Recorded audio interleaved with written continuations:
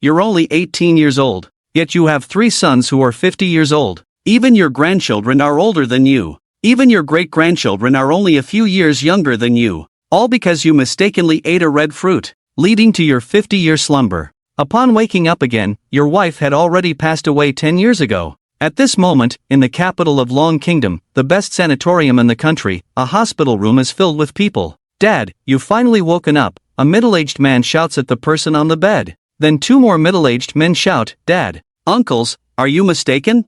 I'm only 18 this year. How could I have sons as old as you? You scratch your head. The situation in front of you is truly bizarre, especially with this room full of people. And this hospital room, it's called a ward, but if it weren't for these medical devices, he would have suspected it was a luxurious suite. That uncle, have you seen my girlfriend, Won? The moment you woke up, you thought of this name. She's the person you've been thinking about during your coma. But when you mentioned this name, the expressions of the people present were strange. Dad, don't get agitated, Mom passed away 10 years ago. After the middle-aged man finished speaking, everyone in the room lowered their heads. Ha, it's impossible. You're all lying to me. 10 years ago, Won was only 10 years old. How is this possible? You stare blankly at the ceiling, then suddenly glare fiercely at the people in front of you. Could this group of people be scammers? Why are their clothes so strange? Seeing your disbelief, the middle-aged man asks the others to leave first, leaving only 3 middle-aged men and you in the room. Dad, whether you believe it or not, the 3 of us are indeed your sons.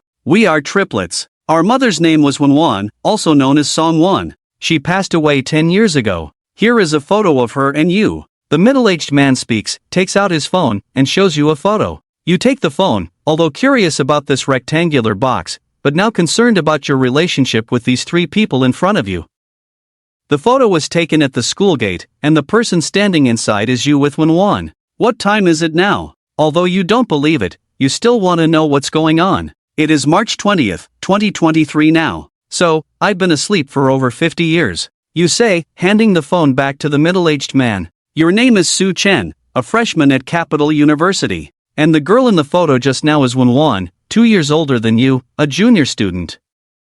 Won took a liking to you when you enrolled, and you quickly fell in love. During a mountain climb, you ate a red wild fruit, which caused you to faint. You remembered that before fainting, Won often vomited, complained of tiredness every day, and had a poor appetite. You were just careless and didn't pay attention. Being young, it's normal not to be aware of these things. Moreover, looking at the 3 middle-aged people in front of you, they all have some of your characteristics on their faces, so what they say might be true. And there is also something that will deeply sadden you, which is that Won has already passed away. If the 3 middle-aged people in front of you are truly the children of you and Won, then over these years, how difficult it must have been for Won to raise the 3 children into adults. You can't help but deeply blame yourself. Why were you curious and ate that red fruit back then?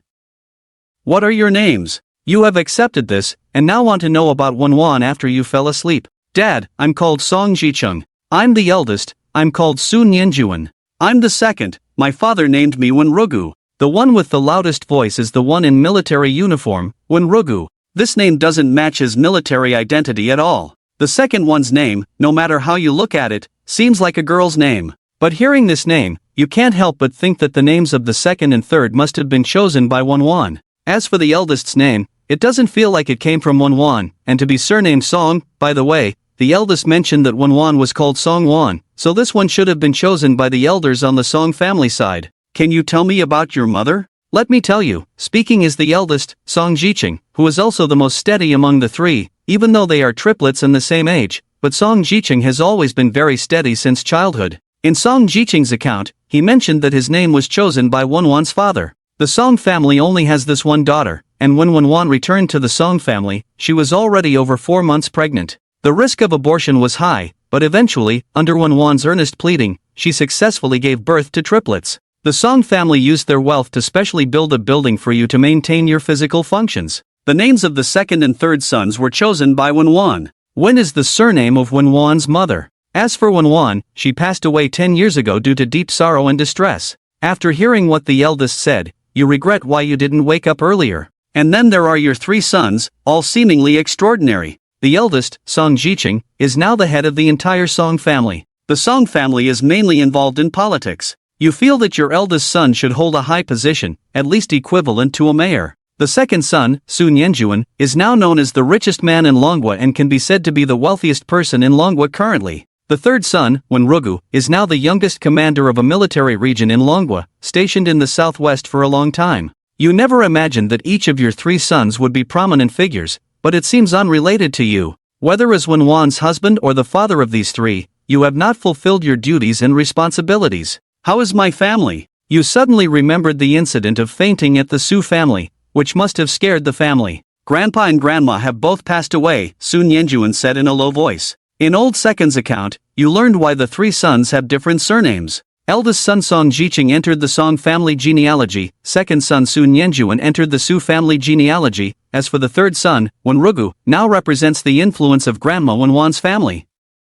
Therefore, having 3 sons from 3 different families is quite rare. I want to go back to my hometown in the next couple of days, not sure if it's possible. The tone you used to ask the 3 of them made me feel like a junior in front of them. The 3 called a doctor to examine. Besides being a bit thin, all the data was normal, so they completed the discharge procedures. Sitting in the comfortable car, you look out the window, seeing skyscrapers everywhere. The changes in this capital city are truly significant. Through understanding, you found out that the square box Song Jiqing showed you in the photo is called a mobile phone, which allows you to have video calls with people anytime, anywhere. Such a small thing with so many functions is truly amazing. After about 30 minutes, you entered a large courtyard that looks ordinary on the outside but is guarded by security, with no sign. Looks ordinary on the outside. After entering the courtyard, another 5-minute drive led you to another yard, which is around 50 square meters. Plants and flowers are growing, followed by what seems to be a very ordinary 4-story building. Looking at everything in front of you, suddenly feeling a bit scared.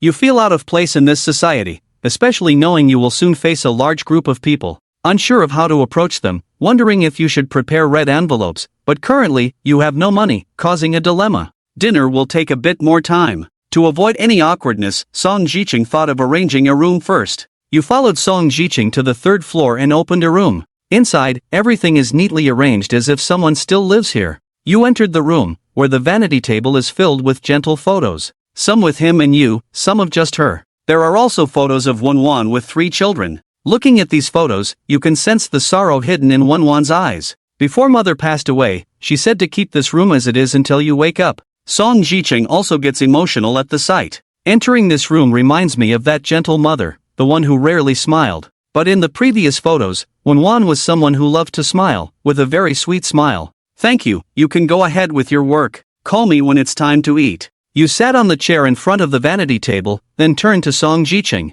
In Wenwan's room, you look at the photos and books, feeling a mix of emotions. It's almost like Wenwan is still alive. Hello, I'm Wenwan, your senior. You, on the other hand, are a girl who loves to smile. Your smile is so sweet, unforgettable every time I think of it. Hello, I'm Su Chen. Senior, please take care of me. This is how you looked when you first met. You carried a canvas bag, stepping into this long-awaited campus. Welcoming you was Wenwan's pleasant voice. And that sweet smile. As a child born in the mountains, you exude simplicity and shyness. Though dressed plainly, your handsome face cannot be hidden. Thinking about how you two met, got to know each other, fell in love, and now, you couldn't help but shed a tear. At this moment, a knocking sound is heard, the door opens, and a young girl walks in. She is your 3rd son's daughter, named Wen Shiran, here to invite you for dinner. Arriving downstairs, you see a full house of people, making you even more hesitant to approach. Everyone is standing, waiting for you to take your seat. Calling you grandpa or great-grandpa you can reluctantly accept, but, finally, a little girl with her hair in buns comes out and actually approaches you, calling you great-grandpa. This leaves you at a loss for words. To ease the awkwardness, you have no choice but to pick up the little girl and, under everyone's gaze, head to the seat specially reserved for you. The meal is eaten in silence, with everyone unsure of what to say. It's quite awkward. Some of the elderly have somewhat accepted the situation. But for these young people, expecting them to accept that they have such a young grandpa is impossible. Fortunately, there's that little girl. Through introductions, you find out that the girl you're holding is named Song Yenran, the youngest in the whole family. The eldest is Wen Shiran. Song Jiqing has 2 sons, Song Yinghua and Song Yingzong. Yinghua is already married. Song Yenran is his daughter, and the little girl will be 3 years old in a few months. Second brother also has a son named Su Changyun, while third brother married late and currently has only 1 daughter. In this generation, there are a total of 3 sons and 1 daughter. Currently, only one is married. After dinner, everyone sat together chatting, something we haven't done in a long time. When Wenwan was still around, every year, despite how busy everyone was, they would all come back to reunite at her call, for the sake of the elderly. Since Wenwan passed away, various reasons have come up, and the so-called reunions are no longer as essential. This year can be considered the most united day for the whole family in recent years, with the three sons introducing their work to you. Next up are the younger generations, except for Wenshuren, who is still in the second year of high school.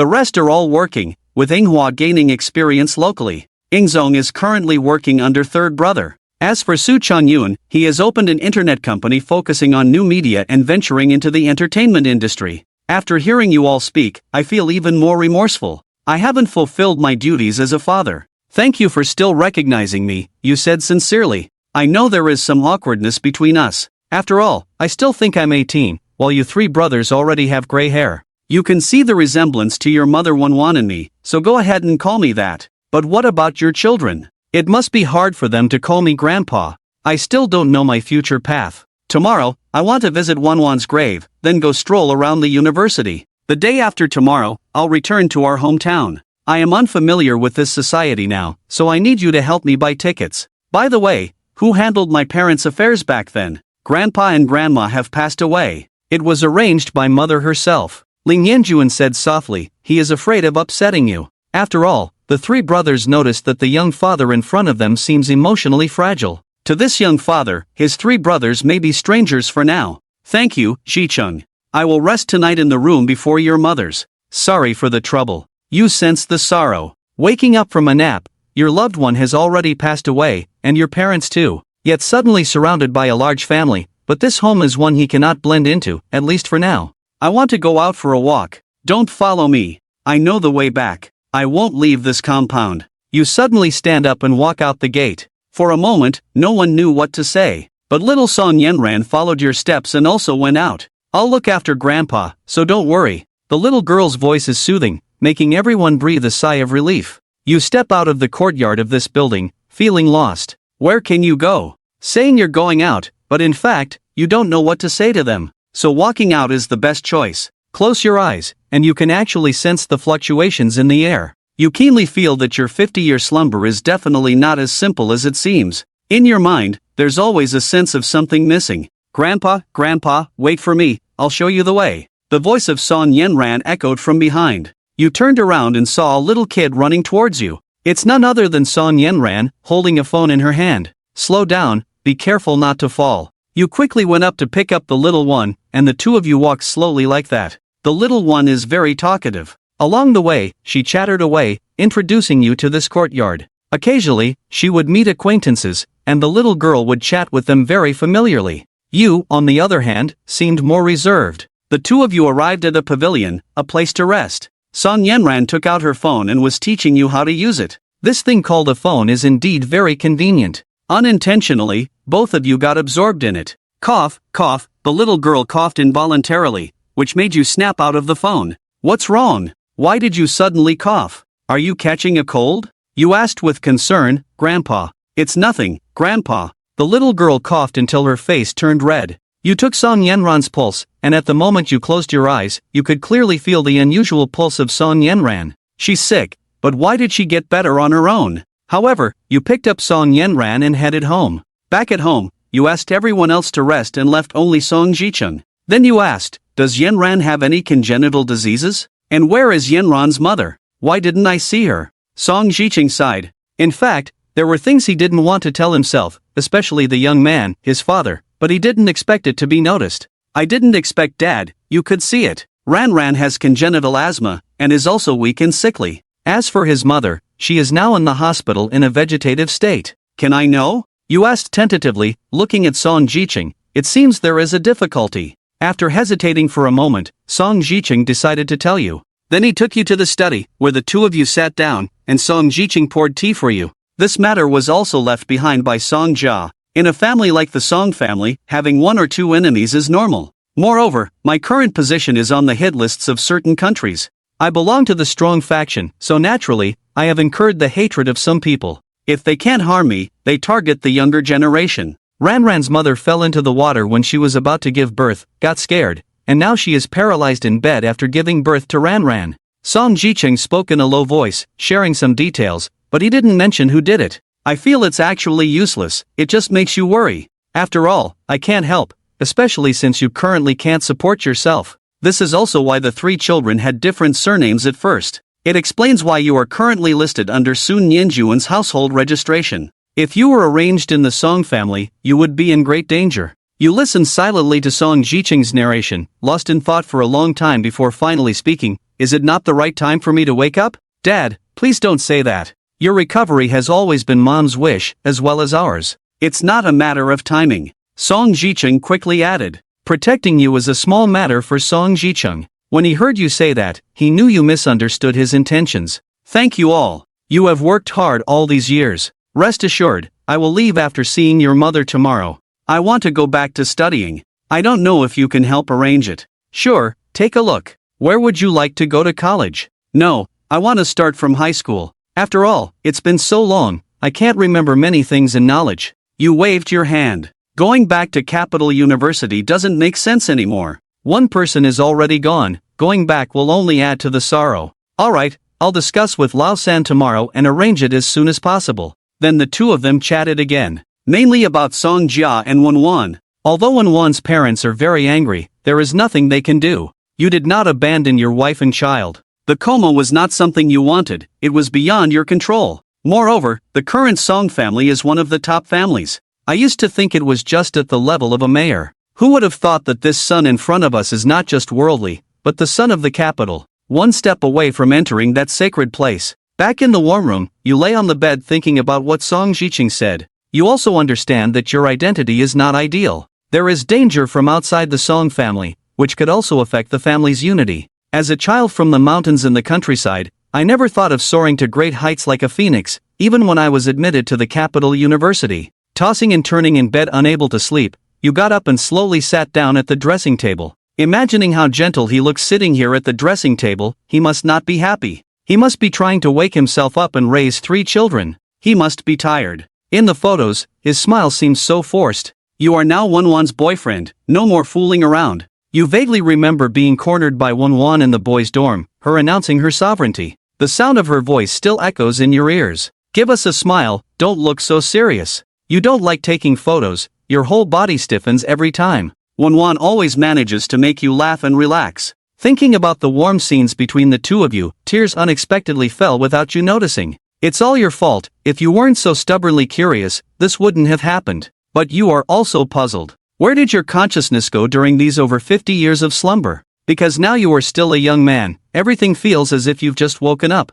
Warner, I really don't know what to do. Our children have all grown up, but I haven't. I don't know what to do in the future. I wish you could give me a hint. Why did I have to wake up? It would be so nice to just sleep forever like this. I could still reunite with you down there. You muttered to yourself, tears blurring your eyes. Perhaps tired, or perhaps to feel the breath left by your former lover, you lay on the dressing table, gazing at the enchanting lover in the photo, and drifted into a drowsy sleep. Suddenly, a new memory appeared in your mind, a name surfaced in your thoughts. Astonishingly, after disappearing for over 50 years, your soul crossed over to a different world. The world you are in has a similar history to yours, diverging at a certain point, where you were originally a prince. Tired of the deceit within the royal family, you chose to travel the rivers and lakes. You happened upon extraordinary medical skills and supreme techniques, ultimately living to be 200 years old. In these 200 years, you never married or had children. From beginning to end, you considered yourself a passerby in that world, always missing your family and lover here.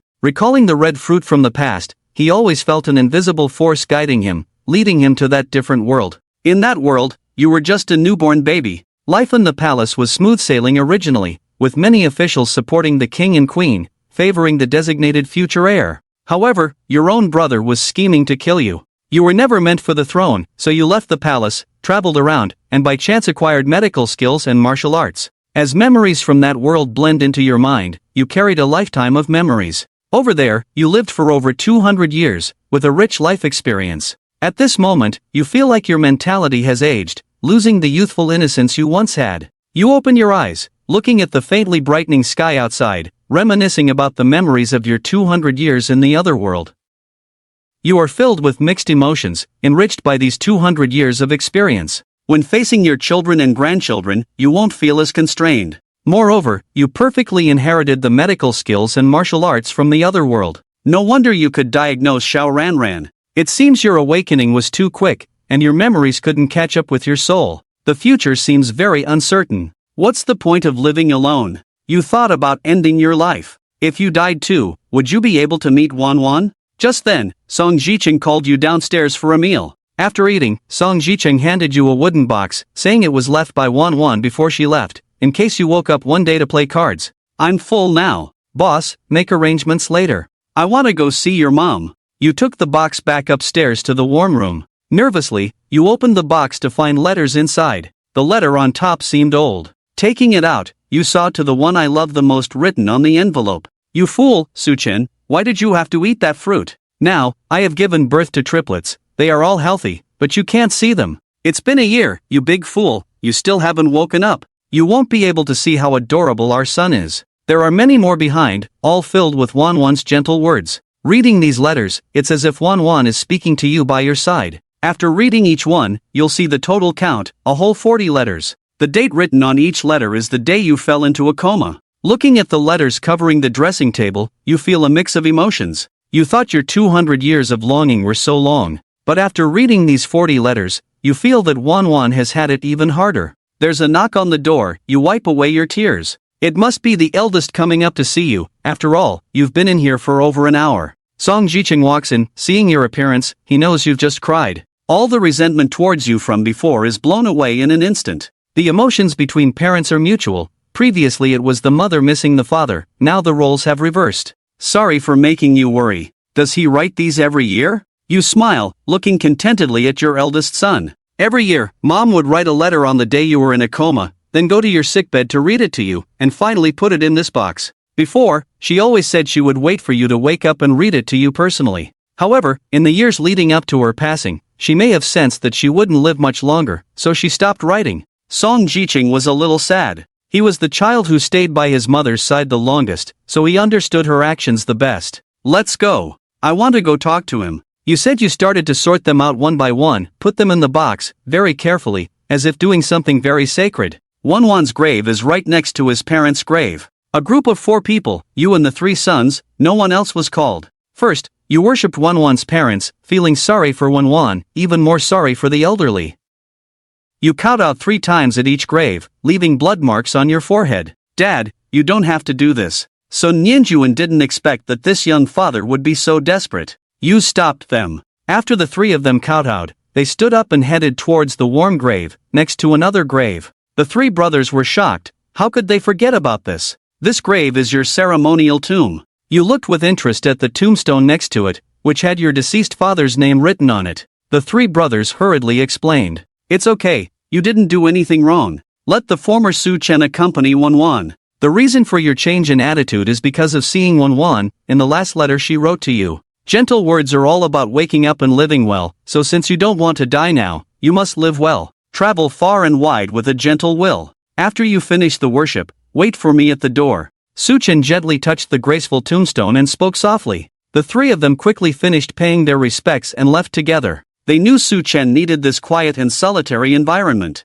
Wanner, I never thought that waking up to see you would be in such a peaceful place. I long to see you again, even if it's just in my dreams. You are truly remarkable. Others may hold up half the sky, but you held up the entire sky. Our children are all successful. By the way, did you know? You are already a great-grandmother. I became a grandfather at 18. It's quite comical to think about. But Wanner, it seems our eldest son is facing some difficulties, our great-granddaughter is seriously ill, and our daughter-in-law is bedridden. Ah, I shouldn't burden you with these matters. You can rest assured, I will handle them all. I'm not boasting. During these 50 years of slumber, my soul traveled to another world where I mastered advanced medical skills. I will cure them. In the past, you held this family together. Now, our 3 sons stand tall, but whenever they need me, I will step in to solve problems, to make up for the years of debt to them. Wanner, after visiting you this time, I will leave the capital. But rest assured, I will come to see you every year. Staying here will only make our eldest son feel constrained.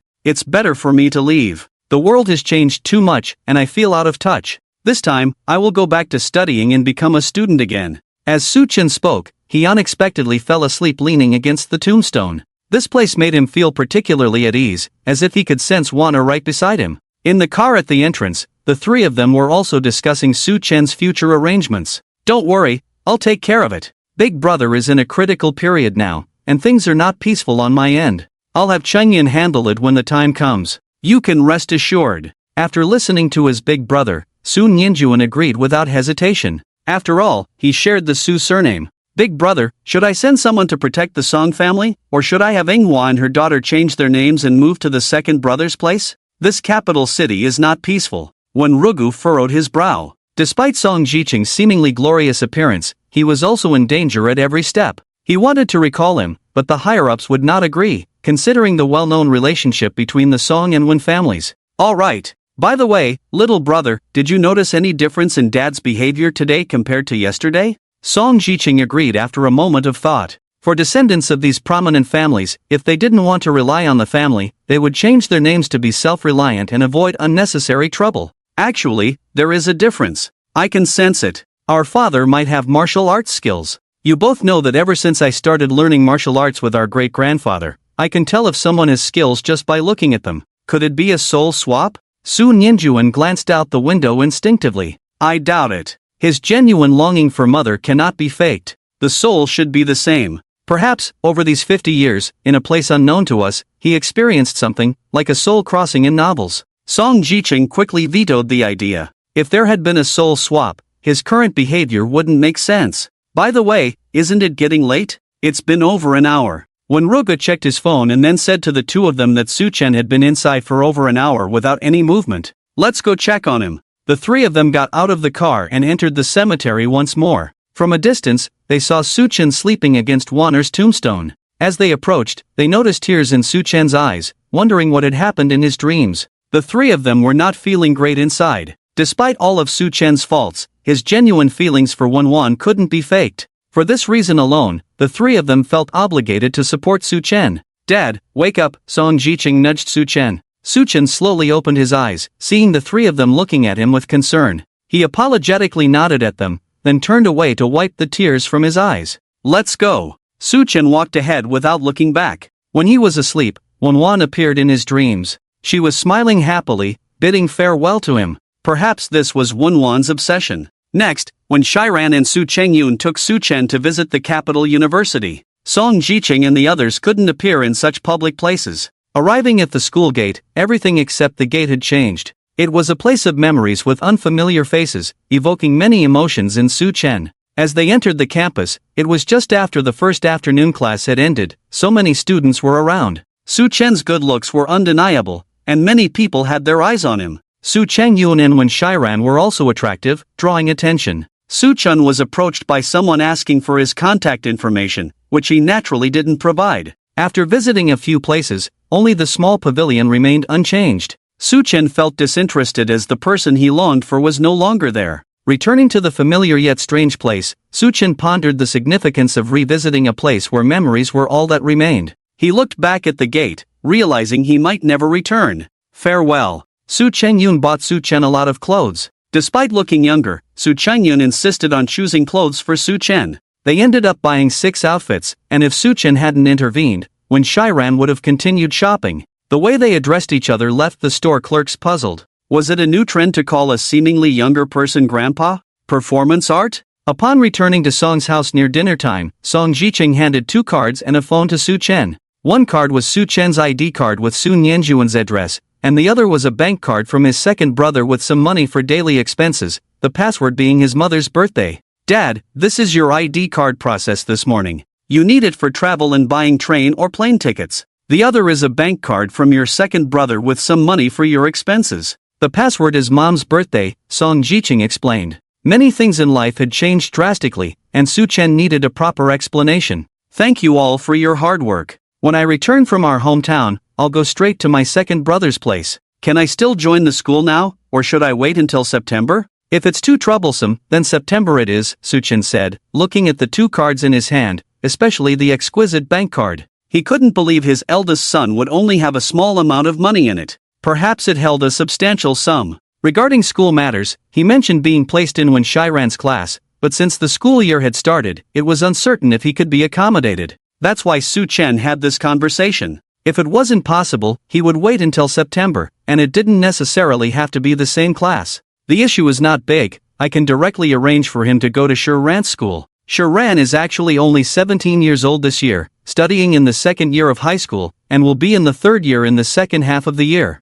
It will be a good opportunity for him to familiarize himself with the knowledge of the next school year. In fact, as long as Su Chen wants to study, with just a word, the three brothers can arrange for him to go to high school and university. The reason for arranging him in Wen Shiran's class is to have Wen Shiran take care of her grandfather. Okay. The atmosphere at the Song family's dining table was relatively quiet, usually like this unless Song Yenran, the little kid, was around. Unfortunately, she wasn't there today. Su Chen hadn't seen his great-granddaughter all day. Upon inquiring, he found out she was hospitalized again. Su Chen decided to do something about it. The next morning, it was still Su Changyun and Wen Shiran. Wen Shiran had taken a week off, so they had plenty of time. The three of them headed to the airport early in the morning. Su Chen brought a photo of him and Wen, leaving everything else behind. Last night, lying in bed, Su Chen pondered Song Yenran's condition. It was too rushed. When he returned from his hometown, he would start treating the little girl. The herbs he used to treat illnesses were different from those in this world,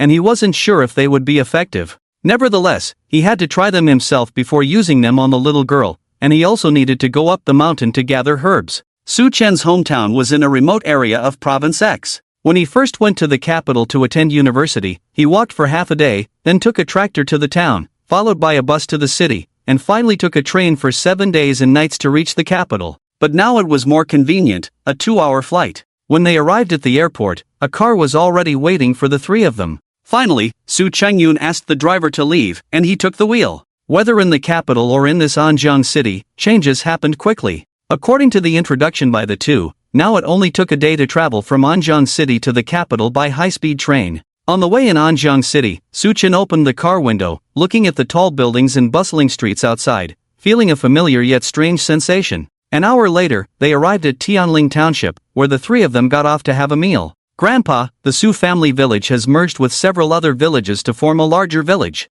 Our family has also built a house there. Let's stay there tonight. While eating, Su Changyun suddenly suggested. He was the most familiar with this place and often came back, while Wen Shiran was purely here for sightseeing, her first time in this area. Usually, the three brothers would come secretly during the Qingming festival. Can we still go to the original Su family village? By the way, where are my parents buried? Yes, but the car can only go to the foot of the mountain, we'll need to walk. Great-grandpa and great-grandma are buried on the side of the Su family village, it was their wish. Su Changyun spoke cautiously, afraid of upsetting the young grandfather and causing him to faint suddenly, which would probably get him beaten up by his own father's three brothers. Please buy some things, I want to pay my respects tomorrow. Okay, I'll go. I'm full, Shiran, you stay with grandpa and take a walk. Su Changyun stood up and left. Is there something wrong with your second uncle's family? Seeing Su Changyun leave, Su Chen asked Wen Shiran beside him. He had intended to ask the eldest brother, but he forgot when he left.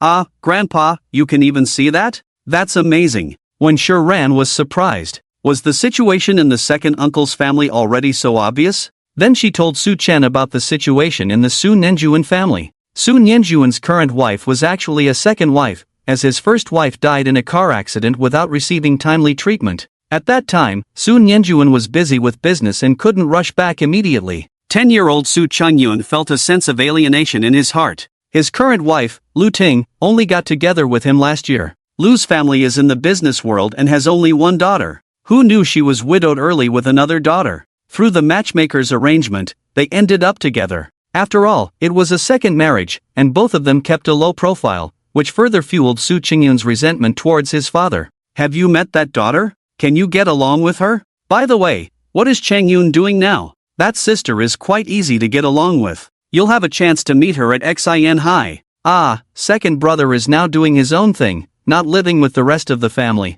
It's tense. Second brother is as capable as big brother, managing several companies now. When Shiran sighed, the seemingly glamorous three families had their own hidden troubles. The Song family was in deep danger, the Su family was in disharmony, and the Wen family had its own difficulties. Every family has its own challenges. Tell me what you are learning now. Su Chen also sighed. Every family had its struggles. Just like the eldest now, he represented the entire Song family and those behind it. If he made a mistake, the whole family would be in jeopardy. Grandpa, I'll have uncle and second uncle enroll you in our class. I can tutor you. My grades are in the top 3 of the year. When Shiran said proudly, showing off her achievements to her elder. Normally, there would have been a red envelope, but Suchin didn't have one. Nowadays, paper money was rare, and mobile payments were everywhere. Sure, worthy of praise. Suchen was the first person in the city to be admitted to the capital university. The mayor personally saw him off on the train, showing how much of a scholar he was back then.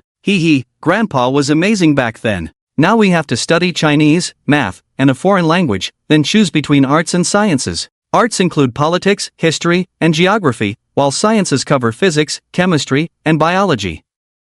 By the way, Grandpa, what subjects did you have to take back then to get into the capital university? You must have been a top student among top students. At first, when Shiran didn't know, but later, she heard from her mother. University students were rare back then, especially those from the capital university. Moreover, this young grandpa had come out of the mountains to study, which made Shiran admire him even more. Back then, we had to take Chinese, which is probably what you call language, math was a must, and for foreign languages, we had 3 papers for 3 different languages. Other than that, it was similar to what you study, but there was no distinction between arts and sciences. We had to take everything, and the exams lasted for several days. Those who could take the college entrance exam back then were either well-off, hard-working, or exceptionally talented, like Su Chen. When Shiran couldn't help but admire him even more after hearing this. When Su Changyun returned with things, he saw his younger sister chatting animatedly with Su Chen about school matters. He thought his sister might take him to town for a stroll, but considering her unfamiliarity with the place, it was unlikely.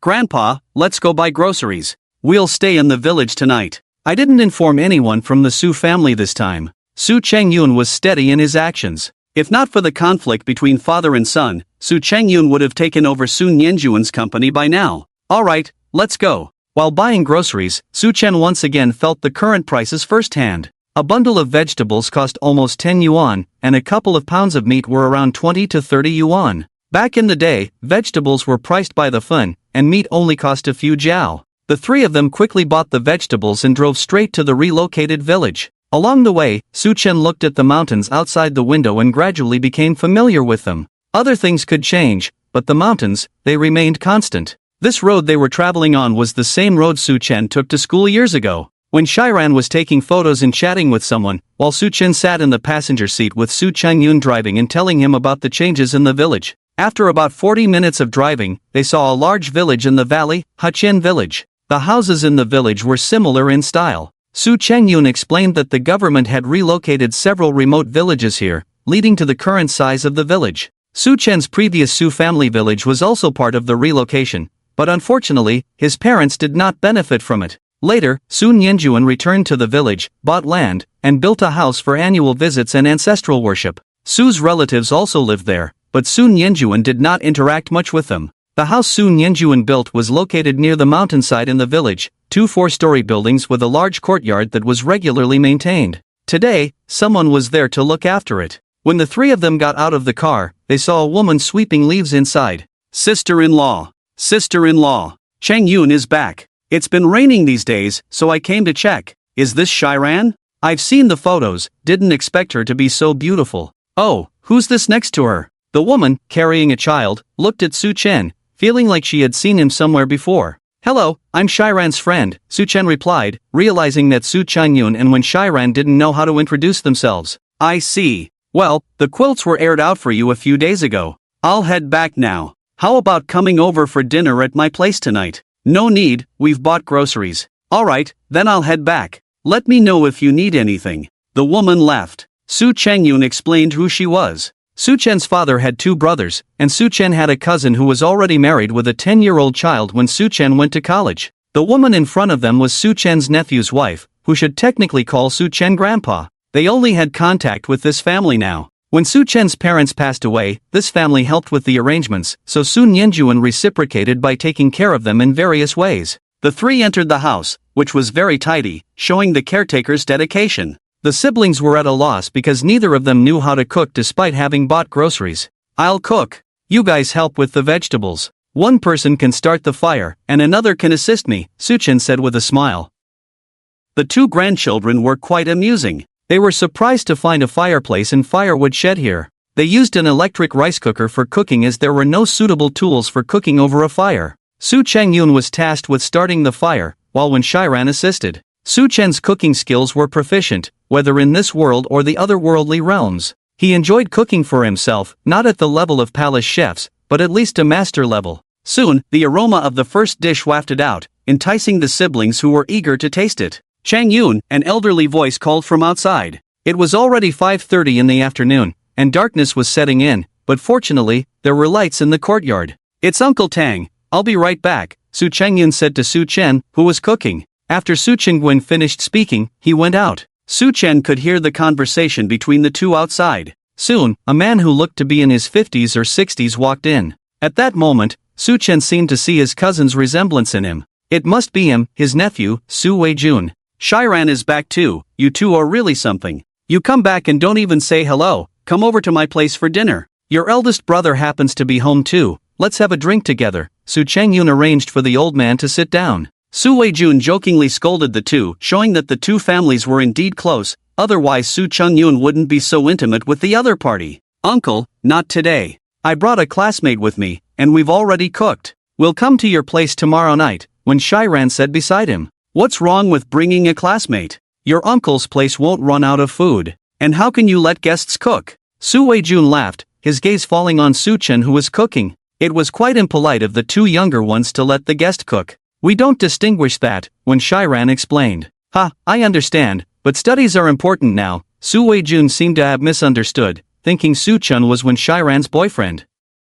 As he looked closely at Su Chen with a scrutinizing gaze, he was shocked and couldn't take his eyes off him for a long time. "Younger uncle? That's impossible," Su Weijun muttered. He had come over because his daughter-in-law had told him she saw someone who looked very familiar, and now that he had a clear look at Su Chen, he was astonished. The classmate of Wen Shiran looked exactly like his younger uncle, which was unbelievable. "What's wrong, uncle? Why are you staring at my classmate?" Su Chen had not spoken throughout, and Wen Shiran could tell from Su Weijun's expression that he might have figured something out. "Sorry, young man, you look a lot like a senior of mine when he was young. Well, I won't disturb you anymore. Remember to come over for dinner at Uncle's place tomorrow." Su Weijun stood up, ready to go home. He wanted to go back and look at a photo, a family portrait taken before Su Chen went to the capital, taken by the local newspaper. "I'll walk you out." Su Changyun quickly got up. After all, Su Weijun was already 60 years old, and it was nighttime. When the two left the courtyard, there were only two people left in the house,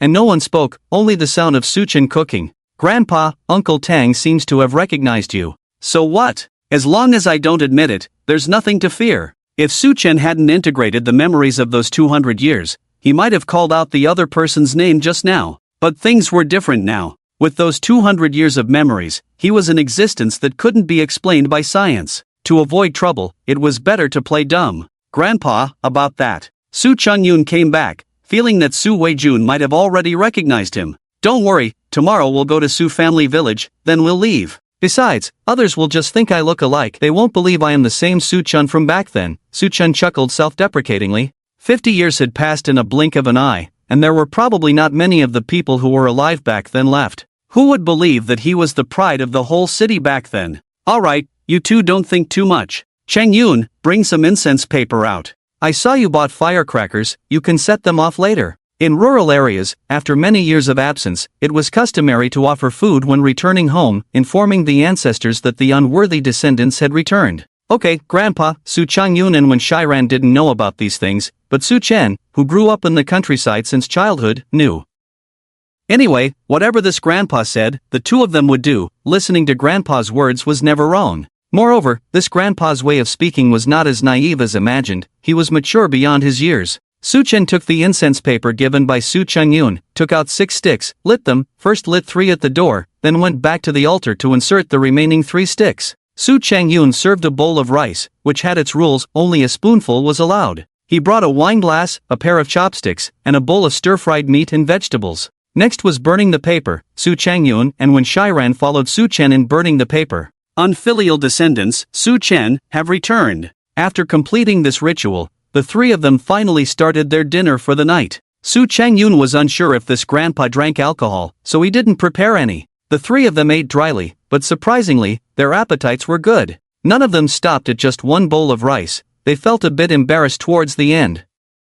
"It's okay, enjoy your meal. I don't have much of an appetite." Seeing how much the two enjoyed the food he made, he felt happy inside. However, he truly had no appetite. Thinking about facing his parents' graves the next day made him very sad. The situation in the other world was quite similar. When he returned from his travels, his parents there had passed away. At that time, he didn't feel much, always thinking about his parents in modern society. But as he grew older, he realized that his parents in that world had been kind to him as well. Filial piety is a universal virtue, he thought. In both lives, he hadn't fulfilled the duties a child should. After dinner, as today had been a day on the road, the two young people went to rest early, leaving Su-chan alone in the courtyard. He listened to the tranquility of the mountain village. Having inherited everything from the other world, he could stay awake without feeling tired. Technically, this wasn't Su-chan's hometown. The reason he couldn't sleep tonight was that he saw an old acquaintance, a boy who hadn't even reached his waist back then, now with white hair. If he couldn't see the changes in himself, his nephew from earlier could see the marks time left on a person. The next day, when the two young people woke up and came downstairs, they saw that Su-chan had already prepared a very rich breakfast. Both of them felt a bit embarrassed, especially Su-chang-yoon. If his father knew that grandpa made breakfast for them, he would surely scold him for being unfilial. "I was going to call you up but you were already awake. I wanted to leave early and come back early." Grandpa, uncle will definitely invite us for dinner tonight. Should we reveal your identity?" Su-chang-yoon asked for Su-chan's opinion, but even if they did, Su-wei-jun probably wouldn't believe it. "No, the previous Su-chan is already dead. Let him accompany your grandmother," Su-chan said calmly. The siblings glanced at each other and remained silent. After breakfast, they took their tools and set off. The car could only be seen at the foot of the mountain. The Su family village was halfway up the mountain, requiring them to walk up. As they started up the mountain path, a familiar feeling washed over them. Yes, this familiar road, the countless times they had walked it. They could still see the houses halfway up the mountain from a distance, but the road was quite deserted, with hardly anyone passing through. The three of them first went to Su-chan's parents' graves to pay their respects. The graves were well maintained, surrounded by cement to prevent weeds from growing. The two graves were close together, both with inscriptions either for Wenwan or the three brothers in their own names. Setting up the offerings, Su-chan burned incense while reading the inscriptions. His mother passed away before his father. She couldn't bear the blow and succumbed, followed shortly by his father.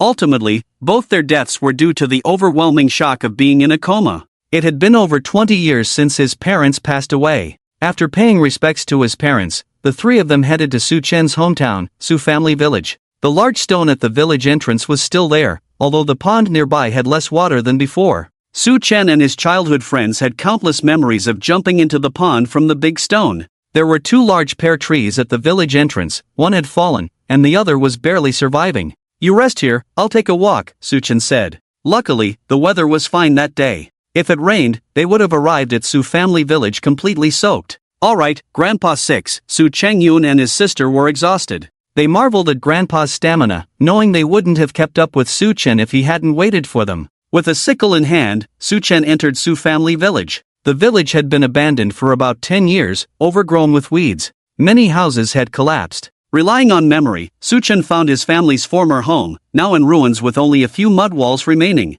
Some old items were still faintly visible, triggering memories of his childhood. He reached a place resembling a fire pit, where the family used to cook and eat. Walking around the house, he saw his uncle's house next door, less dilapidated than Su family's side. It seemed no one had lived on Su family's side for a long time. Once abandoned, rural houses quickly deteriorated. The cool mountain breeze tousled Su-chan's hair as he stood at the old Su family residence, overlooking the road leading to the city below. The road extended further into the distance, passing through several villages that were likely relocated. Standing there, he could see the distant city. As a child, he had dreamt countless times of leaving the mountains to broaden his horizons. He was the first to leave at 18 and returned still 18, feeling older and wiser. After seeing the world, he planned to build a small wooden house here, grow vegetables, and live a pastoral life. "How are you, Chang-yoon? Your health isn't great. Why doesn't your sister tire out like you?" Su-chan returned to the large stone, having accomplished 2 goals for the day.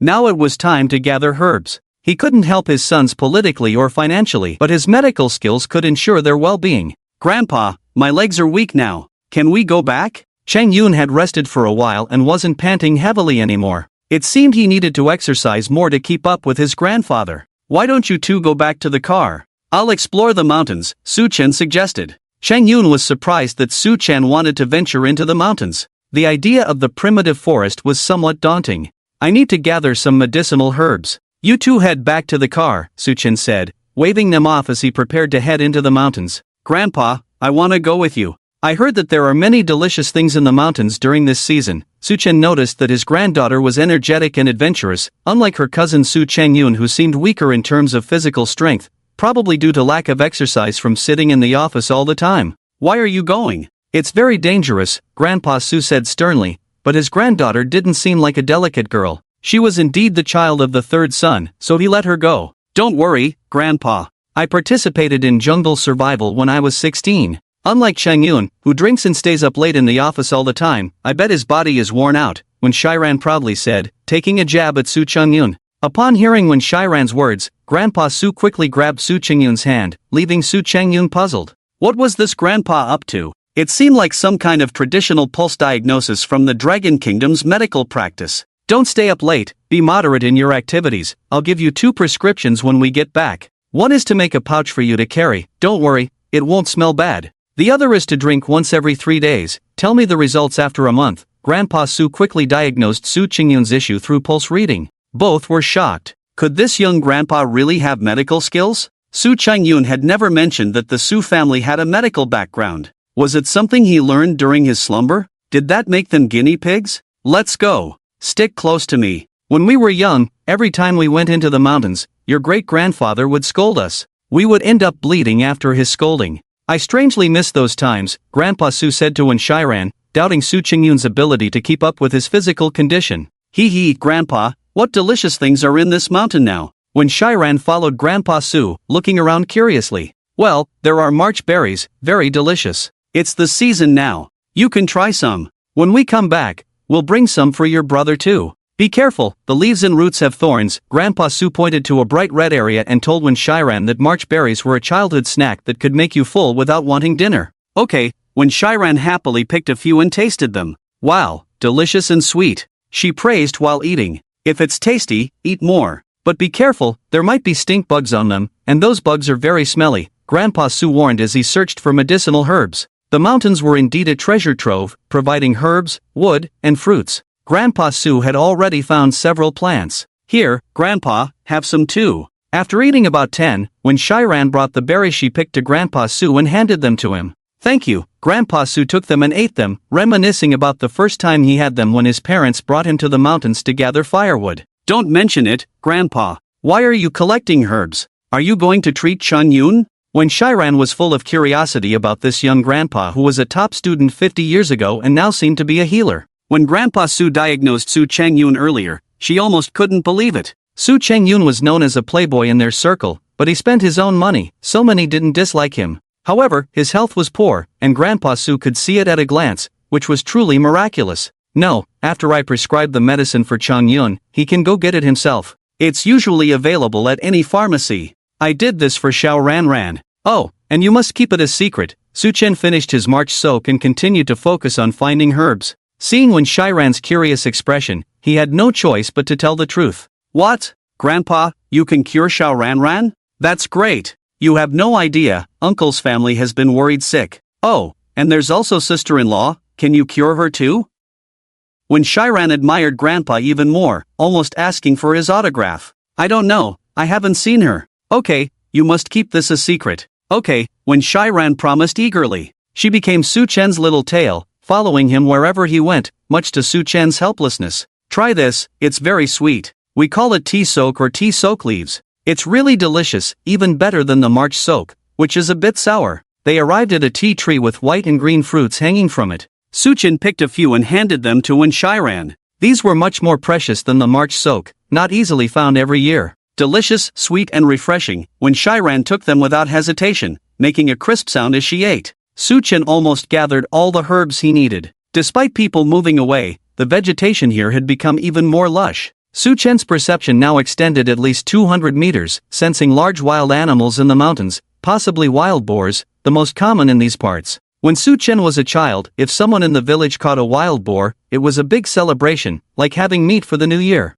Today, Suchin didn't want any trouble, he was here just to gather herbs. Now that he had everything he needed, it was time to head back. By a stream, he washed the herbs and took a sip of the fresh mountain spring water. Don't drink by bending down directly. Use your hands to scoop it up. Be careful of the water bugs, Suchin saw when Shiran, about to drink directly from the stream without any regard for the bugs, and reminded her. Oh, okay, when Shiran immediately became cautious upon hearing about the bugs, using her hands to drink the water. It was getting late, time to head down the mountain before it got dark. Su Changyun had called to hurry them up. Here, brother, try this. Grandpa said the red one is called March Soak, and the other one is Tea Soak. They're both delicious. When Shiran handed Su Changyun a large banana leaf-wrapped package. Hee, my little sister still remembers me, Su Changyun, and when Shiran had a great relationship, perhaps because Su Changyun was easygoing and friendly with everyone. However, this didn't apply to Su Nianjuan and his wife, nor the so-called sister. When Shiran also liked to be close to this second brother. The eldest and third brothers might have inherited Song Jiqing's personality, both being aloof and unapproachable in official circles, making it hard for anyone to deal with them. It's really delicious, much better than any fruit, Su Changyun praised as he took a bite. All thanks to Grandpa, otherwise I wouldn't know about these. When Shiran was quite accepting of Su Chen. It didn't feel awkward anymore to call him Grandpa, and Su Changyun was getting used to it too. Both had accepted that Su Chen was their grandfather. Let's go back, Su Chen reminded them. It was getting dark, and he blamed himself for taking too long to gather herbs. The three got into the car and headed towards Heqian village. Oh, we're really going to Uncle Tang's house for dinner tonight. He just called, Su Changyun drove, reminding them. It's fine, let's go, Suchin said, looking calm. No one would suspect that the Suchin who had disappeared for so long still looked the same. Ha, then let's call you classmate Su. When Shiran's thinking was always a bit unconventional, sounding lively in a good way and disrespectful in a bad way. Sure, by the way, Changyun, do we need something for driving? How do we get it? Suchin had noticed Su Changyun driving all the way, while when Shiran hadn't, so he couldn't help but ask curiously. Grandpa, you mean a driver's license, right? That needs to be obtained through a test. If it's fast, you can get it in a month. Do you want to get one? Su Changyun knew that at that time, the term driver's license didn't exist, so it was normal for Su Chen not to know. He patiently explained to Su Chen. Grandpa, let's take the test together during the summer vacation. Brother Changyun, you have to arrange it for us. When Shiran had long wanted to get a driver's license. Previously, she was not of the right age, and because of Wenruga's situation, she had missed 2 years of school. Otherwise, she wouldn't have just turned 18 and now be in her second year of high school. Sure, don't worry, I will definitely hire the best instructor from Xinhai. Su Changyun readily agreed. In fact, Su Chen was just asking casually and didn't really intend to get a driver's license. But since Su Changyun said so, what else could he say? He just went along with their intentions. As soon as they got home, they took a shower. After sweating from climbing the mountain, to the surprise of the siblings, Su Chen didn't sweat at all throughout the journey. Moreover, whether it was their illusion or not, Su Chen's skin seemed even better than before, now fair and rosy, making Wen Shiran, who had always been confident in her own appearance, feel inferior. Little did they know that Su Chen had inherited the cultivation method from the other world, which not only helped prolong life but also enhanced appearance. As the cultivation method circulated within Su Chen's body, his overall physical functions would improve. He was now an extraordinary expert hidden beneath an ordinary appearance in this world. After the three of them finished showering, someone called from outside. Introduced by Su Changyun, they learned that he was his nephew's son, named Su Dinghua, 38 years old this year, with 2 young children, a daughter in junior high school and a son just over a year old.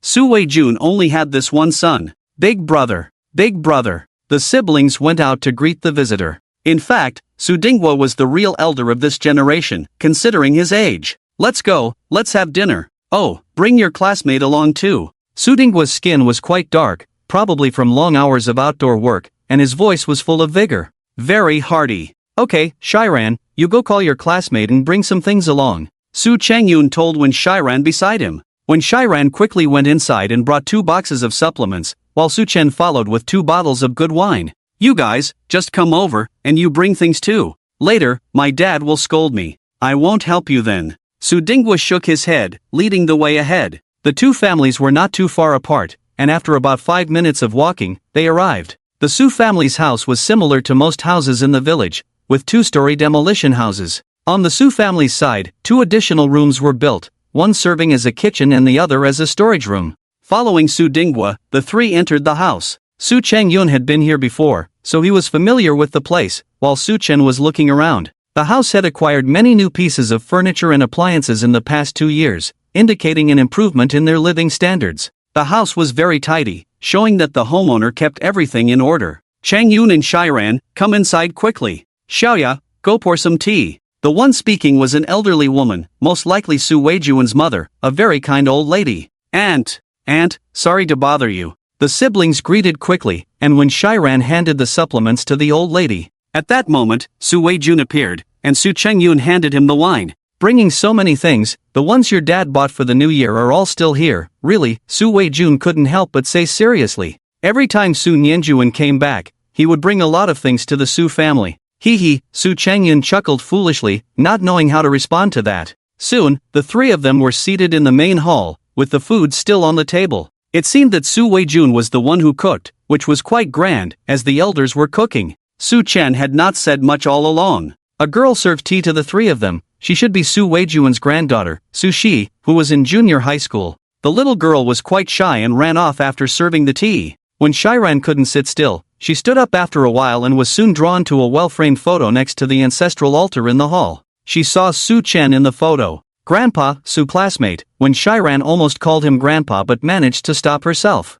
Su Chen had actually seen that photo from the beginning. It was a family portrait taken by the local newspaper when they came down. Grandpa, grandma, parents, and the eldest uncle's family were all in the photo. Su Chen hesitated to approach, afraid of seeing familiar faces and feeling sentimental. Eventually, he stood up and went to the photo. The family members in the photo looked quite stiff, as it was their first time taking a photo. Su Chen dared not look at the camera. The only one looking at the camera was Su Weijun, who even wore the only clothes without patches for the occasion. Su Chen saw the people in the photo again. Now only he and Su Weijun were still alive. 50 years had passed in the blink of an eye. How things had changed. Seeing Su Chen's melancholy expression, Su Changyun knew he must be feeling sentimental about seeing family members. He couldn't help but glare at the meddlesome one Shiran, who suddenly realized that they had just paid respects to their great-grandparents today, and now seeing them in the photo, it was only natural to feel sentimental. Have you seen that handsome young man in the photo? That's your grandpa.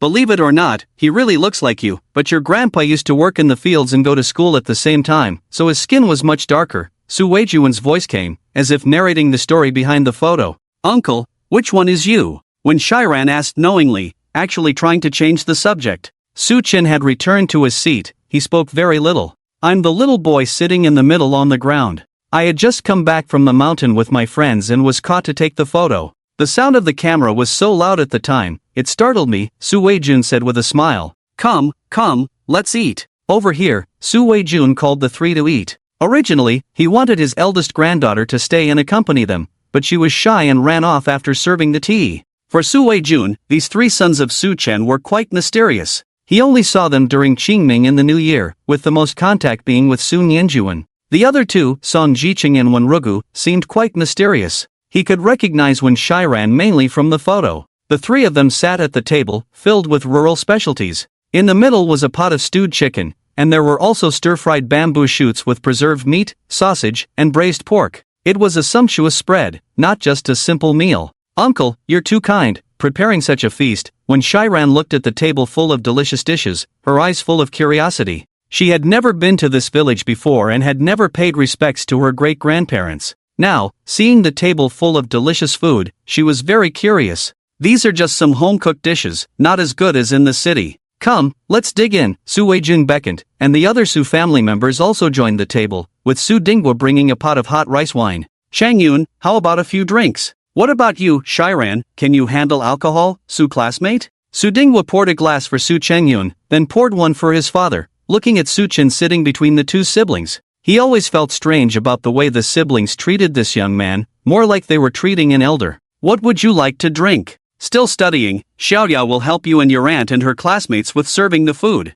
In the countryside, it's usually the younger generation who serves the guests. When Shiran just stood up when her bowl was taken away, the same happened to Su Chen. The strong genes of the Su family were evident, and it was clear that the little girl would grow up to be a beauty. Where did you go today? I didn't see you at home during the day. Su Weijuan's gaze seemed to linger on Su Chen. This person really resembled his uncle too much. Every time he saw him, it felt like he was transported back 50 years, to the liveliest day in the whole village, with drums beating and firecrackers lighting up the sky. We went to Sujiatsuan to pick wild fruits to eat. What was that called again, Shiran? Su Chungyun really didn't know what those two things he ate today were called. Sanyu Pao, Tea Pao. You know that too, it's rare now, I've had it when I was young. Su Dingwa laughed, mentioning that tea trees were scarce outside now, usually only the older tea trees would have them. As for Sanyu Pao, it was still quite popular in Hachin village. He. When Shiran smiled and didn't want the conversation to continue.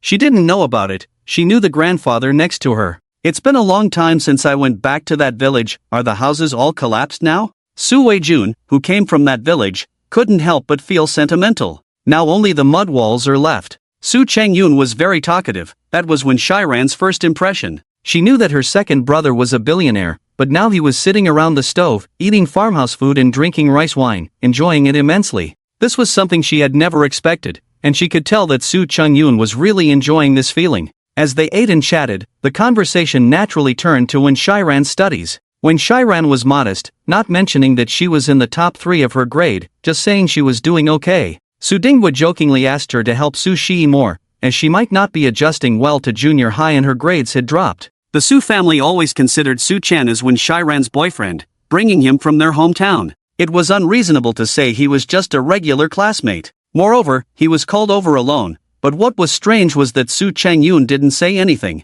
Could it be that he tacitly approved of their relationship? When Shiran was only in her second year of high school, the meal lasted a long time, from 7 p.m. to 10 p.m., mainly because Su Changyun and Su Dingwa were enjoying their drinks and conversation. The more they drank, the more topics they had. In the end, Su Changyun got drunk, and the dinner ended. Originally, they wanted Su Changyun to stay and sleep at home, but when they saw Su Chen carrying Su Changyun on his back, the Su family was amazed at the young man's strength. Su Changyun was a bit overweight, at least 140 pounds, but he was effortlessly carried by Su Chen. Just 100 meters out of the Su family's house, Su Changyun asked Su Chen to put him down. Second brother, you're pretending to be drunk. Seeing Su Changyun getting off Su Chen's back and walking steadily, when Shiran realized that her brother was pretending to be drunk. Shiran is indeed clever. I didn't pretend to be drunk, I just got the father and son drunk by visiting and drinking too much. It's not good to get the host drunk. Su Chengyun's capacity for alcohol was honed through experience,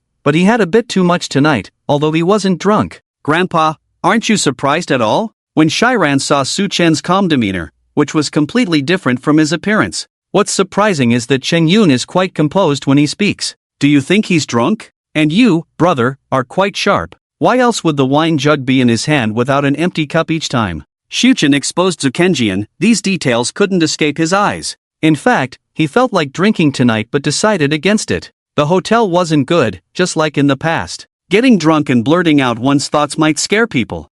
Grandpa still has a keen eye. Darren, learn from him, Zukenjian laughed. However, after drinking rice wine, stepping out into the cold wind made his head spin a bit. Let's go to Shinhai tomorrow. Oh, and when we get back, I'll give you a prescription. Carry it in a pouch or bag. When you're tired or want to get drunk, just smell it. It can sober you up. The other one is for drinking. It helps regulate your body. Also, you need to exercise more. If you can't keep it up, I can push you, Shuchen said seriously. In that moment, both of them truly felt the imposing presence of an elder, even though the other person looked like they were only 17 or 18. Okay, Grandpa. The next afternoon, the three of them set off for Anjiang City. Zukenjian, who had a bit too much to drink last night, slept until noon. He couldn't drive, so he made a call to have someone drive them to Anjiang City. Upon arrival, they took a plane directly to Shinhai. As they landed and walked out of the airport, Zuni Engine was already waiting there. The three got into the car. You rascal, did you drink too much last night? Why are you so late today? Zuni Engine scolded Zukenjian. As soon as he got into the car, he could smell a faint hint of alcohol, lingering from the night before. Sorry, it won't happen again next time, Zukenjian said coldly. If Shuchen wasn't there, he wouldn't have gotten into Zuni Engine's car. It was me who delayed us. I went to get something. Don't blame Changyun, Shuchen spoke up. If he hadn't, he would have suspected that the father and son would start quarreling. It seemed their relationship was really bad. Hearing Shuchen's words, Zuni Engine had to relent. He had no way to deal with Zukenjian, especially recently when he was even competing with his own company, causing mutual harm. After easing the tension, Wenchurin took the lead and told Zunianjin about going to Shujia village, but she kept Shuchen's herb seeking a secret. It was up to Shuchen to reveal it if he wanted. After about half an hour, the car drove into a place resembling a villa, with pavilions and towers in a Chinese architectural style. Seeing this style, one could tell it was definitely expensive.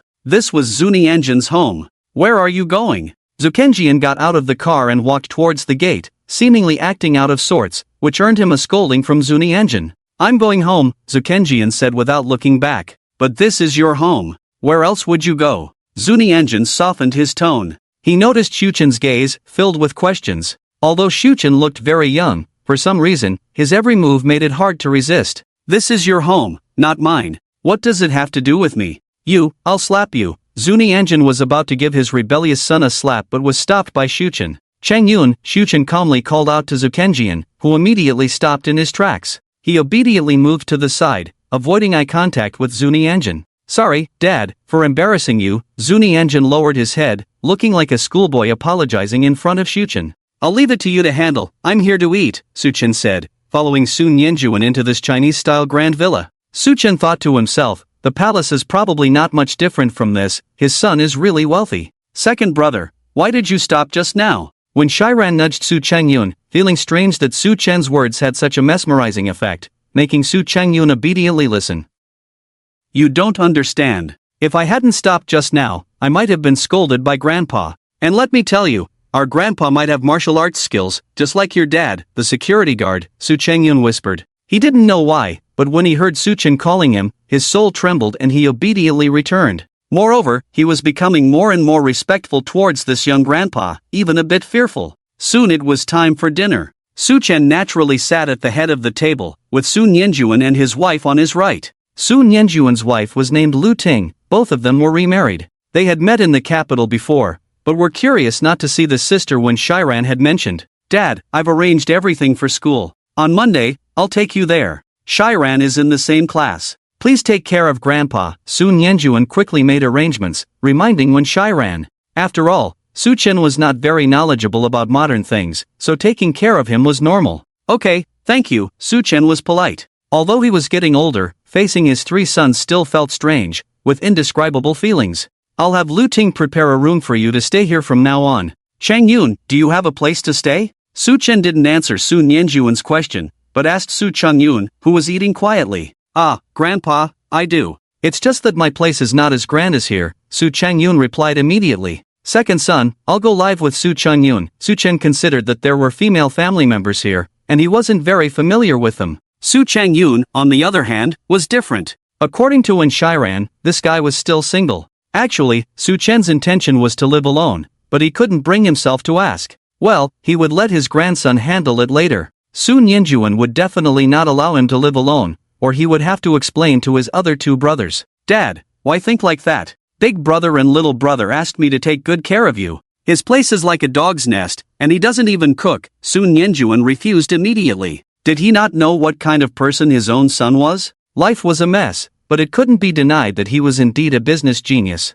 Starting from scratch, his net worth was now in the billions, at least according to external estimates. Sun Yenjuan was well aware of the actual situation, not just the surface. Just by daring to compete with his own business, it was evident. "It's fine, my mind is made up. Let's settle it this way." Suchen waved his hand, leaving no room for doubt. Then he talked about some family matters, asking about Sun Yenjuan's family. He learned that Lu Ting's daughter, Ngu, now worked in Sun Yenjuan's company. "Dad, can I change Nge's surname to Su?" Lu Ting asked respectfully. "You two can discuss it, I have no objections. But one thing, listen to the child's opinion," Suchen said, noticing Sun Yenjuan's surprise. He didn't want to interfere too much. Sun Yenjuan was already in his 50s, he could handle this matter himself. "Okay, Dad," Lu Ting said happily. At this moment, the sound of a vehicle outside could be heard, indicating someone's return. Soon, a woman in black work clothes walked in from outside, completely unaware of the unexpected guest at home tonight. She had been working overtime at the company and had just returned. The woman bore some resemblance to Lu Ting, so it was easy to deduce that she was Lu Xianxu, the child Lu Ting had brought over. The maid quickly set the table, and the woman approached. "Dad, Mom, Shiran, second brother," Lu Xianxu greeted each one. "This is your grandfather. As for why he's called that, I'm not sure how to explain it to you right now." Just know that he's my biological father, Sun Yanjuan said, feeling somewhat awkward as he spoke. Grandfather, Lu Xianxu understood from Sun Yanjuan's serious tone that he wasn't joking, so she promptly stood up to address him. The sight of this young and handsome man as her grandfather was truly miraculous to her. Please, have a seat. You've worked hard, Su Chen gestured. Just then, Lu Xianxu returned, and the matter of changing her surname was briefly discussed. Lu Xianxu had no objections and readily agreed. The dinner table quickly turned into a work meeting, with Lu Xianxu reporting to Sun Yanjuan. As Sun Yanjuan's assistant, there were many tasks to handle, which made her return home a bit late. Su Chen noticed something interesting at the table. Su Qingwen and Lu Xianxu would exchange glances inadvertently, giving the impression that they had a story between them. It seemed necessary to find an opportunity to ask if there was something going on between them, perhaps shedding light on the reason for the constant quarrels between Su Qingwen and Sun Yanjuan. Who to ask? Obviously, Wen Shiran was the best choice. After dinner, Su Chen declined to stay at Su's place and left with Su Chengyun, carrying items purchased from the capital, such as clothes and daily necessities. Arriving at Su Chengyun's residence, not far from Su's home, about a 10-minute drive or half an hour's walk, he lived in a super spacious flat with a modern decoration. Standing by the window, one could overlook the entire river view. Su Chen speculated that the price of this house was probably not cheap. The room was not as messy as expected, just lacking the warmth of a lived-in space. Su Chengyun arranged a large room for Su Chen, almost as big as a house back in his hometown. Although Su Chen had brought clothes and daily necessities, there were no blankets or such in the room, so Su Chengyun quickly had a bedding set bought. There were many rooms, but only two seemed to be occupied, one for Su Qingwen and the other, clearly a girl's room, for Wen Shiran. Su Chengyun explained that Wen Shiran occasionally stayed over, hence the arrangement. With everything settled, Su Chen freshened up and rested. However, before going to bed, he reminded Su Chengyun once again not to forget to get the medicine. Back in his room, Su Chen began studying the herbs. Su Chengyun was bewildered. Why would his young grandfather come to live with him when it would be better to stay with his father? There was someone cooking for them, and everything they needed was provided. He couldn't understand it. The next morning at 7 o'clock, a knock on the door disturbed Su Chengyun's sleep. Irritated, he wondered who it could be bothering him so early. Upon opening the door, he was surprised to see Su Chen in sportswear. Wake up, let's go for a run. Su Chen's tone was irresistible, and Su Chengyun had to swallow his anger. After all, the other person was his grandfather. He had no choice but to change into his clothes and follow Su Chen out. They ran for an hour in the park, or rather, Su Chen ran ahead of Su Chengyun, urging him on. This time, Su Chengyun finally understood what it meant to be a grandson. He was now exhausted like one. They also had breakfast together before returning home. Su Chengyun's legs were like jelly, and he was about to take a shower and nap when his assistant called, saying there was work to be done at the company. Grandpa, I need to handle some work at the company. If you want to go out, I can arrange for someone to accompany you. You probably know how to use the appliances at home, but if you don't, I'll teach you when I come back tonight. Su Chengyun felt like crying. He had hoped to take a nap but now had to deal with work. Alright, I understand. Be safe on the road. By the way, I'll wake you up at 6 a.m. every day for an hour of exercise, unless you decide not to stay here. Su Chen's words almost choked Su Chengyun. He had thought his grandfather's enthusiasm was a one-time thing, but it seemed it would be a daily routine. Okay, Grandpa, what else could he say? He could only agree and then left the house. Su Chen tidied up the house, not that it was dirty, but a bit messy. Then he picked up his phone. The best way to familiarize himself with the world was to go online or watch TV. Thanks to Wen Shiran's guidance, Su Chen had learned how to use his phone. At noon, while Su Chen was still pondering what to eat, Wen Shiran called. Grandpa, have you eaten yet? I'll treat you to a big meal. Wen Shiran's voice was always cheerful. Not yet, I'm at Qingyun's house right now, but I'm not familiar with this area. It was good to go out and explore, to gain a new understanding of the world, even though he was unfamiliar with the place. Hee, I'll come pick you up, she said before hanging up. About 15 minutes later, when Shiran arrived and walked in. Grandpa, let's go. Actually, it was Chengyun who asked me to take you out for a meal. Okay, Su Chengyun was truly adept at socializing, no wonder he had built such a large company. They arrived downstairs and saw an orange electric scooter. When Shiran put on her helmet, got on the scooter, and handed another helmet to Su Chen. Grandpa, get on the scooter, Su Chen did, grateful that when Shiran had a backpack. Do you need a license for this scooter? Su Chen curiously asked. It was so convenient, he could use it to go to school in the future. No, but you need to wear a helmet. If you want one, you can ask Erbwa. This scooter is produced by Erbwa's company. Okay, Su Chen was already considering getting one of these electric scooters. They arrived at a restaurant and found a table by the window. When Shiran skillfully ordered the dishes. Grandpa, across the street is where I used to study, when Shiran pointed out. Su Chen followed her gaze and saw the grand entrance of Jinhua High School. It was Sunday, so there weren't many people at the school gate. By the way, Shiran, can I ask you something? Is there a story between Chang Yun and Xianshu? Su Chen wasn't one to gossip, he was just curious about their relationship from the night before. Oh, Grandpa, you noticed that? It's not a secret, everyone in the family knows about it. When Shiran was surprised at how observant her grandfather was, she then began to tell him about their relationship. They had been a couple in college, but after Su Chengyun graduated, he became busy with work, and they lost touch. Until one day, Sun Yinjuan said he wanted to find a stepmother for Su Chengyun. Su Chengyun neither agreed nor opposed to the idea. However, when they officially met, he discovered that his stepmother turned out to be his ex-girlfriend's mother. The two who once loved each other suddenly changed, especially after Su Chengyun's mother passed away, largely due to Sun Yinjuan not returning in time. They had an argument, but in the end, it was Song Jiqing who convinced Su Chengyun. Although convinced, from then on, the father and son would always end up arguing whenever they met. After hearing this, Su Chen really felt like it was a melodramatic plot that even novels dare not write. It was happening to his grandson, and it truly embodied the saying that lovers end up as siblings. Now that Lu Xianshu was going to change her surname to Su, it made it even more impossible for the two to be together. When everyone first learned about this, their expressions were similar to Su Chen's, feeling like the world was playing a joke on them. Shiran, what a coincidence to see you here for dinner, a male voice sounded behind Su Chen. In a moment, a smartly dressed young man in a white shirt appeared before them. Li, what a coincidence, when Shiran's demeanor remained calm.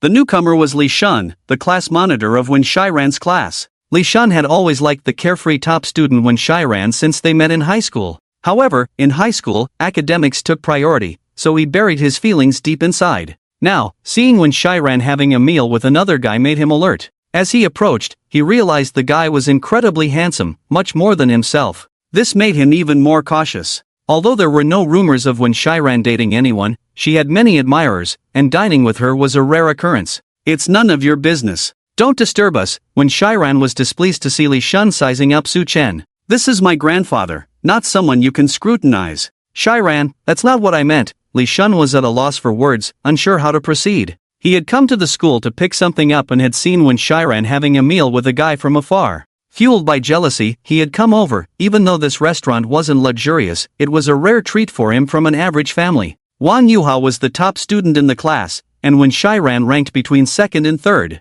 They sat at adjacent tables and often discussed studies. Wang Yuhao naturally assumed Wen Shiran liked him and treated her like his possession. Alright, let's talk about it tomorrow at school. I just want to eat in peace now, okay? Wen Shiran said impatiently, noticing they were being rushed out of the restaurant. Fine, see you tomorrow then. Li Shun left, casting a challenging glance at Su Chen, leaving him puzzled. He wasn't like this before, really, Wen Shiran muttered, feeling a bit annoyed. It was the first time she found Li Shun so irritating. It's okay. You could have invited your classmate to join us just now. After all, he will be my classmate too in the future. It's normal for young people to be interested in the opposite sex at this age. Su Chen felt fine. His granddaughter was quite attractive, so it was normal for her to have suitors. It was just unexpected how Li Shun treated him like a rival. Didn't he notice the resemblance between Wen Shiran's eyes and his own? She was definitely his granddaughter. I'll listen to Grandpa.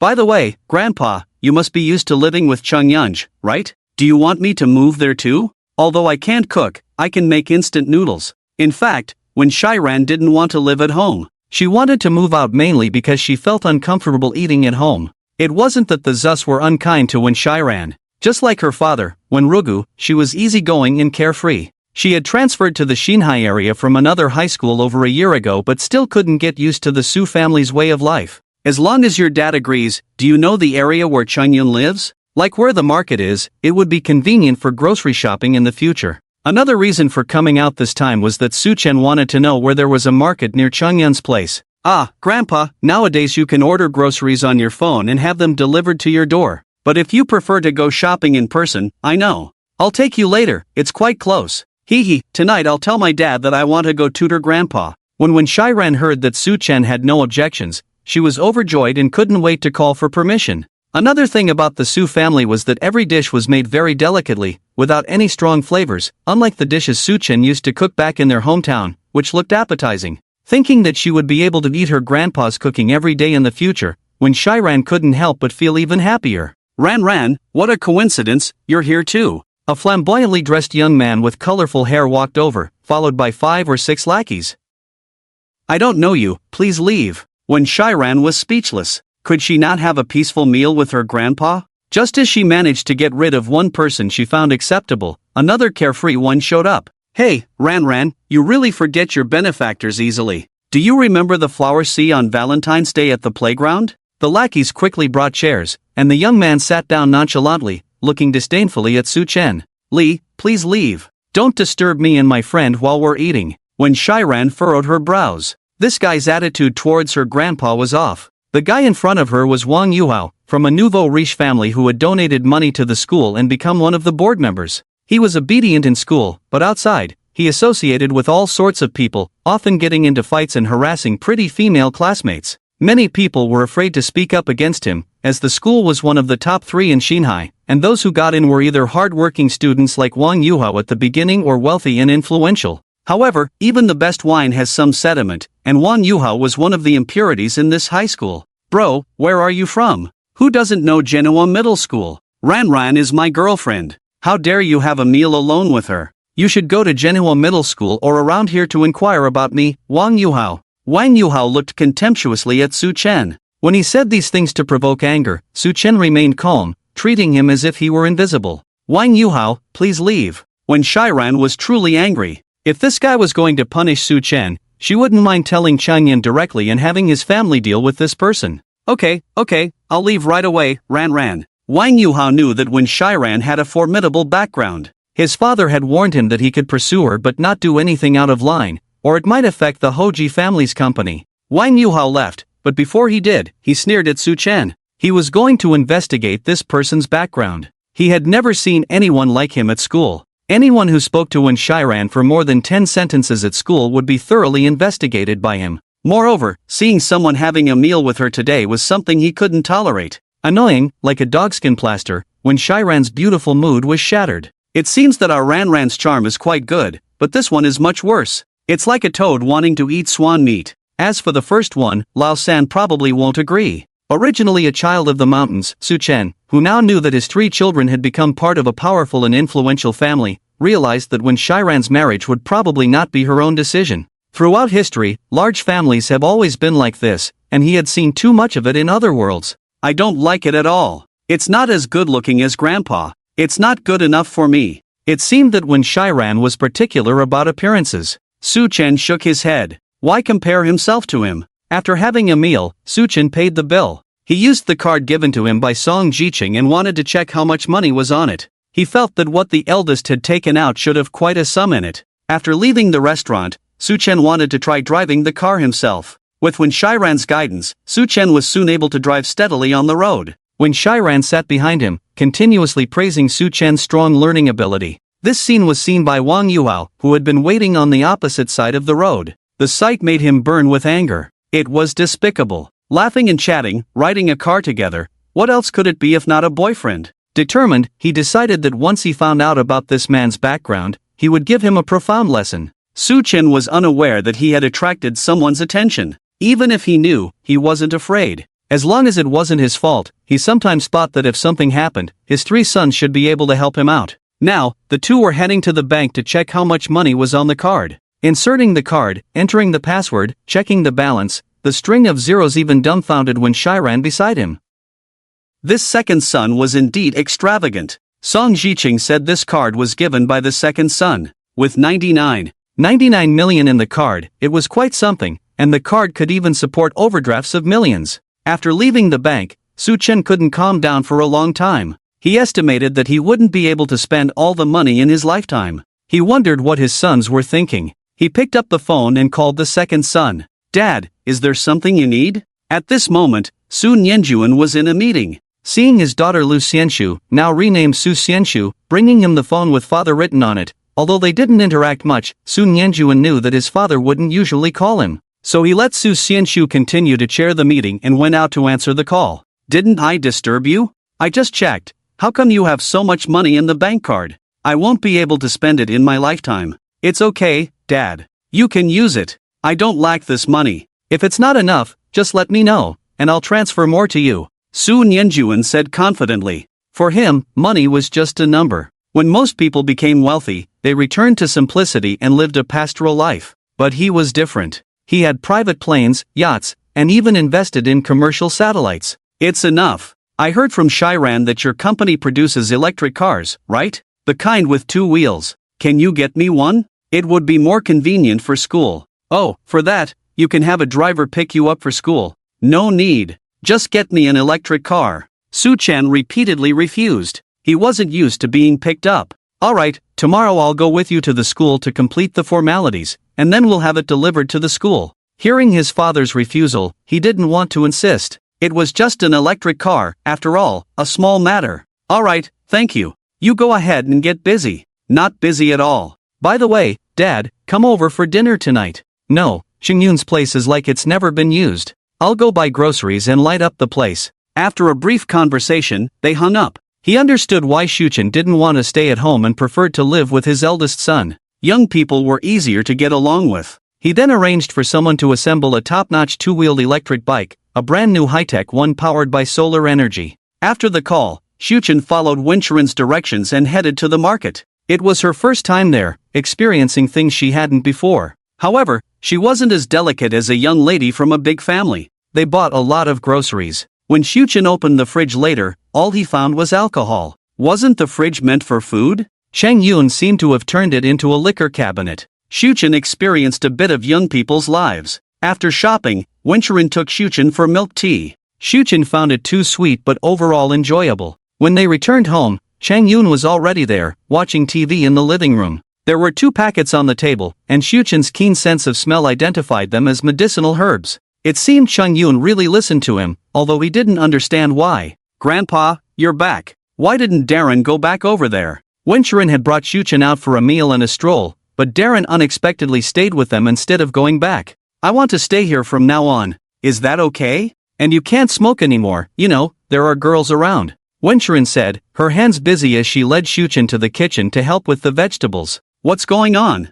I feel like an outsider here, seeing you both so busy. Shuchen noticed Cheng Yun standing still and gave him an order. Okay, Grandpa. Cheng Yun had no idea what a medicine pot was, but a quick phone call solved the issue. Dinner consisted of 4 dishes and a soup, more than enough for the 3 of them. After dinner, Wenchuren left as she had to prepare for school the next day. Shuchen was busy brewing medicine when she left. He quickly finished and placed it in front of Cheng Yun. Cheng Yun looked at the medicine on the table. It smelled good and wasn't as dark as he had imagined. The assistant pharmacist was puzzled by the prescription but recognized the ingredients as non-toxic. Don't just stare. Drink it while it's hot. And remember, drink less alcohol, smoke less, and try to sleep before 10 if possible. I'll wake you up for a run tomorrow morning. Wash the pot and cup after drinking. Drink it twice a week. You can have the assistant prepare it in advance. Okay, Grandpa. Cheng Yun felt like crying. This was a real grandfather. His future happy life might be over. Shuchen returned to his room, fully equipped except for a kitchen. He had even installed a computer today. He searched on his phone and operated the computer following the instructions. Pinyin was handy, at least he could type after some practice. Using the computer, Su Chen looked at the earth-shaking changes of the past 50 years, marveling at the progress of the era. Today, Su Chengyun was prepared. After taking medicine last night, he indeed went to rest at 10 o'clock and woke up at 6 o'clock. By the time Su Chen knocked on the door, he was already dressed. Seeing his good spirits, Su Chen knew the medicine had taken effect. Without a word, they set off, and today's exercise began. Although Su Chengyun was mentally prepared and felt particularly energetic today, after actually finishing the run and returning home, he collapsed like mud. Su Chen didn't pay him any mind. The two had already had breakfast outside, now they were back to shower, change clothes, gather their things, and wait downstairs. It was time for school today, preparing once again to step into the campus, feeling a mix of emotions inside. Dad, this is Ranyan's class profile. In the car, Su Nianjuan handed a document to Su Chen. Today, when Shiran was also in the car, conveniently on the way, Su Chen took the file and quickly flipped it open. It listed the teachers for each subject and the information of all classmates. Su Nianjuan had done it in such detail because with their father going to school, all three brothers were extremely nervous. Su Nianjuan almost wished he could start a school himself. Looked at it, second brother, you're thoughtful. After looking for about 10 minutes, Su Chen returned the file to Su Nianjuan. Su Nianjuan was shocked internally. Could his father be deceiving him? Who could read so quickly like him? He didn't dare say it out loud. The car drove straight into the school, and the principal personally came to greet them. They went straight to the principal's office, where a short-haired woman in her mid-20s, the homeroom teacher of Wen Shiran's class, Yu Jingwen, walked in. The principal explained the situation, about Su Chen transferring, hinting for Yu Jingwen to pay attention to this new transfer student. Please take care of him, teacher Yu. Su Nianjuan was very polite. Yu Jingwen knew the identity of the man in front of her, the richest man in Manhwa. He was so polite. Who exactly was Su Chen? Mr. Su, please don't worry. After seeing off Su Nianjuan, Yu Jingwen led Su Chen and Wen Shiran to class 2 of the second year. Despite being class 2, this class had the best grades in the whole grade. Initially reluctant to have a transfer student forced upon them, Yu Jingwen knew someone with power and authority must have arranged this. Seeing Su Nianjuan confirmed her suspicions. However, as a homeroom teacher, she had to follow the principal's orders unless she resigned and went home to obey her parents' wishes. Entering the classroom, Wen Shiran went straight to her desk, a cute girl with a round face, immediately whispering to Wen Shiran. Everyone, pause for a moment. We have a new student in our class today. Let's introduce ourselves. Yu Jingwen hadn't paid much attention to Su Chen in the principal's office and on the way. This was the first time she got a clear look at her student. Surprisingly good looking, the more she looked, the more appealing he seemed. Hello, everyone, I'm Su Chen. Su Chen spoke little. After speaking, he saw the pen Yu Jingwen handed him and wrote 3 characters on it. These characters stunned Yu Jingwen. Could an 18-year-old youth write with such vigorous strokes? It was unbelievable. Even her own grandfather didn't have such skill. Alright, let's warmly welcome Su Chen to join our class 2 of the second year. Clap clap clap. Take that seat over there, and class monitor, please take care of the new student. Yu Wenjing's spot happened to be the last seat in the front row, next to a girl by the window. In front of her was Wen Shiran. On the way here, she heard Wen Shiran calling Su Chen grandpa, probably thinking Su Chen was related to Wen Shiran, but the exact relationship was unclear. Su Chen bowed to Yu Wenjing and then walked straight to the designated seat. The back row was good, there was less attention there, and she used to like sitting at the back of the classroom. Wen Shiran gave Su Chen her textbook since Su Chen didn't have one yet, and they started reading together with their desk partner.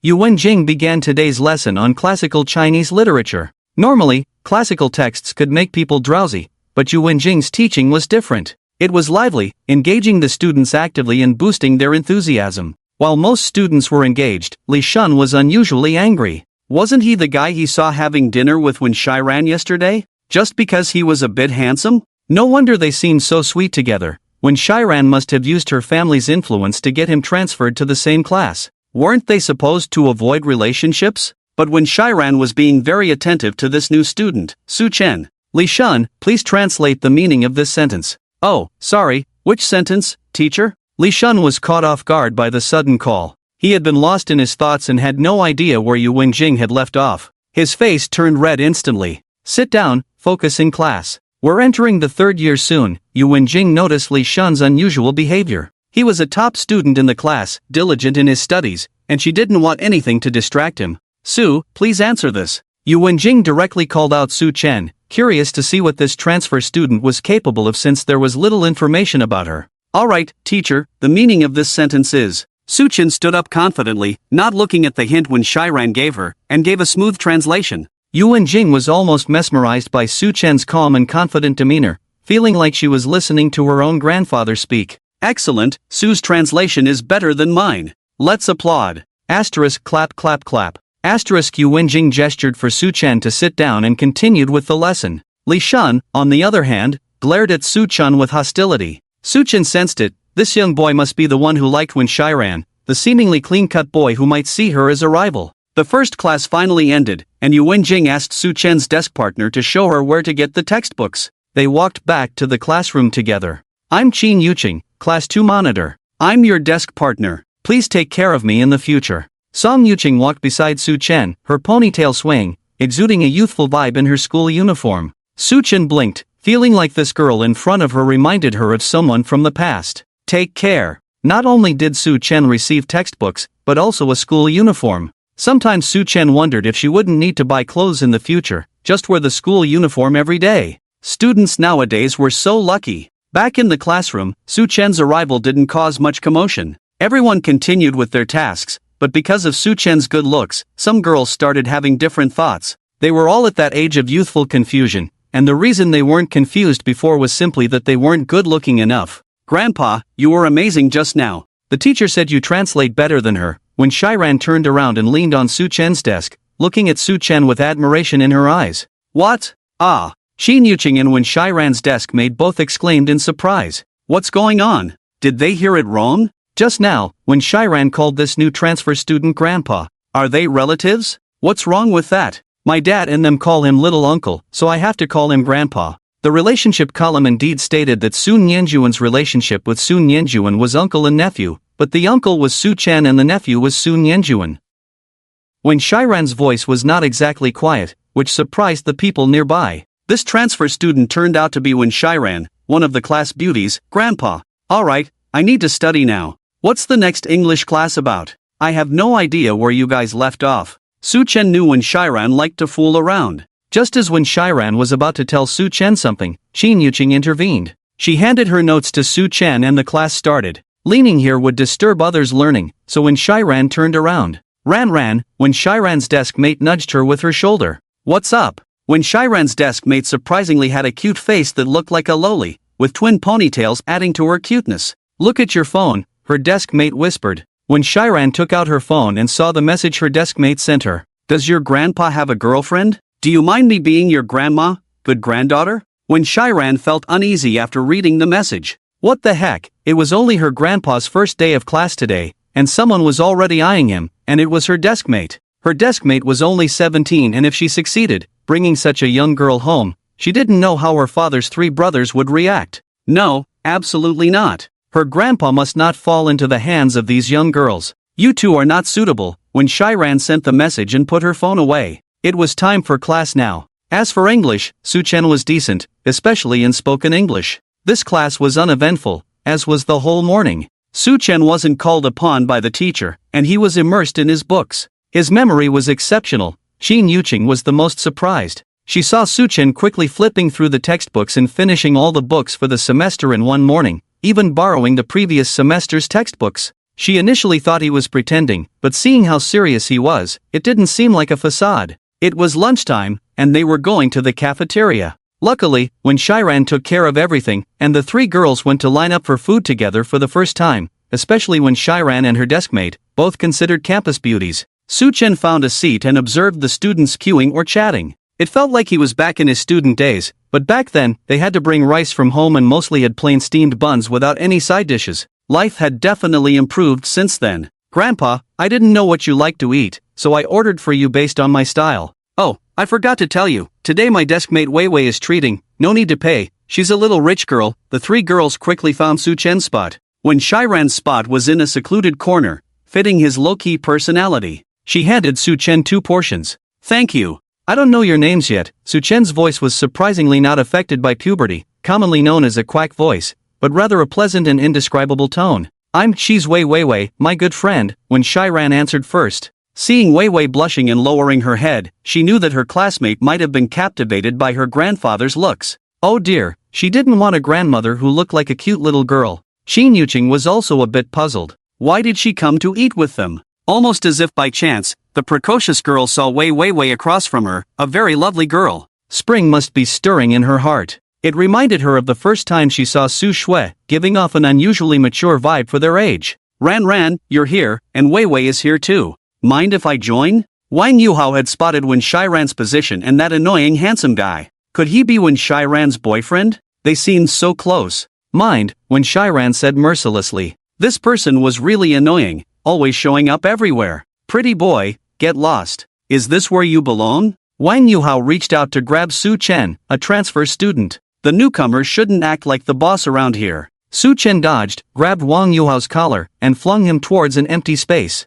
The 3 onlookers were surprised by this scene. When Shiran thought to herself that her grandfather was truly exceptional, skilled in medicine and martial arts, like a protagonist from a novel. Wang Yuhao was bewildered until he hit the ground and felt the pain. He had been thrown about 10 meters away, which was quite embarrassing. He had to put an end to this pretty boy today. With a shout, he charged back aggressively. Wang Yuhao, don't think your dad can protect you, Wei Weiwei spoke up. She had intended to stand in front but was shielded by Su Chen. She couldn't let her granddaughter's friend be at a disadvantage. Humph, kid, wait after school, Wang Yuhao left dejectedly. Among these 4 people, 2 were not to be messed with. There was also Qin Yuqing, mysterious and low-key. In this school, those who kept a low profile were either focused on studying or high-profile figures in disguise. Qin Yuqing clearly belonged to the latter, with a car service that even money couldn't buy. The meal continued, and Su Chen didn't want to miss out on the delicious food. He controlled his strength well, not causing serious harm but just teaching a lesson.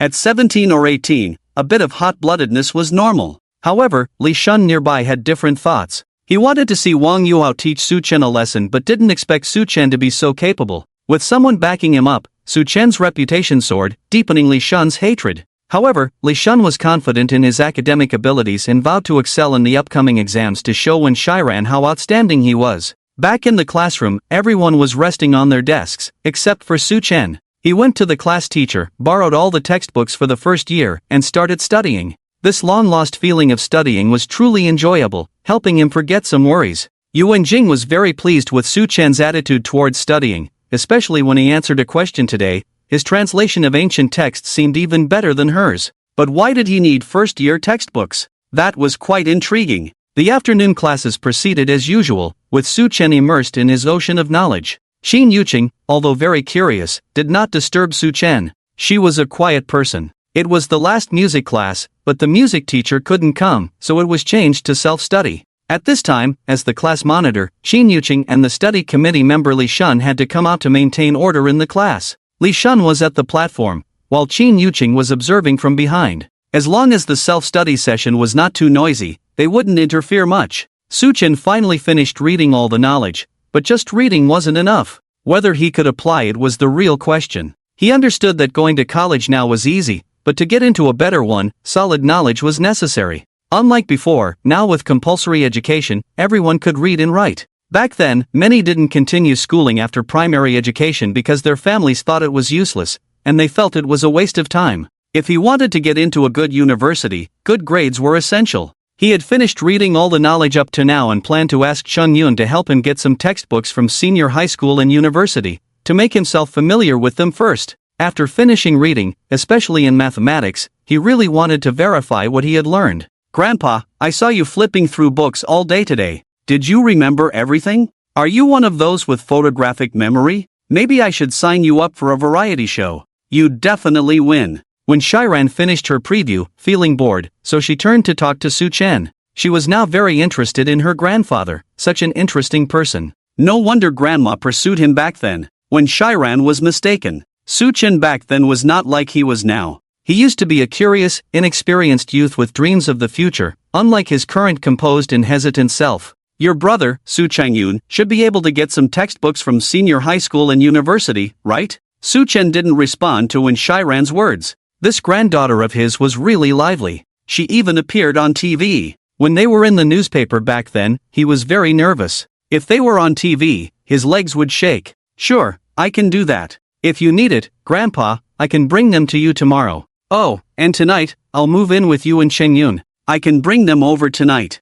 When Shiran had asked her father and second uncle last night, and they didn't have any objections. It would also allow her to take better care of Su Chen, as he didn't want to live at Sun Yanjuan's house. As long as your parents agree, it's fine with me. Besides the universities in the capital, which other schools are good? They must be around here in Xinhai. I know about Xinhai University, Xinhai Media University, but I really don't know about the others. She knew about these two because everyone in Xinhai knew about Xinhai University, and she heard about Xinhai Media University from Su Changyun, who had an entertainment company.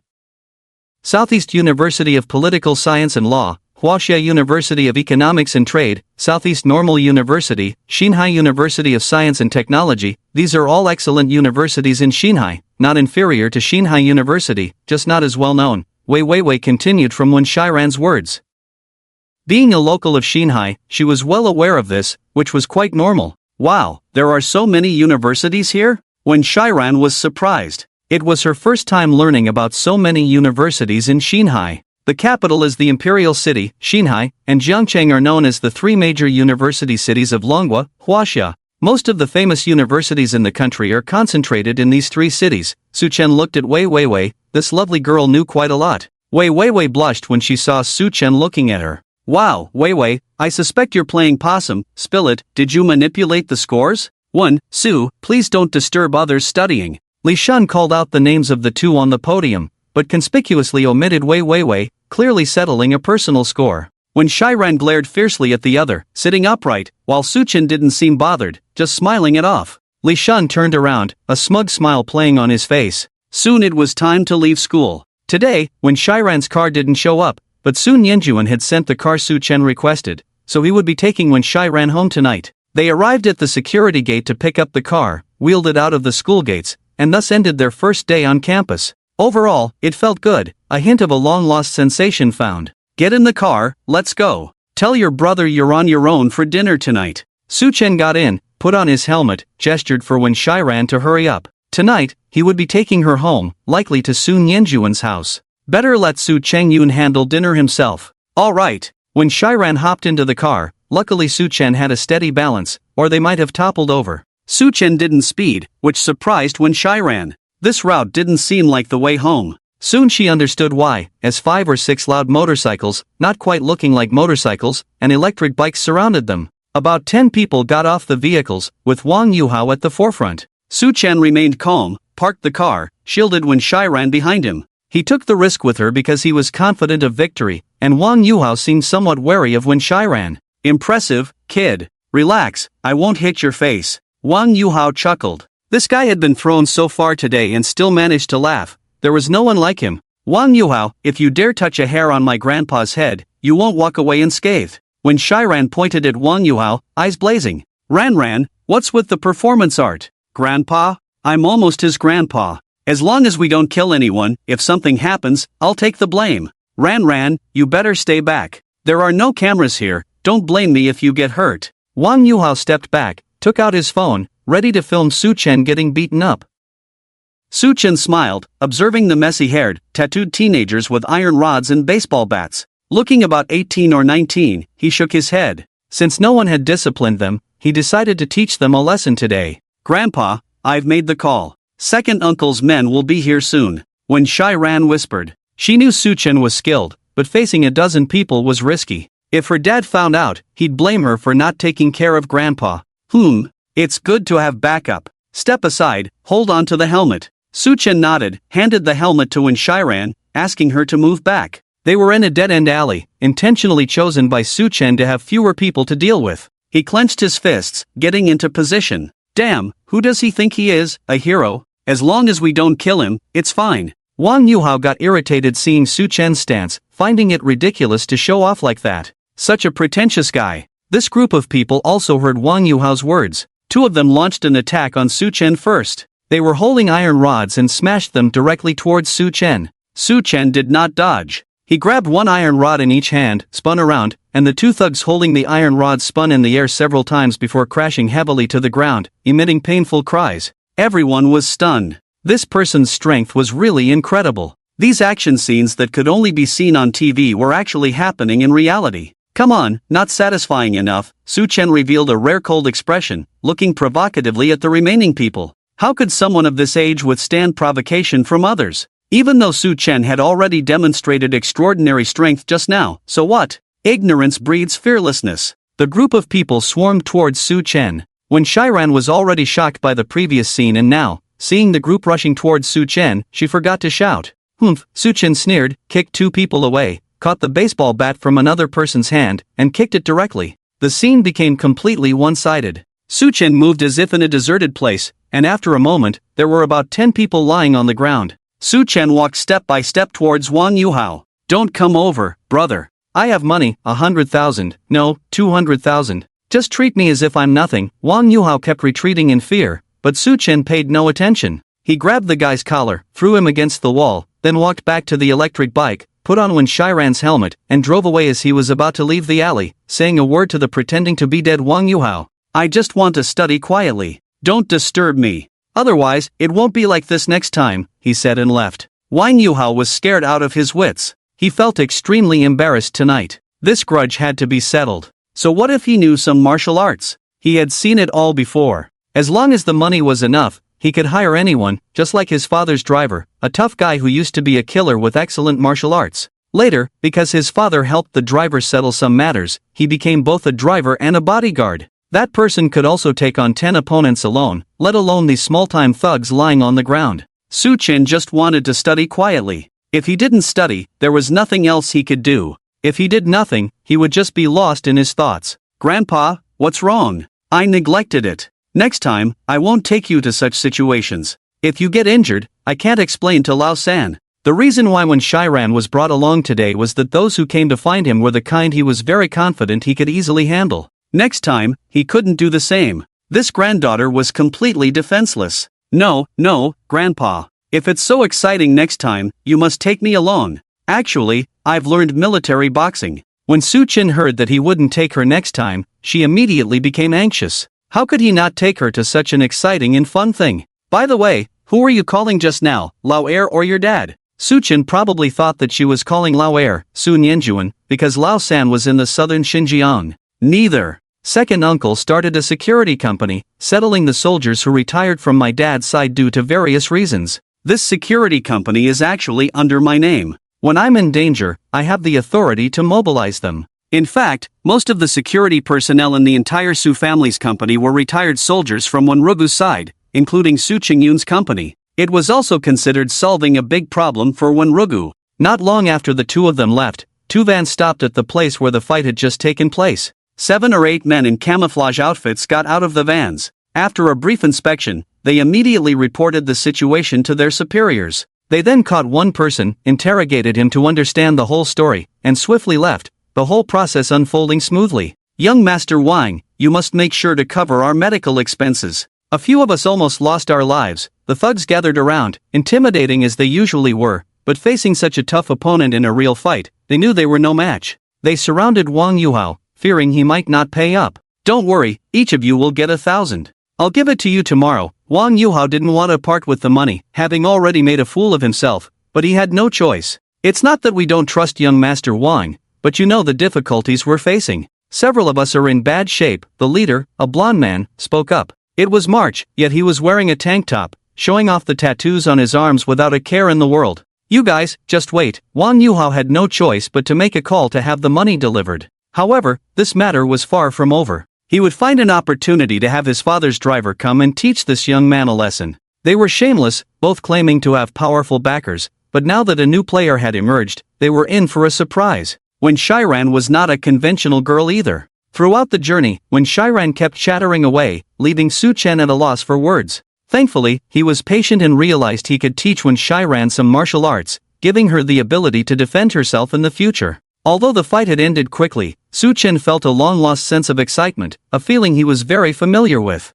Upon returning to the Su family's residence, Su Nianjuan was waiting at the door. Seeing Su Chen return, he hurried over to inquire if he was injured and offered to arrange for a dedicated car service in the future. Su Chen waved it off, assuring them he was fine. As expected, upon arriving, they were invited to stay for dinner. During the meal, when Shiran mentioned wanting to move in with Su Chengyun, Lu Ting was taken aback. Had she not taken good care of her niece? Was she unwilling to stay here? Fortunately, when Shiran explained that she wanted to look after her grandfather, easing Lu Ting's concerns. Dad, I want to go with Xianxu to pay respects at the ancestral graves this year and update the family tree, Su Chen said. Sure, it's up to you to decide. I have no objections. By the way, what's the situation with the family tree? Su Chen hadn't quite grasped the situation yet. Wasn't the family tree supposed to be kept at the Su family's ancestral home? Had his second brother become the head of the family? Well, we've privately created a family tree starting from our great-grandparents.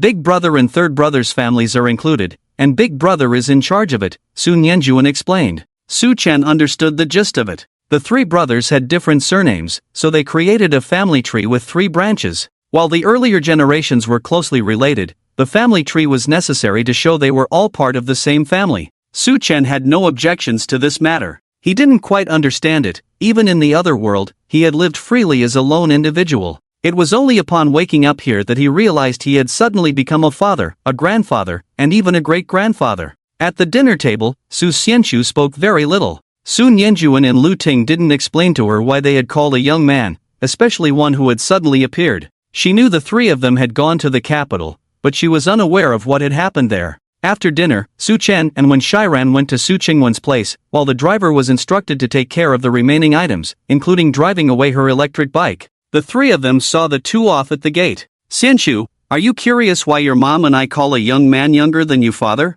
The three of them returned home and sat in the living room chatting. Dad, Mom must have her reasons for doing so. Zuxianshu didn't say much, just changed her surname without a formal ceremony, which might happen during the Qingming festival. Chang Yun, you are so sensible. Oh, when Qingming comes, I'll take you to meet the relatives. Last time your uncle wasn't there, your eldest brother was on a business trip, and you haven't met your little niece yet. She's quite mischievous. Suni Angjin sighed, as Son Yenran was still ill and hadn't started school. Okay, Dad. By the way, go rest, you've had a busy day. Zuxianshu told the two of them and went upstairs for the night. What's wrong? Does Lao Su have something to discuss? They had been together for a long time, so Chang Yun knew that Suni Angjin must have something to talk about after sending their daughter away. This Friday, eldest sister-in-law will bring Wuling, Song Yinghua's wife, Son Yanran's mother, and Ranran over here. You arrange for eldest sister-in-law and Ranran, I'll handle the hospital arrangements, okay. This matter had been discussed when they were in the capital. Sending Jiqing would only distract him there, but here, security was not an issue. Moreover, Suni Angjin's private plane would pick them up, and there wasn't much he could do in official circles. Xuchen was unaware of this arrangement. He had prepared the medicine for his great-granddaughter but hadn't tried it himself yet due to lack of time. When they returned to Xucheng, they found him eating takeout, which seemed expensive. Grandpa, you're back. Oh, why is Ranran here? Xucheng was surprised to see Wenshiren. Judging by her demeanor, she might be planning to stay for a while, which would change the casual atmosphere at home. I'm here to take care of Grandpa. I'm staying here permanently. Wenshiren raised an eyebrow and, with Xuchen, dragged their things into her room. After finishing up, Xuchen went to his room, probably to go online. Wenshiren sat opposite Xucheng, looking at the table full of food. Wow, brother, you're really extravagant. This must have cost a lot. Do you want to eat together? I can't finish it alone, and the fridge is full of groceries Grandpa bought. If we don't finish it, it'll go to waste. Xucheng said helplessly. Grandpa was indeed unique. By the way, let me tell you, Grandpa is quite skilled. He easily handled 10 people today. Be careful not to offend him in the future, or he'll teach you a lesson. What? How could I offend Grandpa? You don't know I took his medicine and slept so well last night. I've been feeling great all day. I haven't even had the chance to show my filial piety properly. Today, Xuchen and Xuchen went to shower after exercising. Xucheng had planned to take a nap but felt surprisingly energetic and less tired than after their first workout. He could focus better on work matters today. That's good to hear. By the way, didn't we discuss Xianshu changing her surname last time? It's a done deal now, during Qingming. Brother, do you still like Xianshu? If you do, this might be your last chance. Once she's in the family records, you two won't have a chance. She'll just be your sister. Wenshiren brought up this matter out of genuine concern for Xucheng and Zuxianshu. She always felt that the two of them were actually a good match. That's how it is. Now her mother is my stepmother, and we broke up before. As for why we broke up, I still don't know. Speaking of this, Su Changyun wanted to drink subconsciously, glanced at Su Chen's room, but ultimately resisted the urge to get alcohol. Do you think it's possible that Xianshu found out that Herbwa and Herbwa's mother were dating, and also found out about your identity, so she chose to break up with you? After all, daughters usually care for their mothers. Sacrificing their own happiness for their mother's happiness is also reasonable, don't you think? When Shiran analyzed, not knowing what was going on in her mind to come up with this, Su Changyun fell into silence, reflecting on how coincidental the whole situation was. Just a year after their breakup, his father officially got together with Su Xianshu's mother. He had known his father was dating someone before, but he chose to ignore it. Who would want a stepmother? In Su Qingyun's eyes, this was disloyalty from Sun Yanjuan to his own mother. The more he thought about it, the more he agreed with Wen Shiran's analysis. Well, so what? It might have been nominal before, but soon she'll practically be my sister. Su Chengyun felt troubled. Just thinking about it made him feel bad, wanting to go out and drown himself in alcohol. Bro, how about I arrange for Xianshu to meet you one day, so you two can talk face to face? Talk about what? Even if we still love each other, what good would it do? Can we be together again? Su Changyun quickly refused. If both parties knew they still loved each other, it would only bring more sorrow. Well, in novels and TV shows, isn't this kind of plot always resolved satisfactorily in the end? Stop watching those trashy novels and TV shows. Focus on your studies. You still need to help Grandpa with his studies. Oh, I got the textbooks he needed. I haven't given them to him yet. Su Changyun wanted to slap his sister for coming up with such ideas all the time. Changyun, things might have been different before, but now it's not the same. With eldest uncle, second uncle, and my dad, they now have Grandpa above them. As long as Grandpa doesn't object, you and Xianxu can be together. Although the three brothers may still have trouble accepting Grandpa's decision for a while, they will follow his lead unconditionally. When Shiran whispered to Su Changyun. In the past, the three brothers each did their own thing, but now things were different. They had to consider the bigger picture, especially Su Chen's feelings. Don't meddle. Go take a shower and get some rest. No classes tomorrow. Su Changyun ushered her out. This sister of his always came up with bad ideas. What difference would it make whether there was love or not? He was doing fine now, wasn't he? Although when Shiran left, her eyes kept wandering, as if she was planning to stir up more trouble. The next day, at the same time, Su Chen knocked on the door, but today he was accompanied by Wen Shiran. To learn martial arts, they needed to start with basic physical training. Otherwise, they would only end up with superficial skills that were not very useful. Su Changyun had gotten used to it after 2 days, and his sleep at night was particularly good. He used to wake up 5 or 6 times a night, but now he slept through until morning. When Shiran, on the other hand, was not used to it at all. She opened the door in her pajamas, still half asleep, with eye boogers in the corners of her eyes. Even a beautiful girl like her could look messy. Su Chen didn't care about that. After brushing his teeth, he took them both out for morning exercise, mainly running. To learn martial arts, one must first be able to run. Only by surviving can one have a chance to fight back. After exercising, they would definitely have a nice breakfast outside. When Shiran didn't know why, but she felt that today's breakfast was exceptionally delicious. She devoured a basket of Xiaolong Bao in one go. That was the effect of exercising. After taking a shower at home, students went to school, and employees headed to work. On his way to the office, Su Changyun suddenly realized, damn, I'm the boss. Why should I be punctual for work? Can't I just sleep in until the afternoon at home? However, since he was almost at the office already, Su Changyun had no choice but to go straight there. What else could he do? Turn back and go to sleep? The company's employees were surprised. These past few days, their boss Su Changyun had actually been arriving on time. It was quite miraculous. Could there be some major event happening at the company for Su Changyun to be so diligent?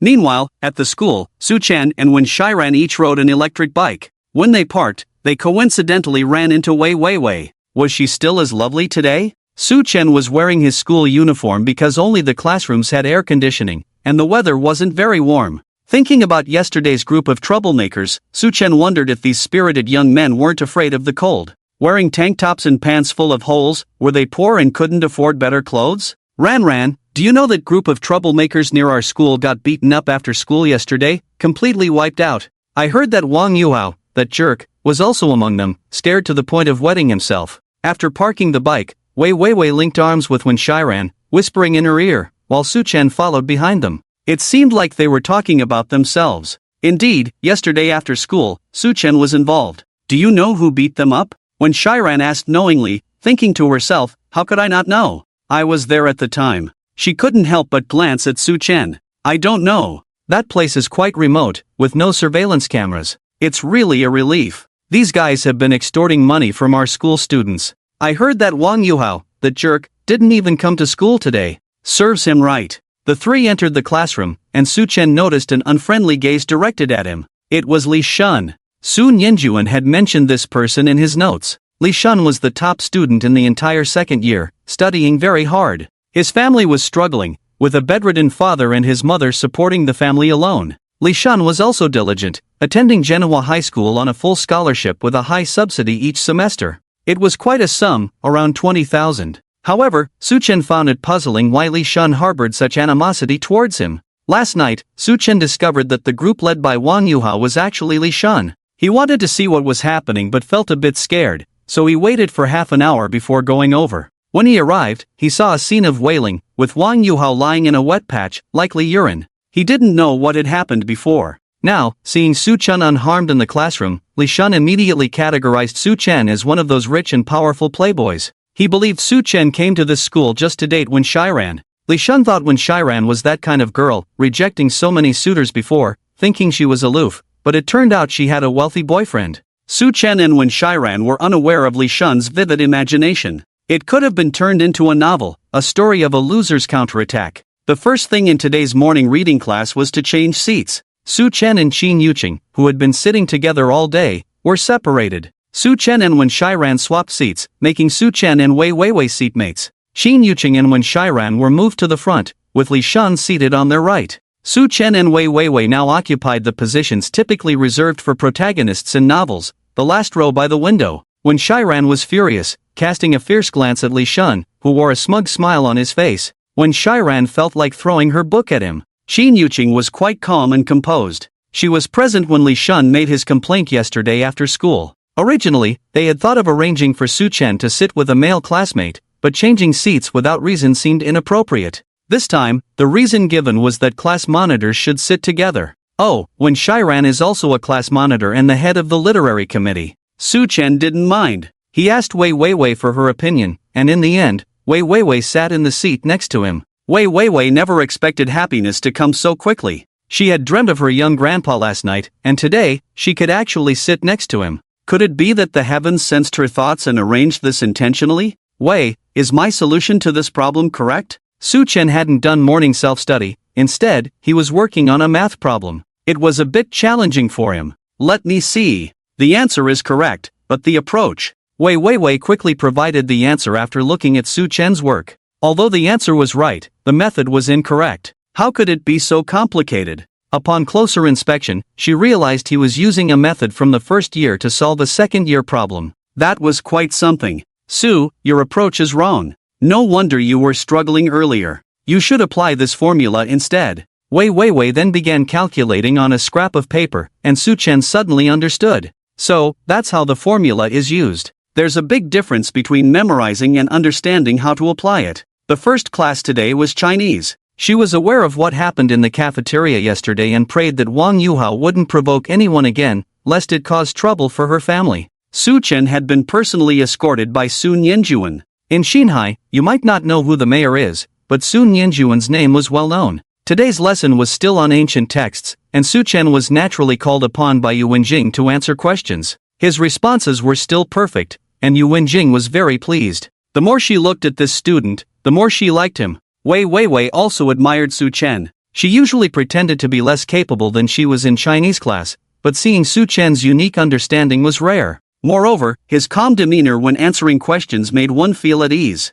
Finally, they made it through the morning. During this time, Li Shun tried to discuss studying with Wen Shiran but was scolded and sent away. It was the first time they had seen Wen Shiran so angry. The reason for her anger wasn't that she couldn't sit in front of Su Chen but rather that she was separated from Wei Weiwei. Moreover, Wei Weiwei was sitting with her grandpa. She had noticed yesterday that her friend might be developing feelings. Now, they were sitting together. She joked to herself, I treat you as a friend, and you want to be my grandma. Life returned to normal. In the morning, Su Chen and Wen Shiran exercised with Su Chengyun, attended classes during the day, and went grocery shopping together in the evening. Their days were uneventful until Thursday evening when Su Chen handed Su Chengyun a prescription to get some medicine. This prescription was for regulating Wen Shiran's body and could also be used for physical training. As for Su Chengyun, that would have to wait a month. Since his grandfather's arrival, Su Chengyun had been taking the medicine, exercising, not smoking or drinking, and feeling a noticeable difference in his health. Previously, he would get out of breath walking a long distance,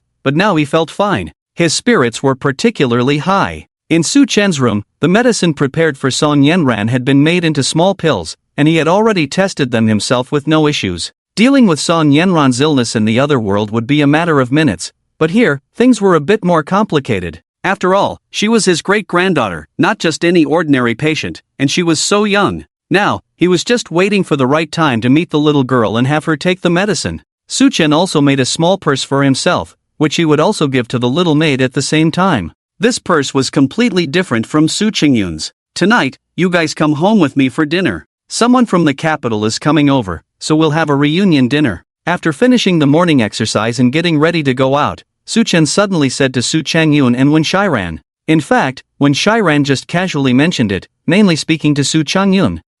Grandpa, I have a social engagement tonight, you see? Su Changyun's face immediately turned bitter. He didn't want to go back in the first place. One reason was that he didn't want to see Su Nianjuan. Subconsciously, it was because he couldn't be with Xianshu due to him, and the other reason was that he didn't want to face Xianshu. It was too awkward. I don't care about that. You must come back with me, or I'll beat you up, Su Chen said and then left. Su Changyun was stunned. Was this something a grandfather should say? He knew you could fight, but should you really threaten your own grandson like that? Oh well, let's just go. After dinner, I'll come back. If you don't talk, then so be it. The two of them arrived at the school. As if it were planned, they always ran into Wei Weiwei. Wei Weiwei was still holding Wen Shiran's arm, and the two were chatting intimately. Ran, why does your skin look so much better? Oh, fair and rosy, like water when pinched. Wei Weiwei first noticed her best friend's face, then her hands, which had become much smoother. No, maybe I used a face mask last night.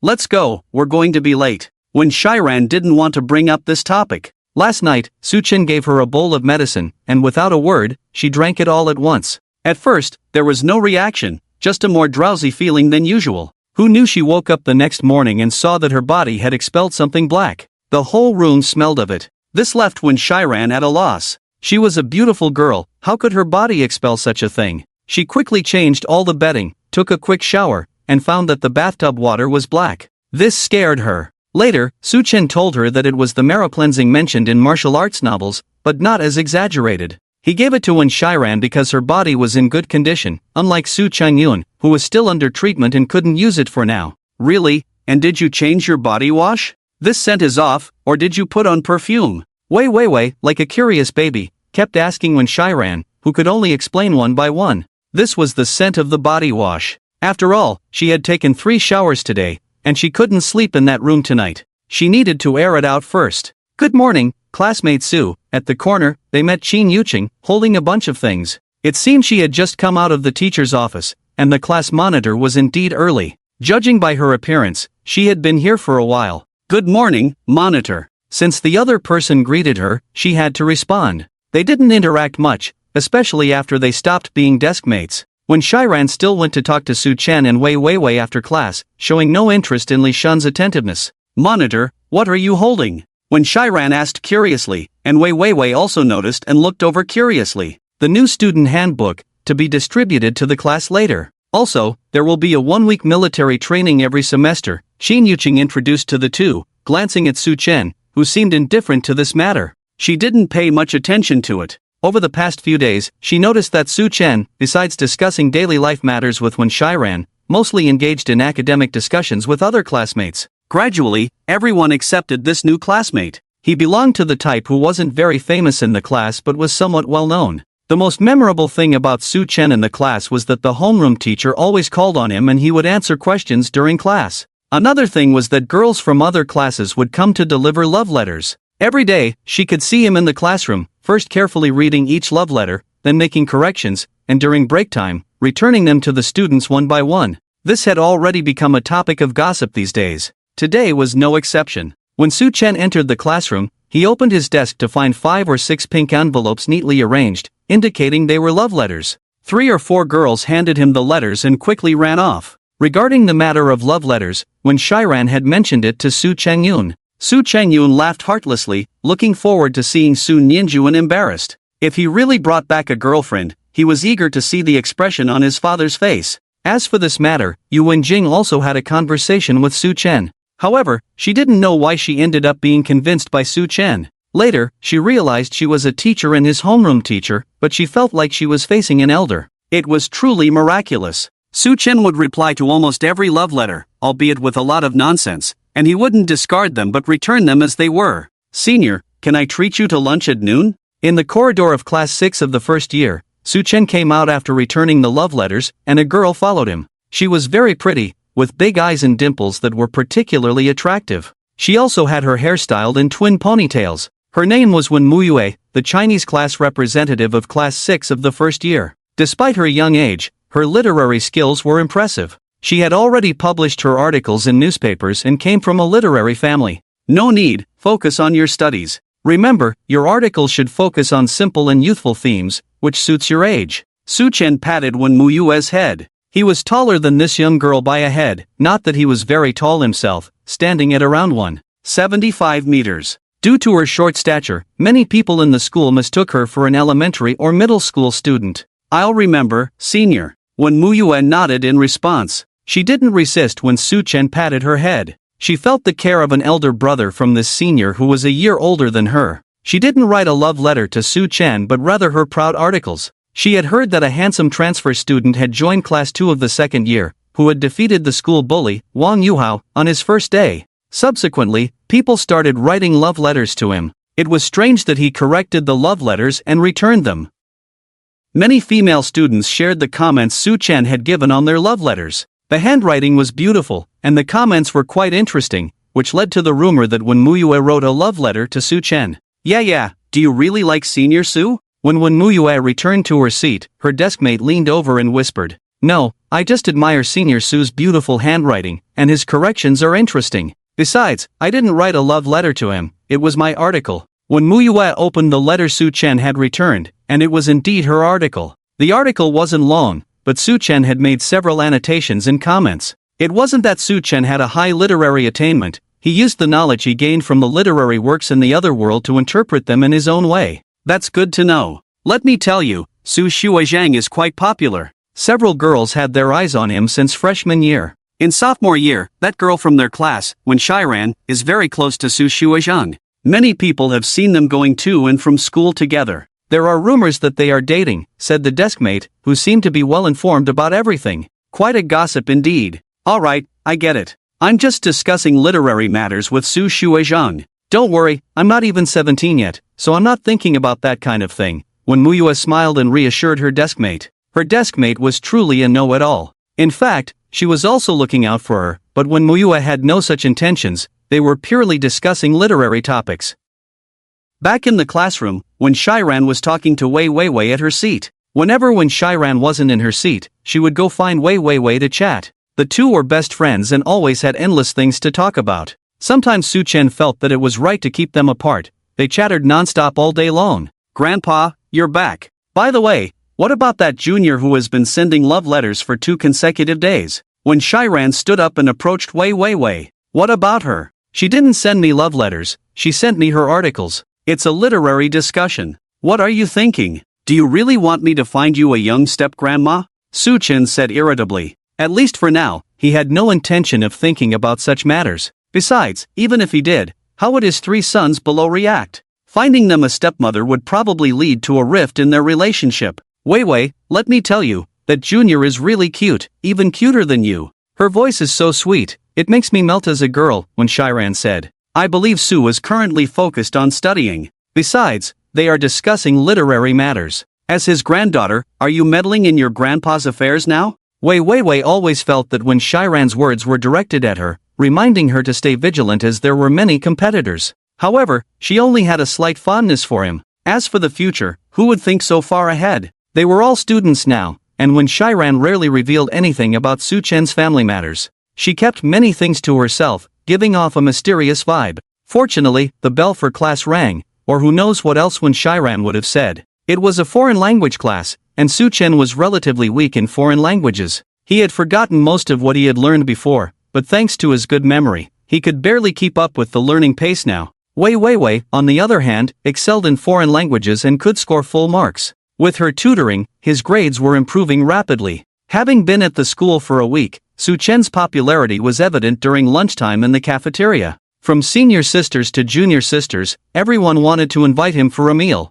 If it weren't for Wen Shiran's protection, he would probably have been swarmed by these people. She could see that her grandpa was a bit of a pushover, unable to say no. For instance, who would annotate a love letter? Wasn't that absurd? But Su Chen did just that. He was truly unique. What Wen Shiran didn't know was that Su Chen did these things to experience life. The high school campus now was vastly different from before. Back then, they would immerse themselves in knowledge all day long, but now, there were various interesting things to explore alongside knowledge. "Senior, what a coincidence. Can I sit here?" It was Wen Muyue. Although she asked if she could sit, she had already plopped down next to Su Chen, occupying Qin Yuqing's usual spot. When the 3 returned, they found Wen Muyue enthusiastically chatting with Su Chen. "Ah, senior sister, I'm sorry, I'll leave now. When Muyue saw someone coming back, especially when Qin Yuqing looked at her, thinking she was in Qin Yuqing's seat, she quickly stood up. It's okay, you sit, I'll sit here. Qin Yuqing didn't mind, she was just curious why this Su Chen was so attractive.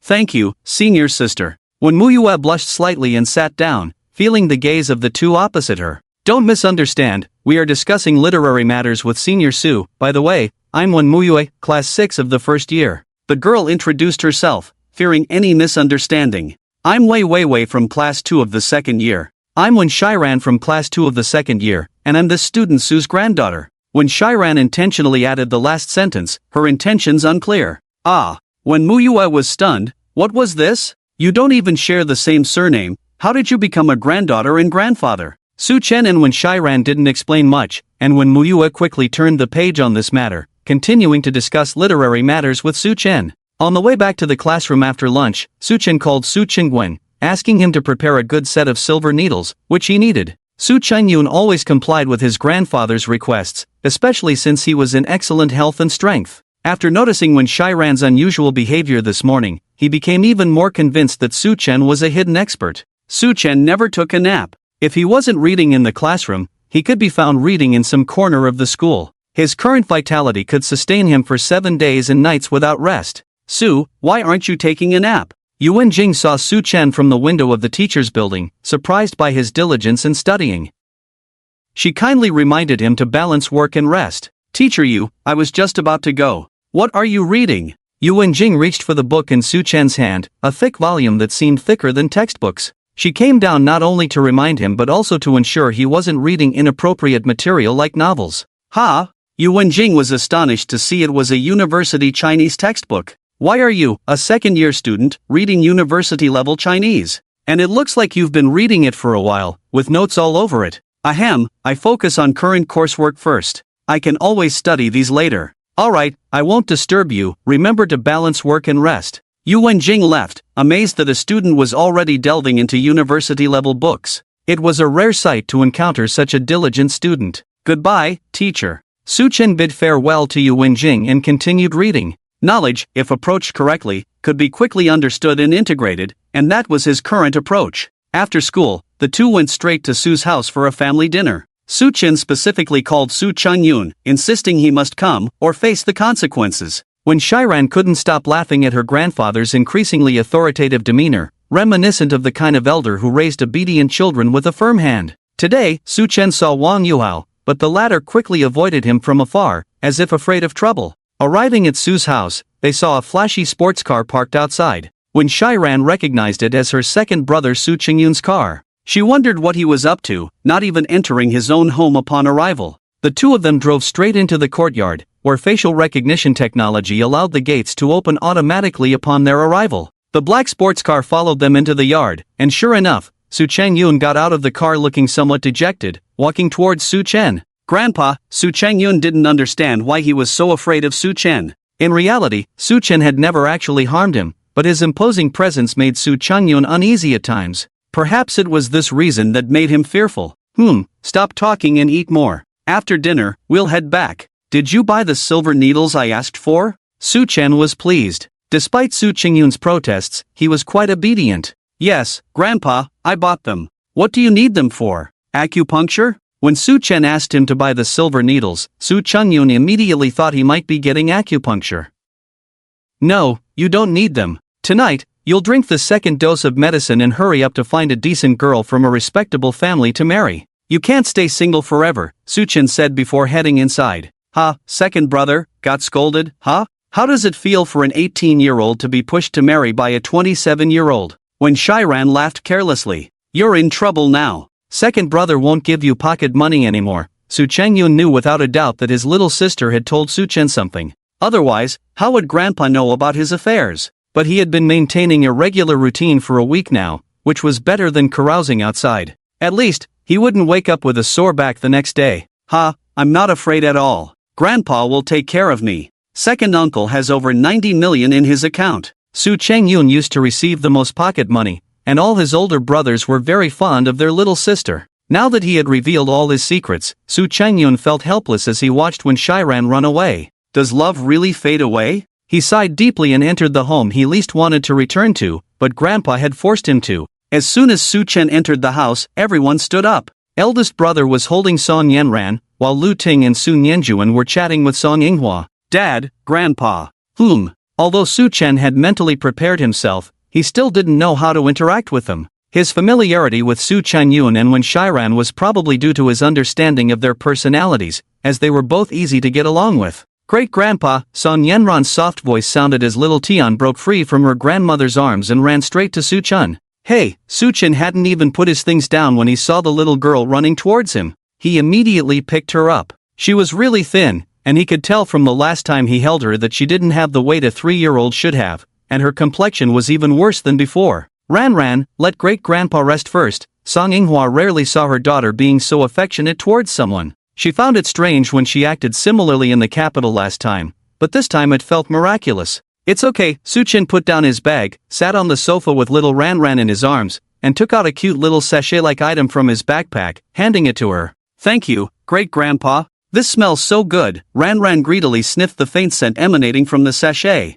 Gradually, color returned to her pale face, surprising everyone present, including Su Changyun and Wen Shiran, who had just entered. It was evident that Grandpa had gone to the countryside to gather herbs for this little girl, and this adorable sachet was for her. They were amazed that he had arranged it all himself. It was truly unbelievable. As the grandmother and father of little Ran, they knew about the little girl's condition and were extremely worried about it. When they saw Su Chen bringing gifts to Ran, they were immediately concerned, fearing that any carelessness could trigger her illness. However, seeing a slight improvement in Ran's complexion left them amazed. It was truly miraculous. Soon it was time for dinner, and Ran's spirits were quite good, showing no signs of drowsiness. She just wanted Su Chen to hold her, much to the helplessness of her grandmother and father. During dinner, not much was said. No alcohol was consumed either, as they were here primarily for medical treatment. With 2 patients in the Song family, one in a vegetative state and the other being little Ran whose lifespan was uncertain, Su Chen's awakening brought a temporary relief to the Song family's worries.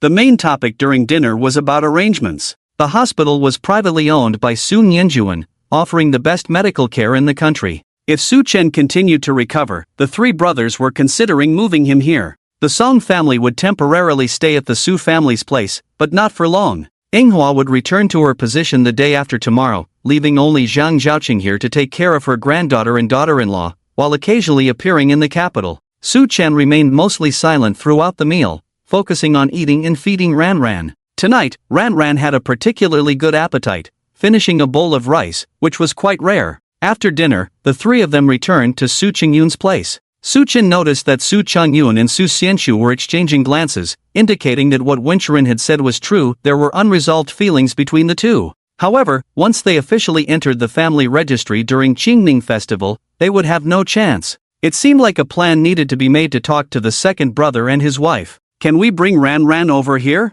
Su Chen asked Su Changyun and Wenchurin when they got home. That might be a bit difficult. Ran's health is too fragile, and may not allow it, and she can't stay outside for too long, Su Changyun replied, aware of Song Yenran's condition. I have temporarily suppressed her condition. She will need acupuncture next, just once, followed by medication. She should recover in about a month, Su Chen said. Today, unnoticed by everyone, Su Chen gave Ran a small pill he had made himself. The pouch combined with the pill could temporarily suppress Ran's current condition, but it would be best to cure her completely as soon as possible. Grandpa, can you really cure Ran's illness? Ran's condition was a concern for the Song family, as well as the Su and Wen families. They had consulted various doctors and hospitals, but to no avail. If Su Chen could truly heal her, it would be a joyous occasion for everyone. Yes, Ran's illness was triggered by cold entering her body, causing other symptoms. Current medical science is helpless, but I can help. I just don't want others to know about my medical skills for now, Su Chen said. The more hidden strengths one had, the more wary the opponents would be. This was a profound truth Su Chen had realized in the other world. Alright, I'll give it a try, Wenchurin said after some thought. She was willing to do anything for Ran, especially since Grandpa had the body forging technique, so his medical skills should be reliable too. The 2 siblings now had full trust in Su Chen. The next day was the weekend, but for the siblings, there was no time for sleeping in. Su Chen promptly woke them up to continue their training. Su Changyun had already taken the 2nd dose of medicine, and the effects were evident. His once bulky body was gradually slimming down, his face becoming leaner, and his handsome features returning. Despite losing weight, his strength was increasing. He felt a surge of power within him. When Sharon also experienced changes, she felt light and agile, easily leaping over a meter, feeling like she was turning into a rabbit. Back home, when Shiran finished breakfast and went out, saying he was going to pick up Xiao Ranran, Su Chengyun followed along in the car. After all, the little girl was so weak, driving an electric car, probably Zhang Zhaoqing wouldn't let her go. Su Chen stayed at home preparing. Su Chengyun had already prepared everything needed, now all that was left was to recall the details of the previous treatment. He suddenly felt very nervous, probably because Xiao Ranran was his family, that's why he couldn't help but feel so nervous. With everything prepared, he went to the kitchen to prepare lunch. It wouldn't do to go hungry at noon. As noon approached, they finally brought her over. The little girl's complexion looked good. Maybe that's why she came out. Su Chen guessed right. Zhang Zhaoqing was very strange last night. Usually the little girl was listless, but for some reason, her spirits were particularly good last night. No shortness of breath, not feeling cold. She kept holding onto the little purse Su Chen gave her, saying her body felt warm, especially her chest, very comfortable. Zhang Zhaoqing didn't think much of it, just thought it was warmer here than in the capital. The whole night, the little girl was very quiet, slept well, didn't wake up in the middle of the night, which had never happened before.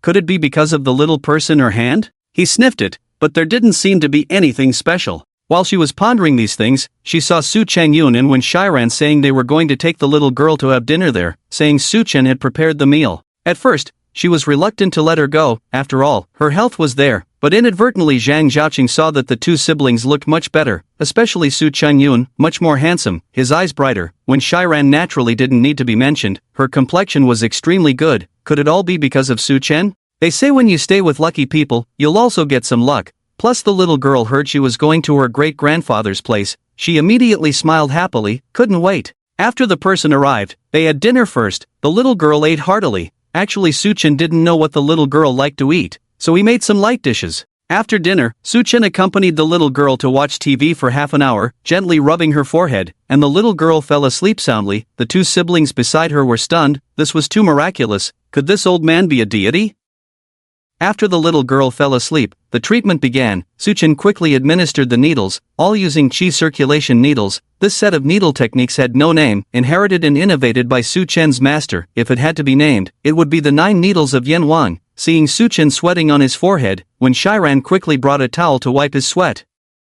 An hour later, the treatment finally ended. The little girl will wake up in half an hour. Give her the medicine, wipe her body, don't let her catch a cold, don't disturb me. I made more dishes today. I'll give you 3 dinner. Remember to take the little girl back to your aunt. Su Chen handed the medicine to Wen Shiran, then went back to his room and closed the door. Second brother, what's wrong with grandpa? His face is a bit pale, Wen Shiran said blankly, holding the medicine, feeling worried about Su Chen. His face was too scary, like a sick person. I don't know either. Let's just follow grandpa's lead. We can't help him. Oh, I remember. This should be like the true chi depletion in martial arts novels. Grandpa just needs to rest for a while. Su Chengyun also didn't know. He knew Su Chen was unbeatable, so he just used this explanation. His face also showed concern. Having lived with this young grandpa for a week, although he was older than this grandpa, he always felt like he was being taken care of by him. He had already accepted this grandpa's existence. Now seeing him like this, worry was inevitable. The first thing the little girl did when she woke up was to look for Su Chen. Upon learning that Su Chen was resting, she didn't cry or make a fuss because she had been feeling unwell all along.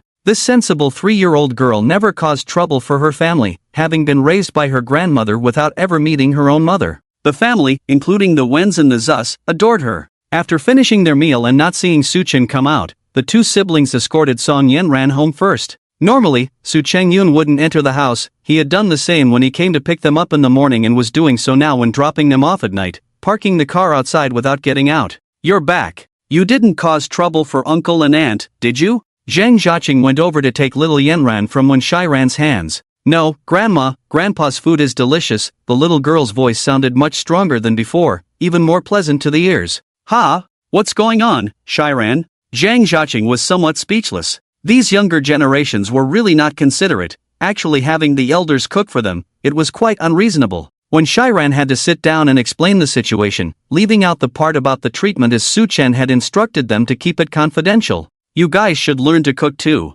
It's really not right for Grandpa to cook for you. Why don't you come back here to eat tonight? Lu Ting, who had been talking with Zhang Zhaoqing, couldn't help but interject upon hearing Wen Shiran's words. Luckily Sun Yanjuan wasn't around, or they might have been scolded.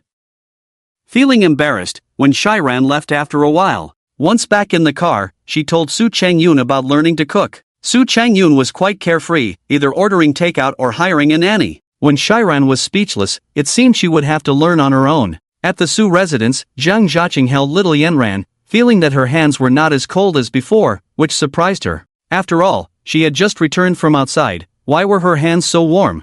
Yanran, how do you feel now? Zhang Jiaqing saw a healthy look in her granddaughter's eyes and couldn't help but be amazed. This change seemed to have occurred since they arrived in Xinhai, or more precisely, since last night. After being out all day and returning, it felt like the illness had suddenly eased. Grandma, Yanran feels very comfortable now and has energy. The little girl's purse, placed in her pocket by Wen Shiran, was now holding Zhang Jiaqing's hand, and she could feel the strength in the little girl's grip. Come, let second grandma hold you, okay? Lu Ting reached out, and the little girl immediately nestled into Lu Ting's embrace. Holding the little girl, she still felt as thin as ever, but then she felt the liveliness coming from the little girl's body. Sister-in-law, there's been a change in the little girl. She's not as cold as before, and she hasn't coughed for so long. Her eyes are bright, and she doesn't seem drowsy. For this first third-generation member, everyone was very fond of her, but due to health reasons, she couldn't be taken out to play. Mom, what are you and second sister-in-law talking about? It was Song Yinghua who spoke. He had come over not just with his wife and daughter but also had his own matters to attend to, which was why he had just returned.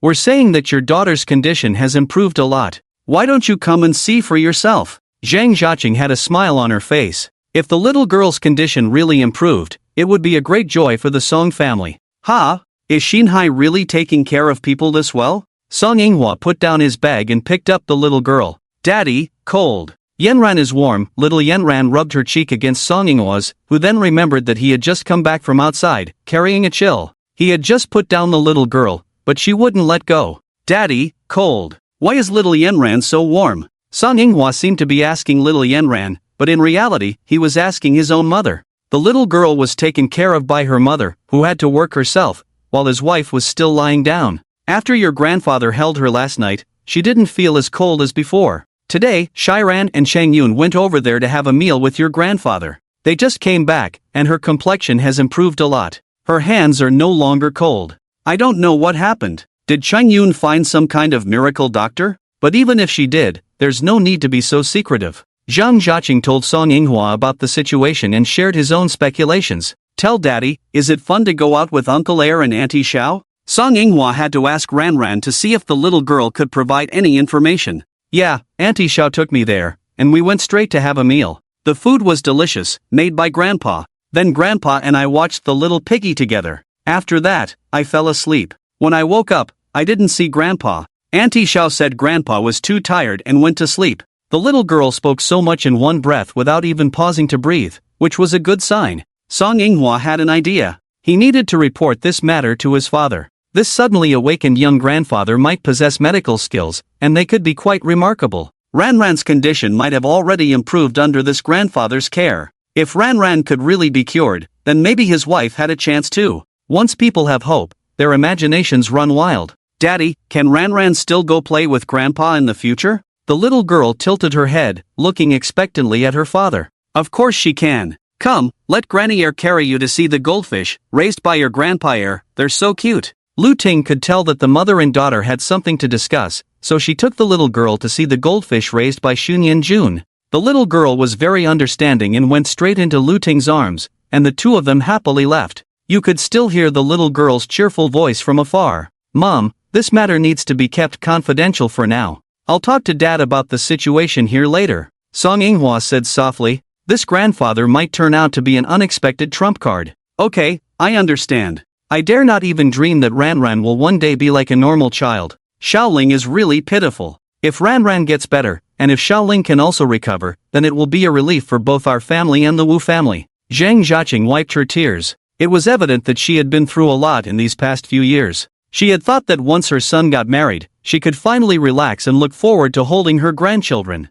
Who would have thought that such a thing would happen? Mom, let's not get ahead of ourselves. Everything is just speculation for now. We need to see Ranran's specific condition next. I'll arrange for a doctor to come and examine her tomorrow to get a better understanding. Song Yinghua comforted Zhang Jiaqing. He knew his mother had been living a tough life these past years. She never complained in front of him, just to ensure that he and his father had no worries. Alright, I'm overthinking. We still need to consider whether your grandfather's medical skills are reliable. Oh, by the way, your grandfather gave Ran a sachet, and she's been holding onto it. It seems like her cough has decreased because of it. Zhang Jiaqing suddenly remembered the sachet in Ran's hand and felt that her improved health might be related to it. It was truly a pleasant surprise, a big surprise in Xinhai. Yes, that's possible. Alright, Mom, don't worry. Dad, have you rested? Song Yinghua returned to his room and immediately called his father, Song Jicheng. No, there's an important meeting coming up. Why are you calling me at this time? Is there something you can't handle? In Song Jicheng's tired voice, work matters were reaching a critical point. It was also the time for inspection from higher-ups. With two sick family members at home, he felt like a shadow loomed over them. Their relationship with the Wu family, especially with his old schoolmate Wu Jia, who was also his eldest son Song Yinghua's wife's family, had soured since the incident. Well, last night Grandpa gave Ran a small purse, and they had a meal together today. You don't need to report every little detail to me. Song Jicheng thought his eldest son had something important to discuss when he called, but it turned out to be trivial matters, which irritated him slightly. Dad, Ran's condition seems to have improved after meeting Grandpa. Sensing his father's displeasure, Song Yinghua quickly got to the point. What? Tell me more. Song Jicheng stood up abruptly. He knew his granddaughter's condition well. They had consulted numerous doctors, both nationally and internationally, all of whom were at a loss. It was illogical that spending time with Su Chen would miraculously improve her condition. Song Yinghua explained the situation to Song Jicheng, who fell silent for a long time on the other end. It was evident that there had been a real improvement. Ran used to complain of feeling cold all the time, but now she said she felt warm, and her appetite had increased. Previously, she would get full after a few bites, which had caused her to be much smaller than children her age. You suspect this, right? It should be just Chang Yun and Ran present. Okay, I got it. Keep this matter confidential for now. Don't spread the word, and tell your mother the same. Keep it quiet for now. Okay, father. After ending the call with his son, Song Jicheng walked to the window. There was no time to dwell on things now. A meeting was about to start. When his father first woke up, he might have been able to see through things, with the mentality of a 17 or 18-year-old, but after one night, he was completely puzzled by the change. After the meeting, Song Jicheng immediately contacted his second and third sons, who happened to be free at the moment. Big brother, it's late. Is there an emergency? The one with less time was the third son, Wenrugu, who had to deal with many things daily in his complex and ever-changing area of operation. I just got a call from Yinghua. He said Ran might be cured. What? That's great. Second and third brothers, don't get too excited yet. It's just speculation, and it's very likely that Dad might be the one to cure Ran. After Song Jicheng finished speaking, the other two fell silent. How could this be possible? It was a rare disease, and many renowned doctors and hospitals were helpless. Yet now, he was saying that a seemingly 17 or 18-year-old could cure her. Who would believe that? I know you don't believe it, but second brother, were you at home last night during dinner? Did you notice anything unusual? Song Jicheng asked as he saw the two remaining silent. Unusual? Well, there was something. Ran was very close to Dad, and the small purse was given last night. Oh, I remember now. Last night, my wife even praised Ran for eating a bowl of rice. Could Dad really have this ability? It's just highly unlikely. I find it hard to believe that Dad, who has been in a coma all this time, suddenly has such capabilities. Besides, we've looked into the Su family's background, and they have been farmers for generations. Su Ninjuan recalled the dinner scene from last night but still found it hard to believe. Just wait for the checkup for Ran tomorrow. By the way, Yinghua said that Shiran and Chang Yun took Ran out. Why don't you ask your own children privately what really happened? Forget it. Big brother, Chang Yun doesn't even talk to me. My son and I argue every time we meet. If Dad wasn't there those 2 times, we would probably have argued again. I don't have it as bad as second brother. It's just that both my wife and I don't really confide in our daughter. She might not necessarily tell us the truth. Seeing both younger brothers saying this, Song Jicheng felt helpless. It seemed he had to intervene personally. Dad is living with Chang Yun and Shiran, right? Have there been any changes between them? Not really, that brat of mine just seems a bit thinner. After chatting a bit more with his 2 brothers, Song Jicheng ended the conversation. It seemed he had to find a time to ask personally, but for now, he had to call his wife to inquire about Ran's situation. Zhang Jiaqing, who had been taking care of Ran for a long time, knew her granddaughter's changes the best. Why are you calling so late? You almost woke up your granddaughter. Zhang Xiaoqing reproached Song Jiqing for calling at this hour. It wouldn't be good to wake up the granddaughter at this time. Sorry, Manhwa just told me about Ranran. How is she doing now? Song Jiqing also knew it wasn't good to call at this time, but he had to. He wanted to know the situation sooner to make arrangements. She's doing well, eating more and sleeping well. She went to bed at 9 and hasn't woken up since. Breathing evenly. Lao Song, do you think Dad is some kind of hidden medical expert? We don't know yet. Let's hope so. After chatting for a while, they needed to rest even though it was late at night. Zhang Xiaoqing returned to the room, and the little girl was still sound asleep. It was good that she could eat and sleep well. For an ordinary child, this was normal, but for their child, it was something they had hoped for but couldn't achieve. Now, she had slept well for 2 nights, so there should be hope for her condition. Early the next morning, they called the doctor to the house to conduct a comprehensive examination on Ranran. Zhang Xiaoqing and Song Yinghua anxiously awaited the results. Soon, the doctor came out. Congratulations, the child's condition has suddenly been brought under control and is developing in a positive direction. Did you consult a traditional Chinese medicine doctor? Someone must have performed acupuncture on her, which might be the reason for the improvement of her condition. However, this is just our preliminary examination. We need to conduct a more detailed examination, but our equipment is limited. These medical staff were from the Su family's private hospital. They had previously been in the capital, but they had come along when the little girl was transferred here. They were also surprised. How could her condition suddenly improve after just a few days without examination? They even found traces of acupuncture, although very subtle, it was detectable. If it had been later, it might have disappeared. Alright, I understand. Thank you, doctor. After seeing off the doctor, the people present, including the couple Sun Yanjuan, were there. Sun Yanjuan had been thinking about the changes in Chang Yun since last night. When he thought about it, the changes were indeed significant. Sister-in-law, Lu Ting stepped forward to comfort Zhang Xiaoqing. This news was undoubtedly a huge relief for the Song family, and it was no wonder Zhang Xiaoqing was in tears. The next day at 6 a.m., Su Chen continued to knock on the door punctually. The couple had been worried about Su Chen and had only fallen asleep late the night before, but early in the morning, Su Chen didn't let them off and continued to wake them up for exercise. This is the prescription Chang Yun gave you, once every 3 days for a month. As for Shiran, once a week for 7 weeks. After 7 weeks, I'll teach you some martial arts. If Cheng Yun wants to join, he can, but it will be tough, especially at your age. After the 3 finished exercising and were having breakfast, Su Chen spoke to them. Good grandpa. Flying over the eaves and walls? A man is forever young, and the young always fantasize about becoming a hero, a martial arts hero. Impossible. Flying over the eaves and walls, he himself had practiced for decades in that world, blessed with exceptional talent and resources. This kid actually wants to do it just by talking about it, simply delusional. Grandpa, do you want to go out with me? I made plans with Wei Wei to go out today. When Shiran wished he could slap himself. Why did he say that? If this Wei Wei really becomes his grandmother, how will he face it then? No need, I'm fine at home today. If you have things to do, go out and be busy. You don't have to accompany me. Besides, I'm not a child. I can take care of myself. I still cook your meals. Which one of you will be my successor in cooking? I will pass on my culinary skills to you. Living for a long time, one wants to find something to pass the time, like learning cooking, learning opera. That's how Su Chen is.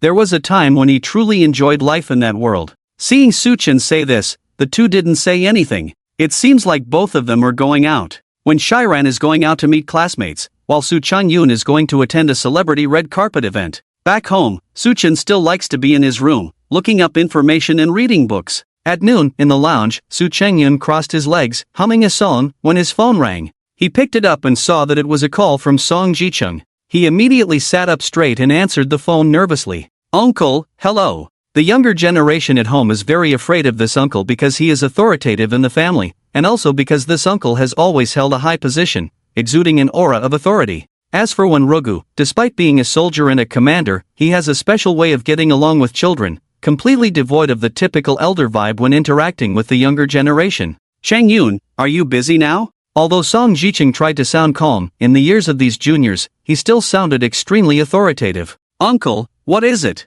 It's not a big deal, I just wanted to know if anything happened when you accompanied your grandfather back to the Su family's hometown. You and Shiran didn't tell me about your experience there. With a tone of reproach, Song Jicheng was upset that these two juniors, who accompanied their grandfather back, didn't report back to him. Originally, he wanted one of his sons to go with them, but something came up suddenly, so he had to let Su Changyun and Wen Shiran go. However, these two have been back for a week and haven't reported back to him about their trip. Su Changyun then recounted the experience of their trip to Song Jicheng. Su Changyun knew that there wasn't much to tell, as Wen Shiran was the one closer to Su Chen, but he kept quiet about Su Chen gathering herbs and giving him prescriptions. After listening, Song Jicheng had a rough idea. This nephew had been through a lot in society and had learned to dodge the important issues. However, he wasn't angry. It was clear that someone had told Su Changyun not to say anything, and it was likely Su Chen. When Shiran was out shopping with Wei Wei, looking for summer dresses. While they were chatting and laughing, when Shiran received a call from Song Jicheng.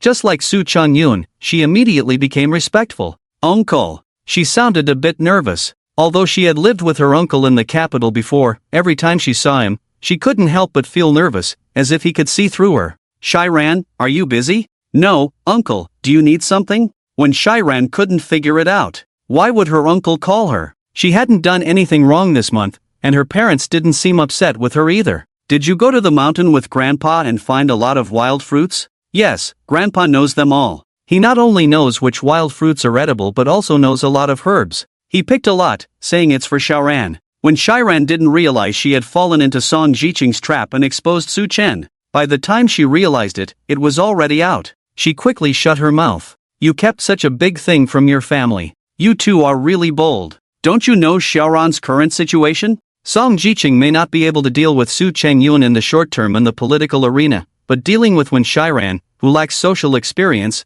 was like a walk in the park. Ah, no way. When the treatment ended, Xiaoran was in good spirits. We even had a meal together, and when she was sent back, she was in great shape. When Shiran panicked. It couldn't be true. Grandpa's medical skills were obviously so high, Xiaoran's condition visibly improved, and even second brother Su Changyun's condition got better. Could it all be an illusion? But then she saw her best friend winking at her, and suddenly it dawned on her that she had been tricked into speaking. She was done for, and she had promised to keep Grandpa's secret. Uncle, you tricked me, Wen Shiran said helplessly. She was no match for the old fox after all.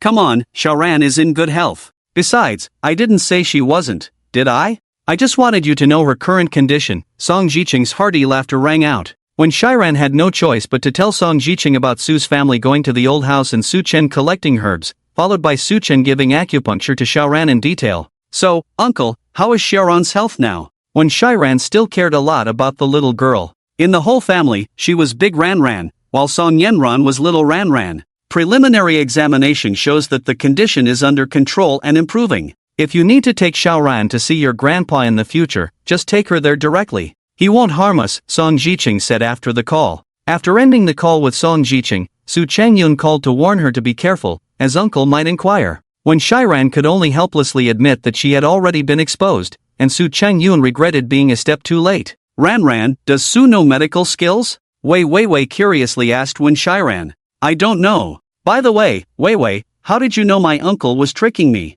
Wen Shiran replied vaguely, but she was curious why Wei Wei knew her uncle was deceiving her. When my dad tricks someone, it's like this. He starts off serious and then suddenly raises his voice, throwing them off guard. It always works, but the premise is that the other person is afraid or respects him, Wei explained. When Shiran sighed helplessly. She did respect her uncle a lot, and he tricked her every time. She needed to figure out how to tell Su Chen. When Su Chen received the call, he was practicing. He had used up a lot of true energy yesterday, so when he found out that his situation was known by his eldest son, he wasn't too surprised. His 3 sons were all outstanding individuals, and if such a small matter required a fuss, they wouldn't have reached their current positions. Su Chen comforted Su Changyun and Wen Shiran, saying it wasn't a big deal. Once they knew, they knew. When the two returned in the evening, they didn't dare look at Su Chen, but he scolded them. Alright, you don't need to be like this. They will know about this sooner or later. Oh, and give this bottle of medicine to your uncle's wife. 1 pill a day,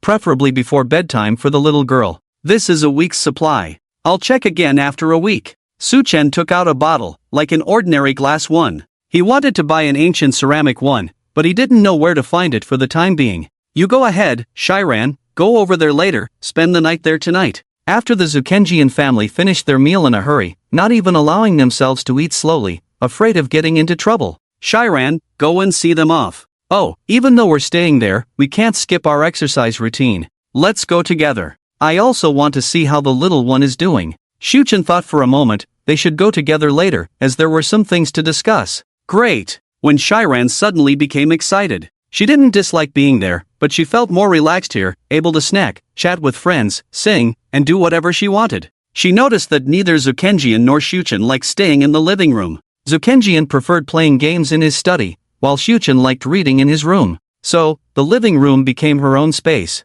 After dinner, Shuchen was about to wash the dishes, but when Shiran stopped him, saying it wasn't right for Grandpa to wash dishes, she knocked on Zukenjian's study door, asking him to wash the dishes at home, then dragged Shuchen away. Zukenjian stood there dumbfounded. Didn't they have a dishwasher at home? What was going on? Did Grandpa not know how to use it? Had they always washed dishes by hand? The two soon arrived at the Shujia residence. They had also finished dinner and were chatting in the living room. As soon as they entered, they could hear the little girl's laughter, indicating that everything was fine. Seeing Shuchen walk in, everyone stood up, their smiles indicating that the little girl's condition had improved. Dad, Grandpa, everyone greeted Shuchen, including Zushanshu. Since learning about her story with Zukenjian, Shuchen had the idea of matchmaking them. After all, if they were together, they could be in the family registry, making everyone happy. Great-grandpa! Just as Shuchen was about to sit down, a cute little figure in light green clothes ran towards him. Wasn't this Song Yenran?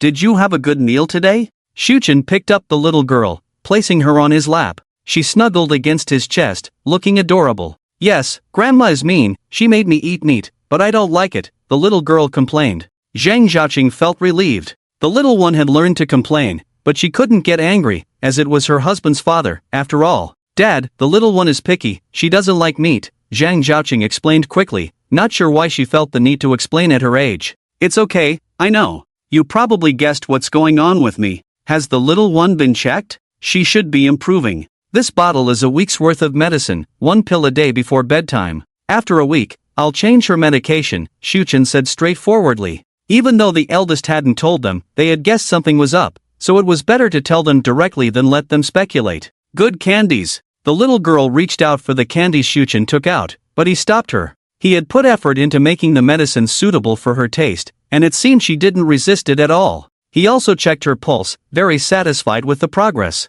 Let Grandma feed you before bed, Shuchen rubbed the little girl's nose. She didn't dodge but instead snuggled closer to him, showing how much she liked her great-grandfather. After finishing up, checking the little girl's pulse, they quickly left. Shuchen didn't explain why he had medical skills. A father didn't need to explain such things to his son. Su Xianshu accompanied the two to the door, and Shuchen suddenly stopped, looking at Su Xianshu. Have you been having trouble sleeping lately? You seem particularly tired and have been dreaming a lot. Ah, yes, Grandpa. Su Xianshu was stunned, not knowing why she called him Grandpa when he looked like a young man of only 17 or 18. Why was he suddenly saying these things, and how could this Grandpa be so skilled in medicine? Ask Cheng-yun to give you a sachet, it's the prescription I wrote for him, it should have some effect, Suchen said before leaving with Wen Shiran. Su Xianshu stood still, shocked that this Grandpa knew she wasn't sleeping well, even though her own mother didn't know. She was also hesitant about seeking out Su Cheng-yun. Maybe it was better to just continue with her poor sleep. When they returned home, Su Cheng-yun was in the living room drinking tea. Su Xianshu wondered what this guy was up to, drinking tea at night. Was he taking advantage of Su Chen's medicine to do as he pleased? By the way, Yuanshu has symptoms of insomnia similar to yours. Make a sachet for her when you have time, it can have a certain effect, Su Chen said before heading back to his room to continue his cultivation, as he had not fully recovered. He rarely used his Qiyun needle, except for emergencies or with patients whose lives were at stake. When Shiran, can you tell me what's going on? Did Grandpa say something to you? Su Chengyun stopped when Shiran, who was about to leave. If Su Chen had noticed that Su Xianshu was seriously ill, why didn't he personally give her the sachet or ask Wen Shiran to do it? The main reason he came back to tell Su Chengyun this was likely because Su Chen knew about his relationship with Su Xianshu. Brother, Grandpa figured it out himself. It has nothing to do with me. You know, Grandpa has sharp eyes and can see through any demons or monsters. He also said to have Yuanshu ask you for the sachet, but I don't think she will, so you should take the initiative. Good night, Wen Shiran said before running off. Come on, brother, I support you, she added before closing the door. Su Chengyun shook his head. Did they really have a chance? He had once dreamed of it. There weren't many days of classes this week, the Qingming holiday was coming up soon. Su Chen needed to check on his son's arrangements and would follow along, but he must go to the capital, Wanyuan. It was necessary. He had already visited his parents directly, and going again wouldn't make much sense. Besides, it might raise suspicions. Grandpa, we have a comprehensive test tomorrow. It's been almost 2 months since school started, and the school is conducting this test, which may lead to some minor personnel changes, when Shiran mentioned during break time. She wasn't worried about Su Chen. He could go to any class he wanted. He was a quiet and handsome guy, at least in Shiran's eyes. Apart from hitting someone on the first day of school and receiving a love letter, which had now decreased, it was clear that Su Chen had no intentions in that regard. If he did poorly on this test, he might be transferred to another class. Okay. It was truly miraculous how they now differentiated between arts and sciences. This concept didn't exist before. Previously, all subjects were mandatory, and getting into college was akin to becoming a top scholar in ancient times. The next class was Chinese language class, and Yu Wenjing arrived early to inform everyone about the upcoming comprehensive test the next day. She asked them to tidy up their desks as the test would last for 2 days, after which they would have a break. With that, she continued the lesson. Su Chen has been feeling strange these days. Ever since he confessed, the eldest brother only called once, with casual greetings and asking if he needed any help. It was about twice a week like that. The third brother was the same. Sometimes Su Chen really wanted to say that he had nothing going on, eating well, studying well, and didn't need anything. Both of them were so busy, yet they still made time to call him. Su Chen, answer this question. Yu Wenjing called out Su Chen again. Su Chen felt helpless. Why was he always called on during Chinese class? The classmates were used to it by now. It was because he had impressed everyone during the classical Chinese class at the beginning. Now Yu Wenjing had gotten used to calling on him, and Su Chen was a good student who didn't cause trouble. He just happened to be very popular with the girls, receiving love letters every day. The rumors were spreading, and he had even been called in by other class teachers to talk about it. It wasn't like his students were causing trouble, it was the girls from their class coming after him. Returning home in the evening, tonight was dinner at Su's house. It had been 5 days since the little girl's treatment, and the changes in her were visible to the naked eye. The most obvious change was Zhang Zhaoqing, who was now more at ease with the little girl. The little girl's father had already left, leaving only the little girl's grandmother on this side of the sea. She was quite tired, having to take care of the little one and also attend to the one lying in the hospital. Dad, when do you plan to visit Mom?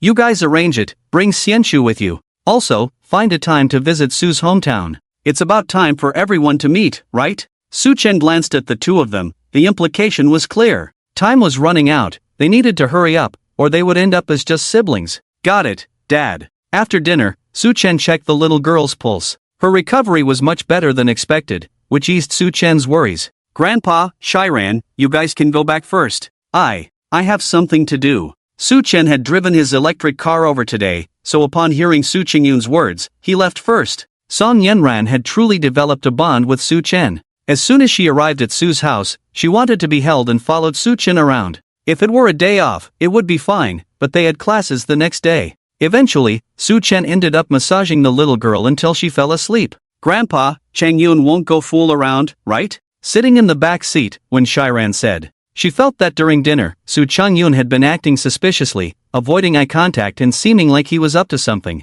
He won't, Su Chen had already noticed Su Xianxu sneaking around. They either needed closure or to be together. Su Chen didn't really interfere in this matter. Both of them had exams for the next 2 days, and the schedule was very tight. Su Chen took his first exam seriously, not handing it in early and using up all the exam time. By the afternoon, he had already started grading the papers. Lao Yu, I found a really good essay. Come take a look. Oh, this student's handwriting is so neat, even better than the copybooks. I wonder which class they're from. Everyone in the Chinese department who didn't have invigilation duties had started grading papers. Let me see. Yu Wenjing went over to take a look. Wasn't this handwriting from Su Chen's class? His handwriting was truly pleasing to the eye. Looking at the content of the essay, it was lengthy and well written, filling up the entire page. This child was so sincere, with over 800 words and still managing to finish it. How is it? Impressive, right? I feel like giving full marks, the grading teacher praised.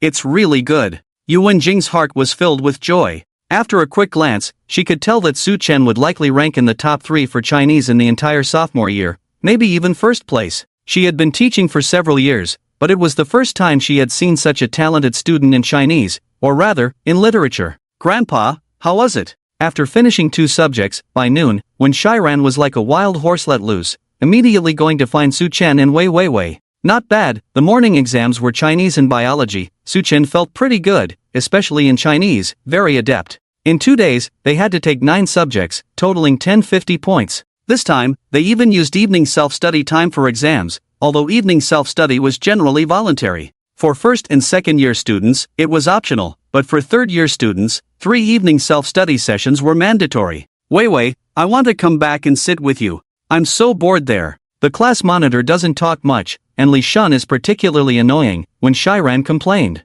she had decided to control her grades this time. Since the teacher had moved her seat up, she planned to deliberately drop a few hundred points in her grades, then go cry to the teacher. By then, her seat would surely be changed. She was in the top 3 of the class. Previously, when Shiran was first in the class, Li Shun was second, and the class monitor Qin Yuqing was third. If she suddenly dropped out of the top 10, anyway, she had her grandfather's protection at home. The old man there wouldn't dare touch her, and she did have the ability. But the teacher won't change it. I'm 10th, not worthy of your first place, Wei said with a smile. She was a cute girl with a round face, and her smile was particularly charming. Wei didn't want to switch seats, and she had been peeking at Su Chen during the exam.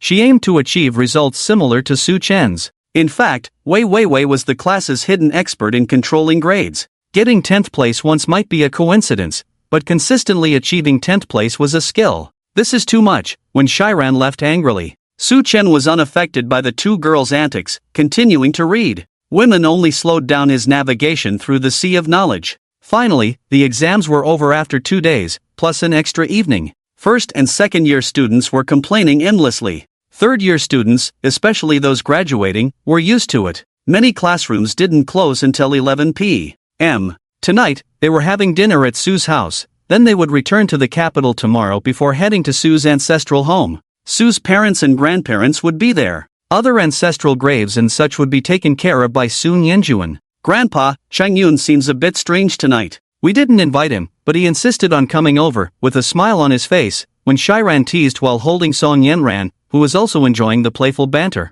The little girl really liked her aunt, showing a happy smile. Since her condition stabilized and started to improve, the little girl had become more active. She had become the joy of the family. Even Su Xianshu, who was usually reserved, had taken a liking to her. Well observed. Anything else? Su Chen had long noticed and had a premonition that his grandson was about to stir up trouble, possibly needing him to clean up the mess. That's about it. Oh, it seems we're waiting for someone. When Shiran wanted to hug the soft Song Yenran, but with Su Chen present, the little girl only had her great-grandfather. We're waiting for someone. The only ones not back yet are second uncle and Xianshu. It's unlikely for second uncle to come back, so could it be Xianshu? Are they? When Shiran mused to herself. We'll know soon enough, no matter how much we speculate, Su Chen said to Wen Shiran while checking the pulse of the little maid. He then assessed her aptitude to see if she was suitable for martial arts training with him. If he were to ask, the maid's parents probably wouldn't refuse. Currently, Wen Shiran was training with him,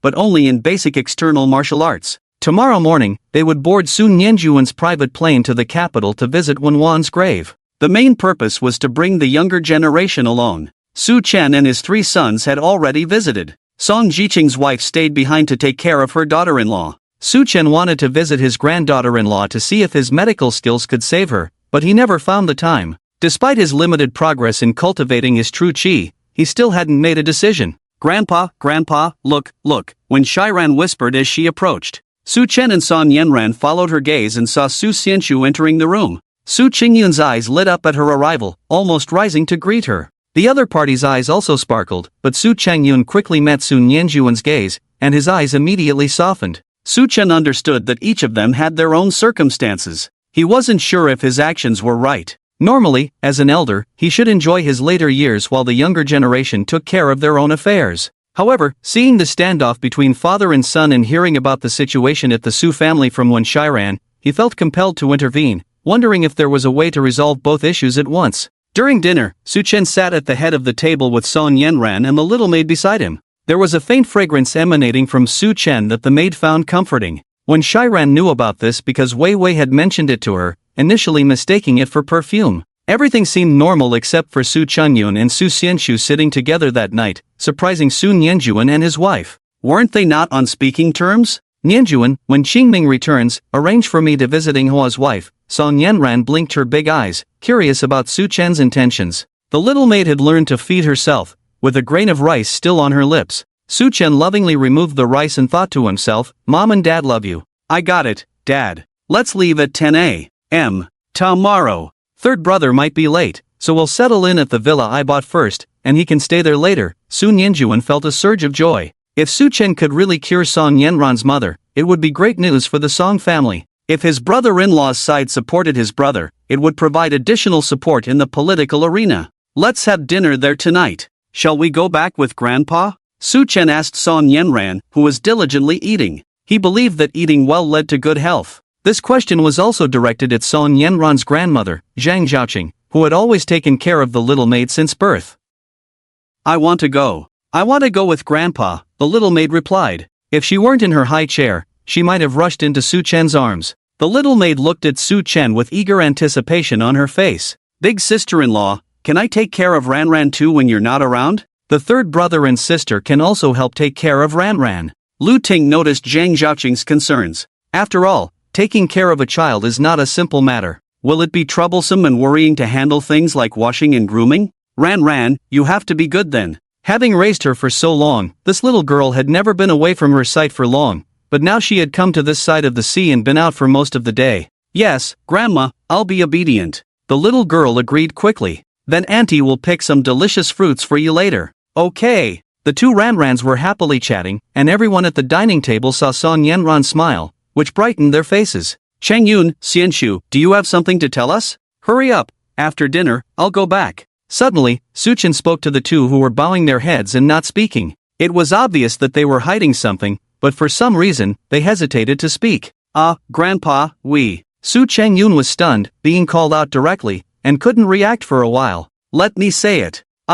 Su Xianshu blushed, stood up, and was about to speak but was interrupted by Su Cheng Yun. Let me say it. Cheng Yun, Xianshu, what's going on with you two? Lu Ting looked at her daughter, who had always been quiet since she was a child, and had become even more silent since being with Sun Yanjuan. Sun Yanjuan had already put down his chopsticks, and the atmosphere at the table suddenly turned cold. Even the two Ranrans fell silent. Dad, Aunt Lu, today, in front of Grandpa and Uncle's wife, I want to tell you something. Su Changyun said, holding Su Xianshu's hand. Xianshu and I are together. Upon hearing this, everyone except those who knew the situation was stunned, as if time had frozen. Sit down, they have always had feelings for each other. They were together in college, separated because of your matters. As for their current situation, the decision lies with the two of you. Su Chen gestured for them to sit down, then spoke to Sun Yanjuan and his wife. Sun Yanjuan was speechless. What else could he say? It was obvious that the two of them being together had your support. Could he still object? It was just that he was having a hard time accepting it for a while. Xiaoshu, the boyfriend you mentioned from college was Chang Yun? Lu Ting suddenly remembered that she knew her daughter had a boyfriend in college before. At that time, her daughter was still lively, but later there was no news, and she became quiet. So these two were lovers before, but because of her relationship with Sun Yanjuan, the two young people sacrificed for them. Yes, Mom. The two stood there because they hadn't nodded yet, so they didn't dare to sit down. Your grandpa has spoken, sit down, or do I have to invite you both? Sun Yanjuan said impatiently. This news had caught him off guard, and now the relationship was a bit messy. Was Su Chengyun his son or his son-in-law? Upon hearing this, they had no choice but to sit down. Su Xianshu's expression was still somewhat unnatural, but Su Chengyun was as bold as brass, still holding Su Xianshu's hand under the table. Are you two sincere? If you have problems in the future, I won't take sides. Think it over. Su Chen continued, there would always be gossip, but fortunately, not many people knew about it publicly.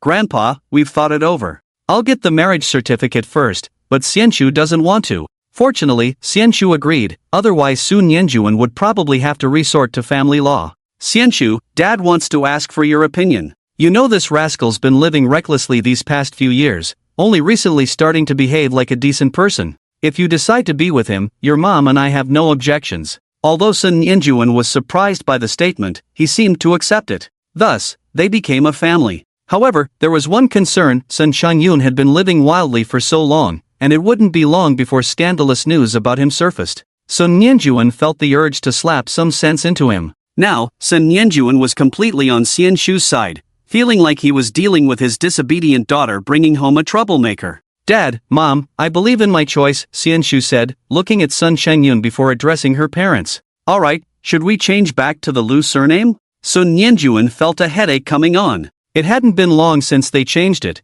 and the two kids didn't seem to mind at first. Listen to your parents. Then let's change it back to Lu. Don't secretly go get married, or if I find out, Sen Shangyun, I'll break your legs. With a firm decision from Sun Yanjuan, the matter ended perfectly. Thank you, Mom, Dad, Xianshu blushed, now able to openly be together with Sun Shangyun. Thank you, Dad, thank you, Aunt Lu, Sun Shangyun said cheerfully. What's your name? Sun Chen's tone turned serious, catching both Sun Yanjuan and his wife off guard. Why did Sun Chen suddenly become serious? Brother, what's wrong with you? You should call her Mom. When Shiran was truly speechless. How come her brother hadn't matured at all, despite being by their grandfather's side for so long? Oh, right, thank you, Mom. Sen Shangyun quickly realized his mistake. Lu Ting's smile widened upon hearing Sun Shangyun call her Mom. Since they got together, Sen Shangyun either didn't address anyone or simply called Lu Auntie, never using the terms Mom or Mother. With everything settled, the meal quickly ended. After dinner, Sun Chen and the others still returned to Sun Xingyun's side. The Sun family was undeniably happy that day. Two younger generations were about to start their own families, and another relationship had been mended. Before leaving, Lu Ting specifically instructed Sen Shangyun to come back often for meals, even suggesting he move back in. However, Sen Shangyun declined. If he were to move back, it would have to be with Xianshu, or rather, Lu Xianshu. Changing names was an easy task for the Sun family. Brother, you're really clueless. You should thank Grandpa. If second uncle finds out, you'll probably get scolded again. When Shiran couldn't wait to say once they were home.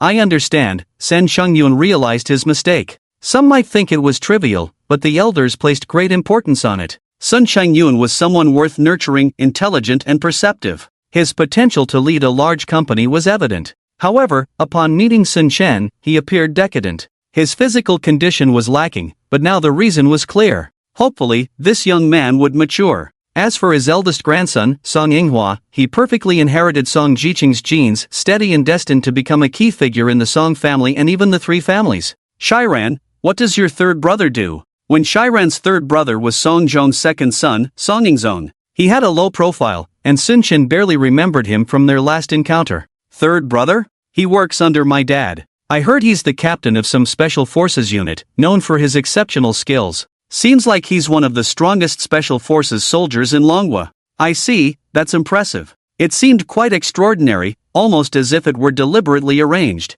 This was just Sun Chen's intuition, and whether it was true remained to be verified. The next morning after breakfast, a car was waiting for them downstairs. The three of them got in, heading straight to the airport. Sun Yanjuan was already there, waiting in advance. It was Su Chen's first time on a private plane. Everything seemed quite novel. 50 years ago, airplanes were a rarity. It was hard enough to even catch a glimpse of one, let alone fly in it. This private plane was quite spacious, luxuriously decorated. Su Chengyun later explained that his father, a nouveau riche, had modeled the plane after foreign presidential aircraft standards, ensuring high safety performance with all necessary equipment on board. After a little over 2 hours, the plane safely landed in the capital. Vehicles were already waiting outside. These were not from the Song family. Song Jiqing would only return in the afternoon, and Song Yinghua was going to the Song family cemetery, arranged by Sun Yanjuan. They went straight to Sun Yanjuan's villa, more like an ancient mansion than a villa. Su Chengyun explained to Su Chen that this place used to be a prince's residence 100 years ago. Sun Yanjuan had purchased it at a high price, renovating it into its current state. The courtyard, though ordinary at the entrance, transformed into a different world inside, complete with a small pavilion and a pond. Su Chengyun mentioned that in today's market, this grand estate would be worth at least $1 billion, a staggering amount for Su Chen, who still thought in terms of 50 years ago, using copper coins or silver for transactions. The figure was astronomical to him, perhaps more money than he could ever spend in his lifetime. Lu Xianshu was visiting for the first time. Despite living a luxurious life with her mother and the Lu family, who were considered wealthy, the gap between their lifestyle and Sun Yanjuan's was evident. Just the mansion alone was beyond the Lu family's budget. Originally designated as the residence for the three brothers, it was now occupied by Song Yinghua and Song Yingzong, as the eldest brother held a high position and had the responsibilities of the Song family estate. Su Chengyun led the newcomers around the estate before showing Su Chen to a master bedroom larger than the one at Su Chengyun's place. When Su Chengyun left, Su Chen took out a photo he always carried close to him, gazing at the youthful girl in the picture. Wan, our son has grown up and can stand on his own now. We have grandchildren and even great-grandchildren. It's a pity I can't share all this with you. Su Chen caressed the photo, reflecting on the days after waking up, feeling like a transient visitor. He was uncertain if he would age here, having lived 200 years in the other world but maintaining the appearance of an 18-year-old until death. If he didn't age here either, he planned to ask the eldest brother to arrange for him to return to the Su family village to live a peaceful life. However, his interactions with his family during this period made him realize their care and concern for him. They were slowly accepting his identity, and he found himself worrying about them and trying to solve their problems. "Dad, can I come in?" A knock on the door was followed by Sun Yanjuan's voice. "Yes, come in," Su Chen replied, composing himself as Sun Yanjuan entered. Seeing Su Chen sitting with a photo of his mother, Wan, on the table, Sun Yanjuan knew they were all concerned. Their grandfather looked eternally young. Would he remain that way forever? He didn't look for another half. But if he did, could he accept the three of them together? Regardless of others, Sun Yanjuan couldn't accept this existence. He could guarantee Su Chen's livelihood for his whole life, but then he thought, letting Su Chen live like this for a lifetime seemed unfair to Su Chen. He himself had been married twice. What reason did he have to stop Su Chen from finding someone else? "Dad, let's go eat something. We can have dinner here tonight too. I'll have the servants prepare for the evening." The space here was large enough, much more spacious than where Song Jiqing lived. Tonight, it was really a big family gathering, but it was a pity that Zhang Zhaoqing still had to stay in Xinhai to take care of his daughter-in-law. "You arrange it. Ask the eldest's opinion. I'm fine with anything." Su Chen actually had no preference. Eating anywhere was almost the same. The main thing was being together as a family. "Alright, then Dad, come quickly, everyone is waiting for you," Sun Yanjuan said as she turned to leave. "Yanjuan, if I want to go back to the Su family village to live, I mean that abandoned village, can I go?" Su Chen suddenly stopped Sun Yanjuan. "Dad, I can buy that mountain, you can stay there for as long as you want." Sun Yanjuan was taken aback, not expecting Su Chen to ask this question, but then he suddenly realized that the elderly always hoped to return to their roots, so it was understandable for Su Chen to have this idea. "Alright, thank you, I'll be there in a moment." Su Chen didn't expect his second son to be so extravagant and lacking in humanity. He just wanted to go back and live in a small house, but this guy actually suggested buying the entire mountain. In fact, Sun Yanjuan's extravagance didn't stop there. If Su Chen really went back to the Su family village, he would definitely pave the way to the doorstep and then build a mansion-like house. He was really capable of doing such a thing. Just after the family finished dinner, Song Jiqing arrived with Song Yinghua. Although it was the warm reunion of the Song couple in Songying Zone, they had just had a simple lunch and mainly gathered here to go together to pay respects at the graves later. "Grandpa, Dad," Song Yanran saw the Song family father and son come in and sweetly call out to them. Song Jiqing's face lit up with a kind smile. He had heard from his son and wife that their granddaughter had been cured by Su Chen, which had remained in his imagination until now. Seeing her now, looking healthy and with chubby cheeks, he gratefully looked towards Su Chen. "Go on, go give your grandpa a hug, okay?" Su Chen softly said to the little girl. "Okay." The little girl left Su Chen's embrace and walked towards Song Jiqing. "Dad, thank you. Grandpa, Alright, let's not talk about this as a family. Let's all sit down, why stand there?" Su Chen interrupted their conversation. It was clear that Song Yinghua was the happiest. One of his heartaches was his daughter's illness, and now Song Yanran seemed to be almost as healthy as a baby. Her hair was no longer dull, showing signs of vitality. They all sat down, and soon the youngest one also arrived. After resting for a while, they each got into their cars and headed straight to the cemetery. Song Jiqing now had to be discreet when going out, as his position was a bit high, and every word and action could affect others. Those who came here for the first time were Lu Xianqiu and Song Yanran. It was rare for the little girl to go out, and this time it was all good under Su Chen's approval, except that the little girl was too attached to Su Chen, which gave the Song family father and son a headache. As usual, after the offerings, Su Chen asked everyone to leave first. He wanted to stay here alone and talk to Wan. The little girl just wouldn't leave and insisted on staying with him, and Su Chen agreed. "You little rascal, why didn't you follow your dad outside to wait for me?" Su Chen rubbed the little girl's head, feeling much better than before. "They also need to talk to great-grandma. Grandpa also needs to talk to great-grandma, so let's talk to great-grandma together." The innocent words almost made Su Chen chuckle. "How did you know I wanted to talk to your great-grandma?" "Dad told me." Su Chen felt helpless. With the little girl around, he couldn't say much to Wan, but he had already said what needed to be said before. Now he was living well and would protect this family when necessary. Su Chen had nothing to say, but the little girl turned into a chatterbox, sitting with Su Chen and chattering away. During the Qingming season, there were quite a few people in the cemetery,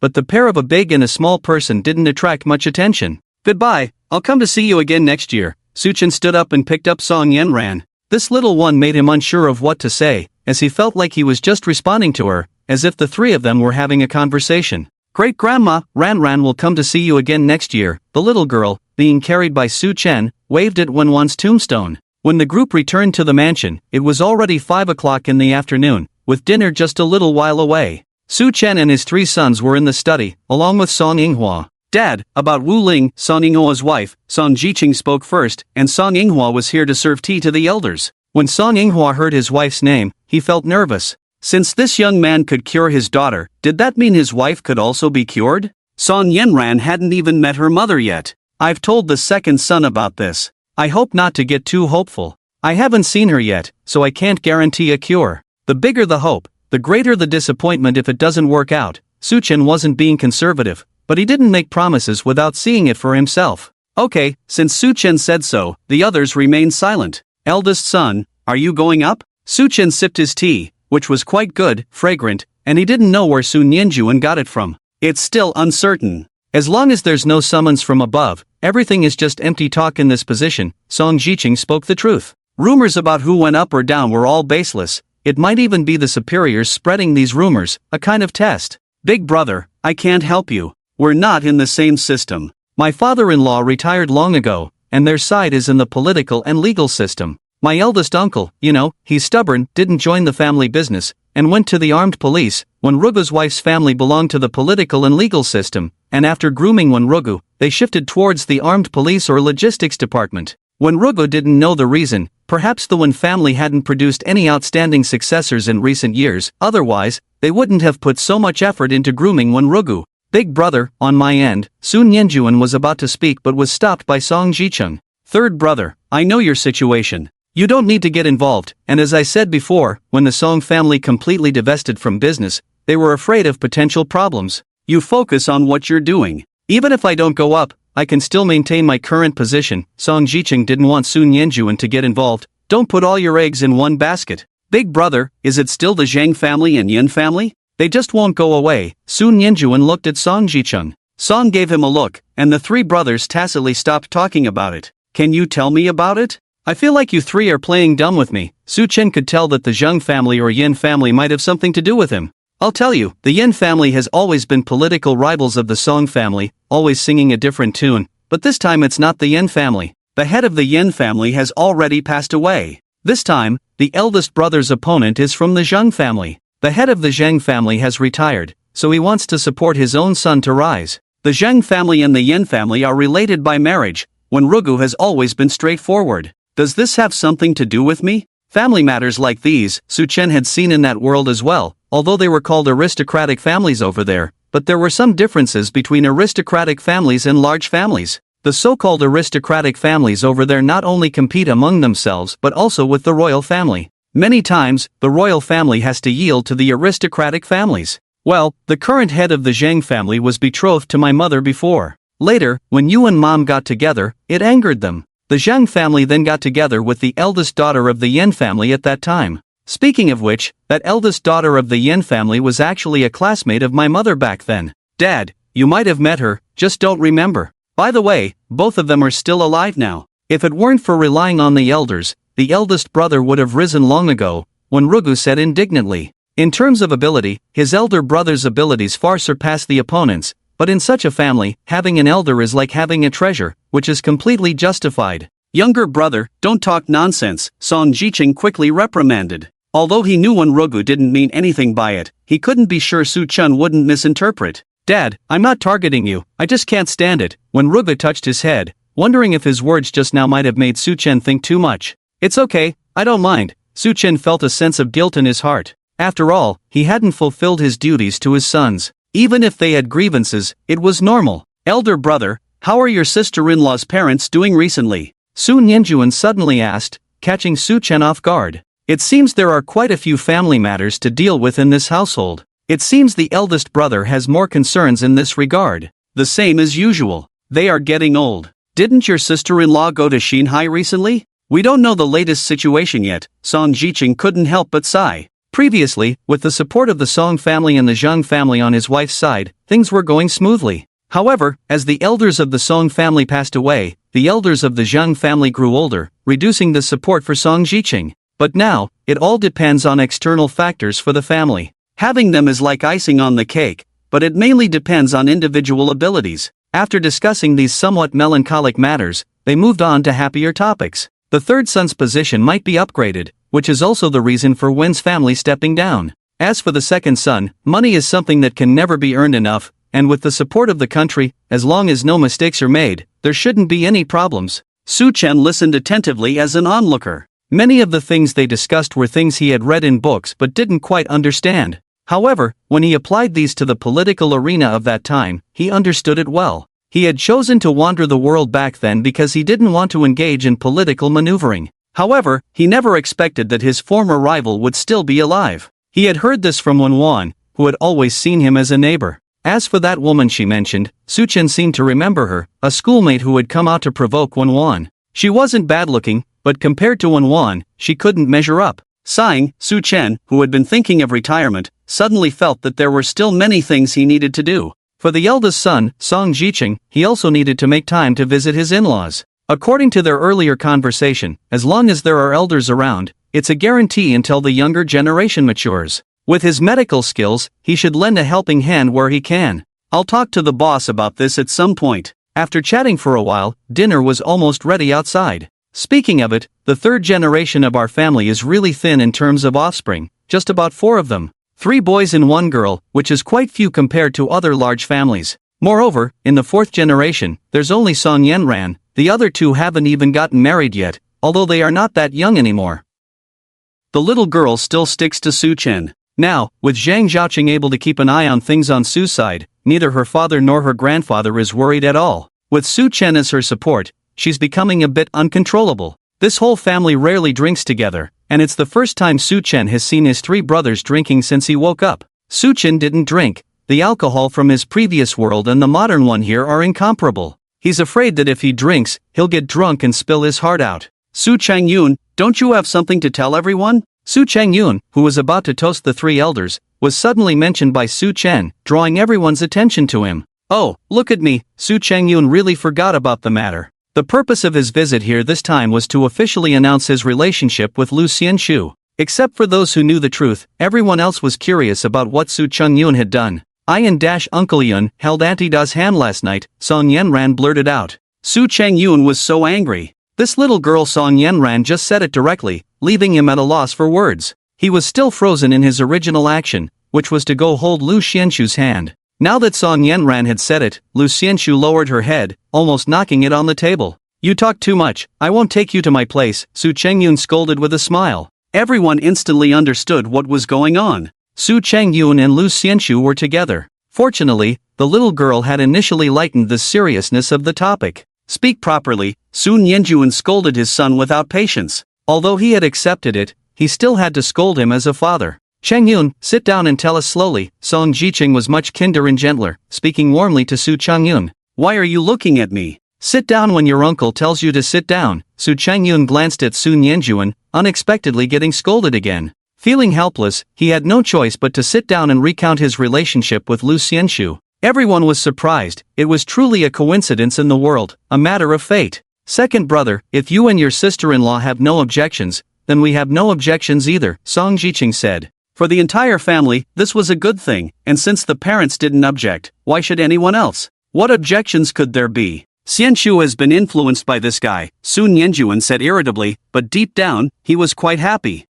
Second brother, great, getting closer and closer. Pick a day to get your marriage certificate. As for when to hold the wedding, let your younger uncle know in advance, don't surprise him. If he doesn't get to drink your wedding wine, he'll be furious, Wenruge joked. After preparing the meal, the servants were sent off early, leaving only the family in the house. Second brother, I remember you said you had a bottle of aged daughter red wine. How about we drink it today? It was evident that Song Jiqing was also very happy. It was rare to see him smile so much. If Zhang Zhaoqing were here, he would surely feel relieved.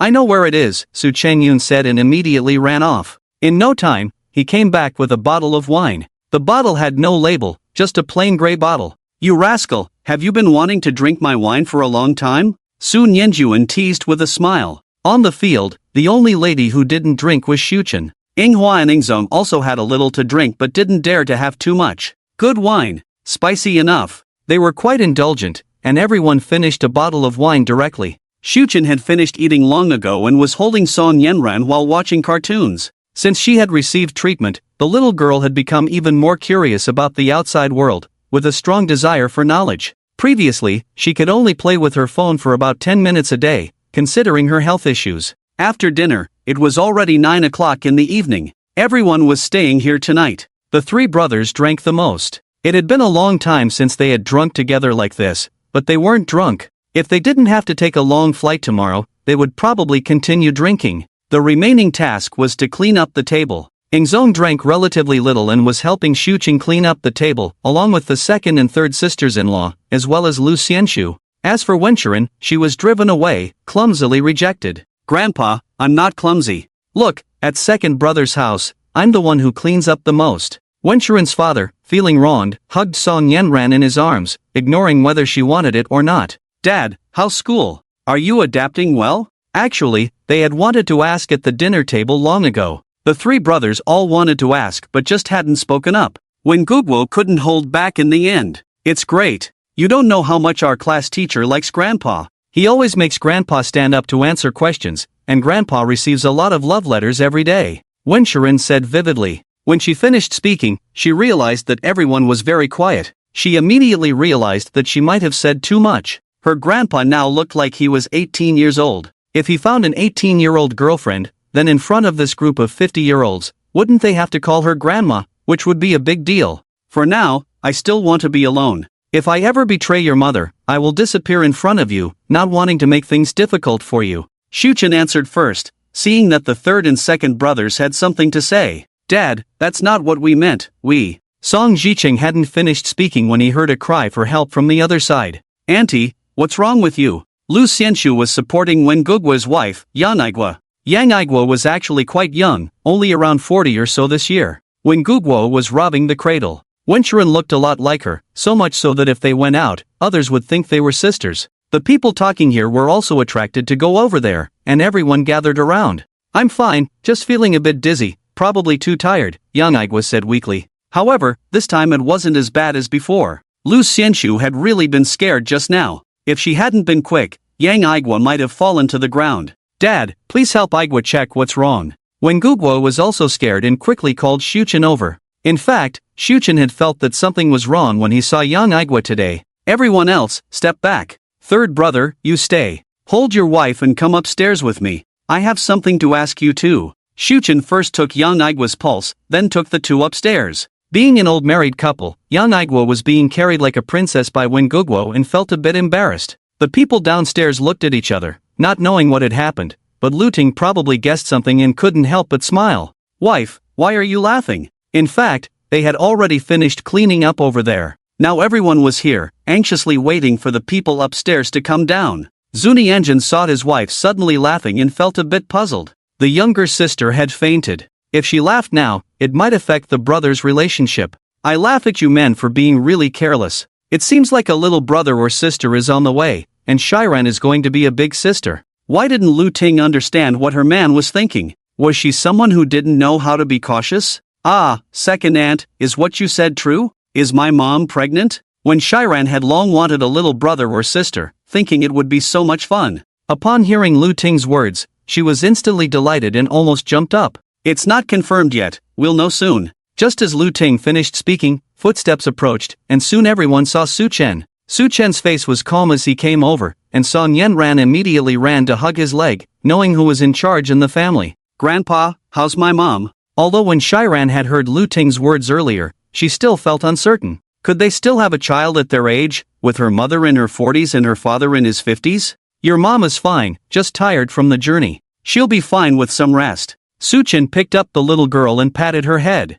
Is there nothing else then? When Shiran asked tentatively, feeling a bit disappointed when she didn't get the answer she wanted. What's going on in your head? Are you thinking something bad about your mother? If your dad hears, he'll scold you. Don't come to me for help. Su Chen said impatiently, brushing off the matter, but everyone felt a bit disappointed for not getting the news Lu Ting mentioned earlier. Su Chen didn't care much and just held the little girl while watching TV. After a while, when Rugu and the others came down, Wenruga had a smile on his face, looking cautious, while Yang Igwa blushed. Uncle, what's going on? Why are you all so happy? Su Changyun saw Wenrugu and his eyes almost disappeared with his smile, curious about what was happening. Others were also curious, looking at the two. Haha, I'm going to be a dad again. Didn't Dad tell you? Wenrugu carefully helped his wife sit down, then looked at everyone in confusion, thinking Su Chen had already informed them.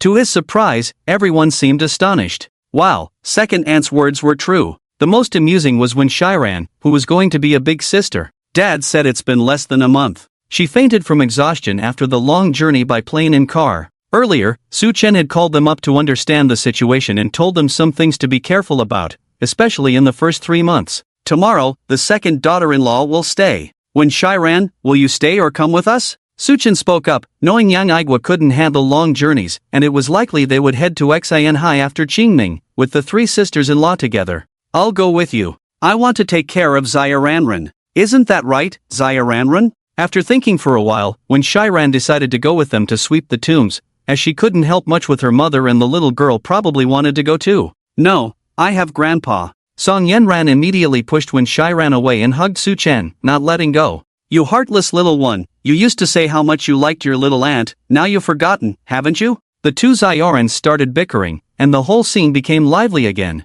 The happiest was undoubtedly Wenrugu. What could be more joyful than having children in old age? Everyone was happy for him, as the family continued to grow. The arrangements for the next day were made, with only the 2 sisters-in-law staying behind. Grandpa, are the shiny things in the sky stars? I don't know why, but the little girl seemed to have taken a liking to Su Chen tonight. After her bath, she followed Su Chen around like a little tail. Normally, she would go to bed with her grandmother, but this time it could be understood as being in an unfamiliar environment. Her father was about to scold someone, but in front of Su Chen, he couldn't bring himself to do it and instead ended up making Shiran laugh. In the end, things settled down, and it was fine for her to stick with Su Chen. As long as the little girl was happy, that was all that mattered. At this moment, neither of them had gone to sleep yet. They were on the balcony, the 2 of them, one big and one small, gazing at the starry sky. Yes, have you taken your medicine? I did. Second madam gave it to me to take, but she only gave me 1.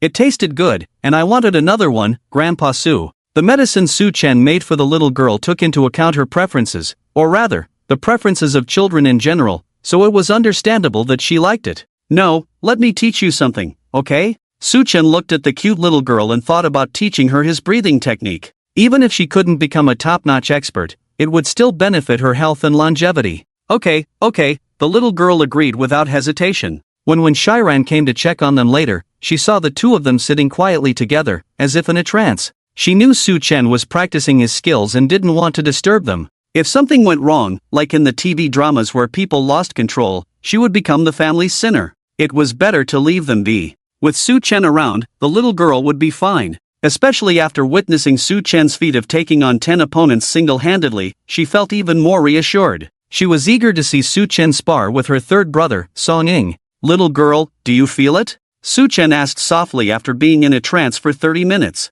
Grandpa Su, I feel the energy. I can sense it, Song Yenran said, feeling intrigued by everything. After following Su Chen's instructions and entering a trance, she felt the energy, a warm and comforting energy. Alright, let's stop here for tonight. It's time to rest. We have a long journey ahead tomorrow. Should I carry you, or do you want to walk on your own? Su Chen stood up, gazing at the starry sky, wondering how things were on the other side and if he would leave a mark in that world's history. I can walk on my own, the little girl said as she hopped off the chair. Su Chen dared to bring her out because her body had fully adapted to the outside environment, and little Lotus was there to assist. Alright, let's go rest. The 2 returned to the room, and the little girl quickly dove under the covers, revealing her cute little head, eagerly looking at Su Chen. Grandpa Su, I want you to tell me a story. It's only when Grandma tells me stories that I fall asleep.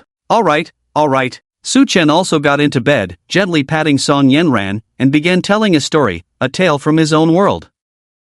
Dad, did Ranyan not bother you last night? Su Chen got up very early to exercise in the yard. Joining him were Su Changyun and Shiran, with Song Jiqing talking to Su Chen. It's fine, she's just a child. Besides, she was well behaved last night. If you have time, I can take her out too, maybe this weekend. This eldest son was good in every way, but he was too respectful towards Su Chen, creating a sense of distance. After breakfast, everyone except those staying behind went to the airport to board a private plane to Anjan City. You little troublemaker, why did you come along? I won't help you bathe tonight. When Shiran sat opposite Su Chen, while Song Yanran sat next to Su Chen, sparking a clash between the two Yanrans. I don't want anyone else. Aunt Xianxu will help me, humph. The little girl seemed completely unafraid of when Shiran. Before the little girl was treated, they both enjoyed this banter. Back then, when Shiran always indulged Song Yanran, but now things were different. As the little girl's health improved day by day, when Shiran no longer indulged her and enjoyed teasing her instead.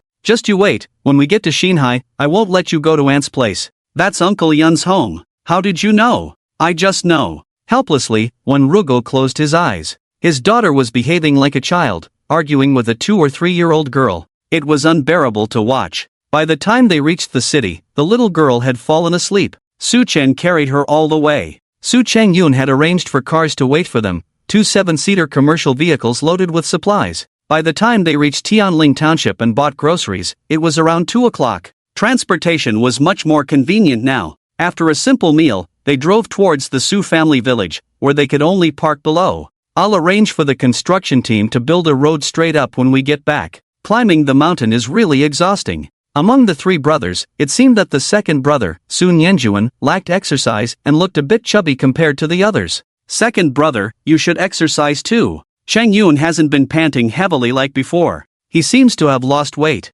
If it weren't for taking care of his 2 older brothers, Wen Ruge would probably be leading the way. Song Yingzong and Su Chengyun were at the front, followed by Su Chen carrying the little girl, then Lu Xianxu and Wen Shiran. Bringing up the rear were the 3 elderly men and Song Yinghua, with most of the belongings carried by the Song brothers. Dad, you don't know. Cheng Yun has been trained by Grandpa for almost half a month and taking medicine. How could it not be effective? Now he dares to go out and have fun, like a good boy. When Shiran said to the 3 elderly men behind her. The 3 men looked at Su Chen with more respect in their eyes. It seemed they had underestimated this young father. You've been trained too. In previous years, you would have called for a break long ago. When Rugu exposed his daughter's true colors. Dad, you're making it up.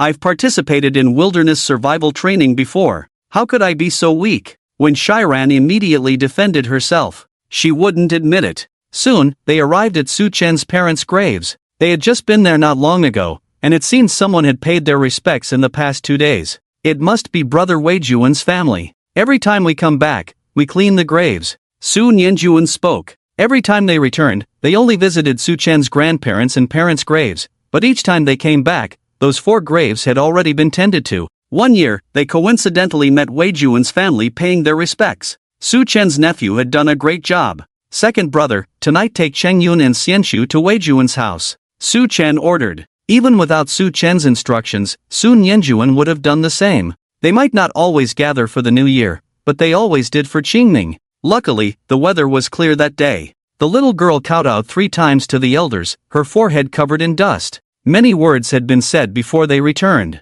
Su Chen had mentioned that this time was Qingming, bringing this group of descendants back to pay respects to their deceased parents. Next, they would visit Su Chen's grandparents' graves. The 2 were not buried together, and it took about half an hour to walk there. Su Nianjuan said he and Su Weijun had worked on these graves together. After all, they were their ancestors. Su Chen's grandparents passed away when he was in elementary school. He still remembered rushing back from the village school overnight. His grandfather was a scholar who had fallen on hard times. In his childhood, his grandfather even taught Su Chen to recite the 3-character classic. Time flies. It has been over half a century since the graves were made, almost 60 years. On the way, they passed by an abandoned village. Judging by the state of the houses, it seemed that people had left only a year or 2 ago. Unlike Su's village, where only the walls remained, the other villages' houses were still intact. According to Su Nianjuan, many people had moved to the city, causing the rural population to decline. However, the relocation village they were heading to was convenient for transportation and had a large population, so it was not facing a decline. On the contrary, many city dwellers came to build houses there and escaped the summer heat. After tending to 2 graves, the group rested by a large stone at the old site of Su's village. Along the way, Su Chen picked wild fruits for the little girl, but he didn't give them to her as they were unwashed. Now, after cleaning them, he handed the wild fruits to her. Just as she was about to eat, she suddenly handed them back to Su Chen. "Grandpa, you must be tired. You should eat first," the little girl said. Su Chen was surprised that the little girl also knew how to care for others. He had been carrying her all the way, and not everyone would do the same. Eat, rang rang, Su Chen said. The little girl happily took a bite, her whole face showing enjoyment. It seemed as if she was savoring some rare delicacy. Song Jiqing and Song Yinghua glanced at each other, feeling a hint of jealousy. Could this be a case of affection across generations? But there were 2 generations between them. Back home, after taking a bath, when Su Nianjuan was getting ready to go out with Su Chengyun and Lu Xianxu, Su Weijun came to the door, knowing they had returned. He invited them over for dinner. Su Chen hid at this moment. Last time, he had protested using when Shiran's classmate. It wouldn't be appropriate this time. Not many classmates would visit on Qingming. The group went out to greet Su Weijun. After all, Su Weijun was the true eldest brother in the family. In the end, it was Su Nianjuan's family who went for dinner. Su Weijun was used to this situation. It was almost always like this, and he could see that the other 2 were officials, unlike them. They didn't have Su Nianjuan's down-to-earth nature. With so many family members and Su Chen around, it wouldn't be appropriate for them to go together. They spent the night there, and when they returned, Su Chen gathered everyone. Although Su Nianjuan and Su Changyun were almost drunk. When I mentioned the family tree earlier, I thought we could work on it during the Chinese New Year. You, the eldest, will be in charge of the family tree, Su Chen said. Originally, he had planned to work on the family tree during Qingming, but he thought it would be better during the Chinese New Year, as they had rushed back this time. Okay, Dad, Song Jiqing agreed without hesitation. As for me, you don't need to worry too much. I have my own life. The money second brother gave me will probably last a lifetime. So, focus on your own affairs, except for second brother and Changyun. I have a piece of advice for you too. Be discreet and hide some things when necessary, Su Chen said seriously to everyone for the first time. He couldn't control the other 2, as it was not his concern. However, he was worried about Su Nianjuan. When Shiran had hinted to him about the wealth of the father and son, Su Chen was concerned that they might face trouble one day, hence his words. I understand, Dad. Grandpa knows, the 2 quickly responded. In fact, they had already thought about this aspect, but had not yet implemented it. As the saying goes, a tall tree catches the wind, and this might be referring to them. Changyun and Xianxu, how about getting married this year? Our family hasn't had a big celebration in many years. Su Chen once again singled out Su Chengyun, and both of them lowered their heads. If you don't speak, I'll take it as your consent. Ingzone, you also need to hurry up, you're not getting any younger. Otherwise, I'll have your younger uncle or aunt set you up for blind dates. Yes, Grandpa, I promise to fulfill the task. Well, this guy is treating this matter as a task, but so what? If it can be accomplished, that's the best outcome. Also, when you get to Xinhai, stay a bit longer.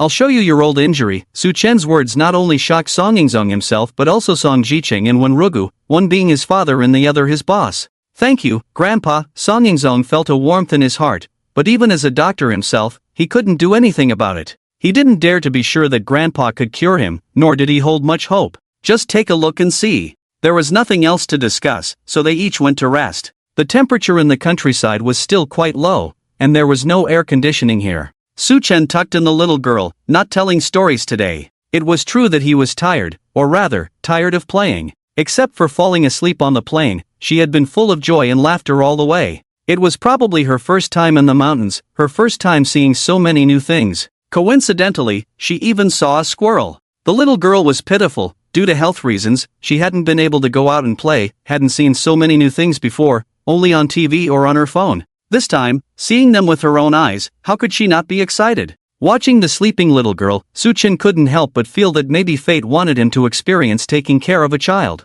His 3 sons were already grown when he woke up, so he didn't need to take care of them. Now, he had to take care of this great-granddaughter, who was quite clingy. Fortunately, the little girl was very well behaved, not crying or making a fuss. After this batch of medicine was finished and another injection was given, the little one should recover. Then they could go wherever they wanted. Unconsciously, he had accepted the current title and gradually integrated into this big family, feeling quite good about it. The next day, after breakfast, they headed straight to the airport in the city. The wives of the second and third sons had also arrived to see the situation in Xinhai. The whole family would stay overnight in Xinhai before going their separate ways to attend to their own matters. Upon arriving in Xinhai, they first went to settle in at Su Nianjuan's house, leaving the little girl with her grandmother. With the Song father and son, as well as Su Nianjuan, they headed straight to the private hospital of the Su family. They arrived at a special ward filled with medical equipment. A woman lay on the bed, bearing some resemblance to Song Yenran. This should be Song Yenran's mother, Wuling. She lay there motionless with her eyes closed, as if asleep.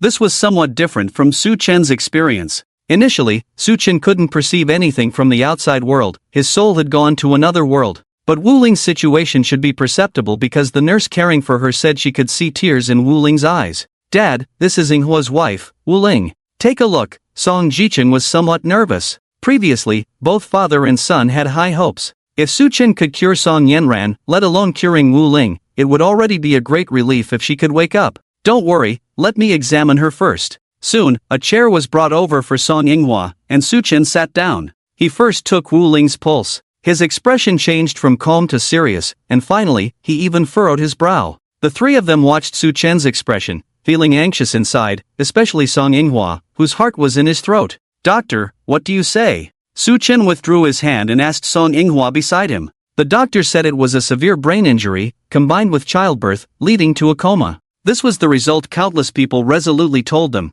Being able to give birth to Song Yenran, the doctor said it was a determination of Wuling at that time. Su Chen nodded, his heart already had an idea. "Inghua, whether to let me treat, the decision is in your hands. I am not fully confident here, only 70%, and only when everything is ready, plus my current age, the data needs to be inserted into all important acupoints on the body, you can think about it." Su Chen said to Song Inghua, "Although there is no distinction between men and women in the eyes of doctors, sometimes it can still be awkward. Second, you go prepare the things, a set of gold needles, a set of silver needles, then after I go back, I will write a prescription for you, you can go prepare the medicinal herbs on it." "Okay, Dad." As long as things can be solved with money, they are not considered a big deal in Sun Yanjuan's eyes. "Grandpa, even if it's 70%, we must try. Yenran cannot be without her mother's company. You can rest assured of the treatment." Song Inghua did not hesitate much. With Wuling lying like this, the doctor said she might never wake up in her lifetime.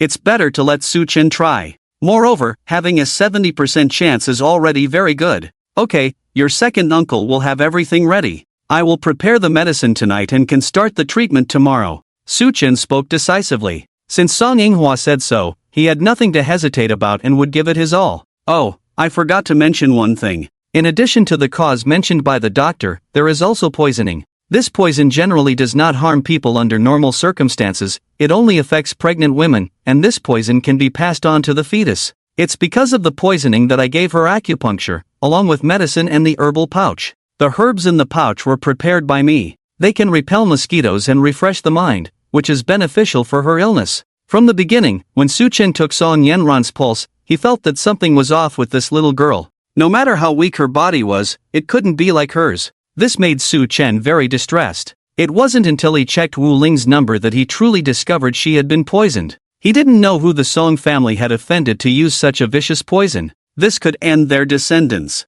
"What, Grandpa, are you saying Wuling was poisoned?" Song Inghua's voice changed. He didn't expect his wife to be poisoned, especially the kind that could harm the child. This was infuriating. Song Jicheng and Sun Yanjuan also had anger on their faces. Song Jicheng could be considered a high-ranking official now. At least, if not bloodshed, there would be chaos. Fortunately, the third elder was not here today, otherwise, he would have slammed the table again. "Yes, this poison, either ingested orally or injected, you can investigate in this direction. Let's go, we'll head back first. Second, remember to prepare things quickly. This poison cannot be delayed." Su Chen stood up and left the ward, with the other two following closely behind. Song Inghua was left in the ward, gazing affectionately at Wuling. "Ling, Grandpa said there's a 70% chance of curing you." I agreed. "Our daughter is 3 years old this year, you haven't seen her yet. She's very cute. Grandpa has already cured her illness, and now she's the joy of our family. You should get better soon too.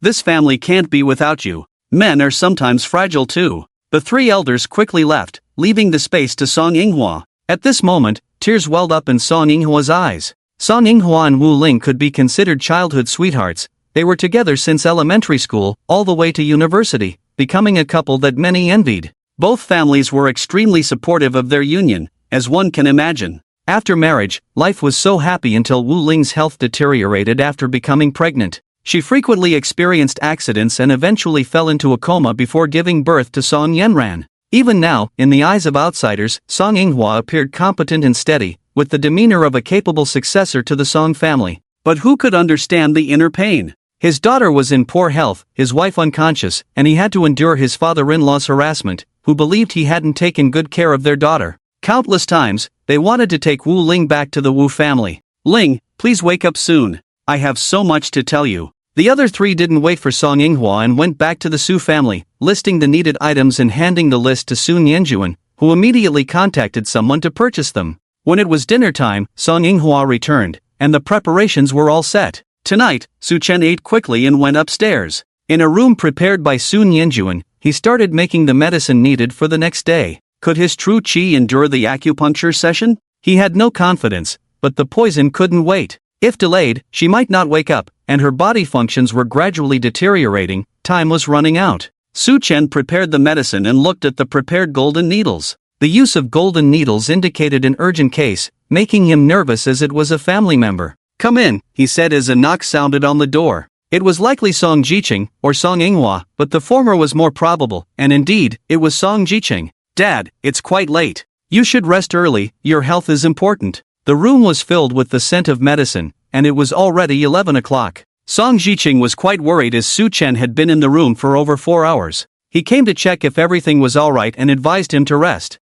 He also came on behalf of Song Yinghua, who was somewhat in awe of Su Chen. "It's fine here. Tomorrow, when the data collection starts, I will bring someone in, probably Yinghua. It might take a long time." Su Chen glanced at Song Jiqing and continued with his work. "Alright, Dad. Yinghua asked me to thank you. He said to go ahead with the treatment, and he's prepared for any outcome. We're family, let's not talk about this. You should rest too, you have many things to attend to." Being the eldest was not easy. There were many responsibilities at work and within the family. He needed to investigate the poisoning incident. Things don't happen without a reason. Song Jiqing couldn't understand Su Chen now and became more cautious in his presence. Perhaps it was the suppression of blood ties. After all, Su Chen was his father, and he was his son. The next day, apart from those going to school, everyone from the Su family gathered at the hospital. Security was tight, with Song Yingzong even bringing in a few real special forces soldiers. It was a mix of public and private use, but he had to ensure today's safety.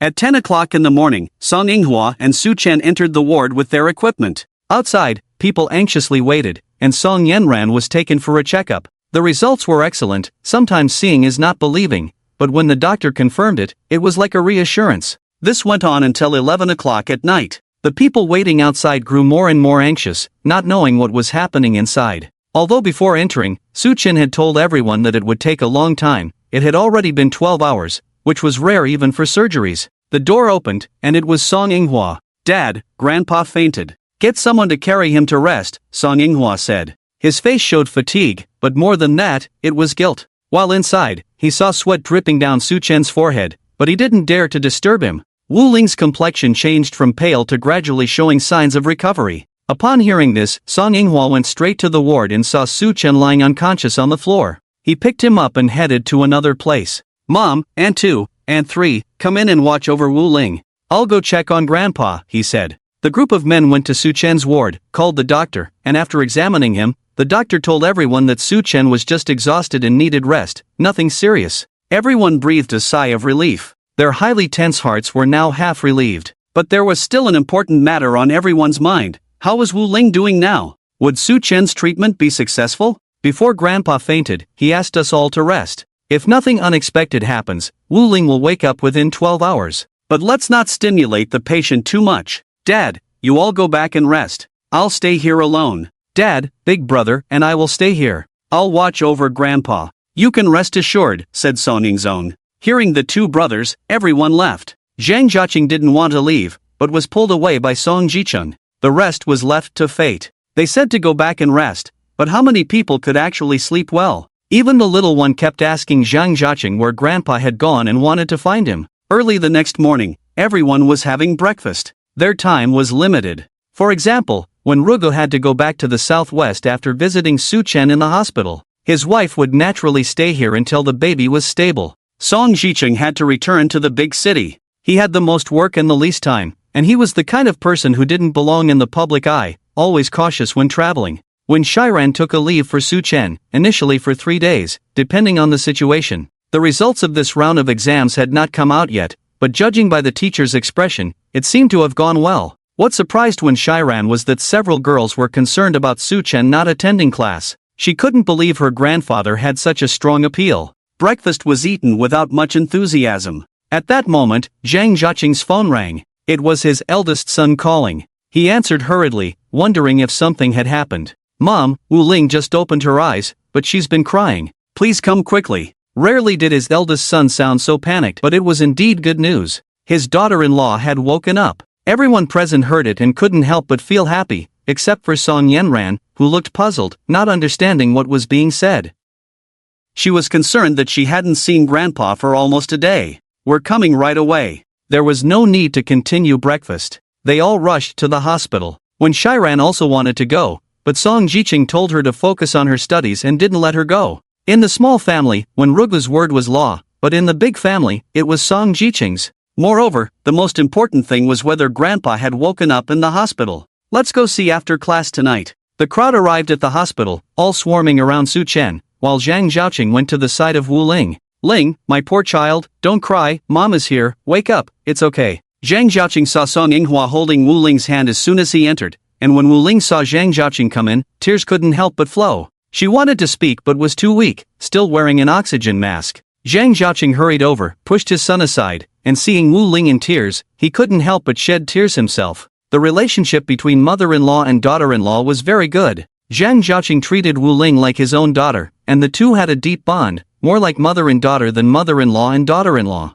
After Wuling had an accident, besides her biological parents, Zhang Jiaqing was the one she relied on as her mother-in-law. "Let's not cry, okay? Let's take good care of ourselves now. You haven't seen Ran Ran yet, she's almost 3 years old, very healthy, the little elf of our family." Zhang Jiaqing comforted Wuling, saying waking up would be the best, but they didn't know what to do next, as Su-chen was also unconscious. "There's Mom here, go check if your grandpa has woken up. Sai, in the future, if you're not filial to your grandpa, I'll break your legs." Zhang Jiaqing looked at his son standing there foolishly and quickly ushered him away. Su-chen had not yet awakened, but before treatment, Song Yinghua had been instructed on what to do after treatment. If Song Yinghua knew his mother's worries, he would surely say they were unnecessary. Big brother. When Rugo looked at his second brother, his face full of worry. Could he be in a coma for decades again? He also noticed that as the eldest in the family, Song Jiqing's hands were trembling, indicating he was also very worried, or rather, a bit panicked. If Su-chen remained in a deep sleep because of this, how would he explain to their mother as the eldest? "Don't worry, Rugu, you go back to the base first. The younger siblings will stay in Shinhai.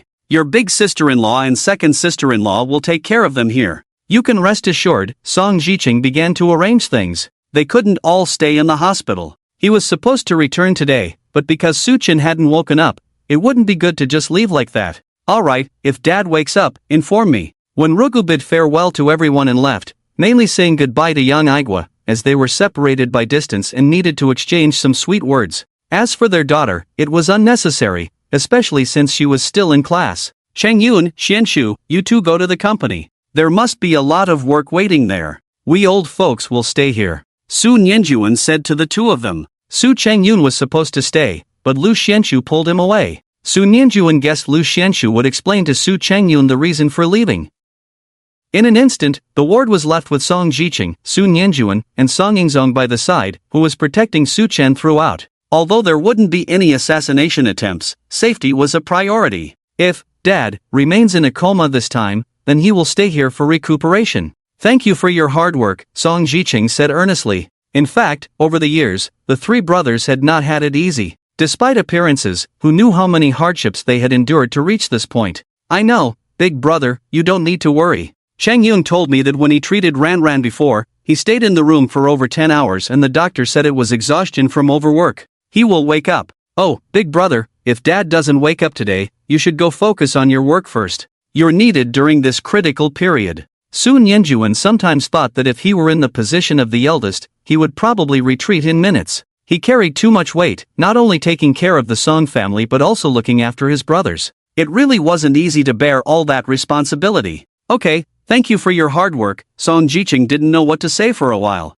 Although the three brothers grew up in different environments, being blood-related, they could understand each other with just a glance. 3 days passed quickly, and it was only then that Su-chen woke up, feeling hungry as his first sensation. He ate heartily. Su-chen's awakening was like a festive occasion for the whole family, as everyone's tension eased. It was a relief that he was saved, and Su-chen had awakened. It was a joyous event for the entire family. Wuling's recovery was particularly fast with Su-chen's medicine and nutritional support. She no longer needed the ventilator and could sit up in bed. "How are you feeling?" Su-chen entered the ward to find Wuling already sitting up against the bed. "Wuling, this is Grandpa, you've met him before. He's the one who saved you," Song Yinghua said softly to Wuling. "Thank you, Grandpa." Wuling, still weak, spoke softly. She had seen Su-chen before, but he was in bed at that time. "Don't mention it, we're family. Let me check your pulse." Su-chen walked over, and everyone made way for him to examine Wuling. "Your recovery is going well. Remember to take my medicine. In a week, you can get out of bed. I'll give you a new prescription then. It will probably take about 2 months for you to fully recover." Wuling was almost moved to tears upon hearing this news. "Alright, don't get too excited. The future looks bright," Su-chen quickly intervened. Wuling couldn't afford to get too excited now, or else his efforts of the past 3 days and nights would be in vain. Song Yenran had not been brought to see Wuling yet, fearing her emotional instability. Su-chen suggested waiting for a week before bringing her over. By then, they could also return home for recuperation, no longer needing to stay in the hospital. Everything was fine except for the unpleasant smell of disinfectant. Dinner that night was at Sun Yanjuan's house. The whole family didn't talk much, but their smiles said it all. Su-chen woke up in the afternoon, checked on Wuling, and then examined Song Yingzone, who was also poisoned. The poison was commonly found in the southwest region. According to Song Yingzone, he was injured during a mission, initially dismissing it until his health deteriorated. Su-chen prescribed medication to slow down the poison and gave him a recipe to make a sachet to repel mosquitoes in the southwest. He also mentioned that it could be distributed to soldiers and discussed commercial use with Sun Yanjuan. Song Yingzone needed rest to recover his true energy to expel the poison from his body. "Great-grandpa, Grandma is mean. She won't let me go find great-grandpa. I miss great-grandpa so much," the little girl tattled. Children are sensitive and know who the head of the family is. In this family, Su-chen was clearly the leader. "You little troublemaker, have you forgotten who puts you to bed?" Zhang Zhaqing was helpless. Before Su-chen returned, she sweetly called him Grandma, but as soon as he came back, she ran a tattle. "Great-grandpa, and also, Daddy wants to spank me and scold me," the little girl pretended to cry, leaning towards Su-chen. "Grandpa, I really didn't do it. Everyone has been busy these days, but the little girl caused a lot of trouble, so I just pretended." Song Yinghua saw the look in Su-chen's eyes and felt a tremor in his heart. This grandpa's gaze was indeed sharp. There was no way around it. The little girl would probably become uncontrollable at home in the future. "Ran, is what Grandma and Dad said true? Have you not been good these days?" Su-chen's tone was serious. It was the first time the little girl had heard Su-chen speak to her so seriously. She lowered her head and softly replied, "Yes. Ran, you not only need to listen to Grandpa but also to Dad and Grandma.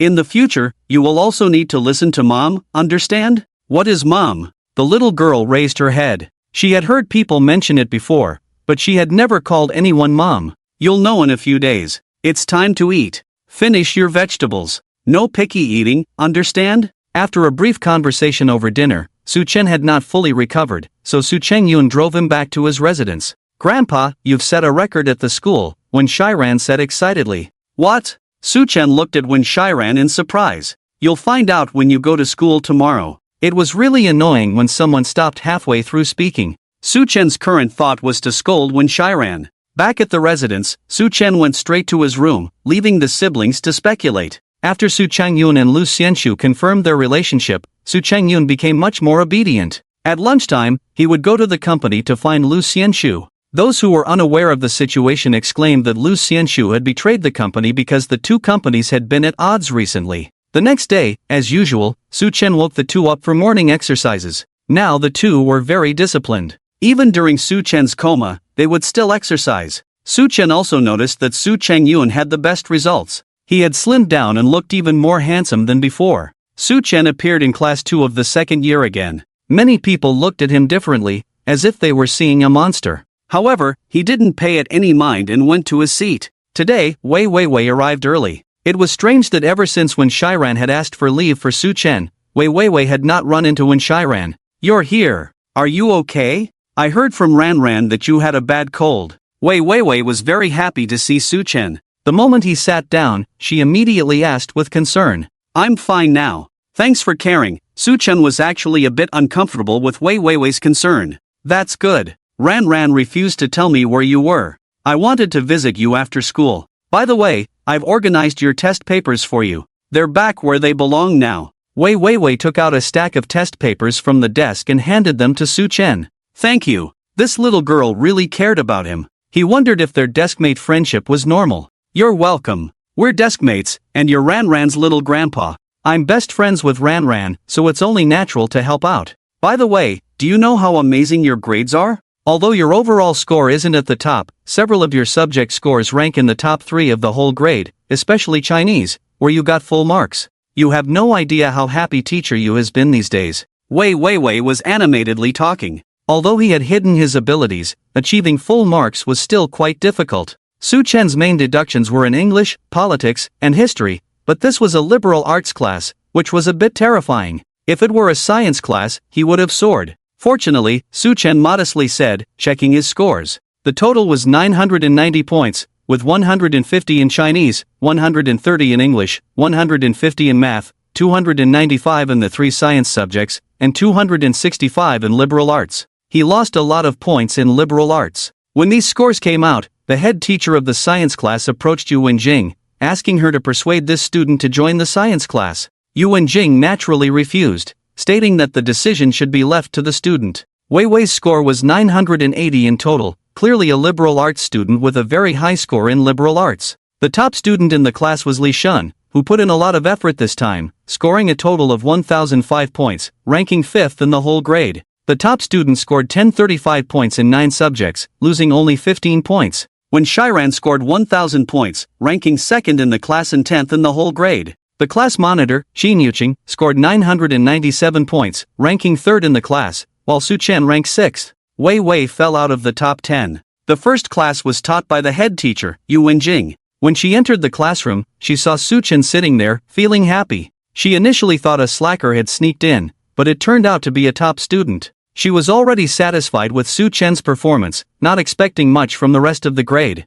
However, with her class being a liberal arts class, she was puzzled by Su Chen's high science score of 295. During the class, Yu Wenjing called on Su Chen. When discussing the essay section, Su Chen's essay, written in an ancient style, captivated the entire Chinese group, earning full marks. Such a good essay had to be shared with everyone. After class, Su Chen was surrounded by a group of girls, leaving when Shiran surprised. How come he's attracting so much attention? Hasn't his lucky streak passed? It's troublesome. It's not even graduation yet, and he's already bringing home a grandmother. Make way. Why are you all crowding here? Let Su rest properly. When Shiran squeezed into the crowd, Su Chen remained calm and smiled at everyone. This kind of unwanted attention could only be handled by his granddaughter. Ran, well done. It's so noisy, especially with the senior students here. Aren't they supposed to be preparing for the college entrance exam? Why do they have time to come here? Wei had been pushed out of her seat earlier,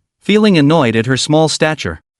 I'll talk to the teacher later and ask to switch seats with you. I trusted you to take care of him, but you failed. I'll hand over the young master to you. You really let me down. When Shiran and Wei sat apart, with when Shiran scolding Wei. Stop talking nonsense. Get your act together, Su Chen scolded when Shiran, who was speaking nonsense. She was overly indulgent, crossing the line. How could she casually say she handed him over to Wei? My bad. When Shiran stuck out her tongue. She still held Su Chen in awe. Even Uncle Song Jiqing seemed like a child in front of him, let alone herself. Young master, will you go to the science class? With your grades, you'd be popular there, but I doubt teacher you will let you go, when Shiran whispered, looking around discreetly. She could keep an eye on Su Chen in this class and shield him from unwanted attention. If he switched classes, she could follow, but she didn't want to leave the people she knew in the current class. I won't go. Who is teacher you, anyway? Old Ban, don't be deceived by her current gentle appearance. She can be very fierce when scolding people. There was a boy in the class who was scolded to tears by her before. When Shiran still feared Wenjing, so he glanced at the door when speaking, afraid that Wenjing might suddenly appear. Behave, she is your teacher, you should respect her. Why are you giving her a nickname? Su Chen said sternly. When Shiran quickly apologized. Oh no, this grandpa is becoming more and more like an elder. It seems like he can't mess around anymore in the future. During the third period break in the morning, the cute junior high school girl from the first year appeared. She saw Su Chen looking very happy in his seat, so she walked straight into the classroom, approached Su Chen's seat, and chatted with him, expressing her concern for him. They even exchanged contact information, and all of this was seen by Wen Shiran and Wei Weiwei, who had just returned from outside. Weiwei, you don't have my grandpa's contact information yet, right? Wen Shiran nudged the absent-minded Wei Weiwei. I don't know what you're talking about, Ran. Wei Weiwei blushed. Wen Shiran saw everything, sighing at how troublesome it was. That damn handsome grandpa really attracts attention. When Mujue politely greeted Wei Weiwei and Wen Shiran, sweetly calling them older sisters, then left. Everything calmed down, and at noon, when Jing asked Su Chen to leave, mainly to inquire about transferring classes. After all, his liberal arts grades were a bit poor, but this was relative to those with good grades. Teacher, I don't want to transfer classes. I think it's fine to stay in class 2. Su Chen sat opposite Wen Jing, as she had asked him to.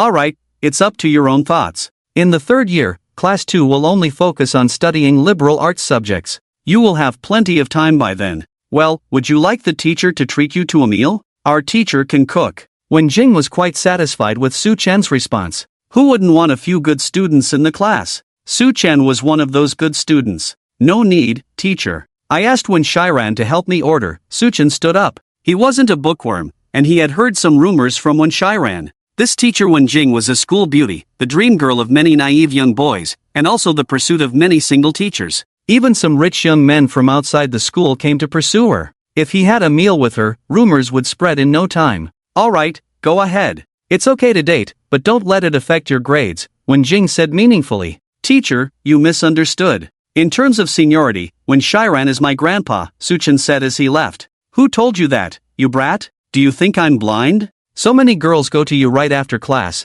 Wen Jing saw Su Chen leaving and couldn't help but complain. This kid really didn't know how stunning he was. Especially now, after the results came out, Su Chen was in the top 50 of the whole grade. In high school, the young girls either liked the handsome ones, the rebellious ones, or the ones with good grades. Su Chen was the type that was both handsome and had good grades, so it was normal for many people to like him. Su Chen left the teacher's office building and headed towards the cafeteria, where he happened to meet Wang Yuhao. Kid, dare to go to the small grove? Wang Yuhao said arrogantly, followed by a school security guard-like person. Lead the way. Although Su Chen's internal energy had not fully recovered, his martial arts skills were still top-notch. Dealing with Wang Yuhao was necessary to make him back off, or he would keep bothering him. The security guard beside him was not simple. He seemed like a martial arts practitioner, possibly even holding lives in his hands. You've got guts. Wang Yuhao didn't expect Su Chen to agree so decisively. It's not about having real skills, it's about being tough. Don't think you're invincible just because you've beaten up a dozen punks.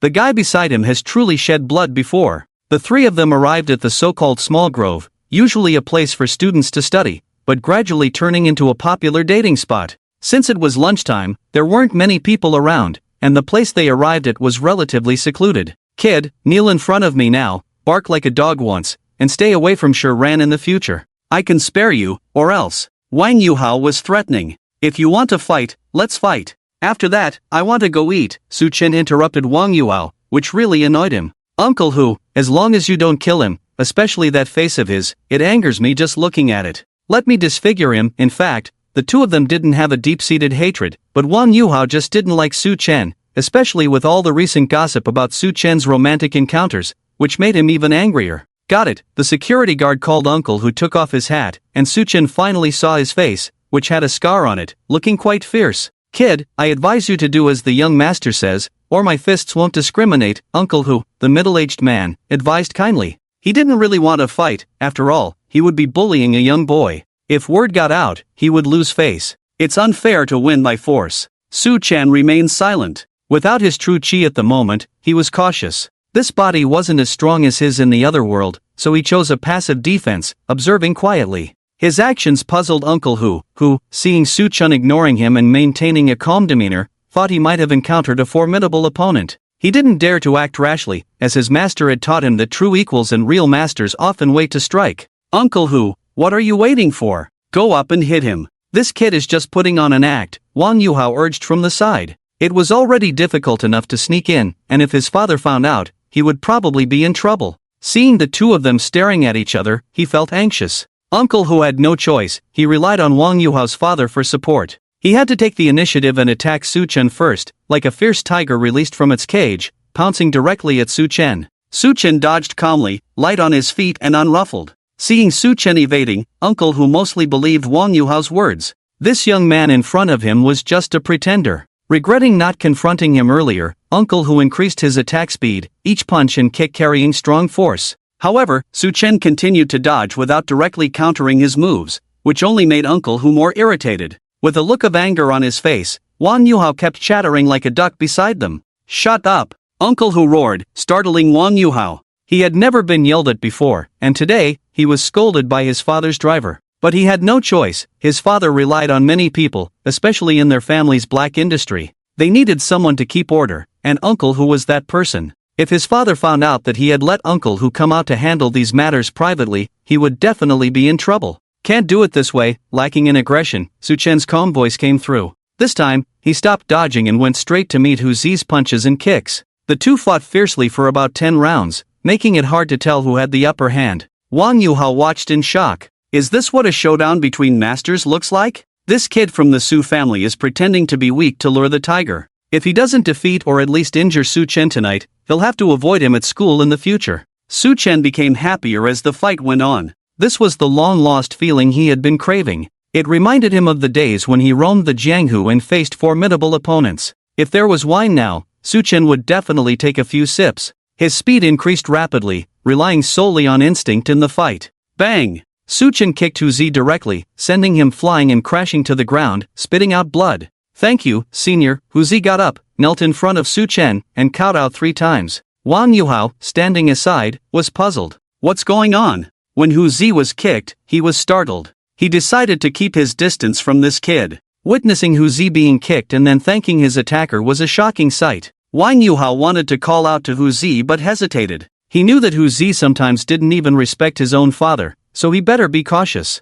Go see a traditional Chinese medicine practitioner for tonifying qi and activating blood circulation. Take care of yourself. Su Chen was pleased with Hu Zi's attitude. Initially, he had wanted a good fight, but seeing Hu Zi's respectful demeanor made him realize the man was injured, and the fight was just a casual encounter. "Thank you, benefactor." Hu Zi stood up, grabbed the bewildered Wang Yuhao, and quickly left. As they walked out of the woods, Wang Yuhao wanted to say many things to the serious-looking Hu Zi but was afraid of getting hit. "Don't mess with him in the future. I know his skills, and I'm not afraid to speak the truth. He could have subdued me with a single move, but he didn't. I was played. I had an injury, and he helped me heal. Young master, I'm not joking with you. Young talents like him usually have extraordinary backgrounds. Our Wang family has a tainted background. Don't be too flashy in your actions. I'll go back now. Take care of yourself. I'll report everything truthfully to the old master," Hu Zi said before leaving the school gate, leaving Wang Yuhao dumbfounded.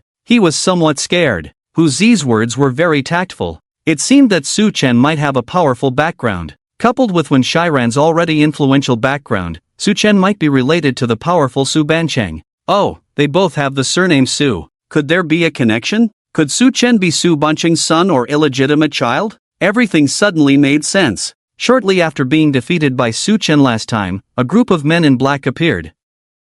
All signs indicated that Su Chen was dangerous, and Wang Yuhao decided to keep his distance in the future. Su Chen, unaware of Wang Yuhao's thoughts, stretched his muscles and bones. Surprisingly, he was in pain from the fight. His physical condition was still lacking, and his limbs were sore, but the fight was incredibly satisfying. In a somewhat crude way, he had a blast fighting Hu Zi. Su Chen thought about treating his injuries. Just then, his phone rang. It was Wen Shiran. Glancing at the time, he realized how much time had passed. He quickly answered, hearing an annoyed voice on the other end. "Grandpa, where are you? The cafeteria is about to close. I packed your food in the classroom. Are you on a date or something?" Wen Shiran's unfriendly voice came through. How annoying. The cafeteria was about to close, and Su Chen still hadn't shown up. Could it be true that he was on a date, as he claimed? "No, there's nothing. Teacher asked me to switch shifts. I'm going back now," Su Chen said before hanging up the phone. It was a lie, of course. He couldn't possibly say he was going to fight. Saying the homeroom teacher wanted to see him was more believable. When Shiran wouldn't go see the homeroom teacher, she didn't have the courage for that. Walking back to the classroom, Su Chen's heart was still pounding with excitement. It had been a while since he felt so invigorated. The aftermath was that his fists and feet were a bit sore. Looking at his arms, several spots were red. The road to improving himself through training was still long and arduous. Without true energy, there was still great danger in facing enemies.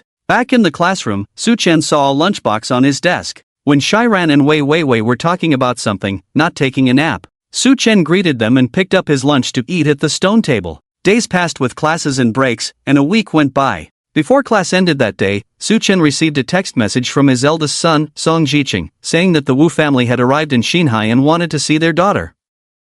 Su Chen was asked to handle the situation in town. After all, back then, the Song family hadn't taken care of the other family properly, so it was understandable they wanted to question them. The Song family didn't plan to hide the truth for too long, but they hadn't found the real culprit from back then, so they wanted to keep it under wraps a bit longer. Finally, school was over, and when Shiran immediately approached Su Chen, she informed him about dinner plans, and Su Chen already knew about the situation. There was only Zhang Zhaoqing from the Song family in town, with both young and old, luckily supported by two sisters-in-law. It seemed that wuling was also going to be picked up today, which was quite a coincidence. Thinking of bringing her back today, the Wu family had already sent someone over. On the way to get the car, Su Chen received calls from his eldest and second sons. The eldest kept thanking Su Chen, whether to expose the truth or not, regarding Su Chen's identity. The second son, however, mentioned that the Wu family's people had already arrived at their house. Despite being eloquent, he didn't know what to say to the Wu family.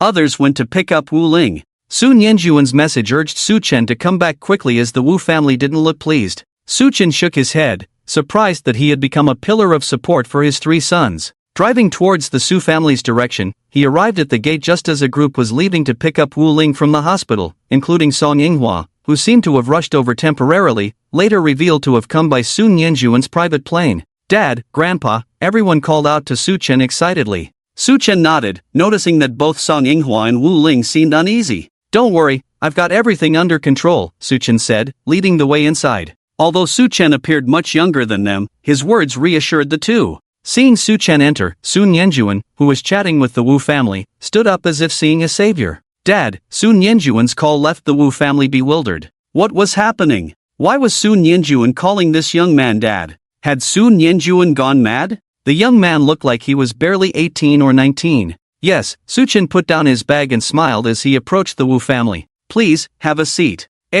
Go make some tea. I know you have dragon well tea." Su Chen invited the Wu family to sit down and instructed Sun Yanjuan to prepare tea, knowing they were from the south and would prefer West Lake Longjing tea. Alright, although unsure why, they followed their father's instructions. "Who are you?" a middle-aged man asked. "Sorry, I'm Minghua's grandfather. My name is Su Chen. This must be Wu Ling's father, and this lady must be Wu Ling's mother." "Wu Ling is at the door right now, about to come in," Su Chen introduced himself warmly, but his enthusiasm seemed tinged with worry. The Wu family was completely bewildered. "You're telling me you're Song Yinghua's grandfather? Please, Yinghua is older than you." For a moment, the air fell silent, until a graceful woman outside heard Wu Ling's name and a look of surprise lit up her face. Soon, a group of people appeared before them. The first to enter was Zhang Zhaoqing, who hurried over to the Wu family. "Father-in-law, mother-in-law, sorry to keep you waiting," Zhang Zhaoqing beamed. The middle-aged man remained impassive, but the middle-aged woman smiled in return, while Su Chen observed everything. It seemed they were estranged, perhaps due to years of not interacting. They might have even argued in the past. Next, Song Yinghua and Wu Ling walked in. The moment they entered, the Wu family stood up immediately. When the middle-aged woman saw Wu Ling, she rushed towards her, and Wu Ling broke free from Song Yinghua's arm to embrace the woman, and their cries filled the room. "My daughter, sob, Mom thought I would only see you unconscious forever, Mom." The middle-aged woman was Wu Ling's mother, and they hugged each other, tears flowing uncontrollably. They had thought they would only see their daughter in a comatose state for the rest of their lives, never imagining she would recover like a normal person. Two younger individuals joined the middle-aged woman. "Mom, Uncle Su just said that sister has only recently recovered and shouldn't be stressed too much." They hurriedly comforted the mother and daughter. It was a joyous occasion, and crying was not ideal. "Dad, why are Mom and this grandma crying?" Song Yanran's voice rang out. She had entered with Wen Shiran and Su Changyun. Seeing her mother crying, the little girl was full of questions. She had only found out about her mother 2 days ago, having been raised by her grandmother since birth, so her confusion was understandable. "Mom isn't crying. Come and say hello. This is your grandmother, the one with glasses is your eldest uncle, and that one is your youngest uncle, and over there is your grandfather." Wu Ling finally managed to stop crying and wiped her mother's tears, her voice breaking. "Grandma, eldest uncle, youngest uncle." The little girl didn't understand much, but she followed her mother's instructions. Cheng Yun, invite everyone to sit down. Su Chen didn't turn around, as soon Yanjuan had already prepared tea and served the middle-aged guests. Come sit over here. Su Chengyun was speechless. This grandfather really liked him, calling him for everything. Following Su Chengyun's invitation, everyone moved to the living room and sat down. Lu Ting and Yang Aigua went to take care of dinner arrangements, as there wasn't much for them to discuss here. Great-grandfather, do you miss Ran Yen? The little girl quickly found Su Chen, her favorite great-grandfather, and went straight to him, asking to be picked up. Call me grandfather. Su Chen reached out and lifted the little girl. She was really attached to him. Now that he was feeling better and could go out occasionally, she would often come over to Su Chengyun's place to find him. Grandfather. The round-eyed little girl looked at the stern old man in front of her, feeling that he was even more serious than her own grandfather. Yes, good girl. The middle-aged man finally smiled. Su Chen flashed a smile, and everything was fine once he smiled. Yinghua, is this really your grandfather? The middle-aged woman heard Song Yinghua and Wu Ling greet Su Chen just now. Yes, Wu Ling was the one who saved him. Song Yinghua looked at Su Chen, who nodded in agreement. There was nothing to hide. The woman found it hard to believe. This person named Su Chen seemed too young. Moreover, they didn't know how to address each other. Grandfather Yinghua, I'm sorry for my rudeness earlier. I am Wu Ling's father, Wu Mingzong. This is my wife, Lin Shui, and these two are my elder sons, Wu Liangjun and Wu Liangkai. Wu Mingzong stood up to bow to Su Chen before introducing everyone. Hello, grandfather. Hello, grandfather. Hello to you all. Su Chen smiled, feeling a bit puzzled as though facing someone who had lived for over 100 years. The conversation then revolved around Wu Ling, who had regained consciousness and was now doing well, a reason for joy for both the Wu and Song families. I know who you are. You're the one rumored to have been in a coma for 50 years in the Imperial City, Wu Liangkai suddenly exclaimed. The room fell silent at his words, but Su Chen just chuckled, amused by his own legend. Ha, I didn't even know I had a rumor. If it's not someone else, then it must be me, Su Chen replied with a smile, not taking Wu Liangkai's words to heart. He figured his three sons might be keeping something from him, probably out of concern for his feelings. Liangkai, Wu Mingzong sternly addressed Wu Liangkai, reproaching him for his lack of respect. Despite Su Chen appearing to be 18 years old, his status demanded respect. It's nothing. Let's have dinner first. After the meal, Yinghua will tell you all about the past. When Wu Ling married into the Song family and all that followed, it was due to the Song family's oversight. Whether scolding or hitting is necessary, it's all acceptable. After all, the fact remains that the two families are connected and cannot be severed. Isn't that right, Ran Ran? Su Chen said, patting the little one in his arms. The child was much healthier now, with shiny black hair.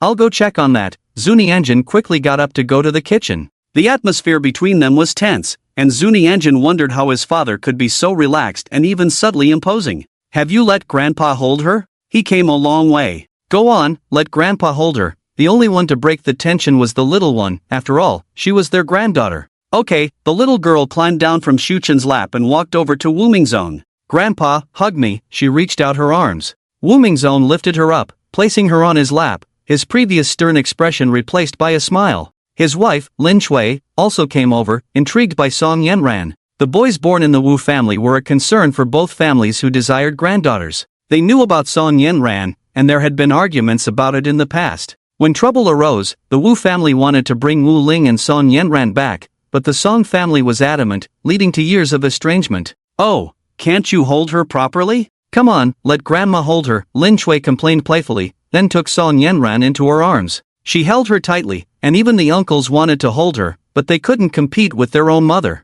Wu Ling also wanted to hold her daughter, having just reunited at the hospital and learning about her illness. Tears welled up, but she was relieved that her daughter was now healthy. She was also happy to hear about the awakening of the rumored patient in the Imperial City, Su Chen. The Song family had been experiencing a series of fortunate events lately. Dad, the food is ready. In-laws, let's eat. Zuni Anjin quickly returned, announcing that the meal was prepared and very abundant. Let's go, the eldest can't come, so the second eldest, you accompany the in-laws today. Su Chen stood up and invited the people from the Wu family to dine together. He didn't drink alcohol himself, not because he was worried about getting drunk, but simply because he didn't like it. While others roamed the rivers and lakes with a sword and a jug of wine, he was content with just a sword, as drinking could lead to trouble. The whole family sat down, planning to have some drinks tonight. Ran's uncle had Yinghua and Chang Yun, her grandfather had Zuni Anjin, and her grandmother was accompanied by Zhang Zhaoqing. Zuni Anjin, who had built a huge family business, could talk endlessly about anything once he started.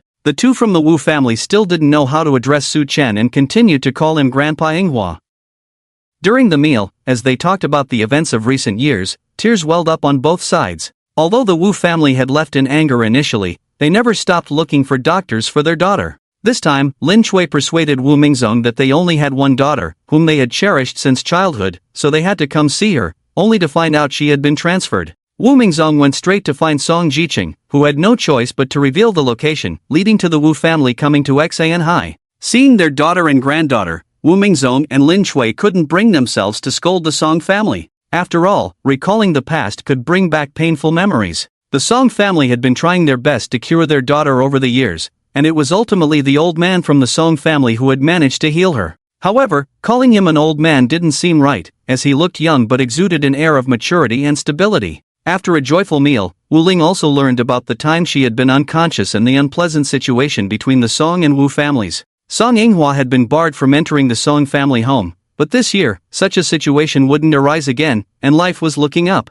After dinner, in Zunianjin's study, Su Chen, Zunianjin, Song Yinghua, and the father and son from the Wu family discussed matters. Song Yinghua mainly shared the results of his investigation. Initially, when Wu Ling had an accident, they had thought it was due to her weak health, but later investigations indicated it was due to depression. This is all I've found so far. Dad, brothers, I'm truly sorry for not taking good care of Linger and letting her suffer, Song Yinghua explained to those present, expressing deep self-blame. Yinghua, our Wu family also made mistakes. Let's put the past behind us. I hope you'll take good care of Wu Ling in the future and prevent such incidents from happening again. With this statement, Wu Mingzong signaled the reconciliation between the two families. As long as everyone was well, everything else was secondary. Continuing the investigation, Su Chen advised Song Yinghua, if you uncover anything, discuss it with Qicheng and your father-in-law. Remember, don't act rashly without solid evidence. Offending both the Song and Wu families was no small matter. It could involve powerful or well-connected individuals,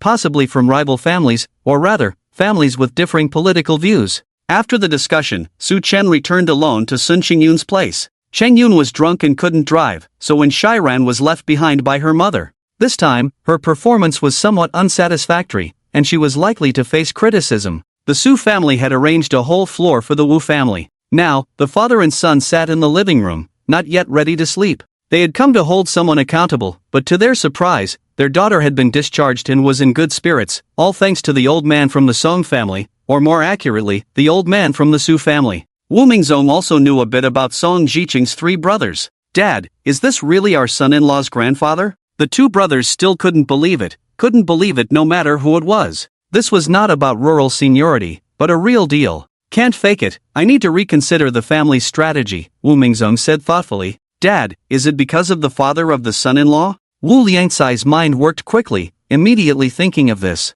No, it's this seemingly young old man who will become a support for their three families. In the capital, a group of old folks, if there's someone with outstanding artistry, a miracle worker, leading the family, that's stronger than any political capital, Wu Junliang continued his brother's words. In the future, both families should interact more, the Wu family stayed here for 2 days. Wu Mingzong's current position is likely to take over as minister, but it's also a one-time thing. Wu Mingzong is almost 60 years old this year, and reaching the position of minister will only last for one term. Lin Shui's position is Deputy Minister of Education, just promoted, also reaching the end. Lin Shui is only 2 or 3 years younger than Wu Mingzong, also reaching the end of her position. Wu Mingzong had some unsaid words in his heart. Truth be told, his rank is slightly lower than Song Jiqing's, but he reports directly to the central government. However, he's getting older. How old is Song Jiqing? 50 years old, and he has already served as governor in another province at this age, which is unimaginable. The idea behind promoting someone is to utilize their abilities.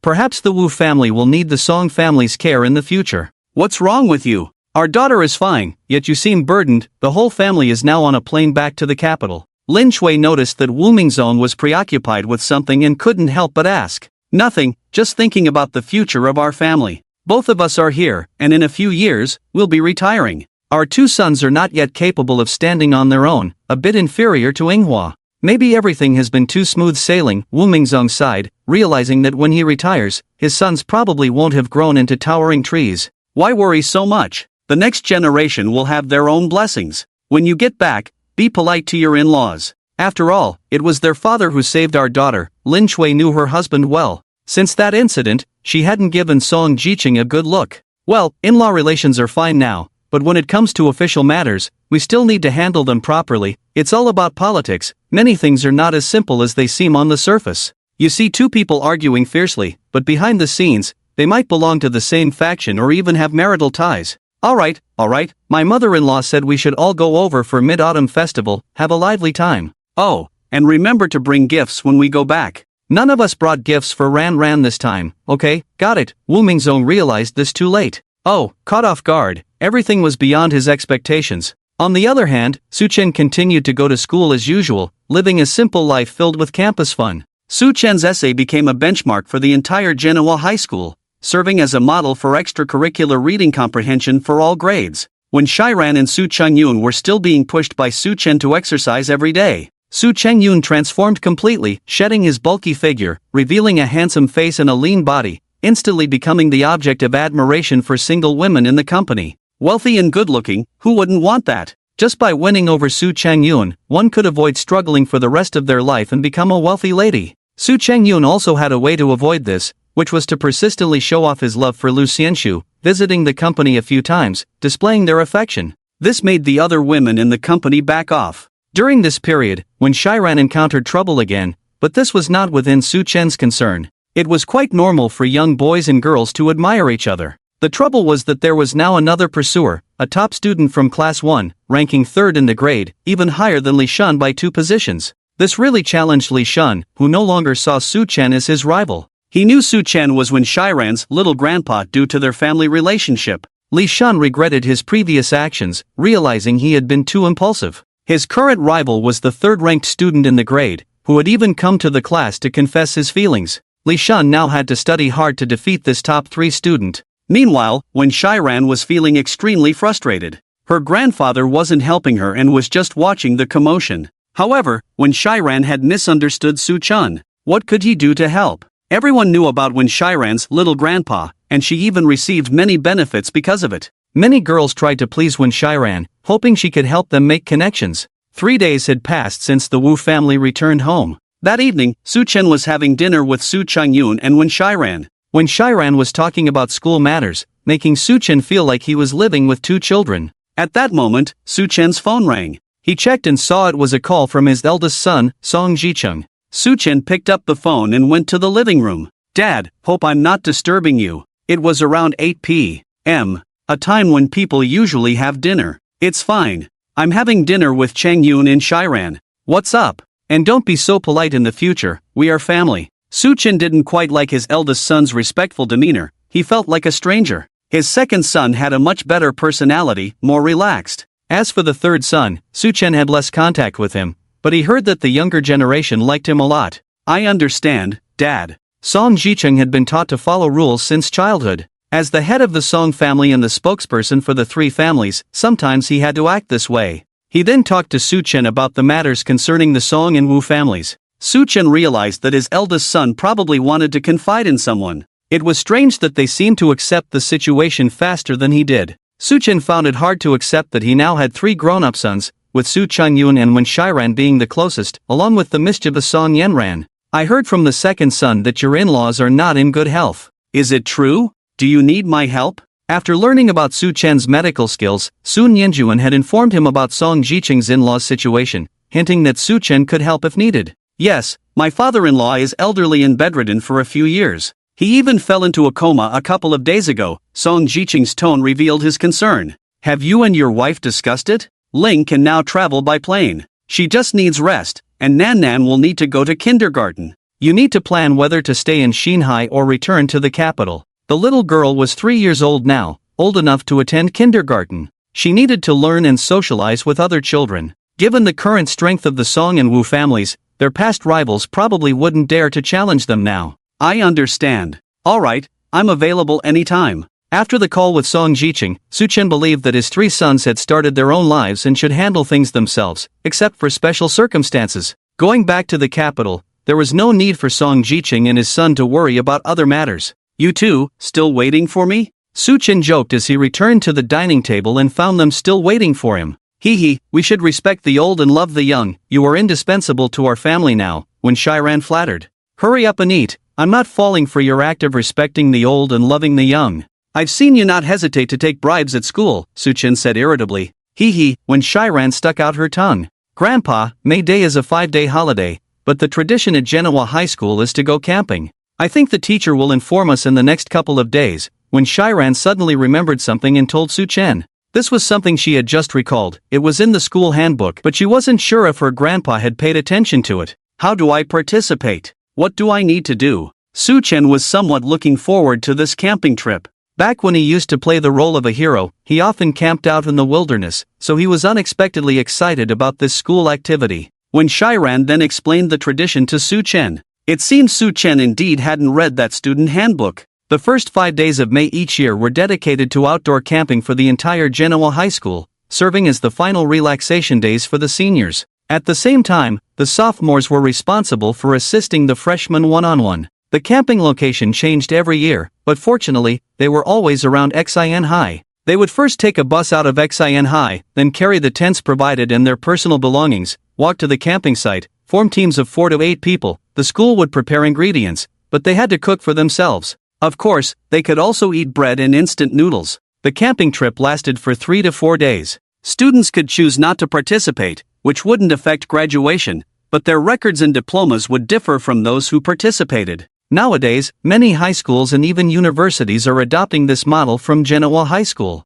Are the teams randomly formed? Suchen actually wanted to go alone, or at most take when Shiran. It wasn't very normal for a grandfather to bring his granddaughter along. He couldn't tire his granddaughter out no matter how tough it got. This was probably a form of affection across generations. Thinking of when Shiran, Suchen-yun, and the others, he felt a deep connection in his heart, and interacting with them wasn't awkward. No, you must bring along the freshmen. It's about mutual assistance and love. But the teams are formed by drawing lots, when Shiran said somewhat frustrated. She knew about Suchen's cooking skills and felt that her grandpa had many hidden talents. If she camped with him, she could probably enjoy good food effortlessly. However, that wasn't possible as the teams were drawn by lots, and who knew if they would be lucky enough. Everything was arranged by the school. Got it. Indeed, the next afternoon there were no regular classes. The first lesson was a wilderness survival class, taught by the physical education teacher who had been on sick leave every day and professional staff teaching everyone how to set up tents and what to pay attention to in the wild.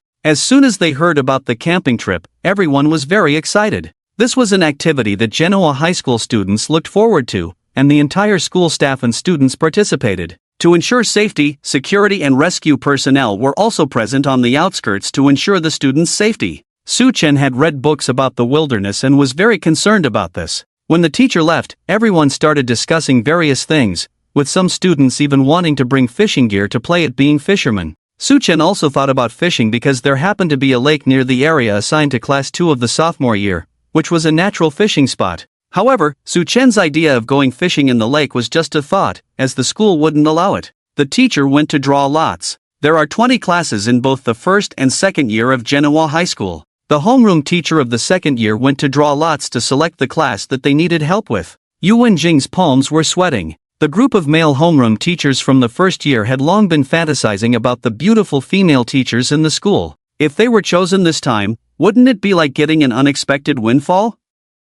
Apart from the married and female homeroom teachers in the first year, there were a total of 8 young, handsome, single male homeroom teachers, making the probability 40%. Therefore, everyone was eager to give it a try. Yu Wenjing, the homeroom teacher of Class 2 in the second year, drew Class 6 in the first year. Teacher Tianqi, the principal said, then called out the acting homeroom teacher of Class 6 in the first year, Teacher Tianqi. After exchanging greetings with the principal, Yu Wenjing sat next to Tianqi to discuss matters. Considering the number of people on both sides, this time there were 39 students participating from each class. Not every student participated. Including the 2 teachers, with 4 people per group, there were exactly 10 groups. This made things easier. Let's draw lots then, and those who draw the same number will form a team. Teacher Tianqi was also a beauty, but in a more subtle way compared to Yu Wenjing. Her beauty was more understated and grew on you the more you looked at her. She was the kind of person the male homeroom teachers from the second year wanted to help. It was just fate that these 2 beauties ended up together.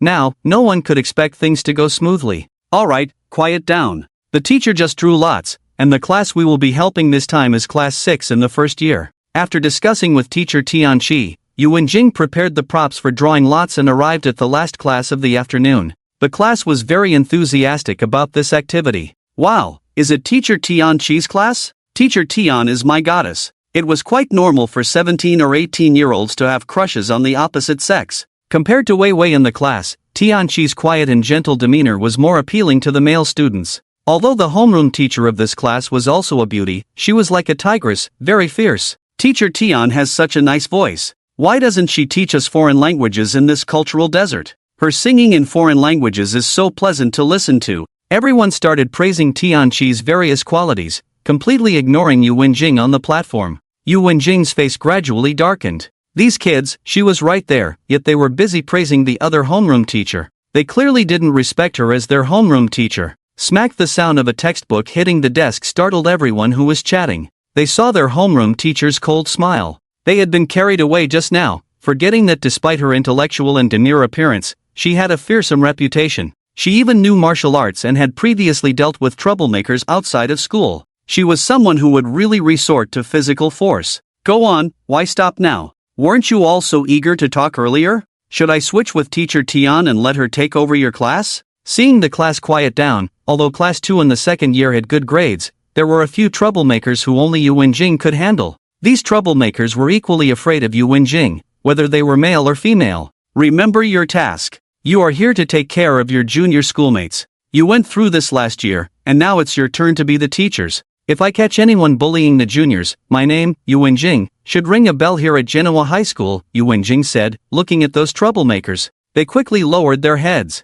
When the tigress was angry, no one dared to speak up. Next is the draw, with 20 numbers, 2 of which are the same. Just like in Class 6 of the first year, if you draw the same number, you'll be in a group. Both Teacher Tian and I need to draw as well. The class monitor came up, wrote the numbers on the blackboard, and drew one, writing a person's name next to it.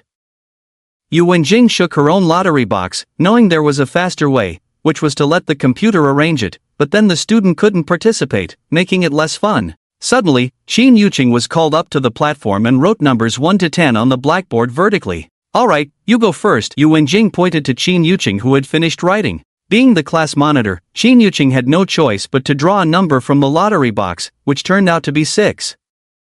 She then threw it aside and wrote her name next to the number 6 on the blackboard. Don't just stand there, first row, take turns, those who participate come up, those who don't join in for fun. If you choose to participate or not, don't blame me later. There were 45 students in the whole class, with 6 not participating.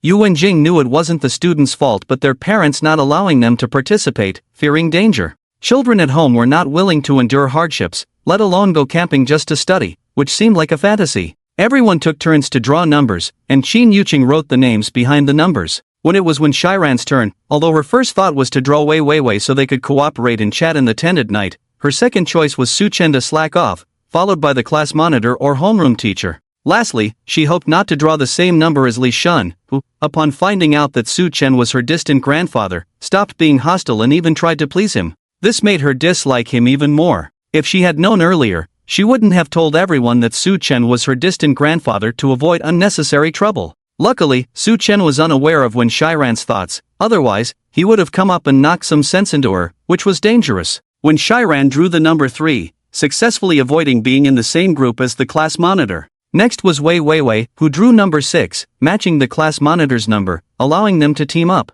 Shiran was upset to lose her first target and half of her third target. Su Chen, come up and draw. Su Chen drew number 20, leaving Shiran completely hopeless. She prayed in her heart that as long as she didn't draw that annoying person, anyone else would do, even Yu Laohu.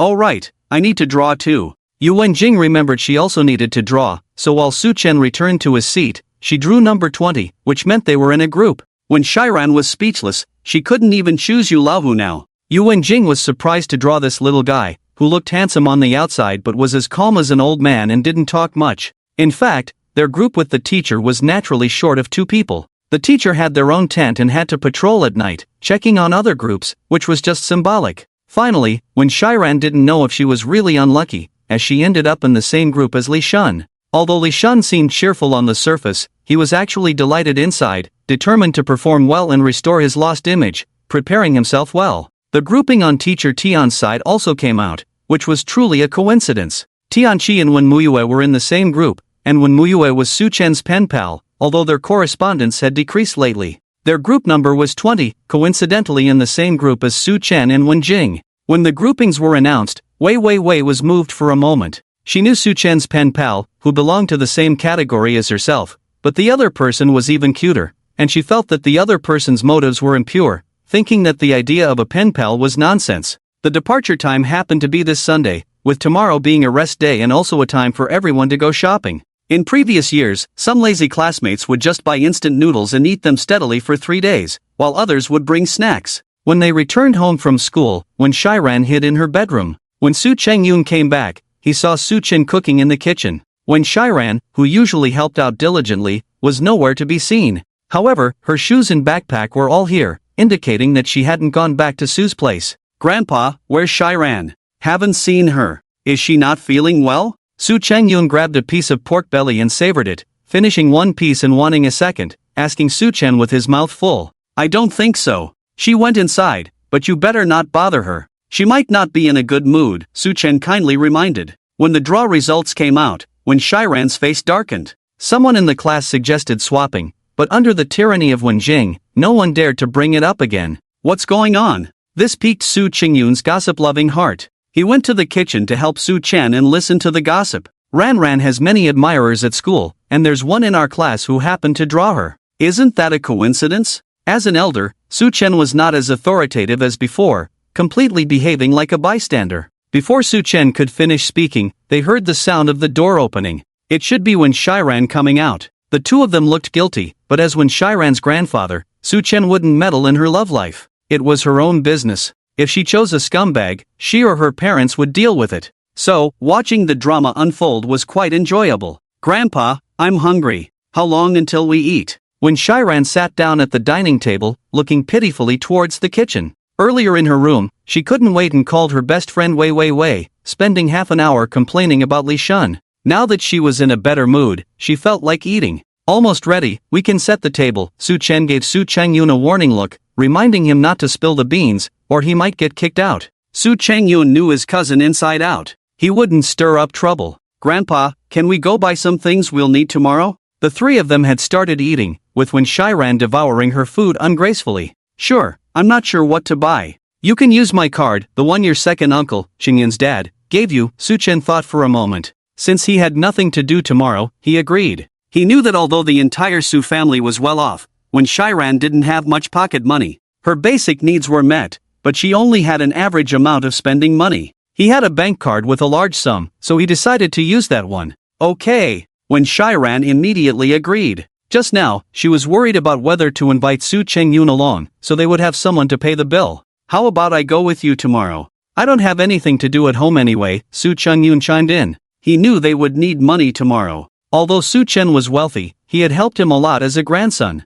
For example, he had helped him lose weight and improve his health. "Bro, aren't you going on a date with Xianshu's sister? Grandpa has given you both an order. You must get married this year," Wen Shiran said with a cheerful smile, not afraid of the situation at all. Together, Su Chengyun couldn't be unaware of his cousin's thoughts. Both he and Lu Xianshu were ready, but with one good thing after another happening in the big family, they were planning to wait until the second half of the year. Besides, both of them were quite busy, especially Lu Xianshu, who was burdened with more responsibilities as Sun Yanjuan was preparing to become a hands-off manager. Su Chengyun could see through this plan. Sun Yanjuan wanted to be hands-off and, seeing that Su Chengyun wasn't returning, started using Lu Xianshu to pressure him to come back, but that wouldn't work. At most, he would go help out. Su Chengyun told Lu Xianshu about their plan to go shopping the next day, and she readily agreed. In fact, they rarely went on dates, which Su Chen knew. Su Chengyun was always under his watchful eyes, coming home for dinner on time every day.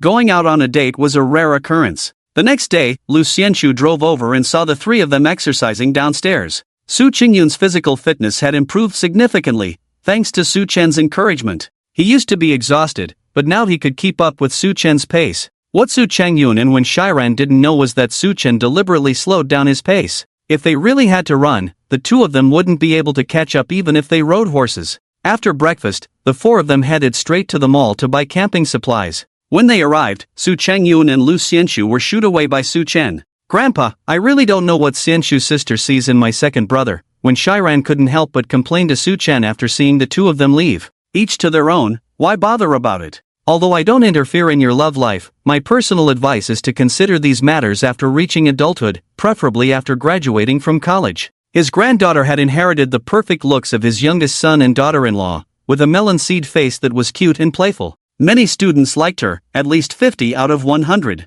That Li Shun was just taking advantage of the situation, and besides, dating was not allowed at Genoa High School unless both sets of parents agreed. Grandpa, don't worry, I won't. Besides, if I ever look for someone, I'll find someone as handsome as you, at least not much worse than you, when Shiran said playfully, winking at Su-chen. Su-chen was truly helpless. His granddaughter called him grandpa, but it seemed she saw him more as a brother. As they walked, they attracted attention from those around them. After all, a handsome man and a beautiful woman. Su-chen made up his mind not to go out with when Shiran again. Being stared at like a rare animal was unbearable, even for someone who had lived for over 200 years. They didn't buy much, as they didn't need mosquito repellent since when Shiran had a sachet from Su-chen that could repel mosquitoes. They only bought some daily necessities. By the time they finished shopping, it was already noon, and Su Chengyun called to say it was time for lunch. They found a place to eat, and during the conversation, they realized that they had spent the whole morning at a milk tea shop, each busy with their own work. When Shiran felt embarrassed. Sometimes she wondered if Su Chengyun had cast a spell on Lu Xianshu, as even someone who didn't understand romance could be liked by such a beautiful woman. During the meal, Su Chengyun received an urgent phone call and had to rush to the company after eating. It was something related to the entertainment company. Bro, since we don't have anything to do this afternoon, why don't we go to your company together? Grandpa and Xianshu haven't been to your company. Su Chengyun made the call in front of everyone, so Wenchurin heard everything. With a sudden inspiration, she came up with this idea. What's there to see? Didn't you go there before? Su Chengyun said impatiently, knowing that Wenchurin might be up to something with her current expression. Bro, are you afraid? Is there something in the company that you're hiding from us? Wenchurin smiled mischievously like a cunning little fox. Shiran, your brother is busy with company matters, Su-chen spoke up at this moment. The younger generation acting like this was actually quite amusing. The eldest grandson, Song Yinghua, was too serious. In fact, except for Xiaoran, everyone in the eldest son's family was very serious. Grandpa, it's okay to go. Otherwise, this guy might come up with some strange ideas, Su Chengyun said openly. Wenchurin was caught off guard this time, not expecting such a quick agreement, and her plans fell through. After finishing their meal, they followed Su Chengyun to his entertainment company, Yunshu Media, which was Su Chengyun's entertainment company, in addition to his short video and live streaming company. General Su, the four of them entered the company, and the receptionist at the front desk noticed them and greeted them quickly. Su Chengyun nodded in acknowledgement, and the group headed straight for the elevator. Wow, the receptionist is so beautiful. Look at her face, her figure, her legs. As the elevator doors closed, Wenchurin couldn't help but comment. Wenchurin, Su Chen's serious voice rang out, startling Wenchurin. She had forgotten that among this group of young people, there was a grandfather, and she had indeed been too bold just now. I'm sorry, Grandpa, Wenchurin said softly. Su Chengyun was about to speak up to defend Wenchurin, but Lu Xianshu held his hand, gesturing for him to stay quiet. You can act however you want at home, but your actions and words represent the dignity of your family when you're outside. Now we're in Xingyun's company, so your behavior should match your status, Su-chen said. Perhaps Wenchurin felt a bit unrestrained due to her favoritism, or maybe because the third generation was distant and lacked discipline. She couldn't help but speak out this time, not knowing if it was Su-chen's feeling. I understand, Grandpa, Wenchurin said softly, feeling taught and scolded, a bit sad and aggrieved. For the rest of the time, Wenchurin didn't initiate any conversations with Su-chen. The group arrived at Su Chengyun's office, which was indeed quite spacious. Behind the desk, there was a 5-tier cabinet displaying various honors the company had received. A woman wearing a white shirt with a ruffled collar, a black knee-length skirt, black stockings, black high heels, and hair tied up walked into Su Chengyun's office. The woman was visibly taken aback, not expecting so many people in the office. She held back whatever she was about to say and swallowed it. Among the 3 people sitting there, they were quite good-looking. Could they be artists the company was planning to sign, especially the calm and scholarly-looking young man exuding an inexplicable air of bookishness? Assistant Han, please serve tea to these 3, Su Chengyun instructed upon seeing the woman enter. Yes, General Su, the woman turned and left the office, quickly serving tea to the 3. Subsequently, the woman named Assistant Han reported to Su Chengyun that the top talent of Yunshu Entertainment had been poached, hence the need for Su Chengyun to come back and handle the situation. Poaching talent between entertainment companies was a common occurrence, especially when it involved top talents. The penalty clauses were usually just symbolic figures. Where there was a promising future and grand promises, that's where they would go. The process involved maintaining a harmonious facade publicly, but behind the scenes, it was about negotiating for resources, something that big shots like Soo Chung-yoon would handle. Mr. Soo, are these three the artists the company is going to sign? Pardon my ignorance, but why haven't I seen them online? Are they amateurs? Han, the assistant, had long been curious about the identities of the three, but as just an assistant, she couldn't easily inquire. When she first started as Soo Chung-yoon's assistant, she was somewhat reluctant. Most entertainment company bosses were either handsome men, beautiful women, or sophisticated middle-aged men and elegant ladies. Her boss turned out to be a fat man, which she found somewhat hard to accept. She never thought of seducing Soo Chung-yoon. After all, everyone has their own preferences, and even though Soo Chung-yoon had become a handsome boss now, she wasn't interested. As for her sexy attire, it was just something she had grown accustomed to. Are you two free? I'll give you more work, or should I transfer you to be a talent agent? Soo Chung-yoon had long noticed his assistant's curiosity. Her eyes kept wandering towards them, especially towards his grandfather. Damn, he now understood how when Shiran felt back in school. The first thought upon seeing a woman was whether she wanted to be his grandmother. I'm just curious about that handsome young man. Even if he's an amateur, it doesn't matter. With proper packaging, he could definitely become a top star. Generally, women are like men like to look at beautiful women, and women like to look at handsome men. When Han, the assistant, came in, her eyes immediately landed on Soo Chen, and they didn't stray much. What was the deal with that youthful face exuding such composure? Luckily, he had someone he liked. Otherwise, go on, that's my distant cousin, he won't debut. He's a top student. The girl with twin ponytails is my cousin, and the other beautiful lady is my girlfriend. Soo Chung-yoon raised his voice when referring to the beautiful lady, afraid that others in the office might not hear. I'll go downstairs to work first. Han, the assistant, looked regretfully at Soo Chen, then left the office. In fact, everyone present had heard the conversation just now. Debuting was out of the question. If he dared to let his grandfather debut, the company would be blacklisted the next day. His uncle might be capable of it, and his father, without a doubt, would bring sniper attacks on the company. As for his younger uncle, the dark room was probably being prepared for him. Grandpa, wear a mask when you go out next time. When Shiran couldn't help but speak to Soo Chen, 10 minutes of Cold War should be enough. Soo Chen was her grandfather, and as a granddaughter, she should yield to her elders. Soo Chen was a bit puzzled, and the young girl didn't explain. Grandpa, Shiran means you're too handsome. Lu Xianxu had to explain. My assistant has quite the discerning eye. Sometimes she even overlooks me. With a background at home, it's the first time I've seen her like this. How about it, Grandpa? Why don't you debut? Singing, dancing, acting, or live streaming, with your looks in the company's promotion, you'd definitely be a top star. Soo Chung-yoon. Lu Xianxu glared at Soo Chung-yoon, he was asking for trouble. Just talking. This was just a small incident. Soo Chung-yoon continued managing the company and meeting clients. Han, the assistant, took everyone around the entire company. The three were quite curious about the entertainment company, so the tour wasn't boring. Especially the unique composing and lyric writing departments, and the recording studio, all seemed fascinating to them, as they had only seen such things on TV. While touring the company, everyone was speculating. Had the company signed a big shot? They were surprised that Han, the assistant, was personally showing them around to get familiar with the environment.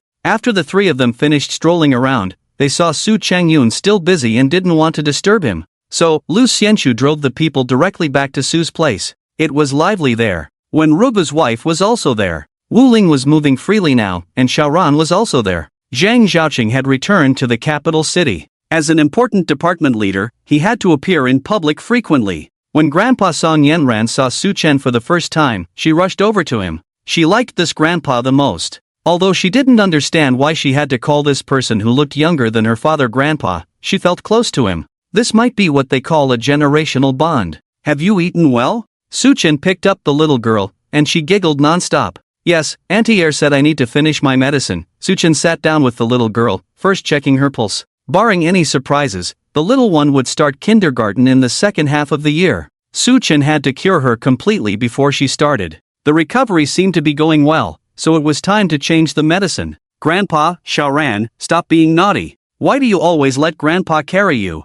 Wuling came down from upstairs and saw her daughter clinging to Su Chen. She shook her head helplessly and joined them on the sofa in the living room. She couldn't understand why her daughter was always sticking to this young man. "No, Grandpa hasn't come to see me for several days," the little girl threw a tantrum. It seemed like it had been a few days since he last visited, ever since they had dinner at the Wu family's place. "It's okay, let me check your pulse," Su Chen said. Wuling extended her hand. She felt almost recovered, just a bit weak and tired. She could move around freely now. "Very good, the recovery is going well. Don't stop the medicine I prescribed. Remember to change the pouch every 3 months. Remind me before the Mid-Autumn Festival, and you should be fully recovered by then." Su Chen withdrew his hand, nodding in satisfaction. The recovery was going well. By the Mid-Autumn Festival, the whole family would be able to reunite harmoniously. Next, Su Chen checked the pulse of young Aigwa, the wife of the third son. Her pulse was stable. Su Chen was almost becoming the family's full-time doctor. He thought this was the only way he could contribute to the family without feeling redundant. The camping trip at Genoa Middle School was all set up. The tents and food were prepared, and the students didn't need to bring their own. They would be cooking their own food, so they needed to bring toiletries and extra clothes. The site selection was meticulous, and all other preparations were complete to ensure the students had a great time. The camping site was the Daching Mountain Resort, 100 kilometers from Xinhai. It was a well-known camping site around Xinhai, and this time, nearly 3,000 people were attending, almost booking the entire place. Early in the morning, Su Chen woke up the two kids for exercise. Although he and Wen Shiran needed to hike today, it didn't stop him from waking them up. Su Changyun had changed his medicine and started exercising. If he kept it up, he could probably learn some basic martial arts with Su Chen and Wen Shiran. "Sis, are you moving house? With such a big backpack and a handbag, I remember we're hiking. Are you sure you can handle it?" Su Changyun couldn't help but tease Wen Shiran, who was packing. Although they had been training under Su Chen for some time and their physical strength had improved significantly, Wen Shiran seemed a bit exaggerated. It was just a 3-day hike. Was it necessary to be so dramatic? Looking at Grandpa is the real normal, just a backpack, and it seems like there's nothing much in it. "Ah, brother, are you still bothered? Can't you go out with Xianshu's sister if you're not working today? I really don't understand how Xianshu's sister could be interested in you." Probably blind, when Shiran looked at the things in his backpack, then at Su Chen, and indeed felt that he had a lot of stuff, but Su Changyun was really annoying, always talking too much. So he started taking things out while giving Su Changyun a displeased look. "Nonsense, I'm a handsome guy, although not as handsome as Grandpa, but being a handsome guy is inevitable." "Ah, you think I don't want to go out with Xianshu's sister, little aunt, and my mom for shopping?" Since Su Changyun returned to a normal routine, stopped going to bars, and hanging out, he felt he had plenty of time. With more time on his hands, he started finding faults with the company and enjoyed reading books. It seemed that Su Chen had a significant influence on him. Serves you right. In the end, Wen Shiran's backpack had almost as much stuff as Su Chen's. Su Chen couldn't understand why Wen Shiran needed so many things in his backpack, especially since it wasn't his first time going out. Wasn't it a burden? Later, he found out that Wen Shiran had gone out without anything useful the first time, relying entirely on the care of his senior from the second year of high school. This time, he became the senior and had to take on the responsibility of taking care of his junior schoolmates. Everyone was excited about this trip, especially those students in ambiguous relationships. Although the school explicitly prohibited dating, as long as it didn't affect their studies, it was fine, right? So this camping trip was also known as the Qixi Festival, during which many ambiguous couples would become real couples. Since they were together with class 6 of the first year, the seating arrangement on the bus was done by drawing lots. 2 buses were enough to take all the students from the 2 classes. 1 teacher was on each bus, with each teacher accompanied by a professional outdoor camping guide who also assisted the teachers in managing the students.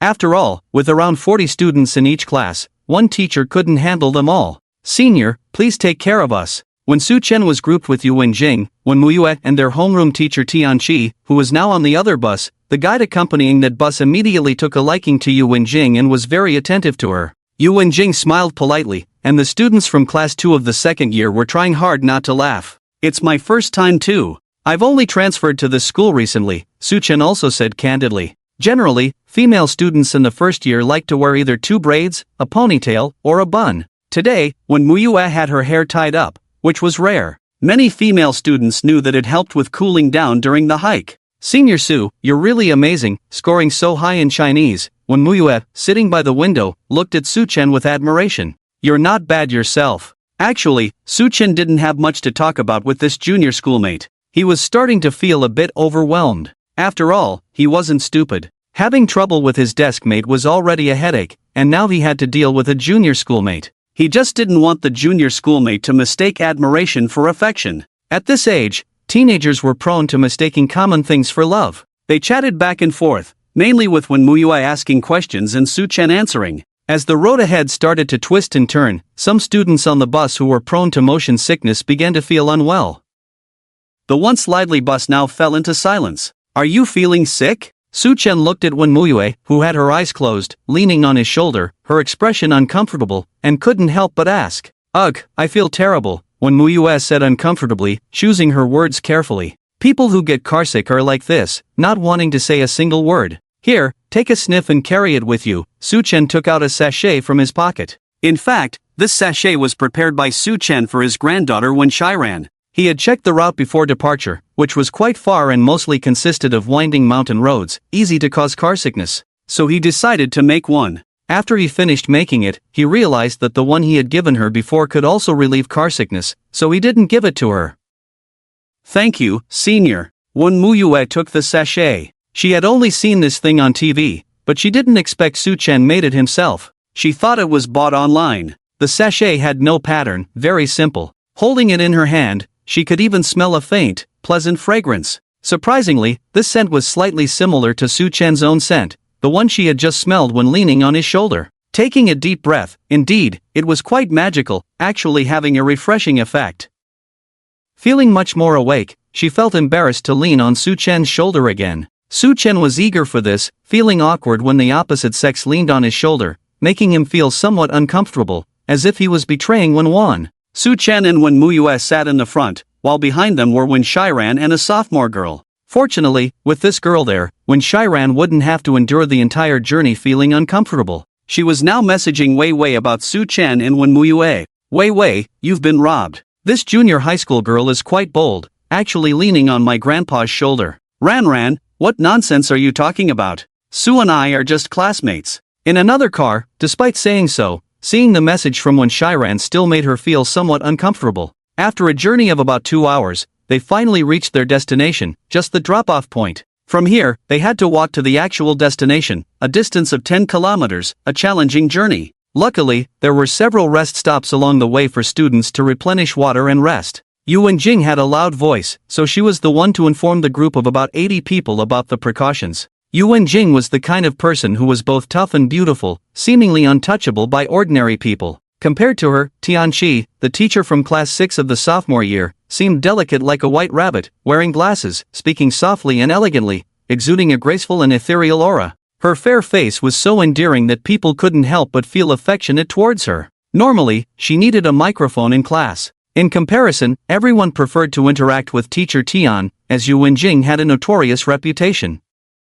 After Yu Wenjing finished speaking, she began to make arrangements. Besides 2 professional camping instructors, there were also 2 security personnel hired from a security company to ensure the students' safety. The final arrangement was for Tianqi to lead with 1 security personnel in the front, followed by the 2 instructors, while Yu Wenjing herself and another security personnel were at the back. There were also vehicles patrolling along the way, so safety was not a concern. "Teacher Tian, you shouldn't have any problems with this 10-kilometer walk, right?" After Yu Wenjing finished arranging things, she pulled Tianqi aside and whispered softly. Tianqi, who seemed gentle and weak, made Yu Wenjing feel a surge of maternal love towards her. Oh no, she couldn't be like this. She was a normal woman who liked handsome guys, she couldn't go astray. "I'll be fine, teacher Yu. Don't underestimate me." Tianqi's voice even had a hint of a childish tone. Goodness, if she didn't have a backpack, one would think she was also a student. Yu Wenjing didn't say anything. The reason she asked was that teachers had privileges. If necessary, they could have another teacher replace them, and then they could take a car directly to the destination. However, if you were a class teacher and got replaced, you would naturally score lower than other class teachers who were not replaced at the end of each semester evaluation. The team officially set off, with mostly strong students carrying flags at the front of each class. During the hike, there weren't many rules, you just had to walk with your group of friends. When Shiran and Wei Wei walked ahead of Su-chen and Wenmuyue, the 2 weren't afraid of getting tired. They chatted away while Su-chen adjusted his breathing, preparing for what lay ahead. Just now, when I was watching videos on the bus, they said a group of terrorists sneaked into Xin High, and 3 of them escaped. I wonder if they'll be caught, when Shiran said to Wei Wei. At this point, the hike had just begun, and everyone was energetic, with light and brisk steps. Li Shan also wanted to follow when Shiran, but he and the class monitor were assigned tasks and had to miss this wonderful opportunity.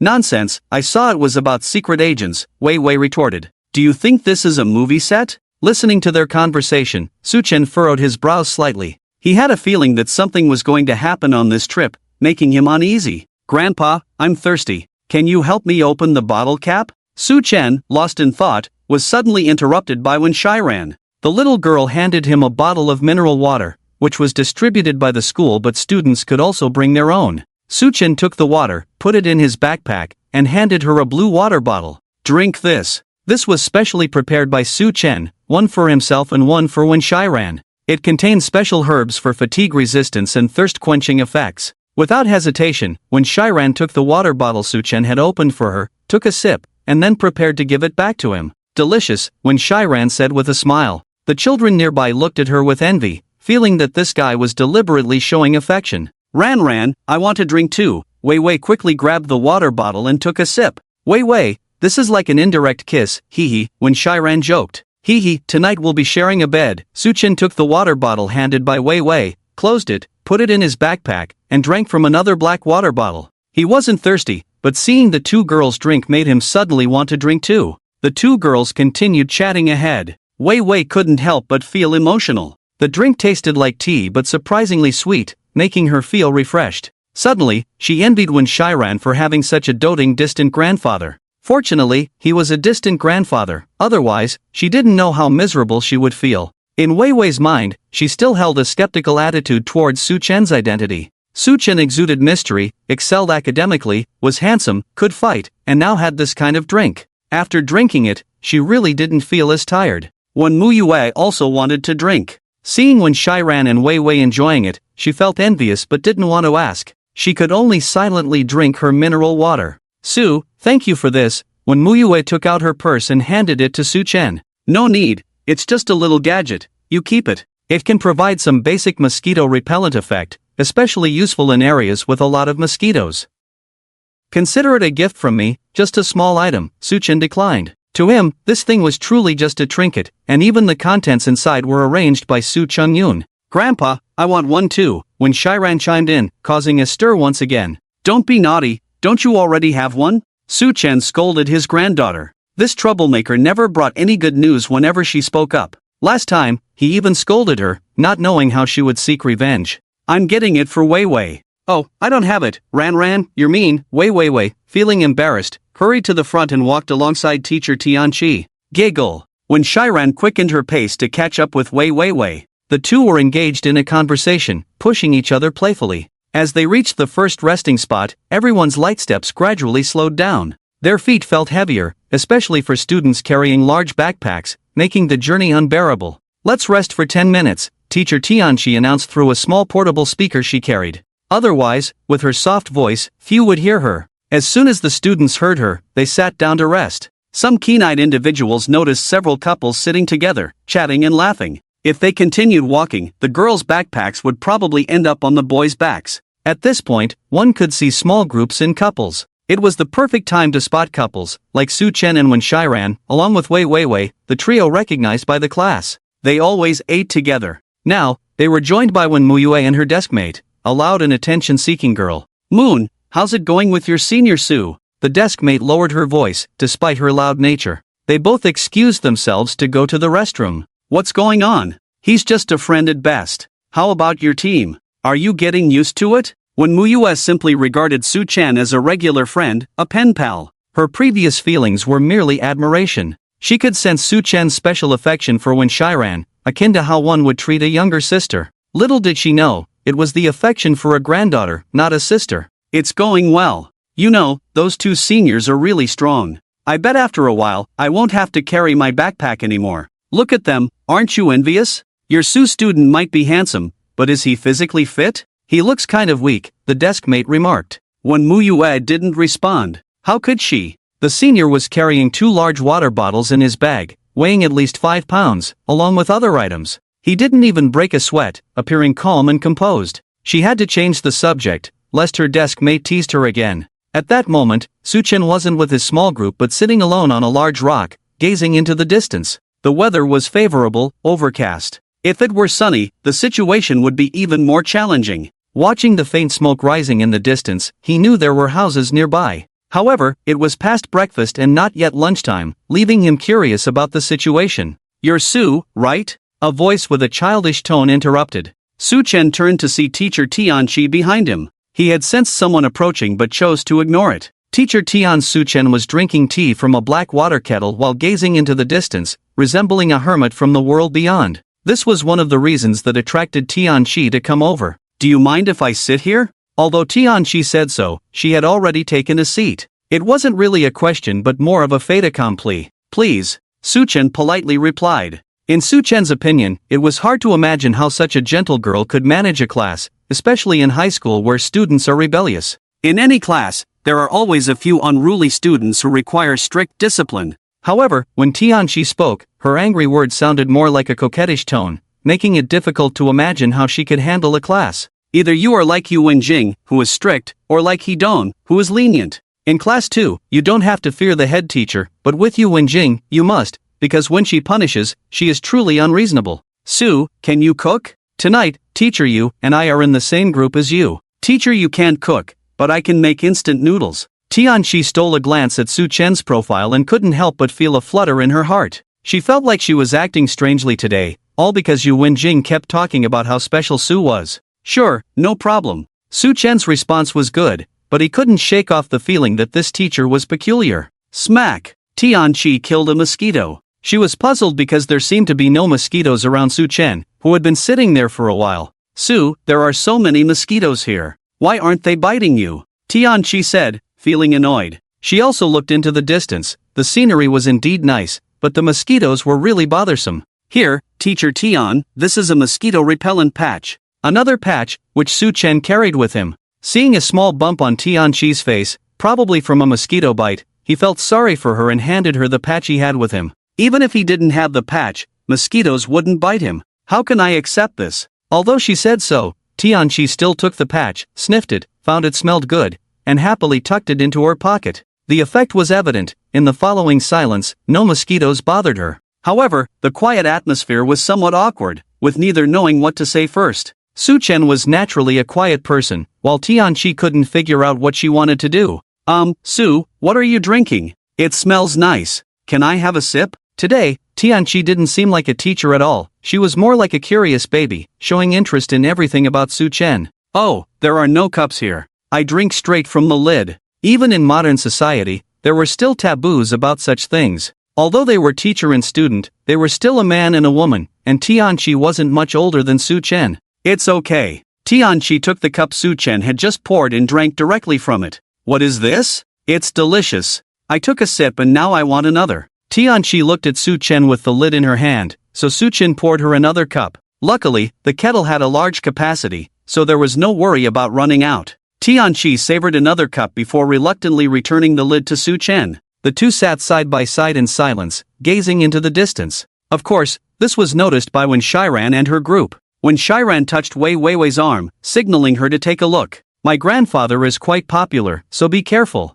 Also noticing was Wen Muyue, who was surprised to see their homeroom teacher chatting with another male student. They seemed to be drinking something. Could it be Sue's tea? They didn't even offer any to us, so why should the teacher get to drink it? Wen Muyue was the class monitor of class 6 in the first year. Checking the time, she realized that break time had already exceeded, yet the teacher was still leisurely enjoying themselves. So she walked over. "Teacher, we can depart now." "Ah, okay, let's go." Tianqi suddenly remembered they were supposed to hike as well. Almost forgetting the main task, she quickly stood up and reminded Su Chen to get ready to leave. The group set off again, with all students walking. Su Chen was now walking at the front of the group, side by side with Tianqi. Wanting some peace and quiet without the chatter of Wen Shiran and Wei Weiwei, he found himself with Tianqi, who was curious like a baby, asking about Su Chen's family situation. Forced to answer as she was a teacher, Su Chen carefully chose his words. After all, his situation was quite unbelievable.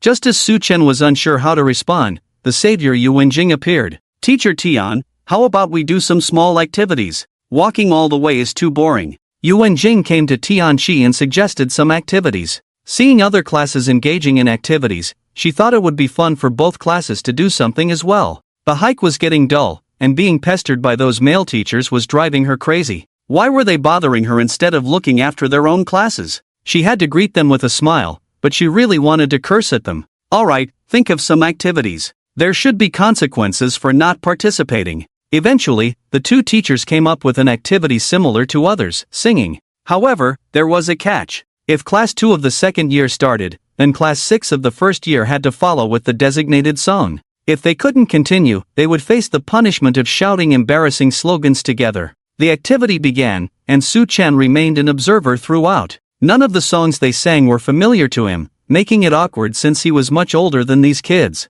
Luckily, it was a group activity, and everyone could lift Su Chen's spirits. After the activity, everyone felt less tired along the way. Laughing and chatting, they finally reached their destination after 3 hours. It was a camping site specially developed with a natural lake in front and a forest behind. The open space was just under the shade of the trees. However, the forest was dense, and the teachers repeatedly warned not to enter it as it was easy to get lost. The forest was undeveloped and dangerous, with teachers and staff patrolling the edges. Despite not feeling tired before, once they reached the destination, everyone sat on the ground exhausted. Even when the teacher urged them to collect things, they all wanted to rest. Except for Su Chen and Wen Shiran. Su Chen didn't need to rest, and Wen Shiran, through exercising with the two, had gradually improved her physical fitness. With a good foundation, she even had abdominal muscles. Before meeting Su Chen, her physical fitness was already good, having participated in wilderness survival training. Ran, I didn't expect you to be so capable. Even those boys are panting, and you're just strolling around like it's nothing. Wei thought she had good stamina, but after walking for so long, her legs seemed to no longer belong to her, while Wen Shiran was as calm as ever. Wen Shiran didn't reply. She woke up at 6 a.m. every morning, exercised until 7 a.m. a full hour, and now her speed was increasing. She was becoming more and more like a superhuman. Next was the distribution of supplies. First came the tents, then the sleeping bags. As for food, they would deal with it after setting up the tents. Su Chen was setting up a tent for the first time. In the world he came from, they either stayed in inns or just made do with a bonfire in the wild for the night. There wasn't much fuss about it, no tents or sleeping bags. It wasn't easy being in a group with two teachers. Su Chen ended up setting up the remaining 2 tents after the teachers saw how quickly he set up one. He ended up setting up a total of 4 tents, including helping Wen Muyu. Fortunately, he had studied up on it and the coach had given detailed instructions, so he was quite skilled at it. Next was preparing dinner. They combined 2 groups into one to save time and cooking utensils. Wei's group joined Su Chen's. Wei was in the same group as the class monitor, while the seniors were 2 shy boys who blushed when talking to girls. Su Chen took a glance and felt that their families were probably average. Generally, in a class, you could judge a boy's family background by his manner of speaking. Shy boys like them were likely from prestigious schools like Manhwa Middle School, where students with good grades had their miscellaneous fees waived. Su, you and Wei can start the fire. I'll take the juniors to get the ingredients. What do you want to eat? Make sure you know how to cook it, the class monitor Qin Yuqing said with a smile. She had a natural leadership quality. Everyone chimed in with their favorite foods. Even Yu and Jing, passing by, added that she ate everything except celery. They decided on the menu for the night, choosing the vegetables on the spot and cooking the meal themselves. They didn't have an induction cooker, so they had to cook over a fire. It seemed they were going to make a pot rice dish, which explained why when Shiran had mentioned that many students ate instant noodles. Su Chen and Wei started the fire. It was a simple task with a lighter, but Qin Yuqing and the others hadn't returned yet.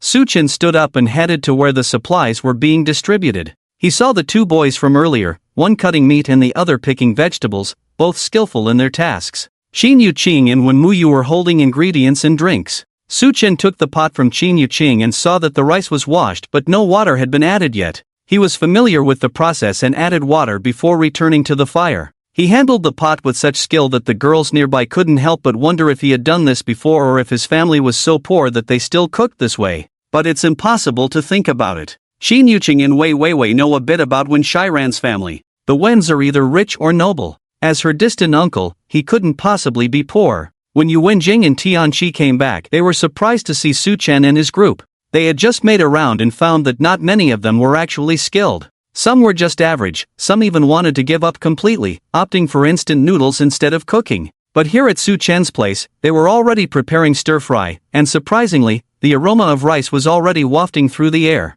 Squad leader, not bad at all. You can cook dingwo rice. You did well last year, Yu Wenjing patted Qin Yuqing on the shoulder, smiling. Tianqi was also curious about all this. It was her first time participating, so she had consulted some senior teachers on how to cook and lead a team. No, it's not me, it's Su's student. Qin Yuqing waved her hand, indicating it wasn't her. What? Both teachers were surprised, thinking it was either Qin Yuqing, the squad leader, or Wei Weiwei, but it turned out to be Su Chen, a first-time participant. It's like this. Qin Yuqing then pulled the two aside and explained the process, like pouring out some rice water and poking holes in the rice, things that most people wouldn't pay much attention to, yet Su Chen knew all of it. This made the two teachers wonder about Su Chen's family background. How poor could they be? How backward must their living conditions be? Tianqi thought to herself that Su Chen must be a top student from another school, recruited by their school. But Yu Wenjing didn't think so. After all, she knew that he was personally sent by the richest man in Xinhai, received by the principal.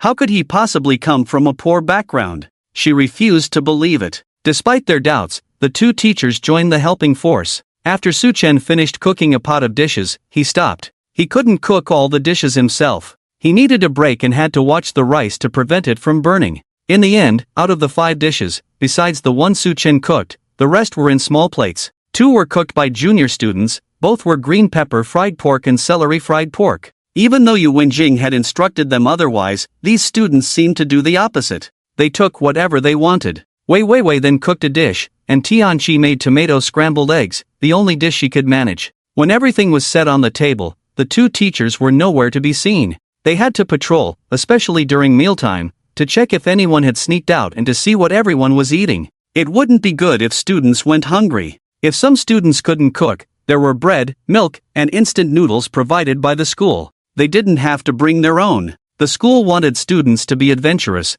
but they wouldn't let them suffer. For instance, some students struggled to set up tents. Even the seniors were surprised. Not everyone could do it perfectly, so teachers and coaches were needed at times. After the patrol, things were going well, but many were stuck at the cooking stage. Some clever groups cooked the dishes and then had instant noodles, which was quite smart. When the two teachers returned, they were surprised to see Su Chen and the others waiting for them. It was a bit embarrassing. The dishes are cold. Didn't we tell you not to wait for us? Yu Wenjing indulgently looked at these sensible kids. Perhaps this was the happiest moment for a teacher. Sometimes, academic achievements weren't everything. Seeing students being so sensible, wasn't that a successful way of nurturing them? Alright, let's start eating. You must be tired after this long journey today. Tianqi invited everyone to eat together. The teachers wanted the students to dine together, along with the security guards, coaches, and school leaders. They had specially ordered the food from a nearby farmhouse for this meal.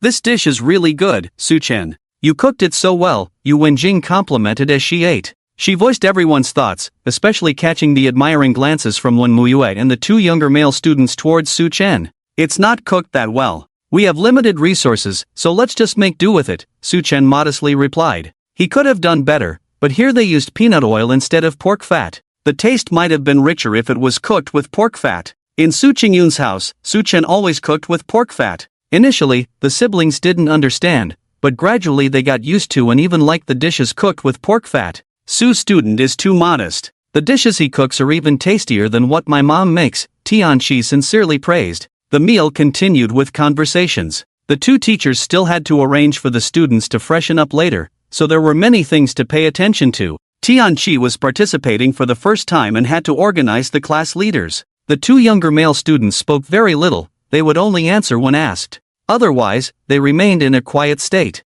Smells so good, I want to eat, when Shiran said, holding her bowl and joining the table forcefully, immediately picking up some food.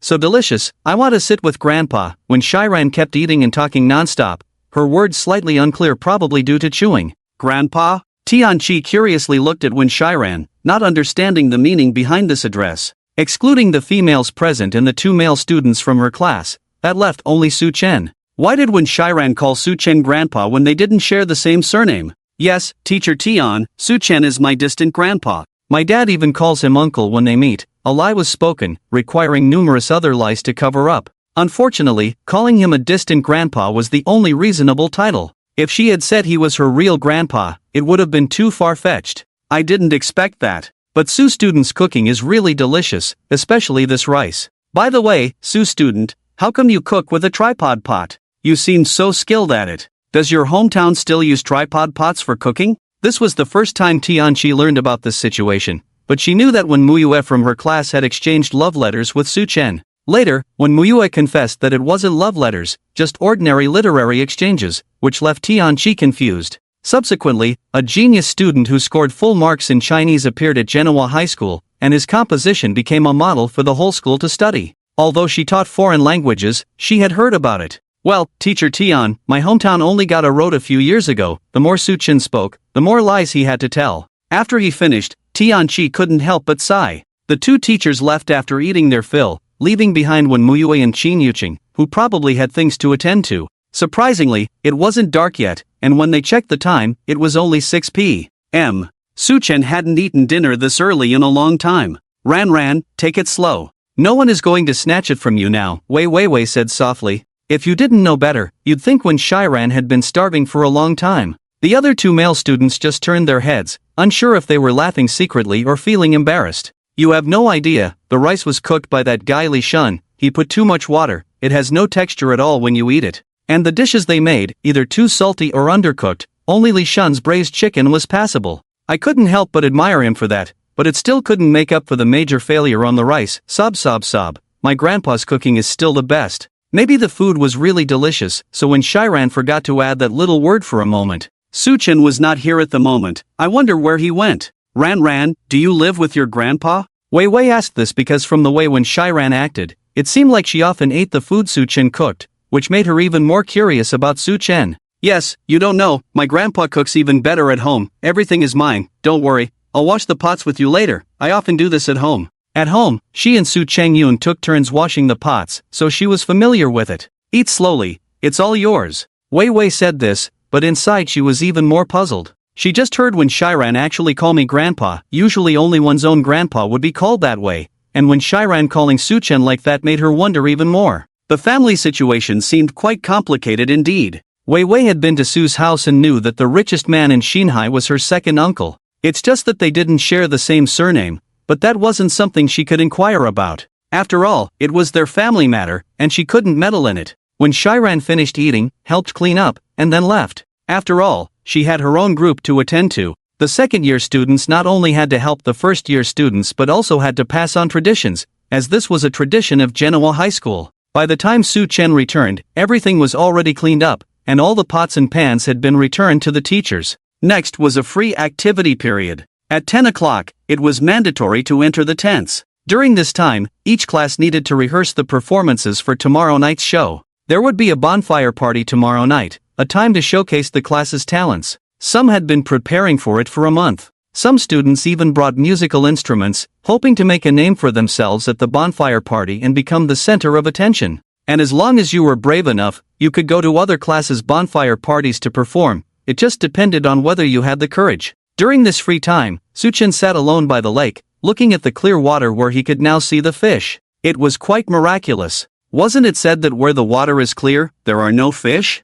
The fish in this lake seemed quite large. If the teachers hadn't repeatedly warned against fishing, those who brought fishing rods might have started night fishing. The newly risen crescent moon was reflected on the lake's surface. Su Xing had been awake for over a month now, and many things had happened. When he was in that other world, he always wanted to return to this world. According to his cultivation method, he could continue to live on without any accidents. The fruit he mistakenly consumed before, Su Chen speculated it might be something related to longevity, but his soul might leave his body. In that world, although Su Chen was aging, he had reached a state similar to his 3 sons now and would not age further. The reason he left that world was largely due to his desire to die, even though his body could have continued living. But returning to this world, time has passed, and the person he longed for is gone. This is what he finds hard to accept. Whether it was the soul of a 200-year-old that he hadn't yet adjusted to, or the soul of a 200-year-old now, he still couldn't come to terms with this fact. His own relatives, those he had known in his youth, now only his nephew remained. There had been moments when he felt disheartened. As a traditional man, the fact that his 3 sons each bore a different surname was a hurdle in his heart. Moreover, with each son leading their own life and having their own families, they rarely gathered together in a year, which made him feel even more lonely. It was only when he was with Su Changyun and when Shiran that he felt a sense of home, and when he thought of Song Yenran, he couldn't help but smile. She was such a lovely little girl. Now that she was recovering from her illness, she could grow up healthy. Initially, he had thought of exploring the mountains and waters of this country, but then he realized, what was the point without Wenwan by his side? Su Chen took out a photo he always carried with him, where Wenwan's smile was forever radiant. Having lived 2 lives, Su Chen had come to understand one thing: if he hadn't crossed over with his soul and Wenwan hadn't been pregnant, they probably wouldn't have ended up together through normal circumstances. The idea of a poor boy and a wealthy girl finding happiness together was something out of novels and TV dramas. Social status mattered, no matter the era. With less than 2 months until the break, Su Chen had planned to accompany Wen Shiran to learn driving and then travel around.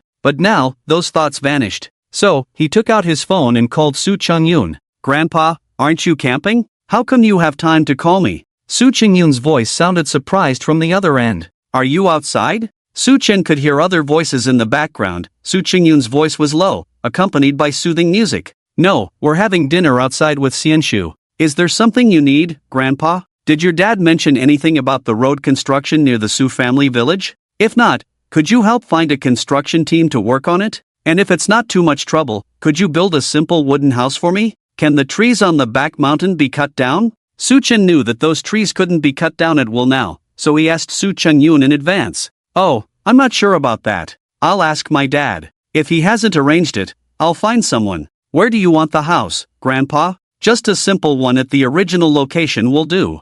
I'll take care of the rest. Before the school break, could you please take me back there? I'll draw up the design for the cabin and give it to you when I return." "Sure, Grandpa." After Su Changyun hung up the phone, he looked at Lu Xianshu with a puzzled expression. "What's going on? Building a house? Where is Grandpa planning to build a house?" Lu Xianshu asked curiously, as she could only catch bits and pieces of the conversation due to the low volume of the call. "Grandpa wants to go back to his hometown or to the Su family village. He asked me if Dad had mentioned the road construction, and if not, to find a team to work on it. And if it's not done, he wants to build a small house." Su Changyun sighed. After spending time together, he had come to accept this young grandpa, but he could sense that, except when Su Chen was with Song Yenran, his true emotions surfaced. With others, including Su Changyun, he seemed like a familiar stranger, carrying an inexplicable sense of loneliness.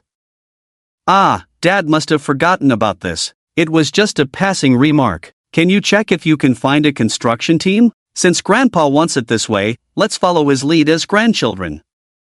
Besides, we're not short of money. But we still need to inform Dad about this." Lu Xianshu didn't feel the same way as Su Changyun. After all, having such a young grandfather was a surprise to her. It wasn't until Su Chen arrived in Xinhai that he realized how well the 3 brothers kept things secret. "Alright, but I wonder if Uncle will scold us or blame us for not taking care of Grandpa." Su Changyun wasn't afraid of his own father, but he was afraid of Uncle Song Jicheng. In fact, the younger generation in the family was all afraid of him because he was so authoritative. Just a glance from him would make them shrink back. "Don't worry, Uncle actually knows more about Grandpa's situation than we do. It's understandable in this situation. After all, Grandma has passed away." The inner turmoil Grandpa must be feeling waking up at this time, only he knows. Lu Xianshu's analysis resonated with Su Changyun. Yes, Grandpa woke up to see Grandma, but Grandma had already passed away. Both great-grandpa and great-grandma were gone too. In this world, Grandpa's only remaining relative from his generation was Uncle Su.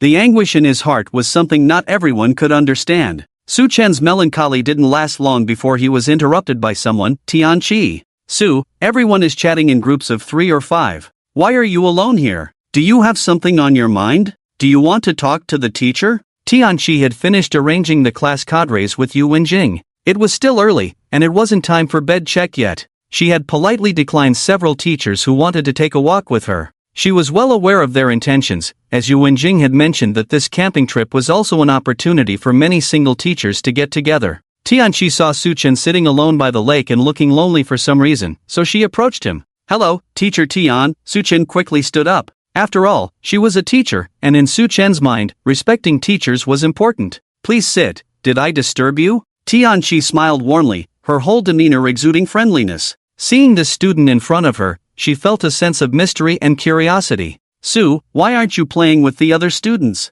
Is something on your mind?" The student's gaze was particularly unique, which made Tianqi shake off her scattered thoughts. This was about caring for the student. Yes, that was right. Teacher Tian, I just transferred to this class. I only know my deskmate and a relative. I'm not very familiar with the others, so I don't know what to talk to them about. It wasn't that the boys in the class didn't want to play with Su Chen, but he just didn't feel like interacting with them. If it weren't for the memories from a past life, he might have been willing to socialize with people his age. But now, he was different, exuding a retirement mindset and a sense of old age. Su, you should take the initiative to interact with other students. Tianqi rambled on, leaving Su Chen confused. He wanted to say, Miss, isn't this something for our class teacher, Yu Wenjing, to handle? Don't you have matters to attend to in class 6 of the first year? Thank you, Teacher Tian, Su Chen politely thanked her. By the way, Su, can you tell me about your family situation? It's not easy to come to this big city, right? Before, Su Chen said he came from the mountains, which made Tianqi feel sympathetic. Being children from rural areas who took on responsibilities early, children like Su Chen appeared so steady. They must have shouldered the heavy burden at home early on, while also balancing their studies, which explained their good physical strength and cooking skills. Tianqi was quite imaginative. However, if it were Su Chen from 50 years ago, it would be true. As soon as he had a break, he would return to his hometown. At 18, he was already considered a man in the countryside, ready to get married, start a family, and shoulder the family's responsibilities. Su Chen felt a bit dizzy. Why was Tianqi still fixated on his family's situation? How should he respond? The house in his hometown had collapsed, and he no longer lived there. Currently, he lived in a large flat with his grandson. One lie required countless more lies to cover it up, which was giving him a headache. Tianqi, there's nothing much to say about my family. Life is good now. The government has built a road and installed streetlights in our area, making it very convenient, Su Chen said, not knowing what else to say. Even his homeroom teacher, Yu Wenjing, didn't care about him as much.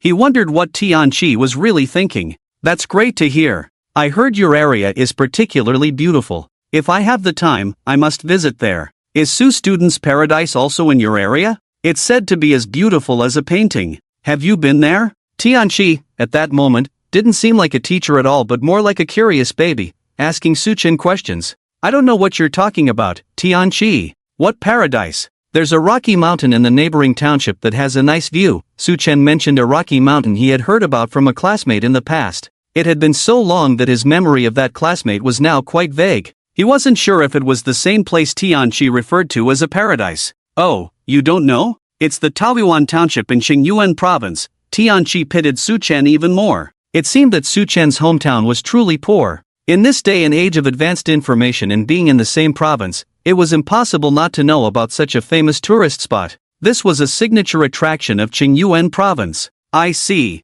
I haven't been there. I'm sorry, Tianqi, I can't offer any advice, Su Chen apologized. He hadn't realized that the place was called Taoyuan Township. Why did it become a paradise? He would have to look into it later or ask when Shiran. It's okay. Su Student, you don't need to apologize. Sorry, I have to take this call, Tianqi said as her phone rang. She answered it and walked away. Su Chen had excellent hearing and caught the gist of the conversation, which was about Tianqi being called to a meeting. Su Student, if you have anything on your mind, you can talk to teacher Yu or me. Don't keep it to yourself. I have to attend a meeting now. Remember to communicate more with your classmates. Goodbye. Watching Tianqi walk away, Su Chen's head started to ache a bit. He felt that Tianqi was somewhat similar to his deskmate, both overly concerned about his affairs. Deciding not to dwell on these thoughts, he looked up at the stars in the sky, his mind drifting between the present world and the memories of 50 years ago. At 10 p.m., it was the school's designated bedtime, and they had to get up early for morning exercises the next day. Just because they were out didn't mean they were free. While it was exciting to be out, many students couldn't sleep, especially since they were allowed to sleep in tents with their homeroom teacher's permission. This time, when Shiran was sharing a tent with Wei Wei. Wei, do you like my grandpa? Friends always liked to share intimate thoughts. Their conversation was hushed, mindful of the teachers patrolling around and the fact that each tent had names and class numbers on them. What nonsense are you talking about? How could that be? I'm still underage. Wei is not yet 18, but at this age, it's easy to start developing feelings. If the tent wasn't dark, when Shiran would have definitely seen Wei blushing. Really? Actually, not having a crush is the best. My grandpa is so handsome after all. There must be many people who like him. And did you see that teacher Tian? She always seems a bit strange. Earlier, the two of them went to the lakeside and saw Su Chen. They had wanted to go talk to Su Chen, but then Tian Chi suddenly appeared, so they didn't go. After all, rumors would spread if male and female students were alone together. Although Su Chen looks like he's 18 or 19 now, he is indeed his own grandfather. Even if he could accept it, could his family? To put it bluntly, it's best for Su Chen to stay single. All three families would support Su Chen, but once he gets married or starts dating, whether the three families can accept it becomes a big issue. No, Wei Wei's voice was very soft, tinged with guilt. Nothing happened that night, at least not on Su Chen's side. Throughout the night, the teacher patrol caught several couples, a few young anglers sneaking out to fish, and even some secretly gathering to drink. It's chaotic, but this kind of thing happens every year, so the teachers are quite experienced with it. They know the students' little tricks like the back of their hands. After morning exercises, it was time for breakfast. Students made their own breakfast, but the teachers had theirs provided. When Su Chen was cooking breakfast, he didn't have to worry about two teachers, but when Shiran greeted him, so he had to make her portion. Watching Su Chen dote on when Shiran, when Muyuet and Wei Wei couldn't help but feel envious. After breakfast, it was time for morning activities. This was when each class organized their activities. For such a large group, the best activity was team events like tug-of-war. This was a class collective activity. Tug-of-war competitions were held between classes, organized by grade and gender. The prizes were a roasted lamb and a roasted suckling pig, which winners could choose. If both male and female teams won, there would be 2 prizes. In the evening, the school also provided drinks and other snacks. Currently, each class teacher was arranging their team. Su Chen was definitely participating because they needed 15 boys, and although Su Chen wasn't very tall, standing at just 1.8 meters, he looked quite sturdy. With when Shiran's recommendation, Su Chen was selected without any doubt. When Shiran was smiling from the start. His grandpa was skilled in martial arts, he could kick people away single-handedly back in the day. There was no doubt the boys' team would win. The first competition was for the first-year students. Class 6 of the first year was a special class in the school, mostly consisting of students with good academic performance, so they were relatively weak in sports. This had been evident during the hiking trip. To put it bluntly, the girls didn't have good stamina. As expected, they were eliminated in the first round, while the girls won the third prize, which was 3 big watermelons. Watermelons were a rare treat during this season. After the first-year competition, Tianqi brought the students from Class 6 to cheer for Class 2 of the second year. There were now 5 classes left on the field, and it was time for the draw. Don't be fooled by the fact that Class 2 of the second year is also a key class. The biggest difference between this class and other key classes is that there are many students who are not focused on studying. For example, some go out to surf the internet. Yes, even in this age of computer ubiquity, there are students who sneak out to surf the web. Yet, their grades are excellent. Some spend their days either playing basketball or running, making it seem like a sports class. Therefore, only Yu Wenjing can manage to control this class. Strangely, everyone is also quite afraid of Yu Wenjing, perhaps due to the pressure from the homeroom teacher. Lao Yu, stop drawing lots. The class you just drew is full of tough guys. We almost got eliminated, teased a student from Class 6. Yeah, that's right. The students participating in the competition were all chattering excitedly. Nonsense, why should I stop?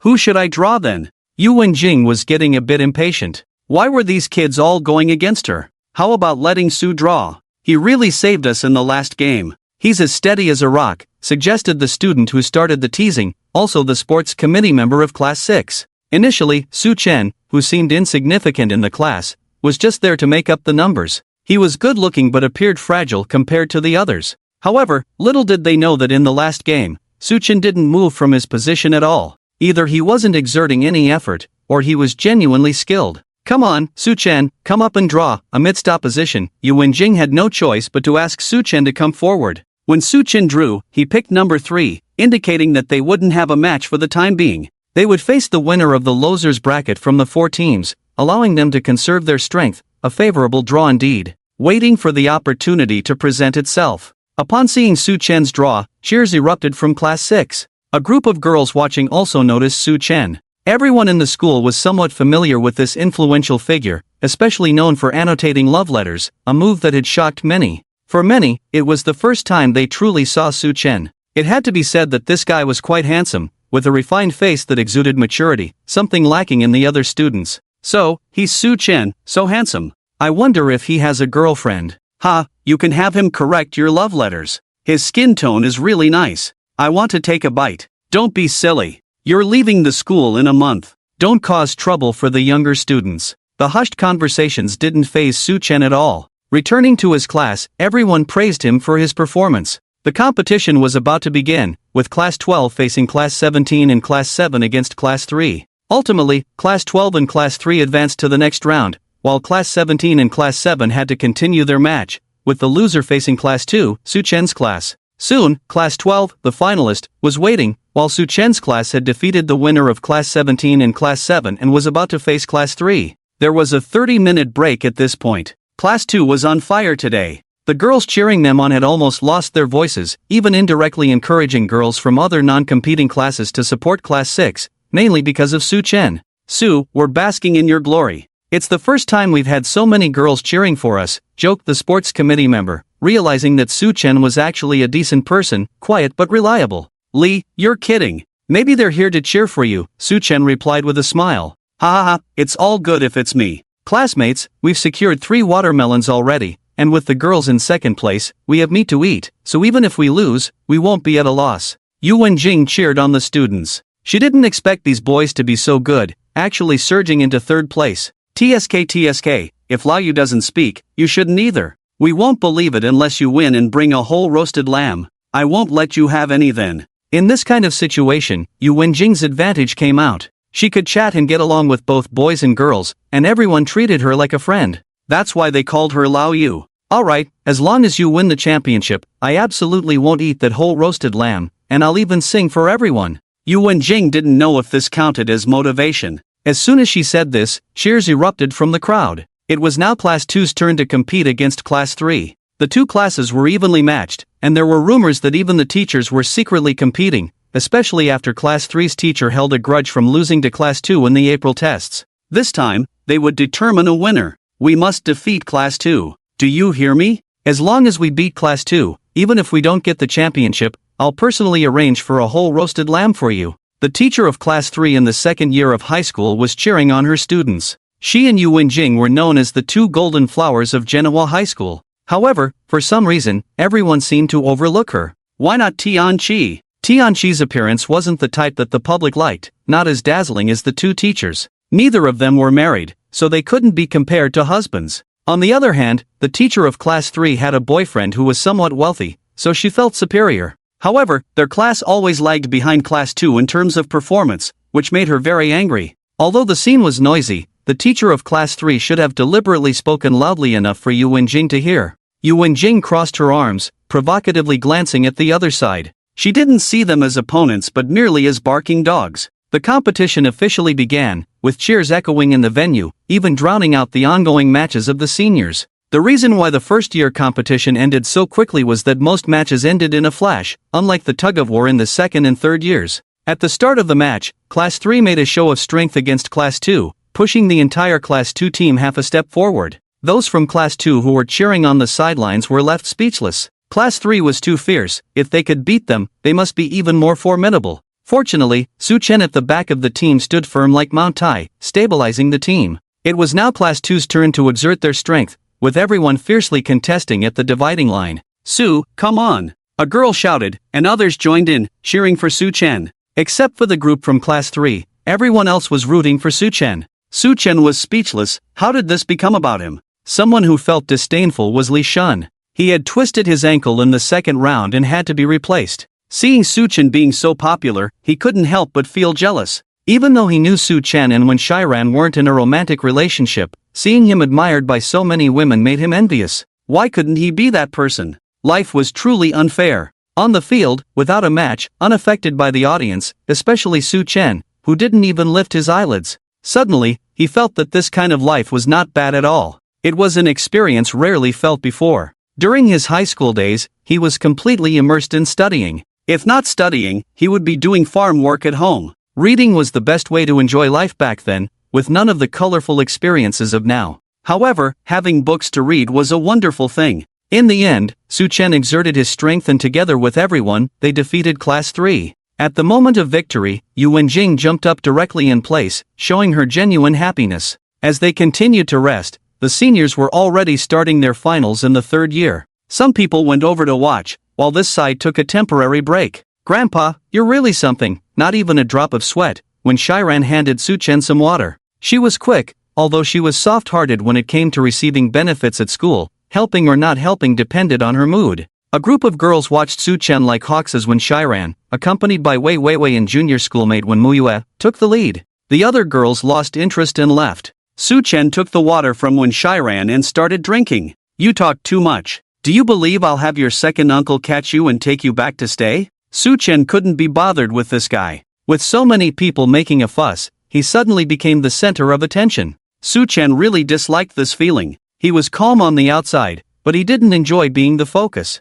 "I'm sorry, Grandpa," when Shiran immediately said in a pitiful tone. She didn't want to go back to stay. It was fine before, with only her second uncle's father, and virtuous sister. But now her mother was there, and she had no freedom at all. Going back to stay there would be like signing her own death warrant. After resting for half an hour, the final match of the second year was held. The first and third years had already finished, so this side became the center of attention. The final result was a given. With Suchen in Class 2, winning was no small feat. However, Suchen didn't know if it was intentional, but he hadn't exerted himself earlier, making his classmates sweat profusely before he did. Class 2 emerged victorious, winning a whole roasted lamb. This meant there would be a bonfire party tonight, with not just singing and dancing but also delicious food. Since Class 2 was paired with Class 6 of the first year, they also benefited. They could enjoy the roasted lamb, while the school provided lunch. It was first come, first served, as the matches ended at different times. Class 2 was the last to go for lunch, eating heartily and discussing the match.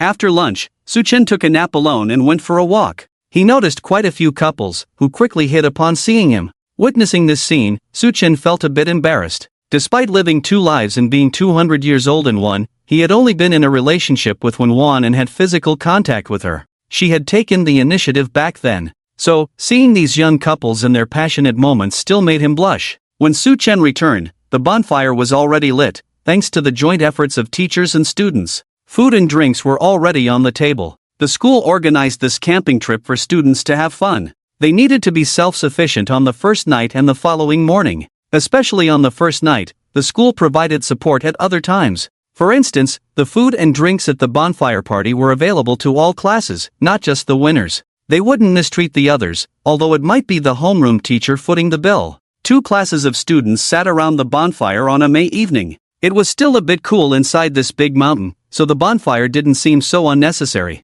Most people were still wearing jackets, although some had switched to short sleeves earlier at noon. First, the two class teachers were pushed up there, both beautiful and pleasing to the eye. The teachers mainly spoke some ceremonial words, but Yu Wenjing was different. Although she was a Chinese teacher, her words were straightforward, making people wonder if she was a serious Chinese teacher at all. "All right, I'm done speaking. Is there anything else you'd like to add, teacher Yu?" Tianxi always carried her little trumpet with her, but she didn't need it now because there was a sound system. "I have nothing more to add. Let's start the program." Yu Wenjing prepared to make a quick exit. "Teacher Yu, sing a song." The sports committee member of Class 2 led the way, and the other students from Class 2 joined in the chorus. At first, Yu Wenjing was puzzled, but then she remembered her promise and slapped her forehead, realizing she had been tricked. "You've got guts, kid. Copy The Palace of Eternal Youth 100 times by Wednesday, and recite it in front of the whole class. Miss one word, add 10 more times," Yu Wenjing said fiercely.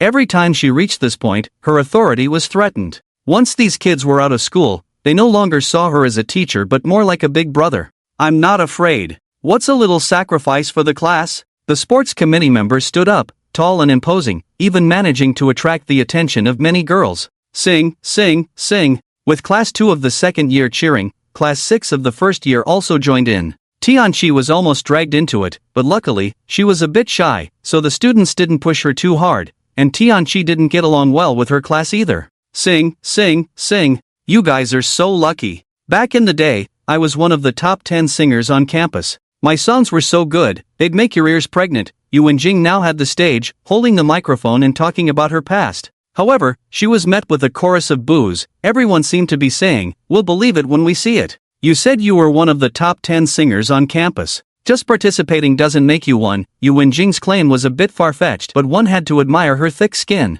It made the students from both classes burst into laughter. Tianxi looked at Yu Wenjing, who was boasting, with envy in her eyes. When would she be like teacher Yu? Although she was an acting class teacher, she hadn't really done much at the podium. If it were in this situation, she would definitely be too nervous to say anything. She would never be as composed as teacher Yu. Alright, enough fooling around. Let me find the accompaniment for this song. We'll sing along later. Yu Wenjing took out her phone and started searching. Everyone was looking forward to what song this beautiful class teacher would sing. Old Yu, hurry up. If not, how about singing The Lone Warrior? A student suggested. No, The Lone Warrior needs to be sung together. Okay, I found Chaser of Light. I hope you all will be chasers of light on the path to the future, chasing after what lies ahead, moving forward all the way. Clap, clap, clap. Applause erupted at the scene, which was quite unexpected. People thought Yu Wenjing would sing something more energetic and cheerful, perhaps a rock song. Who knew it would be such a lyrical song? As the music played, Yu Wenjing's whole demeanor changed, shining brightly in the light of the bonfire. If you are the fireworks on the sea, I am the foam of the waves. At a certain moment, your light illuminated me. What is a crisp opening? This is. What is like two different people? This is. The first sentence stunned the audience, gradually making everyone believe that the mention of being one of the top 10 campus singers was not a joke. The melodious and pleasant voice made everyone involuntarily intoxicated. Yu Wenjing immersed herself in her singing, her eyes seemingly carrying a light, perhaps recalling her university, her high school days. Class 2 also heard their homeroom teacher sing for the first time, and it was indeed extraordinary. As the song ended, everyone remained enchanted by Yu Wenjing's voice, forgetting to applaud. Ah, does this old teacher sing so badly? You're not even willing to applaud for me? Yu Wenjing pretended to be sad, and everyone came back to their senses, applause and cheers echoing, with other classes seemingly listening as well. Hee, that's more like it. Okay, the next stage, Teacher Tian, it's your turn over there. Yu Wenjing placed the microphone back and returned to her class. Next up was the performance of Class 6 of the first year, who basked in the glory of Class 2 of the second year, evident by the abundance of drinks and whole roasted lamb. Several junior sisters came up to perform a dance. Lao Yu, I declare you are now my fan. No, I am your fan. Lao Yu, you are my goddess. Lao Yu, Lao Yu. Everyone chattered, some girls looking at Yu Wenjing with admiration. Listen, watch the performance, it will be your turn soon. I know I'm excellent, but I prefer to keep a low profile, Yu Wenjing said unabashedly, as it was the performance time for the opposite class, requiring respect. Su Xing had been awake for a while now, having been at this school for a month. This was the first time he truly felt youth in campus life. Su Chen was quite touched, perhaps this was why many people still reminisce about their school days even in death. Here, there were peers to laugh and play with, freely enjoying their youth during this period. Grandpa, do you want to perform later? Don't worry, I can arrange it for you. When Shiran and Wei Weiwei sat beside Su Chen, with Wen Shiran whispering softly. Su Chen turned to look at Wen Shiran. I got it. Wen Shiran immediately fell silent. Although Su Chen's expression was neutral, it gave the impression that if Wen Shiran dared to say more, she would face the consequences. Wen Shiran, Wei Weiwei, are you both ready? Yu Wenjing had appeared by their side without them noticing, reminding the two of their upcoming performance. Currently, a male student from Class 2 of the second year was on stage with a guitar, singing a song that occasionally elicited screams from the girls. Here they come, here they come. When Shiran quickly stood up, pulling Wei Weiwei to prepare. The two were preparing to sing and dance, not having practiced for 2.5 years, unrelated to basketball, and not wearing overalls. Su Chen, why do you look so gloomy, not at all like a 17 or 18-year-old? Look at them, cheering and participating, join in. Yu Wenjing patted Su Chen's shoulder, remarking that teachers actually liked quiet and well-behaved students, but if an entire class consisted of such students, it would be quite dull. Therefore, generally speaking, having a few cheerful individuals in the class could effectively liven up the atmosphere when needed. Seeing Su Chen like this, Yu Wenjing was also somewhat troubled. Although he excelled academically and was quiet, he was just too quiet. Apart from being with Wen Shiran, even with his deskmate, he rarely spoke. Teacher, I'm fine like this. Sometimes, passers-by are not bad either. Su Chen didn't look at Yu Wenjing, his eyes fixed on the center of the venue, not sure if he was watching the performance or the bonfire. Alright, judging by your appearance, you could probably have a good chat with my grandfather. Teacher, go attend to your duties. Seeing that Su Chen couldn't be persuaded, Yu Wenjing lost interest and prepared to leave, as she had many things to take care of. Okay, teacher, you go ahead. Su Chen turned to wave at Yu Wenjing who was about to leave. Helpless, Yu Wenjing realized that this guy clearly didn't want to talk to her. Finally, it was time for Wen Shiran and Wei Weiwei's performance. Suddenly, all the boys in the audience started whistling. Both of them were the cute type, similar in height and build, dressed in red and blue Lolita outfits, looking extremely adorable. Their song was cute and playful,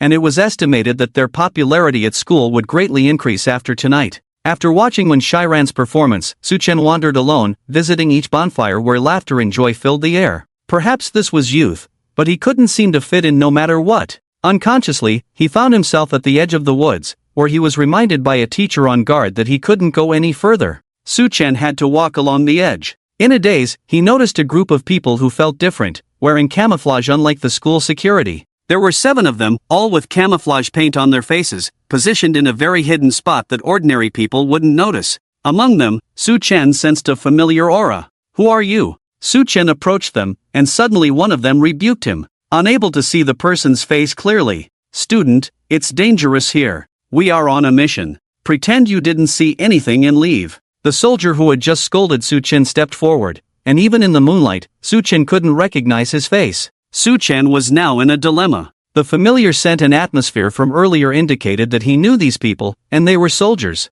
The answer was obvious, it was his grandson, Song Yingzong. Seeing that they were on a mission, Su Chen realized that many of the guards here were soldiers from Chao village, and there were very few actual teachers. It seemed that something was wrong here. Should he go up and acknowledge his grandson? He knew that Song Yingzong was still injured and not fully recovered. The person, seeing Su Chen's lack of response, exchanged a glance with someone beside him, and another person emerged from the darkness, also in full camouflage. They decided to attack Su Chen, thinking that if being gentle didn't work, knocking him out would suffice. As for what would happen next, it would be up to the school and local public security authorities, and they wouldn't be involved. Seeing the two approaching to attack him, Su Chen remained calm, stepping back to avoid their attacks, then swiftly knocking one down and kicking the other away. The 2 men looked shocked. How could this seemingly inexperienced guy in front of them be so skilled? "Song Yingzong, is that you?" As Su Chen called out the name, the 2 attackers froze. Another person emerged from the darkness, fully armed and still unrecognizable under the camouflage paint. "Old cat, little cat, both of you step back." "This is my relative," said Song Yingzong, surprised to encounter Su Chen in this place. Yes, the 2 soldiers who had been knocked down by Su Chen retreated into the darkness. "Is it dangerous?" Su Chen asked without much ado, just 3 simple words. "Danger. It's escaped from the direction of my uncle, might be armed, just didn't expect them to flee here, even more unexpected, to find students here. But the entire perimeter has been cordoned off, and soon these students will be evacuated." In fact, what Song Yingzong wanted to say was, it was all too coincidental that it was Su Chen's school here. "I'll go with you. You're injured, and the poison from before hasn't completely been expelled." Su Chen didn't know what prompted him, perhaps not wanting his grandson to be in danger, or not wanting this beautiful night to be ruined. He unexpectedly said those words. "No, Grandpa, it's really dangerous. There's a reward. My dad, second uncle, and third uncle will skin me alive." Song Yingzong's face, covered in camouflage, was filled with fear. Su Chen actually wanted to go with them, which was absolutely not allowed. Even if nothing happened, if his father and uncles found out, he would be in deep trouble. This was his own grandfather, who had just regained consciousness after a long time. If something happened to him, he didn't dare to think about his own fate. "I insist. Get me some clothes. Otherwise, the 7 of you combined probably aren't a match for me." Su Chen's strength had recovered halfway. He could leap over roofs, strike from a distance, everything was possible now. Just now, dealing with those 2, he had used only 20% of his power. After all, the 2 had decent physical abilities. This. Song Yingzong was speechless. Why was this grandpa so stubborn? Was he really disregarding his grandson's well-being? "Black Cat, do we have any clothes left?" Song Yingzong asked behind him. "No, Black Cat boss," came the curt reply, but no one was in sight. "You see. I know you have a way to make my clothes like yours. I don't need to bring anything. Don't worry, I won't slow you down." Su Chen interrupted Song Yingzong, who looked helpless. He gave a signal to the person who had spoken earlier, and someone emerged from the darkness, applying something to Su Chen's body, bringing a cool sensation. Soon, Su Chen looked similar to them. "Grandpa, we are a special forces team. We usually go by code names. I'm Mountain Cat, the young man you just defeated is Old Cat, the older one is Little Cat. They are the champions of our Southwest Combat Zone, but..." Song Yingzong hesitated to continue. The fact that the champion of the Southwest Combat Zone was taken down so easily was hard to believe, and being discovered up close was even worse. It could cost lives if word got out. You have strength and internal energy," Su Chen praised, causing the 2 to lower their heads even more. "Let me introduce you to the others," Song Yingzong said, resigned. Even if he didn't take Su Chen with them, he couldn't stop him. Just by defeating 2 people earlier, Su Chen was stronger than all 7 of them combined. He knew some people who were faster than firearms. This is Orange Cat, in charge of medical treatment. This is Tabby, our communications officer. This is Wild Cat, our sniper. The one who applied camouflage to you earlier is Black Cat, our eyes. After introducing everyone, Song Yingzong looked at Su Chen, unsure of what to say. Surely he wouldn't introduce him as his grandfather, and his grandson was accompanying his grandfather on a mission. You can call me Owl, Su Chen said, and just like that, a high school student joined the Special Forces team. Across from us, there are about 9 people, all of them are desperados, armed with guns. Some of them are skilled in combat and assassination. We must complete the mission before dawn. Song Yingzong briefly explained the general situation of the mission. The group set off, with Su Chen walking at the back of the team. Despite the thorns along the way, Su Chen managed to keep up with the team closely, which intrigued everyone. Taking down the young and old cats with just a few moves earlier was unexpected, but keeping up with the team showed real capability. Captain, this approach may lead to mistakes. We won't be able to explain to the higher-ups later, and I will report truthfully, said Orange Cat, the deputy captain of the Wildcat team. Despite being a medic, he had strong individual combat skills, second only to Song Yingzong. In fact, it wasn't supposed to be Song Yingzong on this mission, he volunteered for it. The reasons were known only to him. Orange Cat, report truthfully to the higher-ups, but for now, I am the captain, and everyone must follow my lead. Song Yingzong knew this matter couldn't be concealed. He only hoped that this operation would go smoothly without any hiccups, so he could explain things properly to his father and his 3 brothers when he returned. Yes, Orange Cat was somewhat puzzled. The Wildcat, who always stood firm, was being controlled by a high school student. Moreover, the place was mentioned so casually, indicating familiarity. Stop. The group had been in the woods for 10 minutes when Su Chen suddenly spoke softly, leaving everyone puzzled about his intentions. They turned back, and those responsible for vigilance quickly took action. Song Yingzong approached Su Chen. What's wrong, lad, an owl? Su Chen didn't respond to Song Yingzong but instead leaped onto a 5-meter-high treetop. This move shocked everyone. Had they encountered a martial arts master? Was he that skilled? Taking off from a standstill? Were they in a martial arts drama? All eyes turned to Song Yingzong, as if asking, what's the deal with your relative? Is he a stuntman? Song Yingzong was also puzzled. He knew his grandfather was highly skilled in medicine, having saved his niece and even cured his sister-in-law from a vegetative state. He had also healed many of his own chronic illnesses. Otherwise, he wouldn't have been able to join this mission. He felt like he had regained 80% of his peak strength. Soon, Su Chen returned to his original spot. About 500 meters ahead, there are around 4 people, Su Chen whispered. This was incredible. How could he see people at 500 meters in the dark and even estimate their number? As the observer, Black Cat had all the latest equipment but remained silent. Was this high school student more skilled than the advanced equipment? Everyone, be alert. Black Cat is ahead. Song Yingzong chose to believe rather than doubt and continued forward more cautiously. After advancing 200 meters, Black Cat's equipment began to react. Professional hand signals were exchanged, leaving Su Chen puzzled as he couldn't understand them but assumed they were acknowledging him.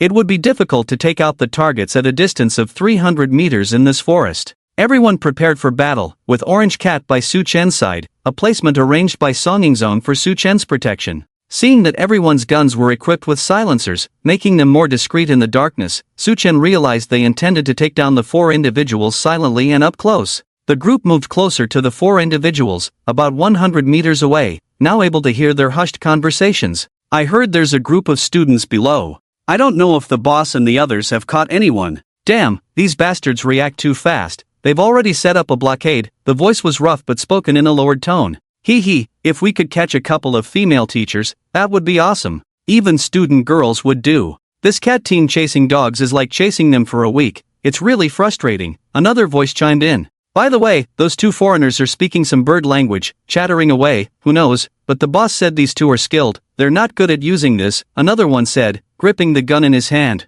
The other 2 were obviously not from their own country, and it was unclear which language they were speaking. But Su Chen understood, they were speaking French. So it was normal for most people not to understand, as French was usually studied as a foreign language. The 2 speaking French were also using foul language. From what Su Chen gathered, it seemed they had captured a hostage, a woman. The people who had just left were about to return to meet up with the others. The Wildcat team had already surrounded these 4 individuals, waiting for the command to launch an attack. Chattering away, one of the foreigners suddenly said. At that moment, Song Ying issued the attack order. Apart from supporting roles and Orange Cat, everyone launched the attack. Soon, the two speakers were directly killed by this sudden attack. However, the other two foreigners were noticeably stronger. They engaged in close combat with Little Cat and Old Cat, fists hitting flesh, the sound of punches echoing in the air. The Wildcat team is indeed formidable, but if it's just this, it's probably not enough. It turned out this person could speak the language of Longwa fluently and forcefully. His opponent remained silent, retaliating with even fiercer punches and kicks.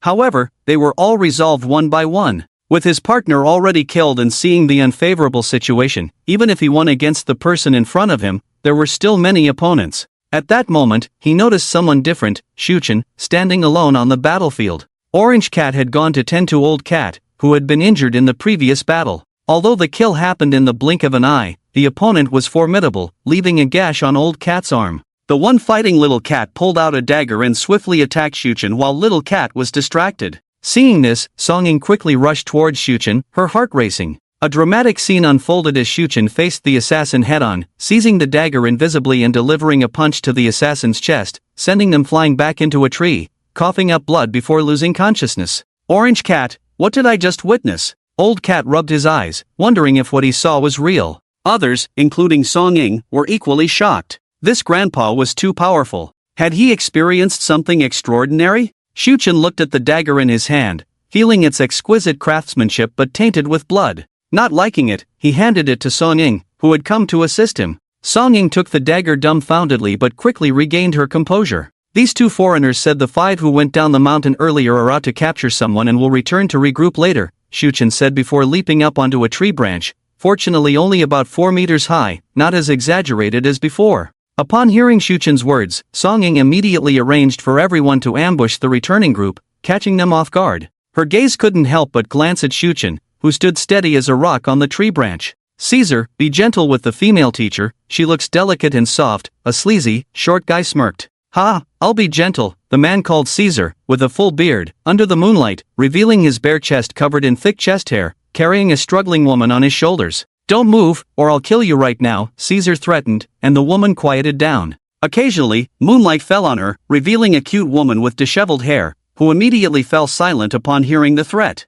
I wonder how Peter and the others are doing. Too bad we only caught this playful little fairy. Ha ha, another companion said, who also seemed to be a foreigner based on his appearance, along with the short guy and two others who looked like locals. Don't worry, that so-called dead cat squad shouldn't be here yet, and even if they come, they won't dare do anything. These people below are all our hostages. If it weren't for the damn dragon country blocking our communication equipment, I would contact Peter and the others directly and take care of the situation down there. I bet those dragon country soldiers won't hold us back then. They only realized there were so many students down the mountain, having sneaked in the day before. This time they came down to assess the situation and found themselves surrounded. However, they had hostages in their favor. In a real fight, one accidental explosion in the crowd would leave those dragon country soldiers unable to explain themselves. After about 20 minutes, as they walked not too fast, their path was filled with vulgar language. The kidnapped woman remained silent, fearing these people might actually kill her. Luckily, they were all dressed in clothes and pants.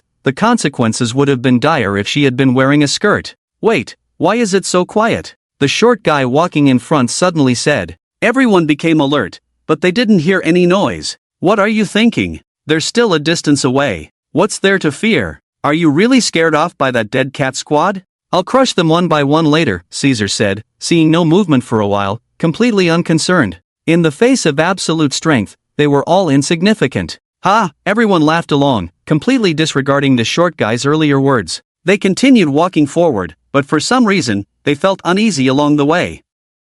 Stop, Caesar spoke, sensing something was off. Normally, there would be people on both sides on guard unless they were asleep, but it was impossible for all of them to have advanced to this position without any guards appearing. Moreover, they were all professionally trained and had experienced many dangerous situations. It was unlikely for them to be asleep while on guard duty. So, there was only one possibility: something had happened to the four of them. Not good, enemy attack. Caesar quickly threw the woman off his shoulders into the bushes and swiftly lay down. His speed was remarkable, but the others were not as quick. The two beside him were shot dead instantly, leaving only 3 on the battlefield. Mountain Cat, I know it's you. Come out and face me one-on-one, Caesar roared. In this dark place, it was highly disadvantageous for them. Despite mocking them as dead cats earlier, the other party was the second-ranked Special Forces squad in the Dragon Country and in the top 10 globally. They had started with around 20 people, but now only a few remained, indicating the opponent's strength. Their base had been destroyed by this squad.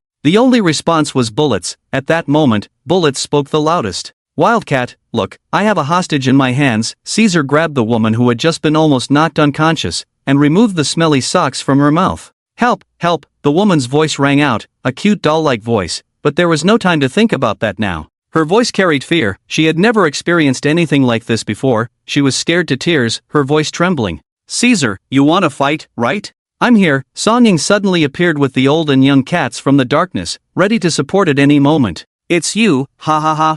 I didn't expect you to still be alive. No, your aura, who detoxified you? Impossible, no one in this poison world can do that, said the short man. He was agile, dodging all of Caesar's attacks just now, moving like a ghost. Wizard, long time no see. I thought it was just Caesar tonight, didn't expect you too. It's time to settle the score, said the cat. It seemed there was a past conflict between them, otherwise they wouldn't have called in the Wildcat squad from the southwest. Let me go, or I'll kill this woman, Caesar threatened, holding the woman's neck. In the moonlight, her face turned pale, as if she was about to pass out. You let G. Song Ying didn't finish her sentence when a swooshing sound passed by her ear, confronting Caesar directly. Be careful, Caesar, there's another expert. The short man spoke too late, as the figure was already in front of Caesar. Caesar was surprised by the opponent's skill, realizing that the Wildcat squad had hired someone formidable. Tense, he engaged in a fierce battle with the newcomer, exchanging blows rapidly for about 10 rounds, fists clashing, each stepping back a few paces. Seizing the moment, the newcomer grabbed the woman and disappeared into the darkness. Gimmick Caesar suffered a setback, before Song Ying and the others joined him, facing off against Caesar and the wizard, with another enemy being sniped by the Wildcat from a distance. The scene turned into a 3-against-2 situation, with Song Ying facing Caesar alone, while the other two confronted the wizard. The situation was intense. On the orange cat's side, the figure from the darkness arrived with the woman, and the orange cat was tending to her wounds. The person who had saved her was Su Chen, now known as Owl. The reason he had rushed to save her was that the woman was familiar to him. She was Tianqi, the homeroom teacher of class 6-1. It was quite a coincidence. Tianqi endured the pain, knowing she was safe now, but she found the person who had saved her so familiar. Su Tianqi was about to speak when Su Chen gestured for her to stay silent. She immediately complied, understanding that some things were confidential and not for her to know. It was all too exciting. She had completely forgotten about the intense battle nearby. Who would have thought that an ordinary-looking student would be so skilled and reassuring? Lying in Su's arms just now had been so warm. Wasn't this a scene only found in novels? A Special Forces student? Special Forces on campus? Her heart couldn't help but race. Su Chen didn't meet Tianqi's gaze, fully focused on the ongoing battle. The reason he hadn't struck to kill was mainly to save Tianqi, someone he knew. He couldn't stand by and watch her die. His sole purpose in attacking was to ensure her safety. As for the other opponent, he wanted to test his grandson's strength and see if he could be trained properly. When the time came to heal him and remove the poison completely, he would guide him. Caesar and Song Yingzong fought back and forth. Caesar was quite powerful. After a head-on collision with Su Chen just now, he could still hold his own against Song Yingzong. He was indeed not to be underestimated. He dared to use that name, showing that he had the strength to match it. On the other side, Lao Mao and Xiao Mao were being suppressed by a person called the Wizard. This wizard was too elusive, making their fierce attacks feel like hitting soft cotton. As they fought on, they grew more tired, feeling dizzy. Zhu Mao stood up, called Li Hua over to take care of the others, and prepared to help Lao Mao and Xiao Mao. However, when he turned around, Su Chen was nowhere to be seen. He had dashed forward at lightning speed, and soon Lao Mao and Xiao Mao were lying steadily at his feet. Damn! What kind of godly creature was this relative of the mountain cat? His strength was unbelievable. Slow down the spread of the poison to them, Su Chen's voice rang out. Tianqi heard this voice and became even more certain that this was the Su Chen from class 2 of the second year of high school. A special forces soldier on campus. This was too exaggerated, like a novel coming to life. Zhu Mao also heard Su Chen's voice, checked on the two, and indeed, they seemed poisoned. No wonder they were feeling off during the fight. It wasn't their true strength being displayed. It was the poison. Without knowing what kind of poison they were afflicted with, all they could do was slow down its effects for now. Song Yingzong was also affected. He had forgotten that he should have warned Lao Mao and Xiao Mao that the wizard was very skilled in poisoning. Seeing the two of them being outnumbered, it was clear they were poisoned, just like he had been before.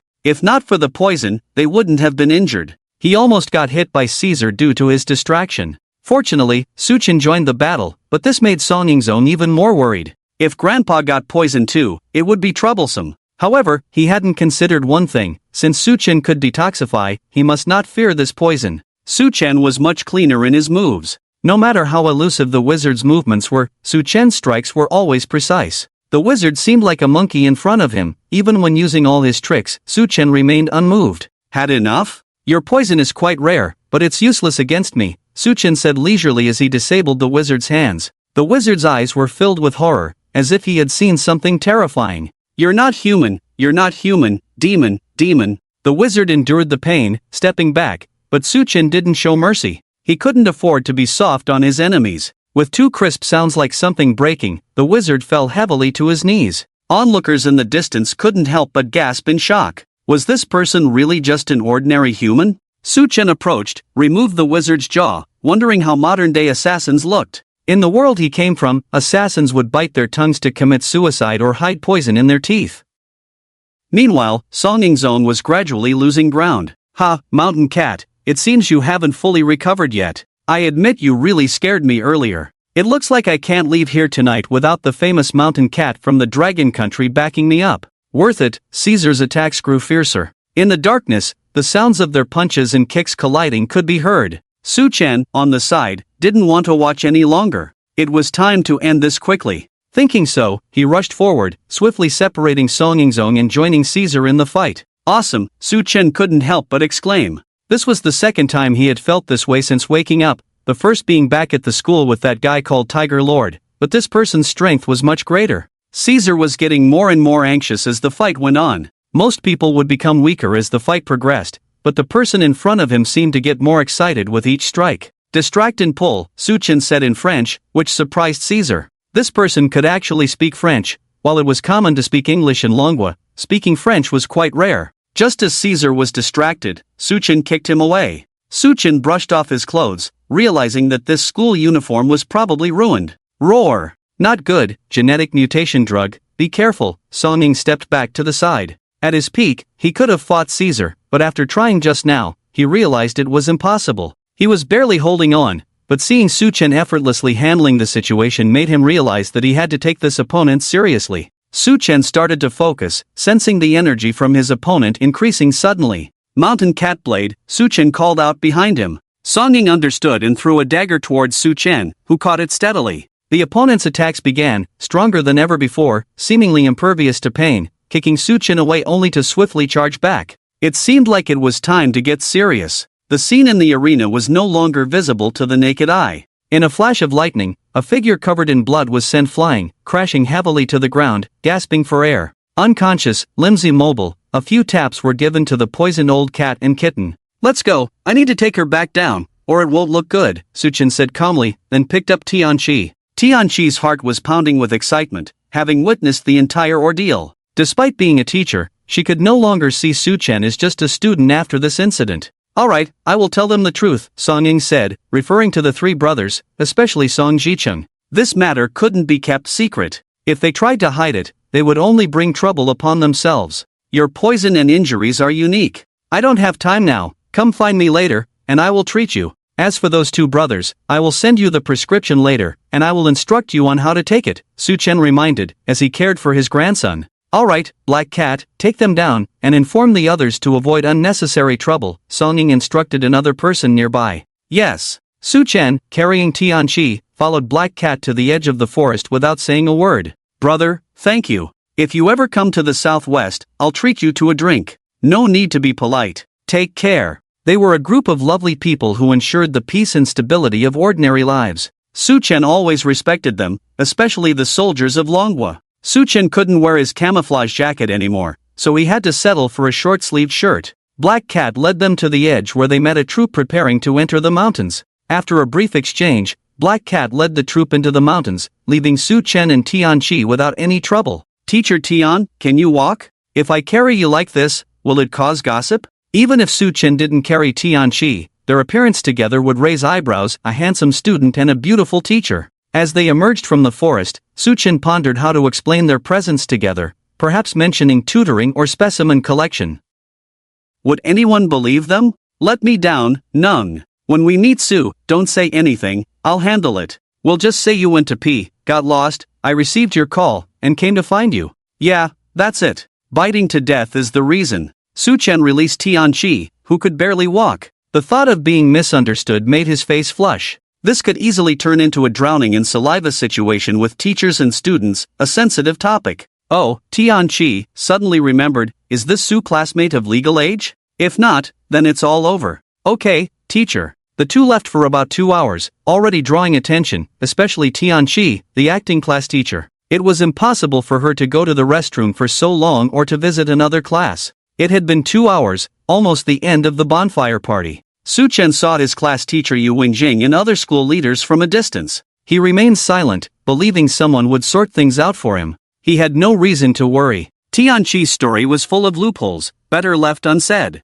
Indeed, both were questioned, especially Tianqi, who had bruises and limped. Something had happened. Just as the school leaders were about to continue questioning them, they received a call. They turned and let the two go, closing this chapter. It didn't cause much commotion. In class 6 of the first year, Yu Wenjing explained that Tianqi wasn't feeling well and needed rest, so she came to join the fun. After spending the evening together, the students of class 6 accepted the class 2 teacher, finding her pleasant to talk to and a good singer. Who wouldn't like her? The bonfire party was over, and under the guidance of the class leaders, they began cleaning up the area to develop the students' practical skills. Su-Chen's incident didn't spread. No one knew about the life and death struggle in the woods or the preparations for an overnight evacuation. Laughter on one side, life and death struggle on the other. The next day, after breakfast and packing up, they returned the tents to the school and walked back to the starting point, helping each other as before. The two classes had a new topic of conversation. Class 6 was led by a sports teacher that day, as Tianqi had a fever and went down the mountain early.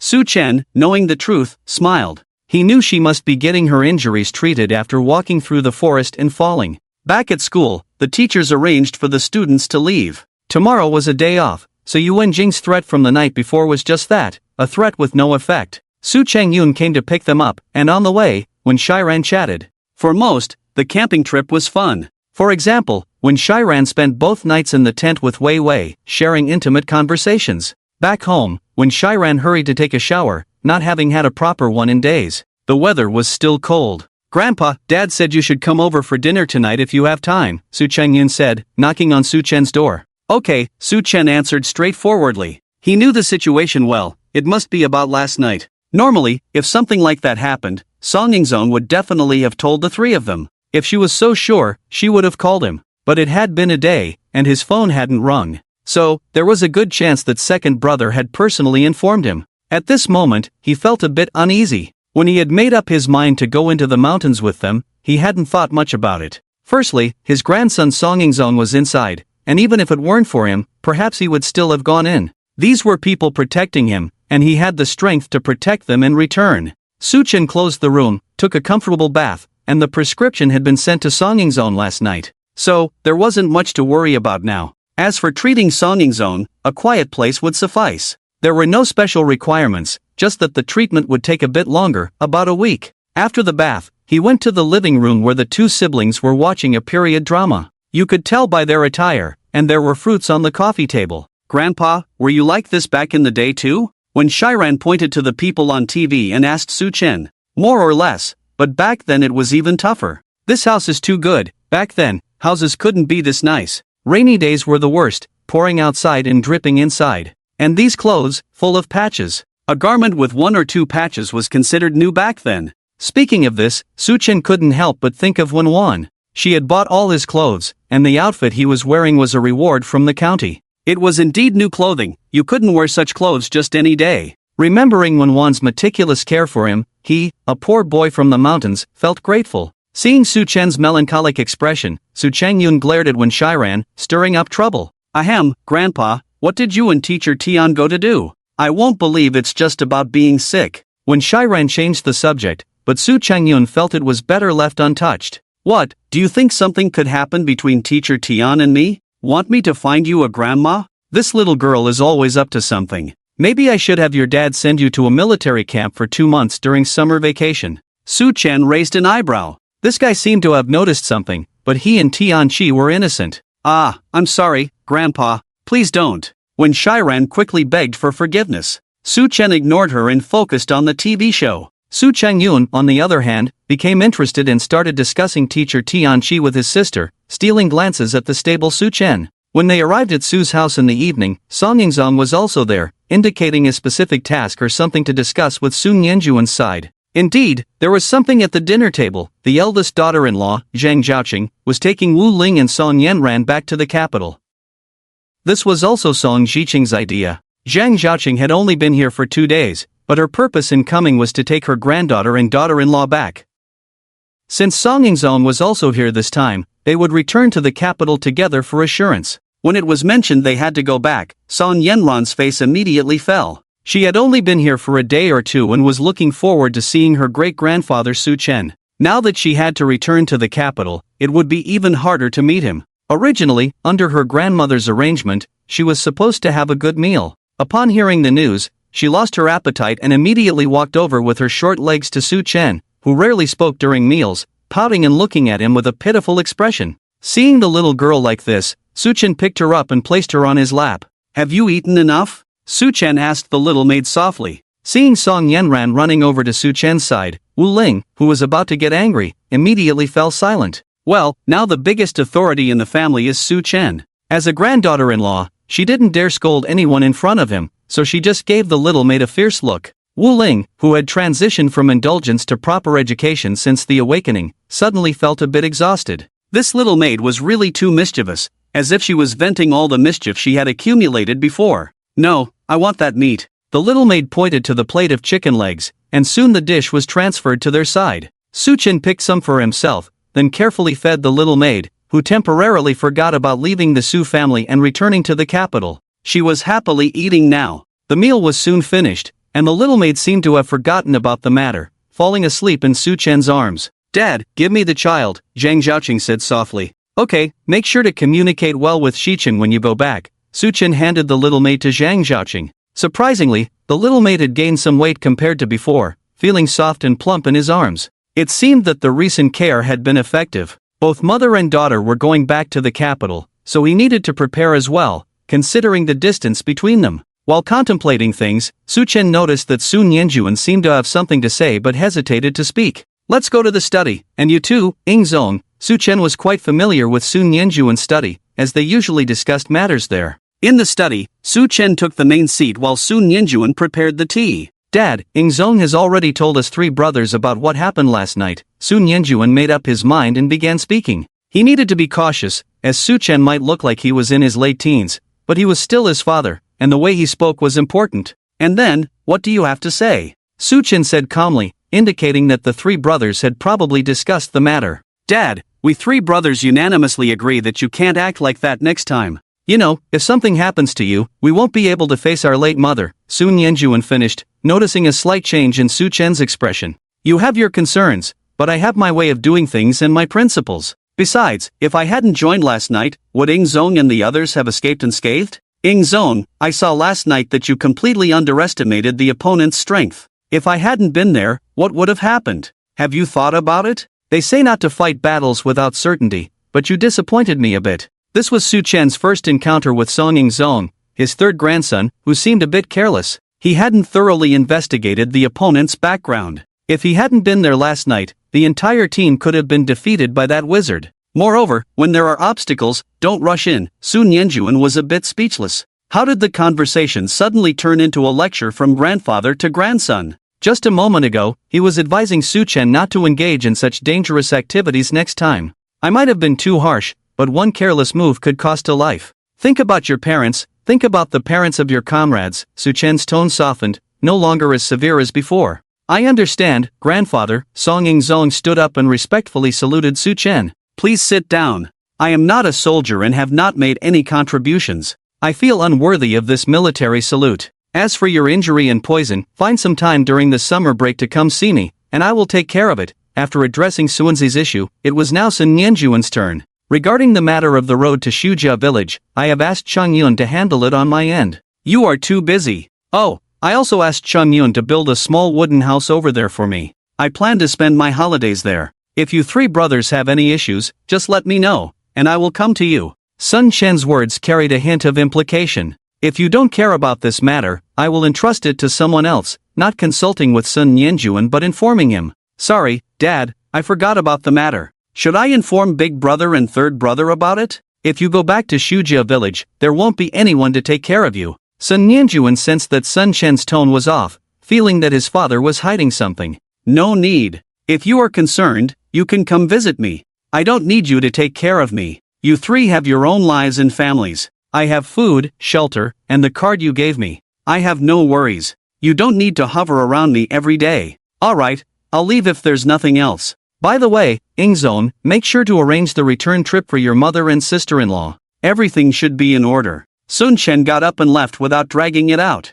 He was indeed a bit tired today, having walked in the morning. In the living room, Sen Chang and Wen Shiran quickly caught up with Sun Chen. After bidding farewell to everyone, he left. In the study, the uncle and nephew stood, puzzled as to why Sun Chen left so abruptly. In the evening, in Sun Nianjuan's room, after settling everything, Lu Ting walked in and found Sun Nianjuan still awake, so she approached the bed. Why aren't you sleeping yet? Seeing her husband Sun Nianjuan like this, Lu Ting knew there must be something on his mind or they had an unpleasant conversation earlier. I feel Dad was in a bad mood today, and I don't know why, Sun Nianjuan expressed his doubts. Tell me what happened. How did you talk to Dad? Let me analyze it for you, Lu Ting said, prompting Sun Nianjuan to recount his conversation with Sun Chen. You and your brothers keep mentioning mother. Father is already lonely. Besides, he is your father after all. You shouldn't use mother to pressure him. He has his own life, and father is a sensitive person. What you said, he took to heart, but you didn't.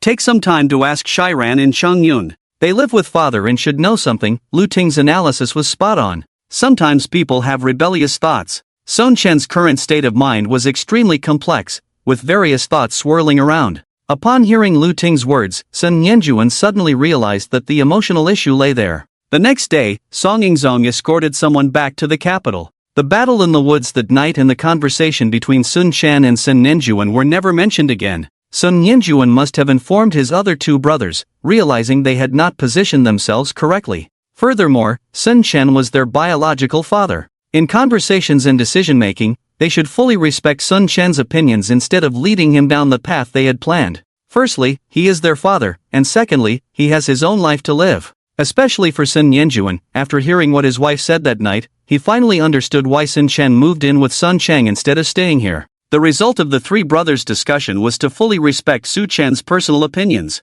Especially for the eldest brother, Song Jiqing, Su Chen was not just a father, but also the savior of the whole family. He had previously saved the granddaughter and daughter-in-law, and now he had saved the second son. It was possible that they would need Su Chen's help in the future, especially since their father-in-law was also seriously ill. Su Chen didn't take it to heart once he left the house, but he was somewhat annoyed by the lectures from his three brothers. His son calling him old man was really disrespectful, and he had his own considerations. Every time they came out to talk to him in a gentle manner, it was what he found most irritating. After thinking it over, Su Chen decided that perhaps they were just looking out for him. In that case, besides attending school as usual, he would just return to seclusion during the holidays, so they wouldn't need to worry about him. With his decision made, that evening Su Chen inquired about the progress with Su Changyun. The survey had been completed swiftly, as it was just a dozen miles away, and excavation was already underway. The next day, Su Chen handed over the drawings of the house he had designed to Su Changyun.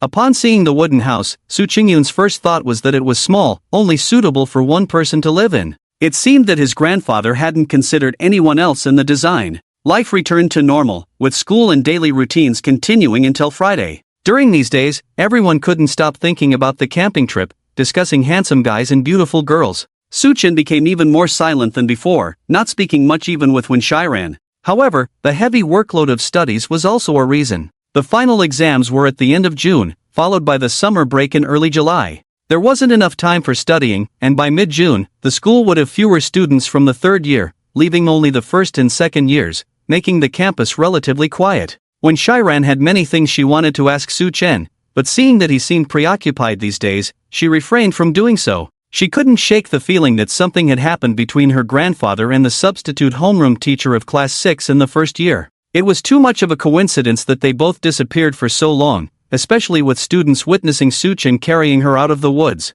A man and a woman alone in the dark woods, it was hard not to think otherwise. As Friday approached, Su Chen received a rare text message. It was surprising in this day and age to receive a text instead of a call or a message on a chat app. The message was from Tianqi, inviting Su Chen to dinner. Initially, Su Chen thought of replying directly to decline, but it seemed like the other party knew what he was going to say, as they sent a second message saying that if Su Chen refused, they would text him every day until he agreed. Su Chen thought the teacher was being unreasonable, but he agreed in the end. It wouldn't do any good to be constantly harassed. Luckily, the dinner was scheduled for the next day, and to his surprise, it was at Tianqi's place. She was cooking herself, which made Su Chen wonder. Wasn't she the one who couldn't cook? Did she hide her skills? Every 3 days, Su Chengyun would report the progress to Su Chen. At this rate, while they hadn't started their break yet, the work on the other side was almost complete. Su Chen was very pleased with Su Chengyun's efficiency. If Su Chen knew how much Su Chengyun had contributed, he might have thought differently.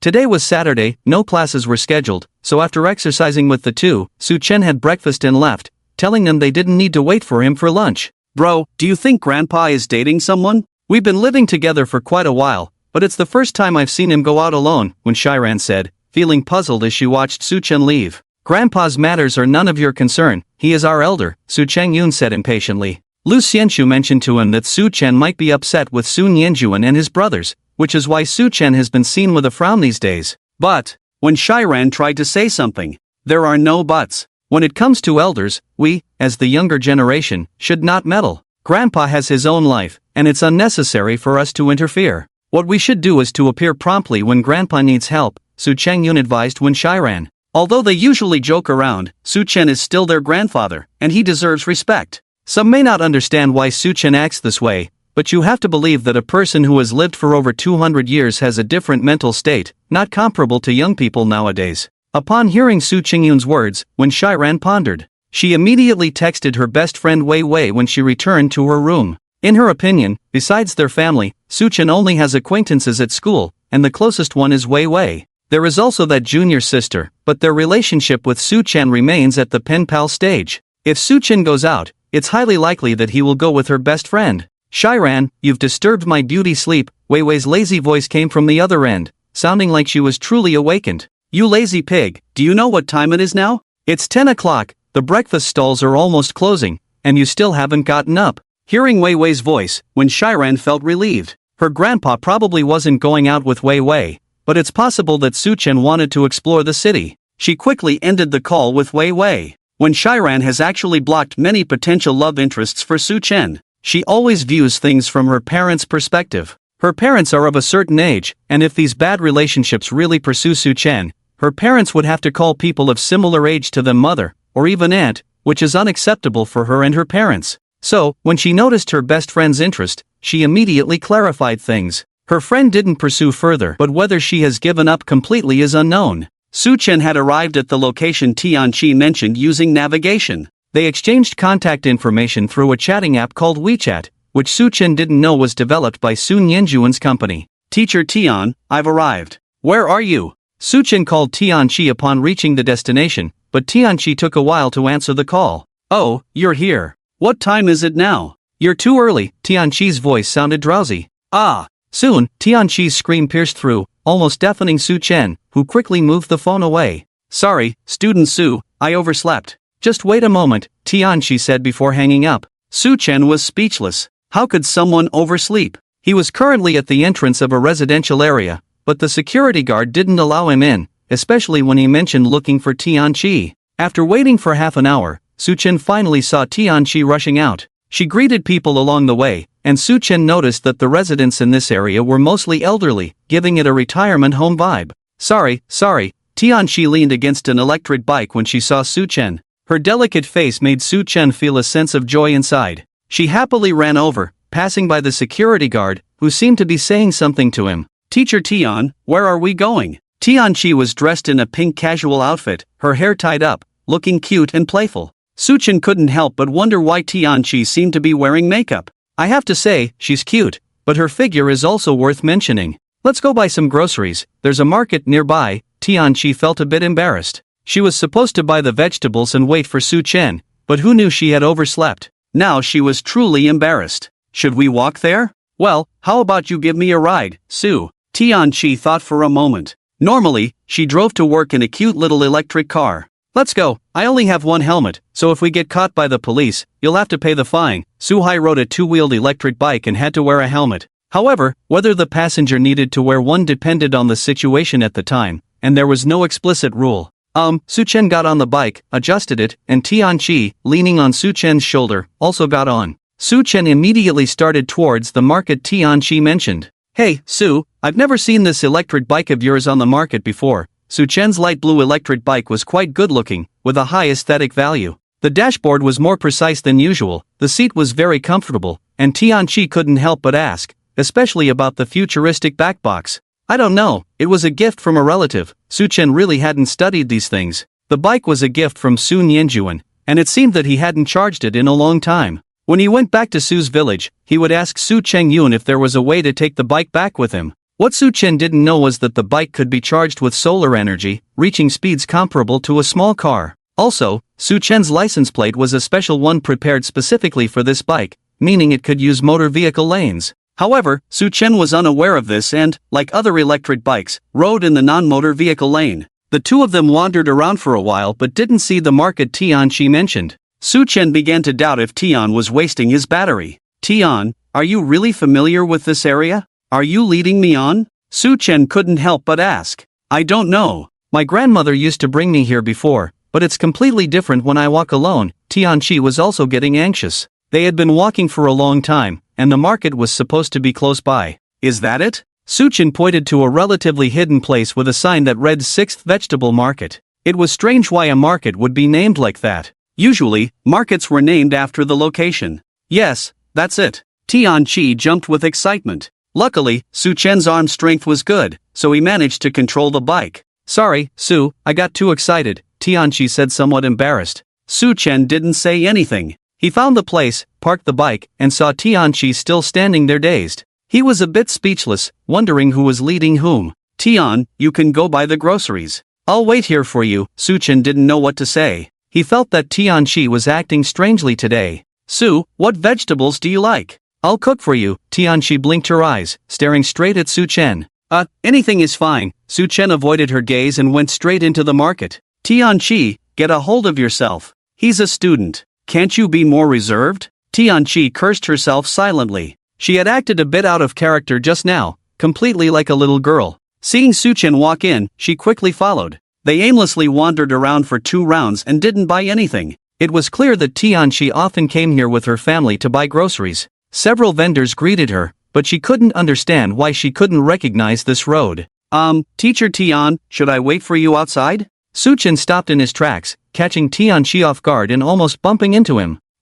Just browsing around for comparison. Today, she felt like something was off, cursing herself inwardly. She finally decided to steam a fish, make some soup, and stir-fry a few other dishes. 4 dishes and a soup. Isn't this Chi-Chi? Buying groceries today? Where's your grandmother, and who's this next to you? Your boyfriend? As they approached the fish stall, it was evident they were familiar with the vendor, who eyed them suggestively. Oh, no, he's just a friend. Auntie, we'll take a fish suitable for steaming. Tianqi explained promptly. Su-chen, feeling helpless, realized Tianqi probably wasn't much of a cook. He took charge, selecting items and occasionally asking Tianqi before bargaining with the vendors, with Tianqi paying in the end.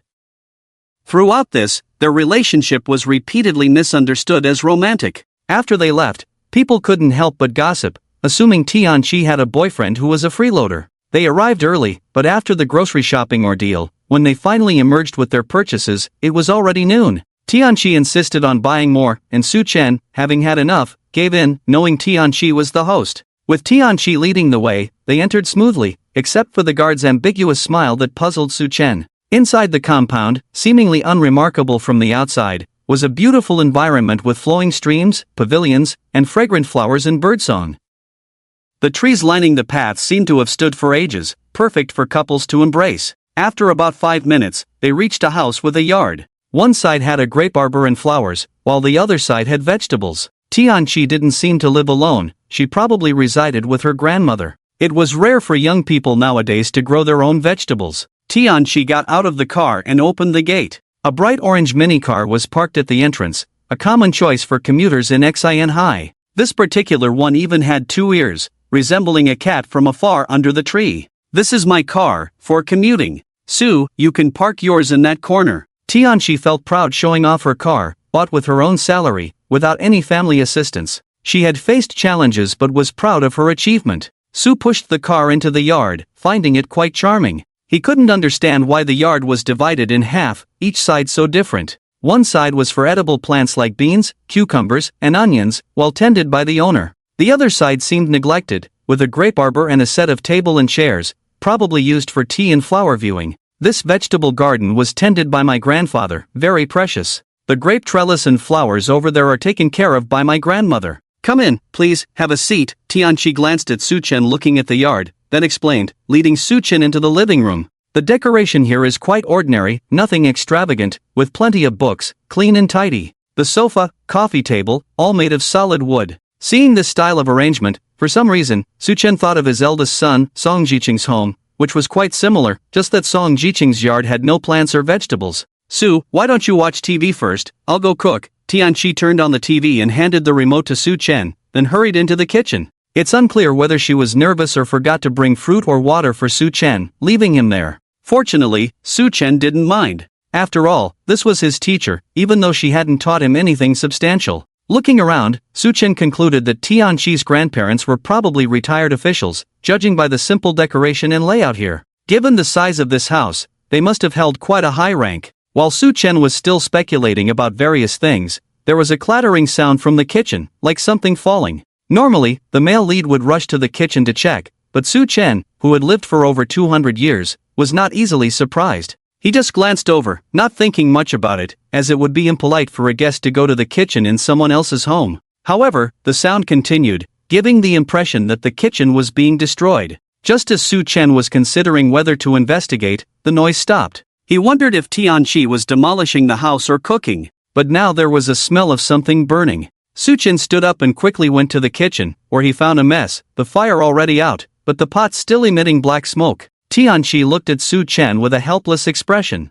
If you don't mind, teacher, let me handle this. I'm worried you might blow up the kitchen," Su Chen said, noticing the broken pieces of bowls on the floor and the remnants in the trash can nearby. "Sorry, Su, I thought cooking was easy from watching my grandmother do it," Tianqi tried to explain, wanting to show her skills and thank Su Chen for saving her life. "It's okay, Teacher Tian, do you mind if I use your kitchen?" Su Chen wasn't bothered, just feeling a bit hungry. He wanted to suggest going out to eat but refrained, helping clean up and then preparing the food. "Teacher Tian, please throw away these, I'll take care of the rest. My cooking skills are just average," Su Chen said, starting to cook. Luckily, Tianqi had only ruined some vegetables, starting with stir-fried greens. Holding 2 garbage bags, Tianqi left the kitchen dejectedly. She felt so embarrassed today, even in her own home, throwing out the trash. As she reached the front door, she hesitated to step inside, feeling like this house was no longer hers. At that moment, the aroma of food wafted in, steamed fish. Why was there such a fragrance? Tianqi hurried back to the kitchen and saw Su Chen preparing the sauce for steamed fish, the fish seemingly reprocessed, ready to be steamed in another pot. The whole process was very skilled. Tianqi couldn't help but be fascinated by Su Chen's focused appearance. "Teacher Tian, should I add some chili appropriately? Can you handle spicy food?" Su Chen likes to add chili when cooking, which has made Su Changyun and Wen Shiran, who originally couldn't eat spicy food, now able to handle it. "Oh, sure. By the way, can I help with anything?" Seeing Su Chen busy in an orderly manner, Tianqi suddenly felt like she had wasted so many years. In the past, when she watched her grandmother cook, she always felt that it was simple. But today, when she tried it herself, even buying groceries turned out to be quite a learning experience. If it weren't for Su Chen today, she would probably have gone out to eat. "No need. I see there are many things on the dining table that won't be used this time. Please put them in the fridge to make space." Earlier, Su Chen had tidied up the dining table, which was filled with the vegetables Tianqi had bought.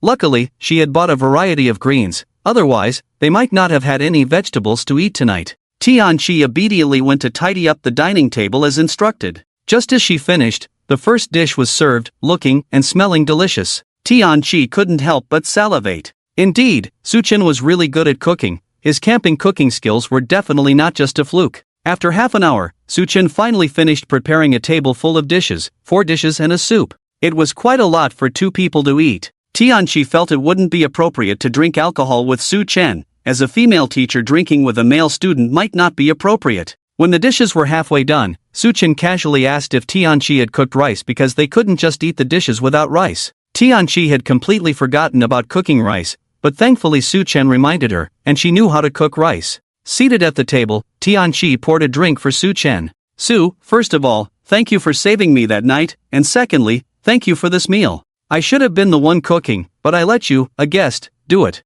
Let's not talk about it. Next time, I'll treat you to a meal outside. Tianqi's voice grew softer as she spoke, almost inaudible to herself towards the end. Thank you for your hospitality, teacher. Suchen clinked glasses with Tianqi and took a sip. Cooking was really nothing for Suchen. There was a time when he even learned culinary skills and worked in the imperial kitchen, albeit in disguise. Everything could be compromised, except for neglecting one's own health. I should be the one thanking you. Come on, let's eat. Feeling a bit embarrassed, Tianqi quickly changed the subject. She was actually quite hungry since she hadn't had breakfast. At first, Tianqi was relatively reserved, but as she ate, her eyes lit up. What kind of magical student was this? The dishes were so delicious that Tianqi's eyes were almost squinting with delight, like a little cat who had stolen a piece of ham. Suchen continued to eat slowly and methodically. To truly savor food, one must chew slowly and enjoy each bite. Therefore, at home, Suchen usually finished eating last, but washing dishes and pots was a task shared by the siblings.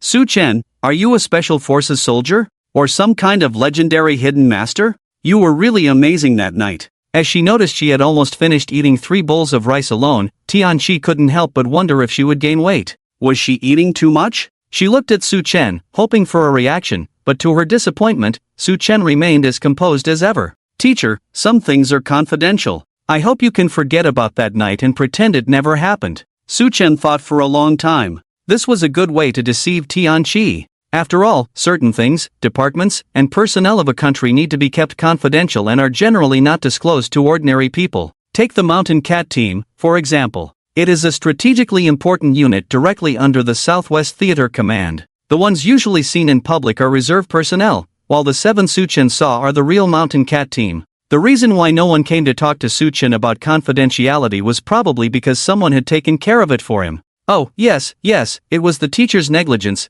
Tianqi knew about these things, so she obediently kept quiet. Teacher Tian, is it easy to apply for a leave of absence? In our school, Suchen suddenly looked up and said, Ah, Su student, are you applying for a leave of absence? Why? With your good grades, it's completely possible to get into a good university. Is there something going on at home? Can the teacher help you? Tianqi was anxious. She checked Suchen's grades and they were very good. Why would he want to take a leave of absence? Is it because of family reasons? Lack of money? No, usually students like Suchen from remote areas have their school fees waived, and they might even have scholarships. No, I was just asking casually. Suchen really was just asking, not actually planning to take a leave of absence. After all, if he didn't want to study, he could just leave, and his 3 sons wouldn't say anything. Oh, I see. It's actually not easy. Students as excellent as you are usually not given up on by the school. In short, it's quite troublesome. Tianqi didn't know herself. She said this to prevent Suchen from having that idea. Su student, there's. Tianqi was about to say something when the sound of a car parking outside interrupted. Oh no, my grandparents are back. Tianqi immediately stood up, looking terrified. Suchen was puzzled. Why would your grandparents return elicit such a reaction? Is inviting me to your house for a meal something you don't want them to know about? What's wrong? When they come in, just say you're my friend, never call me a teacher, got it? Tianqi instructed immediately. Her grandparents would definitely read too much into it if Suchen called her a teacher. Then, Teacher Tian, if your grandparents ask what I do, how should I respond? Suchen found it amusing seeing Tianqi so nervous. Oh well, this was going to involve lying, and one lie leads to countless others. I wonder if Tianqi knows that. You're my colleague, yes, you were just assigned to our school this year. Tianqi had just finished speaking when 2 elderly people walked in, followed by a young man carrying something, dressed in a white suit. Handsome, indeed, but maybe a bit flashy. The 3 people entering the room were taken aback when they saw Suchen and Tianqi, not expecting to find guests at home, especially a man and a woman alone. The 2 elderly people exchanged a glance, unsure how to handle the situation today. It was tricky. The man in the white suit's face fell the moment he saw Suchen, but he quickly put on a welcoming smile. Chi-Chi, you're home too. Why are you having lunch so late? Grandpa Tian, Grandma Tian, I've put this here for you. The man in the flashy white suit handed over the items to the elderly couple. Thank you, Xiao Chang, just leave it there. Always going to pick us up and do the heavy lifting. Grandma Tian smiled appreciatively at Xiao Chang. It's nothing, he said before leaving the living room and heading towards the door. You don't even offer hospitality when guests arrive. Grandma Tian scolded Tianqi with a hint of annoyance. Young man. It's okay, make sure you eat your fill, Grandma Tian said to Su Chen in a gentle tone. Thank you, Grandma, I'm full, Su Chen replied. Seeing the expression on the man in the white suit behind him, it seemed like there was a story there. Tianqi's current expression was displeased, indicating that there might be some trouble today. After finishing the meal, they started clearing the table. Grandma Tian came over to help, pushing Tianqi aside. At that moment, the man in the suit returned, carrying many things, the boxes alone indicating they were quite expensive. Grandma Tian, my dad brought these back from overseas for you to try, the man said, placing the items in the living room without waiting for the host's approval. Grandpa Tian went to greet the man in the suit, bringing Tianqi along. Tianqi reluctantly followed, casting an apologetic glance at Su Chen, who pretended not to notice and ignored her. Grandma Tian, observing their interaction while tidying up, could tell that her granddaughter seemed to like the handsome young man before her, or at least had a favorable impression. This young man indeed appeared much more handsome than Mangichang, the man in the white suit, and his cooking skills were impressive. Grandma Tian couldn't believe the delicious dishes on the table were made by her granddaughter. It must have been the work of this charming young man. Handsome and skilled in cooking, not bad at all. She wondered about his background and his relationship with her granddaughter. Young man, leave the rest to the old lady. You're a guest, how can I let you wash dishes? He was efficient in cleaning, clearly used to household chores and hardworking. Grandma Tian, seeing Su Chen's actions, nodded in approval. However, he was still a guest, and she couldn't let him busy himself in the kitchen. She asked Su Chen to leave the kitchen. Why do I feel like there are so many fewer dishes? Grandma Tian looked puzzled at the reduced number of plates and bowls in the cupboard. She and her husband had only been away for 2 or 3 days. Su Chen didn't want to come out. He knew it would be awkward once he did. Now that he had eaten, albeit his own cooking, he decided to take his leave and head home. He thought he would feel uncomfortable at the second elder's house, but it seemed the same at someone else's home. If Su Chen knew some modern terms, he would understand the term social anxiety. He might be someone like that, not achieving fame and fortune like other transmigrators in that world, just passing through, learning medicine and culinary skills. He was still puzzled about why he died and why his soul suddenly returned.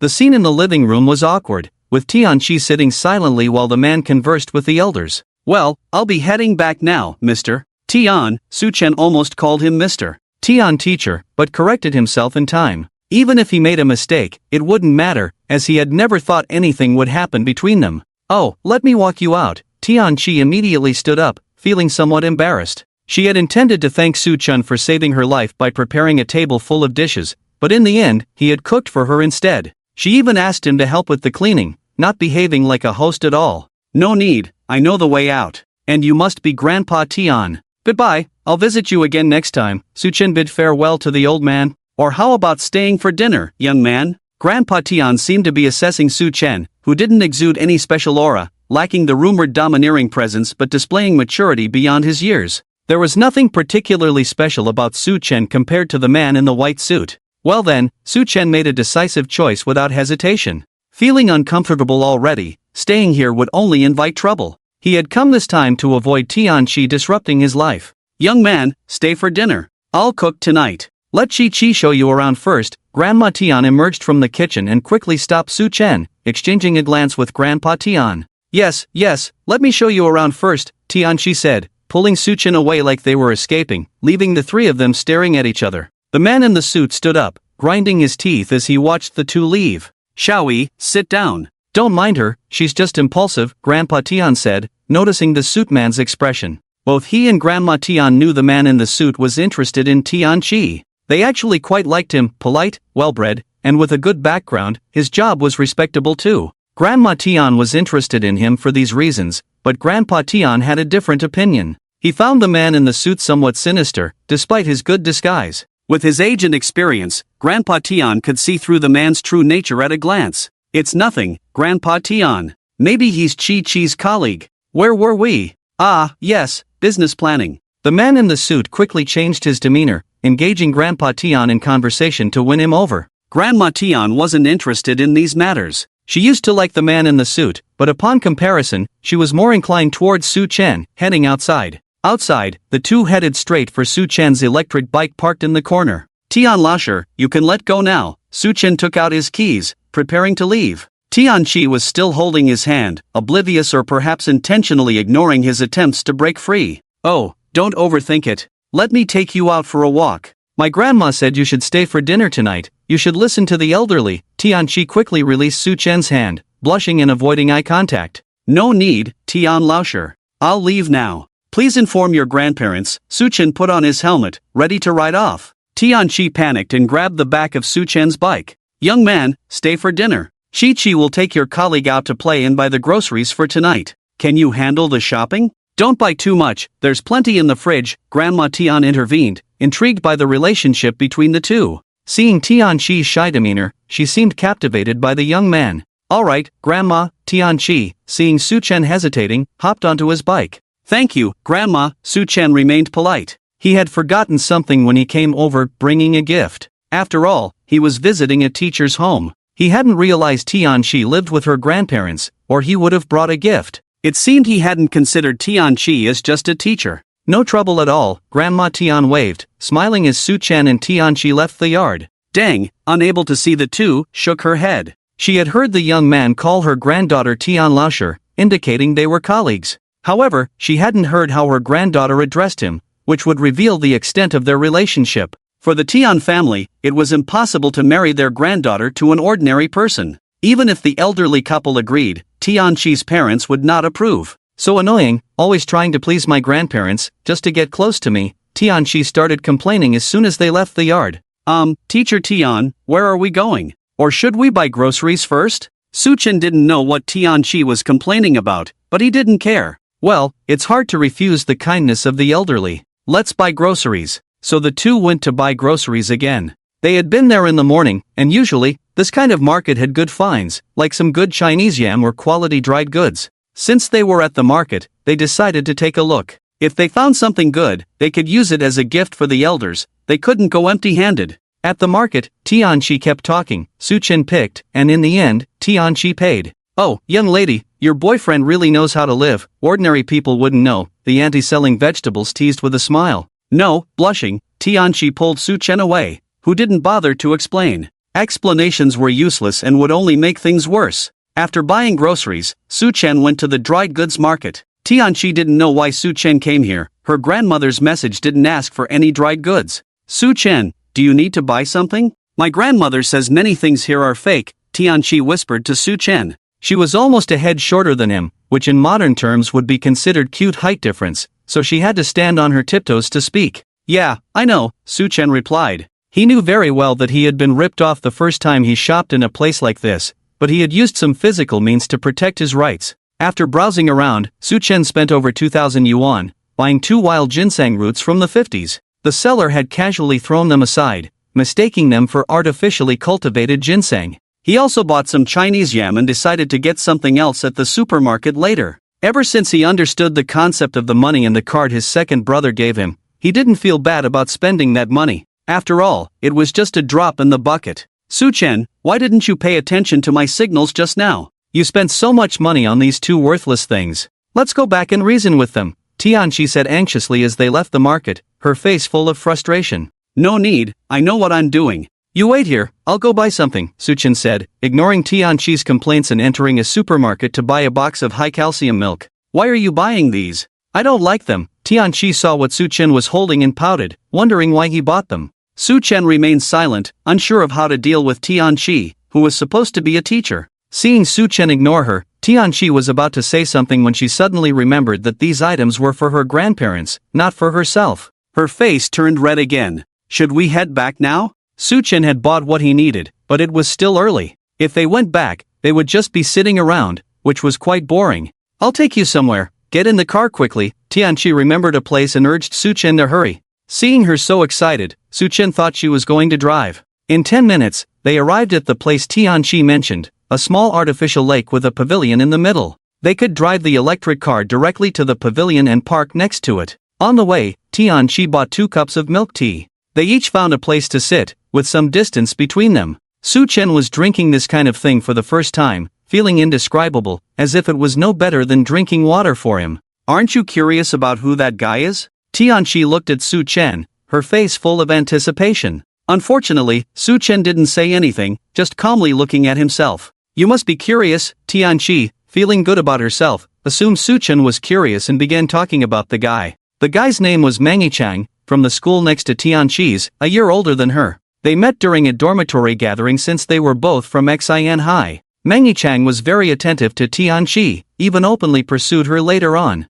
However, at that time, Tianqi rejected him, not because she liked someone else, but being with Mangi Chang felt awkward and their relationship was on and off until last year. Tianqi didn't know how Mangi Chang found out her address. He started appearing frequently at her home, inviting her out often, even picking her up from school and sending flowers. But Tianqi rejected all his advances. Once, she inexplicably met Mangi Chang's mother, who turned out to be the deputy director of the education bureau in Xin High, a well-connected person, while his father was the chairman of Tian High Group, one of the top 10 enterprises in Xin High. Mangi Chang used to work as the deputy general manager in Tian High Group. He mentioned wanting to join Genhua High School and work with Tianqi. Mangi Chang was quite accomplished for his age. Besides being the deputy general manager at Tian High Group, he also started his own company, not very prominent but still impressive among young people. Despite being very fond of Tianqi, even persistent, his lifestyle was open, involved with celebrities, models, and school beauties. Tianqi couldn't understand why he kept pursuing her, considering she wasn't exceptionally beautiful, just pleasant looking.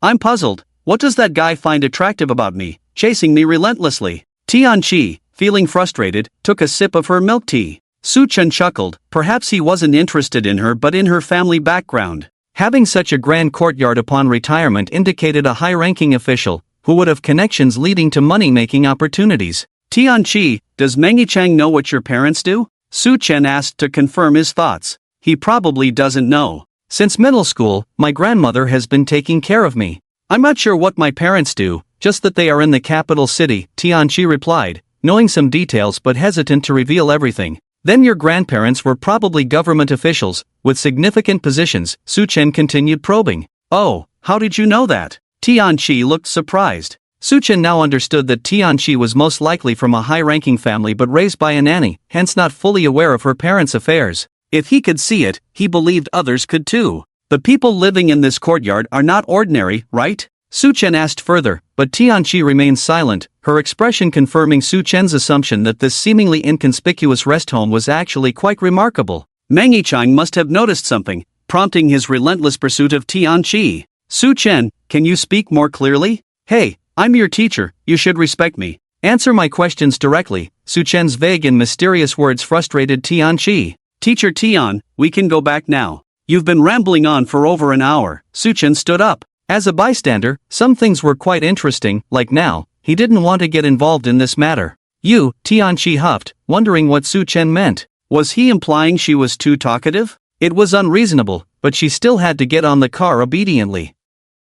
Watching Su Chen's tall figure, Tianqi wondered how many little turtles she had secretly drawn. Back home, Tian Grandpa was already drinking tea under the grape arbor with someone named Mangi Chang. Seeing them return, Mangi Chang quickly stood up. Fortunately, although they arrived in the same car, they didn't seem too intimate, which meant they were probably just colleagues. However, Tianqi had already investigated her own situation. Despite having suitors, handsome ones like him were rare. Moreover, there had been no formal introduction or mention of Mangi Chang by Tianqi. It was really tricky. She would have to make some moves at the dinner table later. If Mangi Chang was indeed Tianqi's colleague, she would know everything by now. If he was from an ordinary family, it would show how treacherous people's hearts could be. Tian Grandma saw the two return and quickly invited them in. Grandma Tian, it's my first visit, so I wasn't sure what to bring. Just a small token of respect, Su Chen handed the gifts to Tian Grandma, including the 2 wild ginseng roots he had found. Hey, young man, you came and even brought gifts.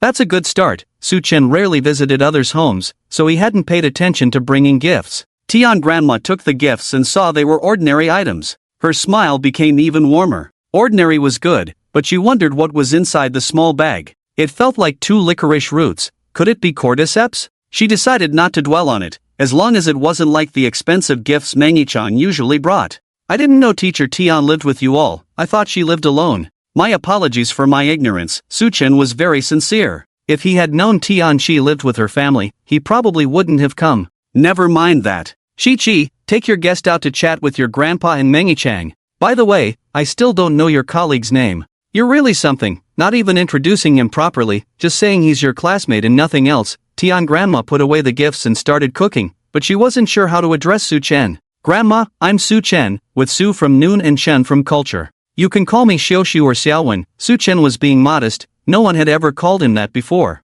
I'll call you Xiaowen then. You young people probably have things to talk about. Chi-Chi, take him out, Tian grandma urged. Grandma, my colleague has social anxiety, so let him watch TV. I'll help you. Tianqi didn't want Su Chen to interact too much with her grandpa, he was quite cunning. Alright then, Xiaowen, you can watch TV. Go on, there are fruits in the fridge, but I never remember to offer them to guests. How rude of me, Grandma, no need to be polite. Su Chen rarely got this close, so he decided to watch TV in the living room and operate his phone. He informed his siblings at home that he wouldn't be back for dinner and told them to manage on their own. The siblings, eagerly waiting for Su Chen to return and cook, became even more curious about his outing when they received the message. Since there was no food at home, they decided to go to Su's place, where there was always food. Besides, it wasn't as lively at home as before, so they were more excited to go there. Meanwhile, Tianqi was helping her grandma cook, or rather, watching her cook. Tell grandma the truth, is he really your colleague? Although the person seemed calm, with that tender face, you can't deceive me, an old woman like me.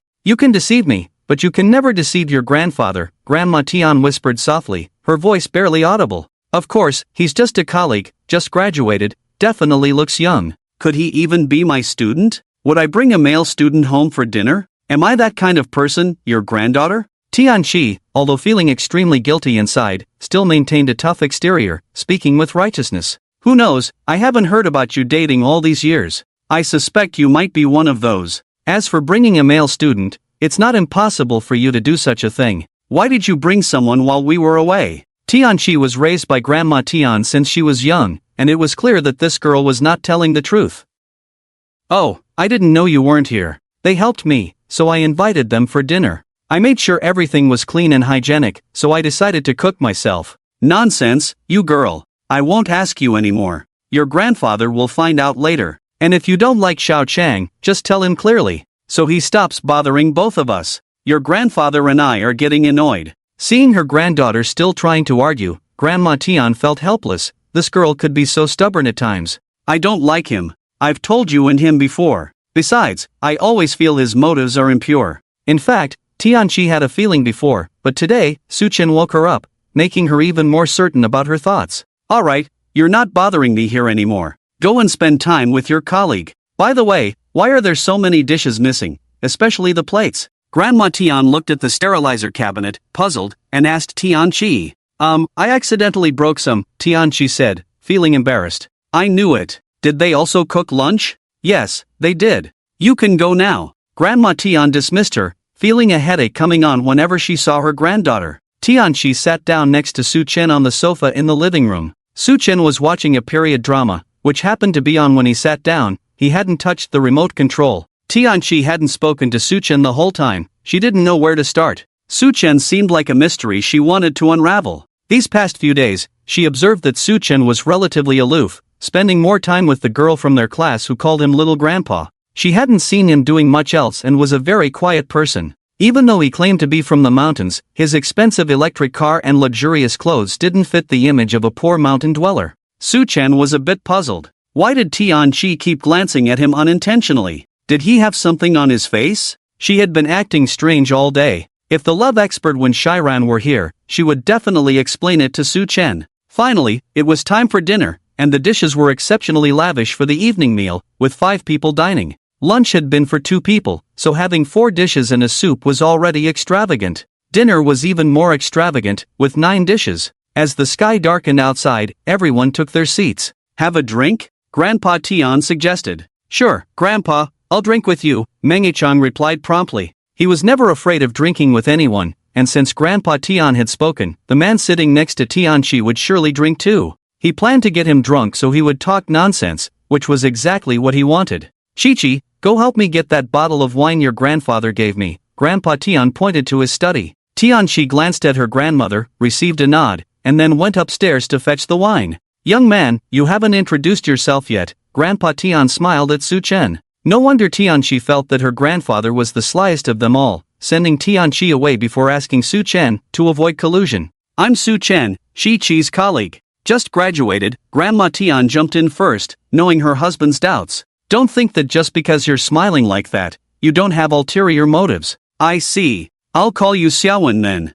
What do you think of our Chi-Chi? Grandpa Tian, hearing Grandma Tian's words, understood, and then continued to ask. This question made both of them very nervous. One was Mangichang, and the other was Tianqi, who had just come downstairs with a bottle of wine and happened to overhear the conversation. Tianqi stopped in her tracks at this moment, wanting to hear Su Chen's answer. Teacher Tian is a very good person, and his work has been a great help to me, Su Chen answered simply. Mangichang breathed a sigh of relief, while Tianqi felt somewhat unhappy for reasons she couldn't quite grasp. She had hugged you before, and now you say I'm a good person. Grandpa, is this wine okay? When Su Chen finished speaking, there was silence in the room. For a moment, no one knew what to say, and it became awkward. The two elders thought Su Chen would praise Tianqi, but to their surprise, he said nothing. Just then, Tianqi appeared, easing the tension. Yes, Grandpa Tian took the wine and prepared to pour it for Mangichang, who quickly accepted graciously before preparing to pour for Su Chen. Sorry, Grandpa Tian, I don't drink, Su Chen quickly declined. He really didn't drink,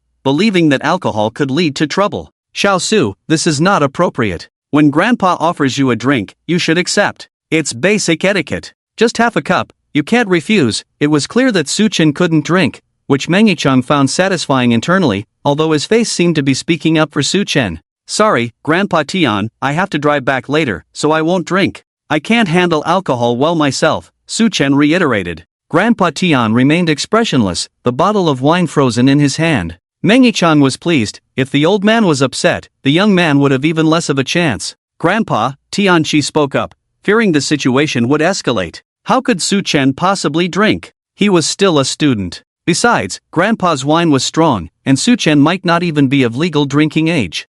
No need to force him. Xiao Chang, let's have a drink. Xiao Wan, you'll miss out, so eat more dishes. Chi-Chi's grandma's cooking is quite good. Grandpa Tian suddenly laughed, easing the atmosphere at the table. Tianqi breathed a sigh of relief. It had been quite a scare just now. The conversation then turned to drinking and chatting, while Grandma Tian busied herself serving the two guests, and Tianqi ate with her head down throughout. After 3 rounds of drinks and halfway through the meal, Mangichang asked, which university did you graduate from, Xiao Su? Getting assigned to Genoa Middle School, you seem like a pretty outstanding person. He was the first to ask Su Chen, despite earlier concerns about Grandpa Tian asking first. Indeed, young people can be a bit impatient. I graduated from Capital Normal University. I'm a top student, Tianqi quickly answered, afraid Su Chen might slip up. What was your major? Chinese language and literature. The questions and answers flowed, but Su Chen seemed indifferent, just eating as if nothing had happened. Xiao Wan, with that major, your literary foundation must be solid. Do you study classical Chinese? Grandpa Tian interrupted the conversation between the two, and once Grandpa Tian spoke, there was no chance for the two to interject. It was clear that Grandpa Tian wanted to test Xu Chen's knowledge. Yes, I have studied before the Song dynasty, Xu Chen said. He mentioned this because the era Xu Chen traveled to was right before the Song dynasty, but there was a deviation as the northern Song directly defeated the Liao dynasty. However, in contrast to this history, the Song dynasty of that era perished in just 100 years, similar to the Chen Xiao mutiny. Xu Chen had some knowledge of ancient texts before the Song dynasty and had even read many rare editions from that era. Alright, then let's talk about poetry. The two began discussing poetry, leaving Mangichang hanging. Grandpa Tian became increasingly happy as they talked, feeling like he had found a kindred spirit. They even drank a few more glasses of wine. If it weren't for Grandma Tian coughing several times on the side, Grandpa Tian would probably have finished all the wine. Xiaowen's literary creation in ancient texts is excellent.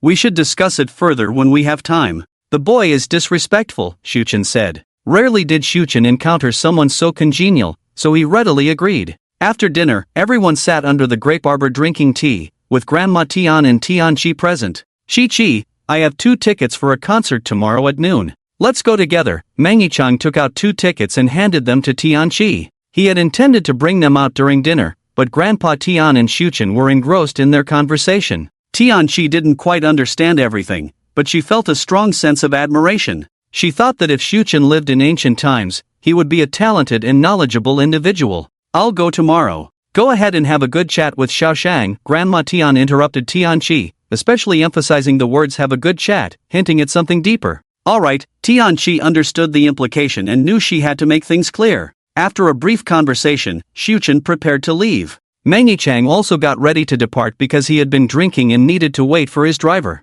Grandpa Tian, Grandma Tian, please stay. I'm leaving now. We'll discuss further next time, Xiuchen said as he rode off. Alright, take care on the road. Send me a message when you get home, Tianqi said the last sentence, watching Xiuchen leave. She felt like something had been done today, yet also felt like nothing had been accomplished, feeling a bit dazed. Shortly after, Meng Yichang also left in his car. Xiaosu, Chi is not a woman you can possess. Meng Yichang's car pulled up in front of Xiuchen's, at the entrance of the residential area.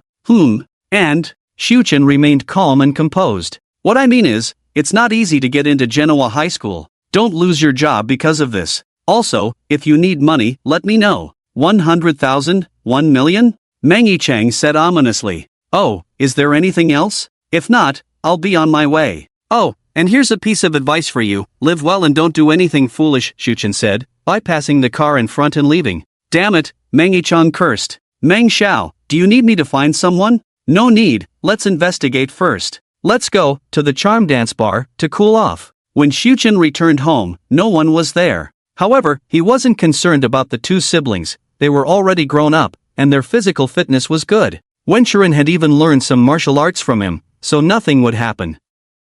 Most likely, they had gone out to eat since neither of them knew how to cook. Indeed, not long after Xiuchen arrived home, the siblings returned. They had gone to Xiuchen's house for dinner, and Wenchuren had returned to the capital since it wasn't fun there anymore. Grandpa, didn't you say we would learn to drive together this summer? Why do you have to go back to your hometown? When Shiran only learned about Su Qingyun's current activities in Zhujiakan tonight when Su Nianjuan mentioned it. Su Qingyun was not only repairing the road to Su's family village but also helping Su Chen build a house. I'm not going to school anymore. By the way, how is the progress on Qingyun's side? You just need to help me with the main structure of the house, and I'll take care of the rest. Can we freely cut down those trees on the hill behind? At this moment, the three of them were sitting on the sofa, chatting. Yes, it's possible. The road should be open in June, probably by mid-June, which means it should be ready by the end of your exams. Grandpa, do we need a few more rooms? Su Changyun cautiously said. It was unclear what Su Chen had discussed with them in the study last time, but it was evident that Su Chen seemed reluctant to go to Su's family side. I can live by myself. Why bother with so many rooms? Thank you for your hard work. By the way, Changyun, how much do people charge for treating illnesses nowadays? Su Chen suddenly remembered something and asked Su Changyun. Ah, it depends on the illness. For some difficult and complicated diseases, the price is sky-high, ranging from tens of thousands to millions. Su Changyun and Wen Shiran exchanged glances, secretly wondering why his grandfather wanted to earn money himself. What could be the reason for such thoughts? Did his father say something that hurt his grandfather? Alright, thank you. Su Chen stood up, ready to go back to his room to rest. Today's events were quite complicated, and he was not ignorant. He might not have noticed Tianqi's intentions, but Su Chen never thought in that direction. Once his heart was occupied by someone, there was no room for anyone else. Besides, they were still teacher and student, even though novels often depicted stories of beautiful female teachers and students, that was just fiction. Moreover, this was high school, it was a different story in college. Grandpa, I got 4 Peking opera tickets. Originally, it was supposed to be me, Xianshu, and her couple friends going together, but something came up last minute. How about you join us to watch it, and Shiran can come too? Su Changyun wasn't trying to please Su Chen on purpose, it was because Lu Xianshu liked it, or more precisely, Lu Xuanshu's mother, Lu Ting, liked it, indirectly influencing Lu Xuanshu's preferences. When Su Changyun and Lu Xianshu were dating, they often went there. Both of them were studying in the capital, so watching Peking opera was relatively convenient. It was rare to have a performance in Xinhai. Can Shiran understand it? Su Chen didn't immediately refuse this time. He understood Peking opera, when one often took him to watch it before. Grandpa, don't underestimate me, when Shiran expressed dissatisfaction. Then let's go. What time is the show? Su Chen asked with a smile. 2 o'clock in the afternoon, there are 3 shows in total. After watching, we can have dinner outside. I know a pretty good Chinese restaurant. Su Changyun didn't expect Su Chen to agree so easily, but he could understand. It was normal for people of that era to enjoy Peking opera. The play performed today happened to be one that Su Chen had seen before, but things had changed. He and Wenwan had watched this play at least 3 times, but now, the person was gone. When Shiran was a curious baby, Su Chen was right, she really couldn't understand it. She treated it as a lively event and kept asking Su Chen about things she didn't understand. Su Chen had some knowledge about it and shared what he knew. When the 4 of them came out, everyone except Wen Shiran still felt a bit unsatisfied. "Let's go eat, it's right across the street," Su Chengyun pointed across, but they didn't see any signboards. "Xianxu, you're really amazing. You actually understand it. I always end up in a daze after listening to Grandpa's explanations." When Shiran held Lu Xianxu's hand intimately and said, "It's a problem now how to address each other in the future, whether to call you sister or sister-in-law. We'll see what the elders say." "It's fine, just not falling asleep is already good enough," Su Chengyun added. "Sis, look at how he's talking about me. Tonight, we must teach him a lesson," Wen Shiran said fiercely. Su Chen remained quiet, watching the siblings play around, thinking that this kind of atmosphere was nice. After all, they were family, and compared to the seriousness at the Song family's side, this was much better. Led by Su Chengyun, they finally found the so-called place after wandering around. It was true that even regulars might have trouble finding this place. The 4 of them found a seat by the window. "Bro, how did you know about this place?" This place almost confused the 3 of them. Opening a place like this, can it really make money? Moreover, the whole interior design looked so antique, it seemed expensive. "A previous business partner brought me here. Over time, I got to know the owner here. We used to hang out together." Su Chengyun didn't continue, but it was clear that the owner should be a young person. As for the hanging out, it probably meant going to bars and having fun. Bro, continue." When Shiran enjoyed the show, luckily Lu Xianxu didn't mind. In fact, Su Chen went out to have fun, but he didn't get involved with shady women. He was pure, but rumors outside exaggerated things. Next was the ordering process. Su Chengyun was a regular, so the waiters knew him. The waitress was quite pretty, but her demeanor didn't match that of a waitress. "Bro, do you know this waitress?" After ordering, when Shiran asked Su Chengyun. She was curious because the waitress seemed familiar with Su Chengyun. "What waitress?" "She's the owner's wife here," Su Chengyun said impatiently. When he said that, everyone understood. Looking at her demeanor, she indeed didn't seem like an ordinary waitress. Su Chengyun then told the 3 about the story of the restaurant's owner and his wife. "Isn't that Mr. Su having a meal here too?" a voice interrupted. The 4 talking people were stunned. Who was Mr. Su? Was it Su Chengyun? But it couldn't be Su Chen, right? Su Chen recognized the speaker. They had dinner together last night. Wasn't it Mangi Chang? Beside him was Tian Chi. Yes, Su Chen responded quickly. Since he was Tian Chi's colleague, he must be a teacher too. So calling him Mr. Su wasn't wrong. "Sorry to disturb you. Chi, let's take that spot. I told you I'm close with the owner here." Tian Chi glanced at Su Chen deeply, then followed Mangi Chang back to their previous spot.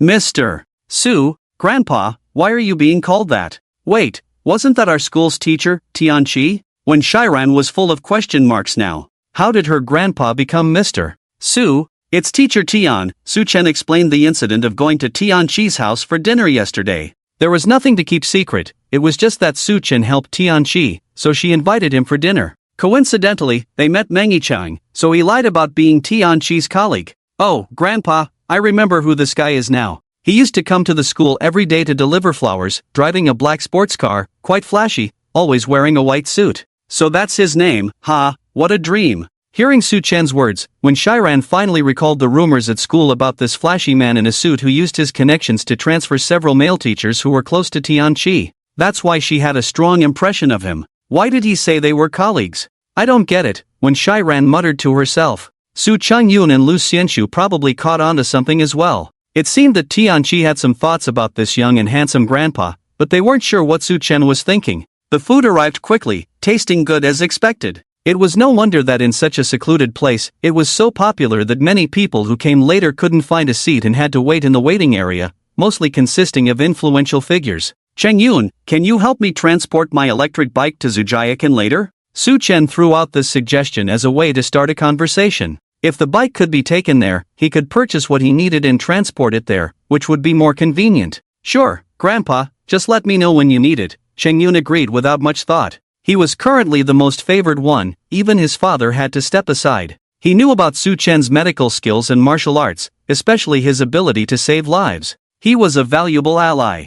The four of them finished eating and started chatting, mainly Chang Yun and Xianshu discussing work-related matters, which was quite annoying. Are you friends of Teacher Su? It's my birthday today, and I booked a party at Meiwu.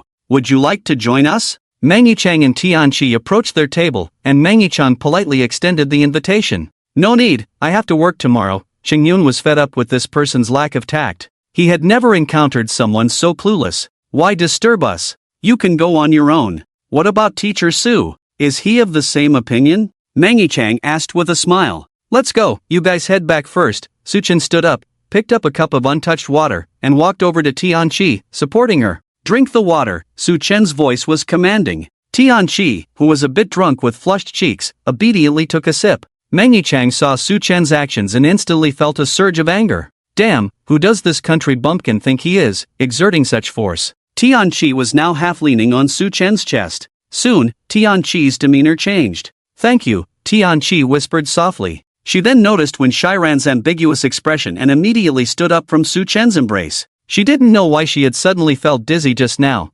agreeing to everything the other party said. Let's go, Chi. Didn't you agree to come to my birthday party with me just now? Oh, and Teacher Su also agreed to come. Mangi Chang's demeanor changed quickly, adjusting his expression smoothly. He had been a bit angry before, but now he appeared courteous.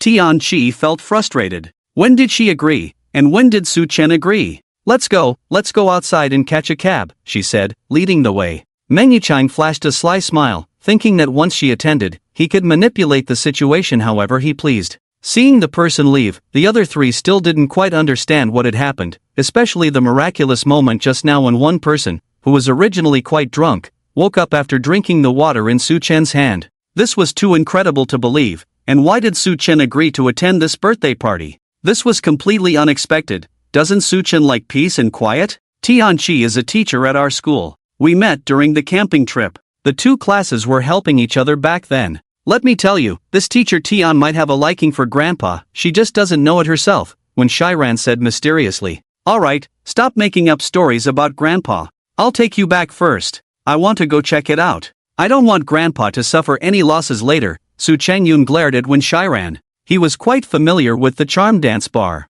Since Su Chen moved here, he hadn't been there. The bar was a special place in Xin High, with all sorts of shady characters inside. The owner behind it was still a mystery, with a deep background. But Su Changyun wasn't afraid, he knew some things. He was only worried about Su Chen getting into trouble. After they left the door, Su Chen and Tianqi took a separate car, not with Mangi Chang. I really didn't know what was going on just now. Whatever he said, I just agreed to it, Tianqi explained hastily to Su Chen as soon as she got into the car, worried that Su Chen might misunderstand. I know. How come you were drinking? Last night at Tianqi's house, Su Chen saw that Tianqi didn't drink. He just didn't understand why she was drinking tonight. I don't know. There was no alcohol taste. As soon as I drank it, I felt something was off. Obviously Tianqi was truly unaware of the situation. Su Chen couldn't understand why Mangi Chang would take such a risk. Was he really not afraid of retaliation from the Tian family? Or was he planning something? Okay. Then, how about we just go home directly? I want to go back. Tianqi was scared just thinking about it. She only came out because her grandparents insisted, but sometimes you never really know someone. Tonight's events were quite frightening. If Mangi Chang hadn't come looking for Su Chen, he might have succeeded. If we go back now, everything we thought before would just be speculation. Don't you want to see what Mangi Chang is up to? Su Chen smiled, a smile that almost captivated Tianqi, like the morning sun, refreshing and soothing. Well, if Mangi Chang hadn't provoked you, would you have saved me? Wen Shiran thought for a moment, finding it hard to ask, but she said it. She knew Su Chen had some special abilities and seemed indifferent to everyone. So, if Mangi Chang had taken her away, would Su Chen have intervened? Yes, after all, we are friends, Su Chen said decisively. Tianqi could still laugh at this moment, but no one knew what she was really thinking inside. You better go back and tell your parents about tonight. If I'm not mistaken, you must have an emergency call waiting. But what if you encounter something like tonight? Su Chen didn't smile, his expression was very serious.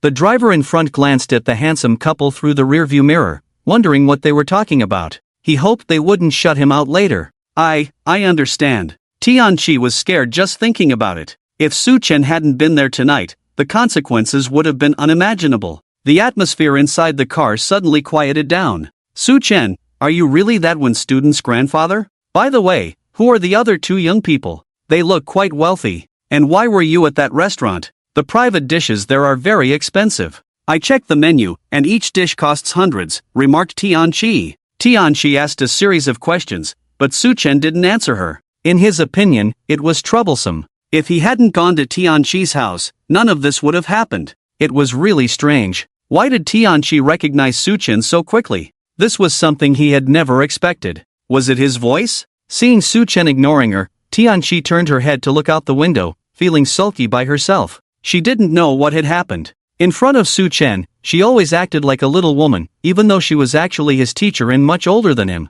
Su Chen was really clueless. He didn't know how to comfort her. A man like him would be strange to marry and have children in the future. However, she didn't know that Su Chen was not only married but also had 3 sons. Moreover, Su Chen was already a grandfather now, with 4 generations under one roof. After half an hour, they arrived at their destination for the night, the enchanting dance bar. Meng Yichang had already gotten out of the car and was very courteous in offering to drive Tianqi. When Tianqi got out of the car, instead of accepting his offer, she went to hold Su Chen's hand, but Su Chen avoided her. Meng Yichang noticed everything and cursed himself countless times for being too talkative before.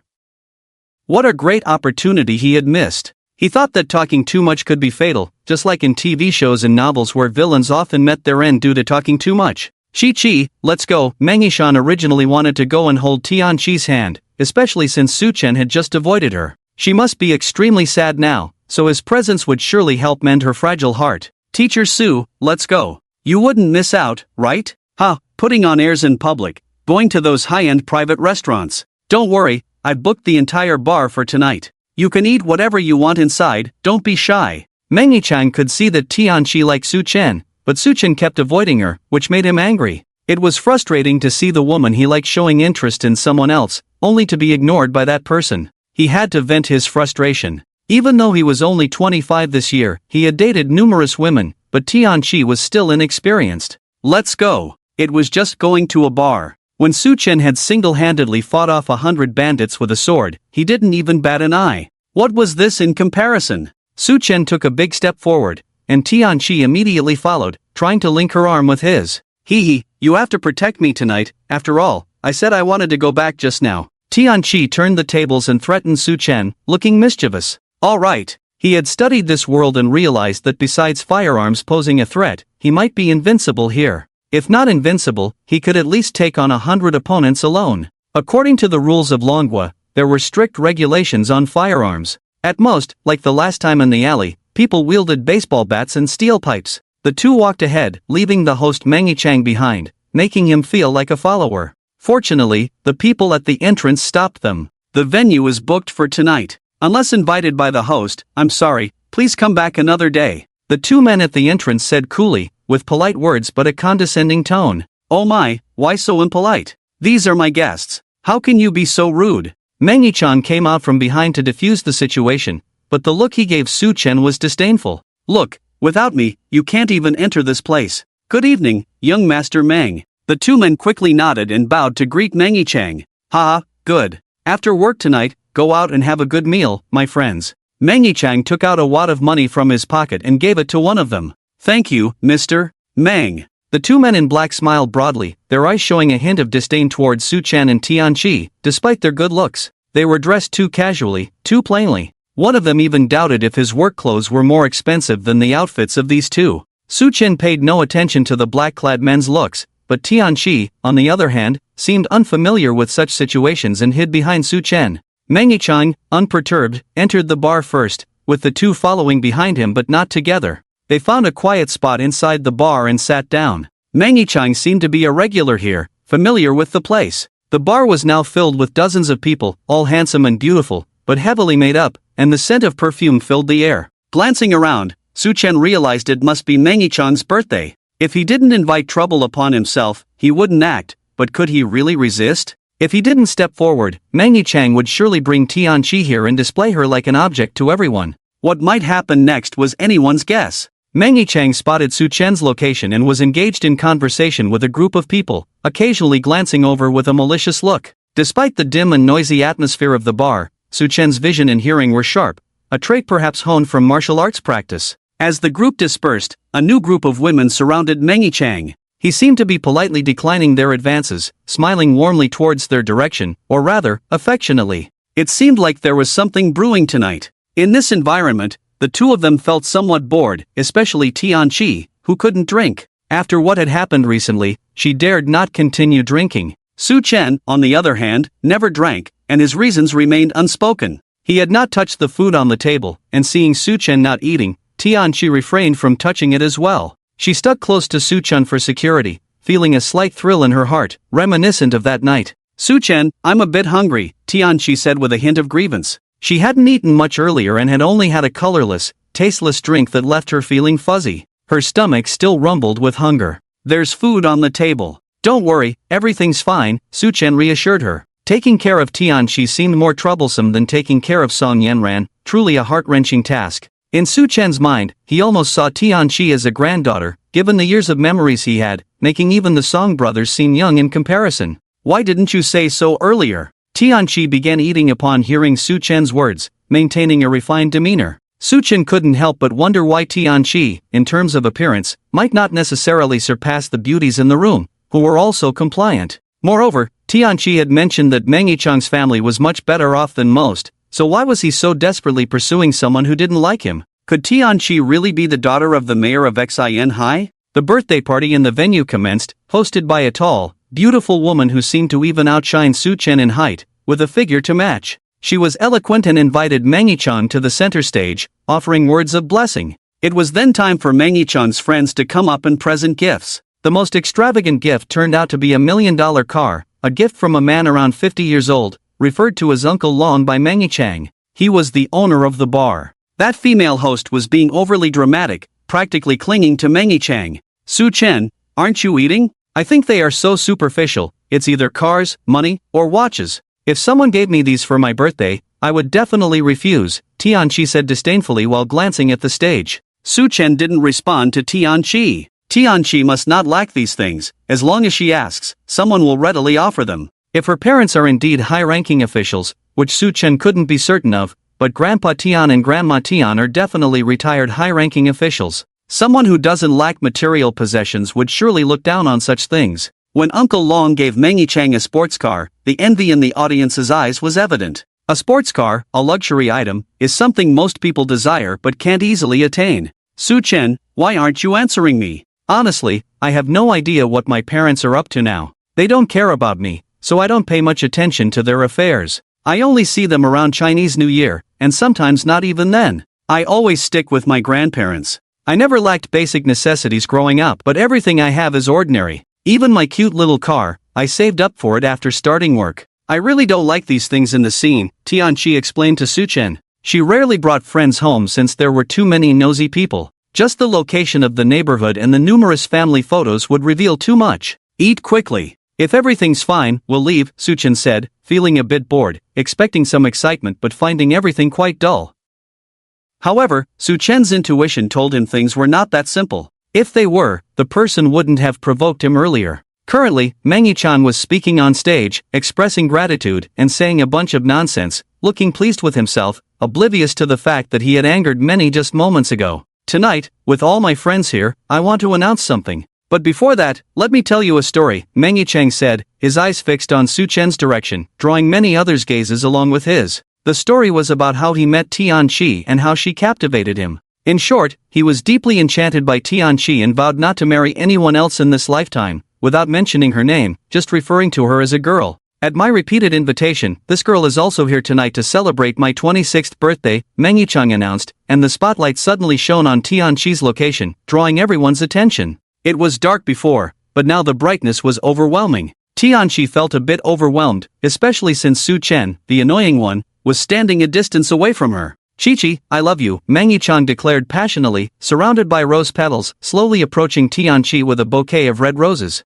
Chi-Chi, I've liked you for 5 years. Please give me a chance, and I will love you well in the days to come, Meng Yichang said as he stood in front of Tianqi, holding the flowers tenderly. A kiss, the crowd cheered, mostly men, while many women looked at Tianqi with unfriendly eyes. They sighed, noting her plain attire, wondering what attracted Meng Yichang to her. Were his tastes really that peculiar? The cheering was premature. The woman hadn't even accepted the flowers yet. What's the point of asking for a kiss? Tianqi was now in a state of confusion. Love was indeed a big deal, as Su Chen had mentioned, and he was being quite unscrupulous by hiding on the side, legs crossed, watching the show. Tianqi suddenly realized what was happening and signaled for Mangi-chan to pass her the microphone. Mangi-chan didn't think much of it, feeling secretly delighted that Su Chen was being considerate by staying out of the spotlight. As for Tianqi, she was probably overwhelmed by her sudden burst of laughter. Perhaps people tend to forget things. Mangi-chan had forgotten that he had just given Tianqi something unknown to drink, which had made her drunk. Xiao Chang, thank you for taking care of me at school and for helping my grandparents during this time. But I have always considered you a good friend in my heart. I'm sorry, and I wish you a happy birthday, Tianqi said, handing the microphone to Mangi-chan. The whole room fell into a dreadful silence. Everyone was shocked by the unassuming woman's words. She had actually rejected Mangi-chan's confession? How could she, a woman without outstanding looks or charm, dare to reject Mangi-chan, who had pursued her for 5 years? She really didn't know how to appreciate a good man. Shichi, you must be joking, ha ha ha. You love joking around the most. Even my grandparents agreed to our relationship. Otherwise, why would they let us go to the concert together? Mangi-chan's face darkened instantly, not expecting to be rejected. I wanted to take this opportunity to make things clear.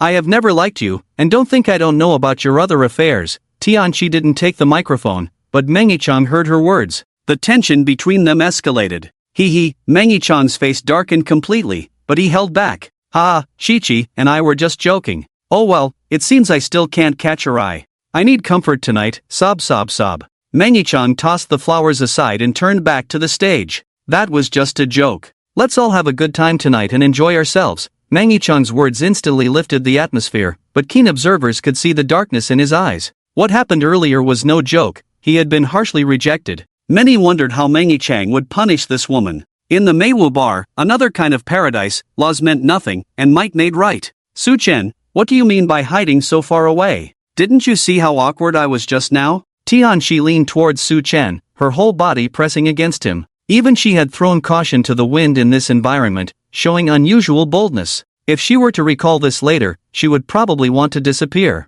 Teacher Tian, Su Chen couldn't help but remind her. This kind of closeness was getting scary, and he was starting to feel uncomfortable and even a bit repulsed. It's boring here. Let's go. There's nothing interesting down here.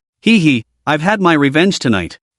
Making me drink that strange stuff. Oh, Su Chen, what was that you gave me? That glass of water you gave me was delicious, and it really had an effect once I drank it. Tianqi sat up straight, but soon leaned in to ask Su Chen. Despite feeling weak all over, she was still conscious. It was truly miraculous. I made the powder myself. Even if I tell you, you wouldn't know. Let's go. Su Chen stood up, about to leave, when he saw Mangi-chan approaching with a group of people. In an instant, they surrounded the two. Shichi, these are my friends. Since today is my birthday, I want you to meet them. Let's have a drink together. You wouldn't deny me this face, right, Teacher Su? Mangi-chan started again. At a birthday party, it's usually hard to refuse the birthday person's requests. Today, Tianqi said they were friends, so it was even harder to refuse. And this Su person, although he didn't cause trouble at the bar and even made room, he couldn't refuse Tianqi's request. So, if you follow along, you'll suffer. He brought 10 women this time, all heavy drinkers. Hearing Mangi-chan's words, the women noticed that the man next to Tianqi was indeed handsome. He had a scholarly charm, like an ancient talent. Even ancient princesses would be enchanted, let alone them, each one wishing to devour Su Chen. Mangi-chan felt utterly embarrassed tonight. The person he called over was captivated by the other party. What a situation. What's the handsome guy's name? What does the handsome guy do for a living, teacher? That's great, sometimes I teach too. Have a drink. Mangi-chan mentioned Su Chen being a teacher. Su Chen remained silent throughout, watching the group of women perform, appearing indifferent. The more Su Chen acted this way, the more enthusiastic the women became, only to end up bored and turning to Tianqi. It seems my face is insignificant. Shichi, your colleague seems to disrespect me. Coming to my place and not showing respect. This is the first time I've encountered such a situation. Mangi-chan stood up, sneering. The group of women left as a group of muscular men surrounded them. Upstairs, a man in black was reporting to a middle-aged man.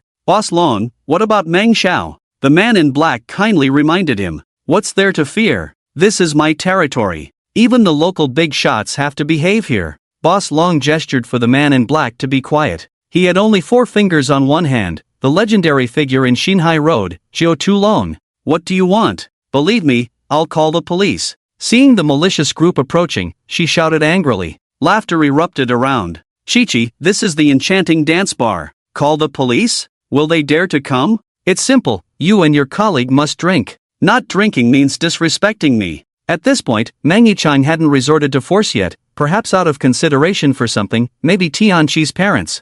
I don't drink, and teacher Su doesn't either. Isn't this forcing us? Tianqi spoke firmly. Was Mangi-chan always pretending to be polite before? Now his true colors were revealed? It was disgusting to see him act this way, and she could tell that the group of women earlier had some dirty connection with Mangi-chan, making her sick. Teacher Su, is this also your opinion? Mangi-chan said ominously, but Su-chan remained unmoved, as if none of this concerned him. Damn it, what are you pretending for? A bottle flew towards Su-chan, but perhaps the direction was wrong, heading towards Tianqi instead. In the nick of time, Su-chan grabbed Tianqi's waist, flipped behind the sofa, and the bottle smashed straight into a pillar with a loud crash. Daring to smash bottles at the enchanting dance bar, how ignorant can one be? Meng Xiao, I'll have someone teach this kid a lesson. What's he pretending to be all night? A young man with red hair walked out, shirtless and covered in tattoos. He was Dragon Lord's godson, also considered half the owner of this bar, getting along well with Mangi-chan. On the streets, he was called Little Dragon Lord.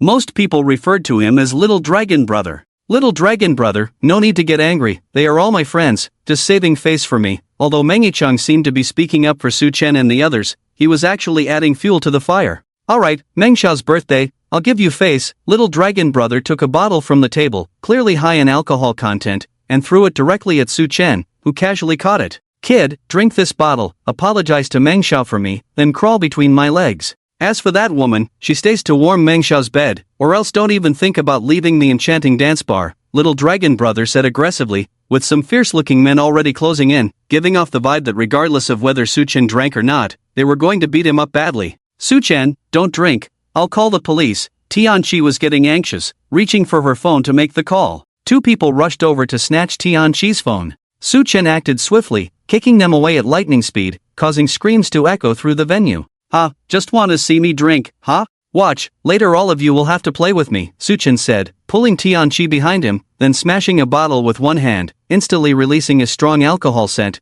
pouring it into his mouth in big gulps until the bottle was empty. Burp, good wine. Everyone was stunned, not used to such drinking behavior, and the way he handled the bottle earlier was somewhat intimidating. People like him were either fools or truly capable. Are you okay, Su-chan? Tianqi was worried. That wine must have been at least 50 degrees, yet he chugged it down so easily, even burping afterward, his face now flushed. For some reason, Tianqi found him somewhat cute. What was going on in her eyes? I'm fine, Su-chan patted Tianqi's head, treating her like when shy ran. You want me to drink? Then you better be prepared to have some fun with me, Su-chan challenged Mangi-chan and the others.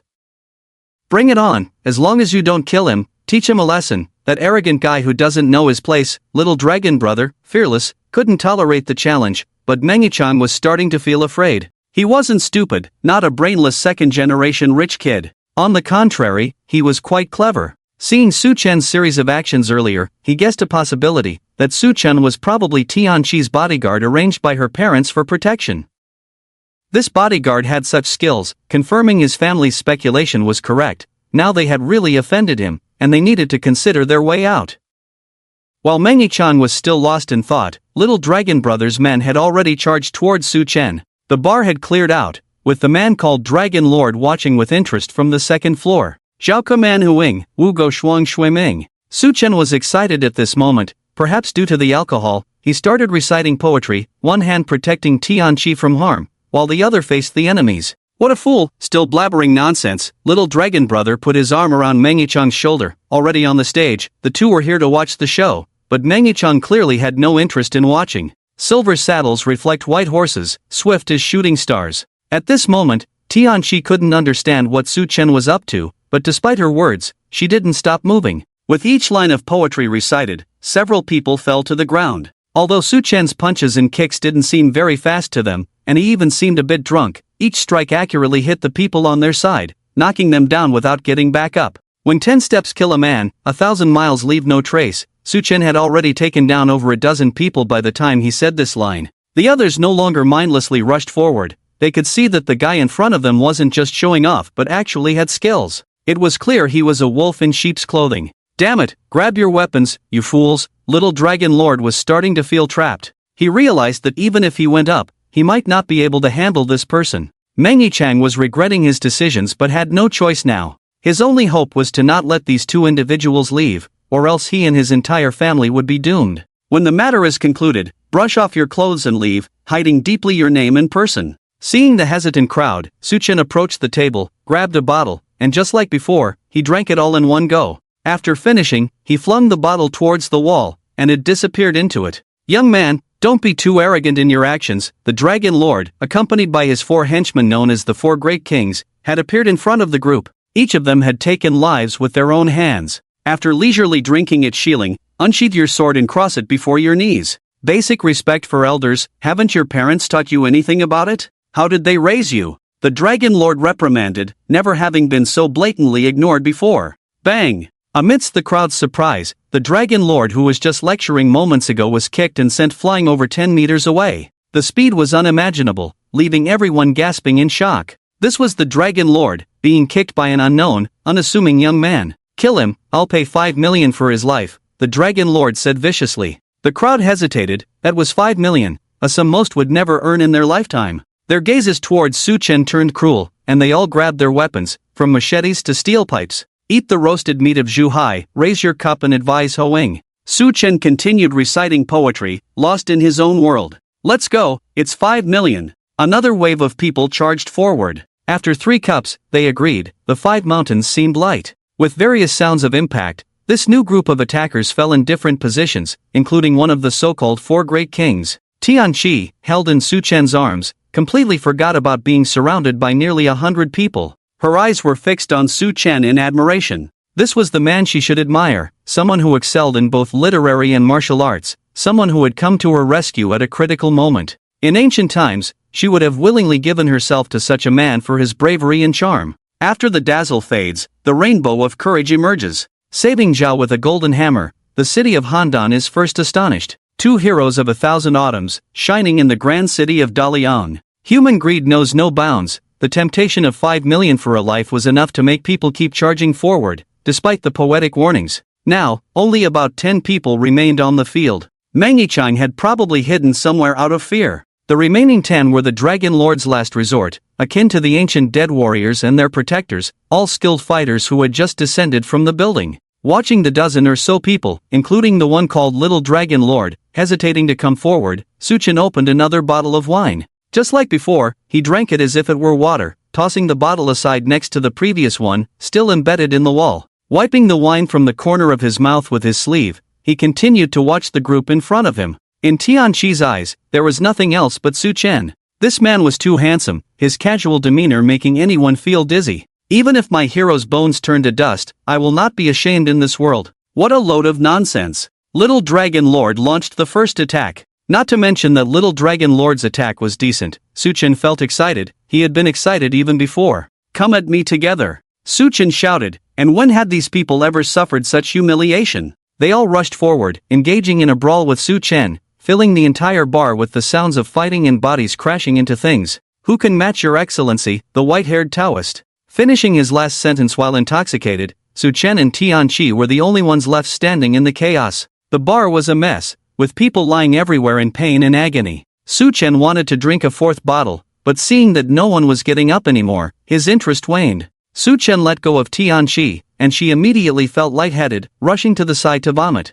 Suchen actually started fighting with Tianqi in circles, making her vomit even more. This was not a romantic drama. People who spin in circles after vomiting don't exist. Bang! A sharp sound rang out, and Suchen quickly dodged, then threw a fork towards the source of the noise, followed by a scream. Was that a gun? Suchen was familiar with guns. In his village, once you turned 16, you had to join the militia and undergo monthly shooting practice. Are you okay? Tianqi was terrified and rushed to check on Suchen. She hadn't noticed earlier, but that was a gun. Could anyone dodge that? Tianqi was on the verge of tears. What if something happened to Suchen? And Suchen kept his head down. I'm fine. Suchen stood up, his right hand clenched tightly around a bullet. Suchen actually caught the bullet barehanded. Luckily, the pistol wasn't very powerful, so Suchen managed to catch it. His strength hadn't fully recovered to its peak, so catching it was already impressive. His hand was tingling. Su Changyun, come out and clean up, I'm tired. Su Chen shouted to the crowd.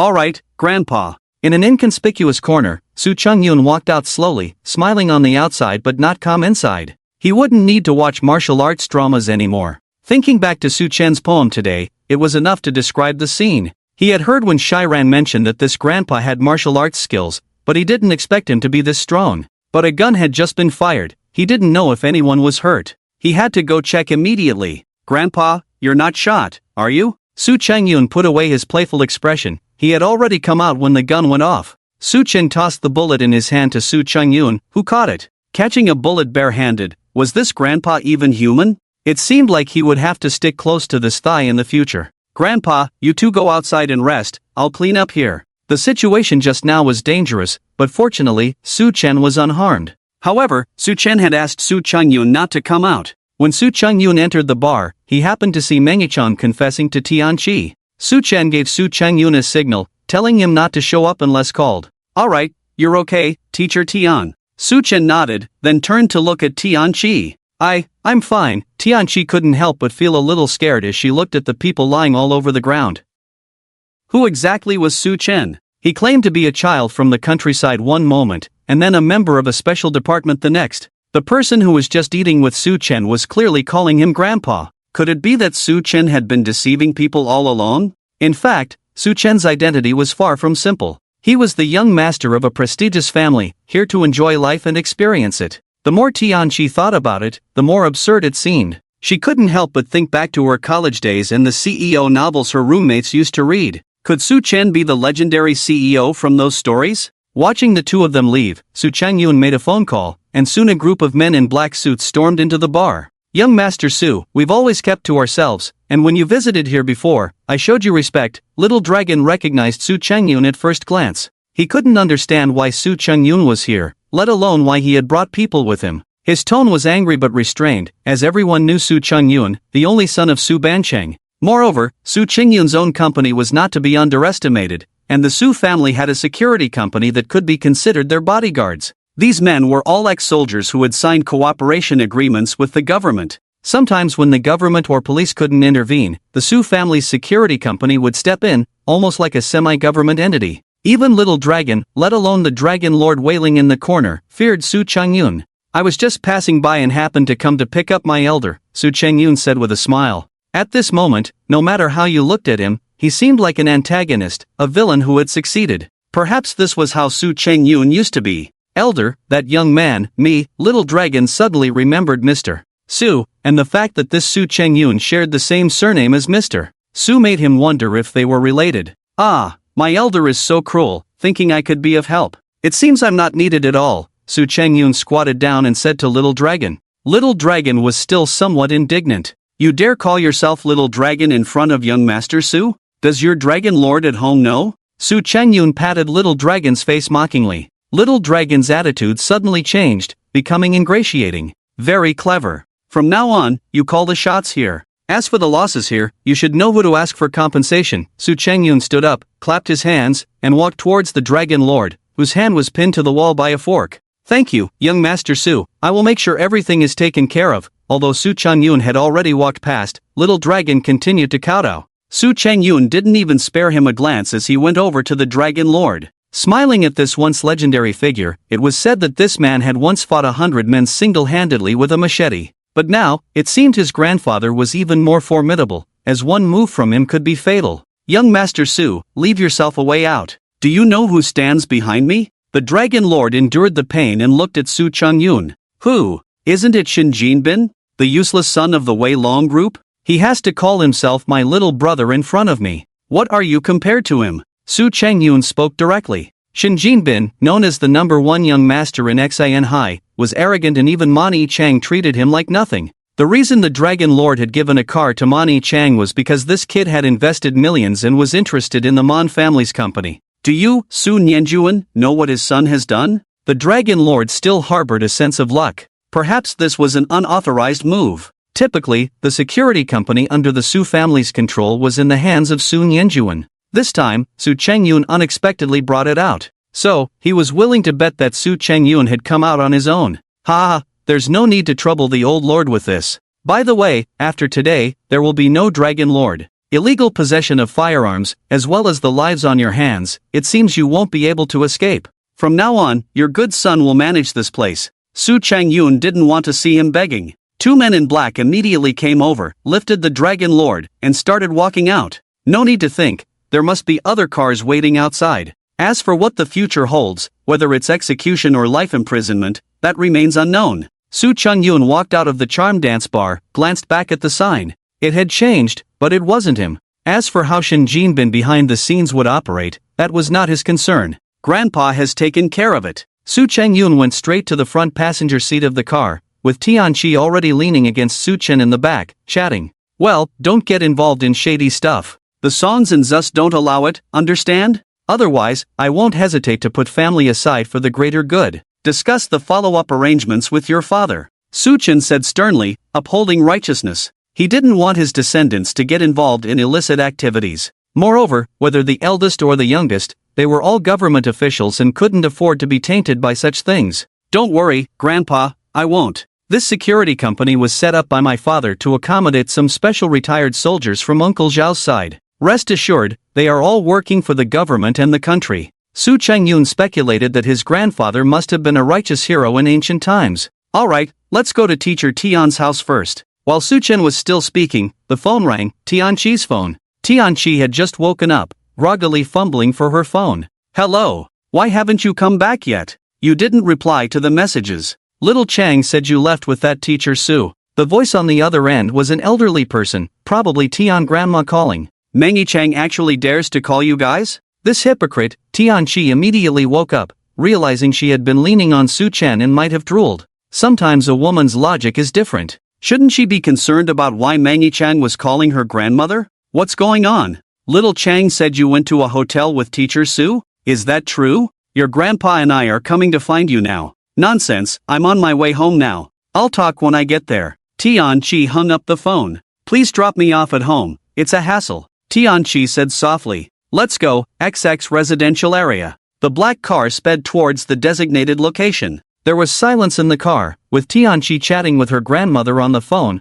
holding on to safety at all times. The speed was fast, and at this hour, there weren't many cars on the road. With Tianqi, they smoothly entered the residential area. At this moment, Tian Grandma and Tian Grandpa stood anxiously at the door, relieved to see their granddaughter getting out of the car. You naughty girl, why did you stay out so long? It's the first time in so many years that you haven't come home this late. Tian Grandma couldn't help but scold. Then she saw teacher Su, who had come here for dinner last night, getting out of the car, followed by a young man. The elderly couple were a bit confused. Thank you. You drank so much today, are you okay? Go back and drink some honey water. Oh, do you have honey? If not, I'll get some for you. Tianqi's voice was gentle, as if she was caring for her boyfriend. No need, you go back. Be careful next time you go out. There's a sachet in your bag. If you feel dizzy, you can smell it. It might not necessarily work. Su Chen also placed a sachet in Tianqi's bag, returning the favor. After the gunshot, Tianqi looked so anxious.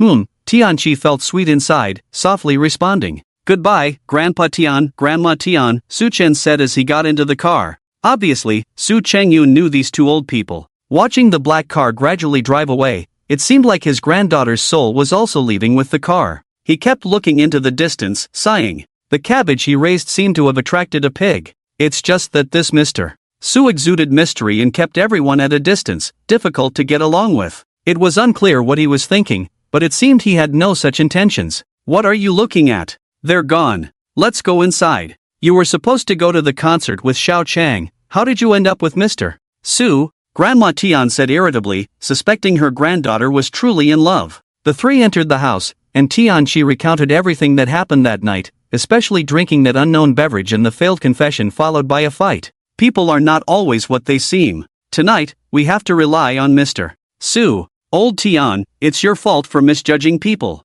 You thought he was promising and had a keen eye, but he's just a blind man. Grandma Tian shuddered at the thought of what could have happened if Mangi Chang had succeeded. Oh, are you the one who introduced them? Weren't you praising him for being talented and young? According to Chi-Chi, he must have known what Chi-Chi's parents do and set his sights on them. Grandpa Tian concluded from Tianqi's account, indicating Mangi Chang had a plan. What's the deal with Mr. Su? He doesn't seem like an ordinary person, especially that young man behind him. He's no simpleton either. The three sat in the living room as Grandma Tian poured Tianchi a glass of water. I always thought he was from the countryside, but today when Mangi Chang and I went out to eat, we happened to run into them. There were 4 of them, having a great time. The place was quite expensive, not something a mountain dweller could afford. Oh, and that guy behind him, Su Chungyun, he seemed wealthy. Tianchi didn't reveal everything, like Su Chungyun being called Grandpa Su Chun, or Su Chen handling everything alone.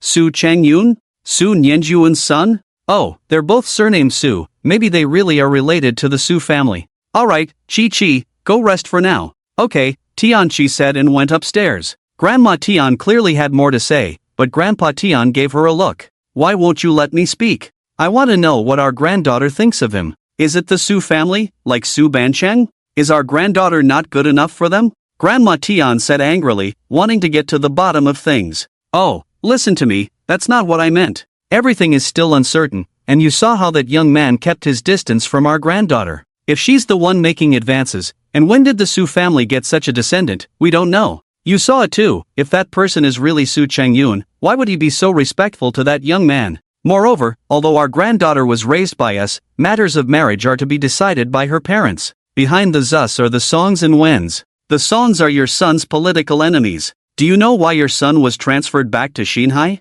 That's because he failed. Grandpa Tian spoke cautiously, concerned that Tianchi might overhear. Why is this so troublesome? Actually, I find that Mr. Su quite pleasing. Politics have nothing to do with my wife. It wouldn't be bad for Mr. Su to become our grandson-in-law, Grandma Tian said gleefully. Whether he is a teacher remains to be seen. I will have someone look into it. Our granddaughter may have deceived us, Grandpa Tian said solemnly, as he had a knack for seeing through things. Deceived us about what? Isn't he a teacher, or is he still a student? Grandma Tian said irritably. Who knows? Su Chen received calls from his 3 sons at night, all reminding him to stay safe. Such matters could be handled by them. There was no need for him to personally intervene, as it would be too dangerous. The 3 brothers had investigated any woman appearing around Su Chen. If someone with ill intentions found connections between Su Chen and the 3 families, they would target Su Chen, putting the 3 families in a difficult position. Therefore, any woman around Su Chen was thoroughly investigated by the 3 brothers. It was perhaps a coincidence that Tianchi's father was indeed a political opponent named Song Jicheng.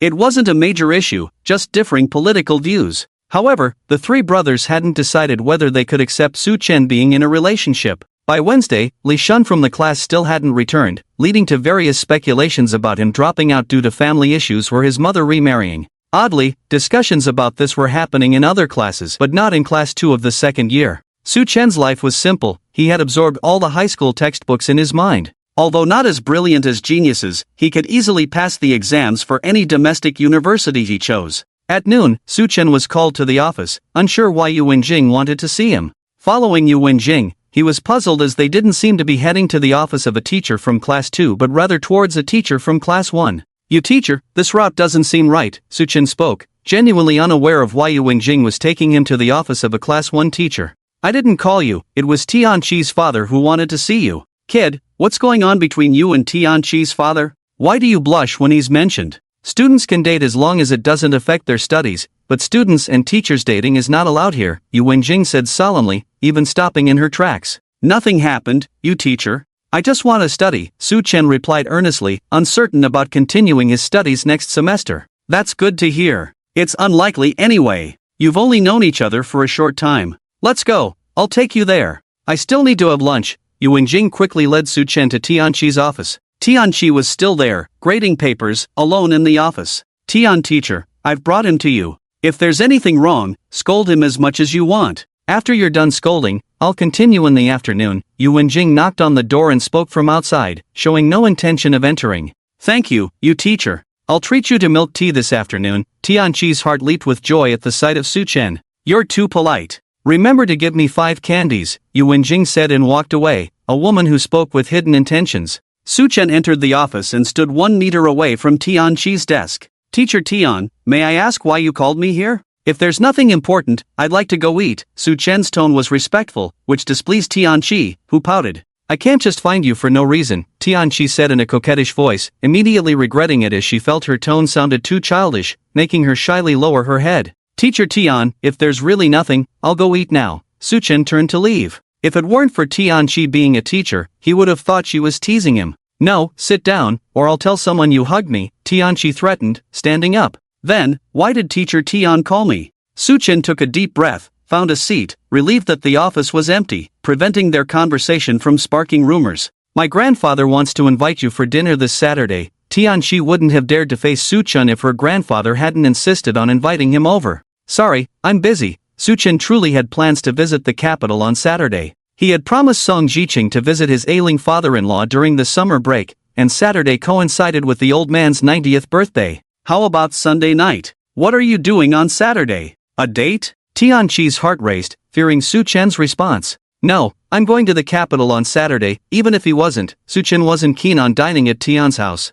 Despite her grandmother's delicious cooking, he didn't feel close enough to Tianqi to visit her home frequently. "Oh, how about Friday night? Grandpa might find out you're not my colleague." Tianqi's mood lifted upon hearing Suchen's agreement, but the thought of dinner dampened her spirits. "I don't recall ever saying I'm teacher Tian's colleague. Anyway, if there's nothing else, I really need to go eat." Suchen stood up, not wanting to lie. He found Tianqi's assumptions amusing but also frustrating. "Suchen, do you dislike me? Why do you always avoid me?" Tianqi asked, feeling hurt. Was she so unlikable to Suchen? Why did he seem so reluctant to spend time with her? "Teacher Tian, I don't know what you're talking about. You're a teacher, I'm a student. There's no reason for me to avoid you. Besides, I'm in the second year, and you teach the first year. I have to go." "Teacher Tian, you should head to the cafeteria early, or even the small kitchen will close soon." Suchen left without looking back. Tianqi felt on the verge of tears, wondering if there was such a huge gap between them. Suchen seemed to have no interest in being around her, constantly reminding her of their teacher-student relationship. Did he not realize how much courage it took for her to say those things? Tianqi almost cried. Was it all because he was handsome? Skilled in martial arts? Good at reciting poetry? What was so special about him that she had to beg him to join her for dinner? This time, it was actually Tianqi's parents' idea to invite Suchen for dinner. They wanted to see this Suchen, but it seems Tianqi couldn't bring herself to ask him. In the afternoon, in the office of the senior high school class teacher, Tianqi had not yet recovered from the atmosphere that Suchen had left her in at noon, still engrossed in a battle of wits with the computer screen. "Have you heard? The female deputy director of the XIN High Education Bureau has been removed from her position," a female teacher with glasses said to the others. How do you know?" another quickly asked. "It's all over the hot search in XIN High. There were money and power transactions involved, and she was directly arrested. Also, the Tian High Group is under investigation for suspected tax evasion," the teacher with glasses continued. Upon hearing this, everyone either reached for their computers or took out their phones to search for related news. Then they couldn't help but look at Tianqi. "Ah, why are you all looking at me? Who got arrested just now?" Tianqi, still feeling upset from earlier, didn't know what they were talking about. "Chi, isn't the person who pursued you before Meng Chang, the son of the chairman of the Tian High Group? And isn't his mother the so-called deputy director? Their family has fallen from grace, don't you know?" the teacher with glasses asked. Meng Chang had pursued Tianqi very enthusiastically before, sending her a rose made into a heart shape every day, but Tianqi had always ignored him. "I didn't know, let me check." Tianqi immediately searched online for the Tian High Group. The Tian High Group was currently under investigation for tax evasion,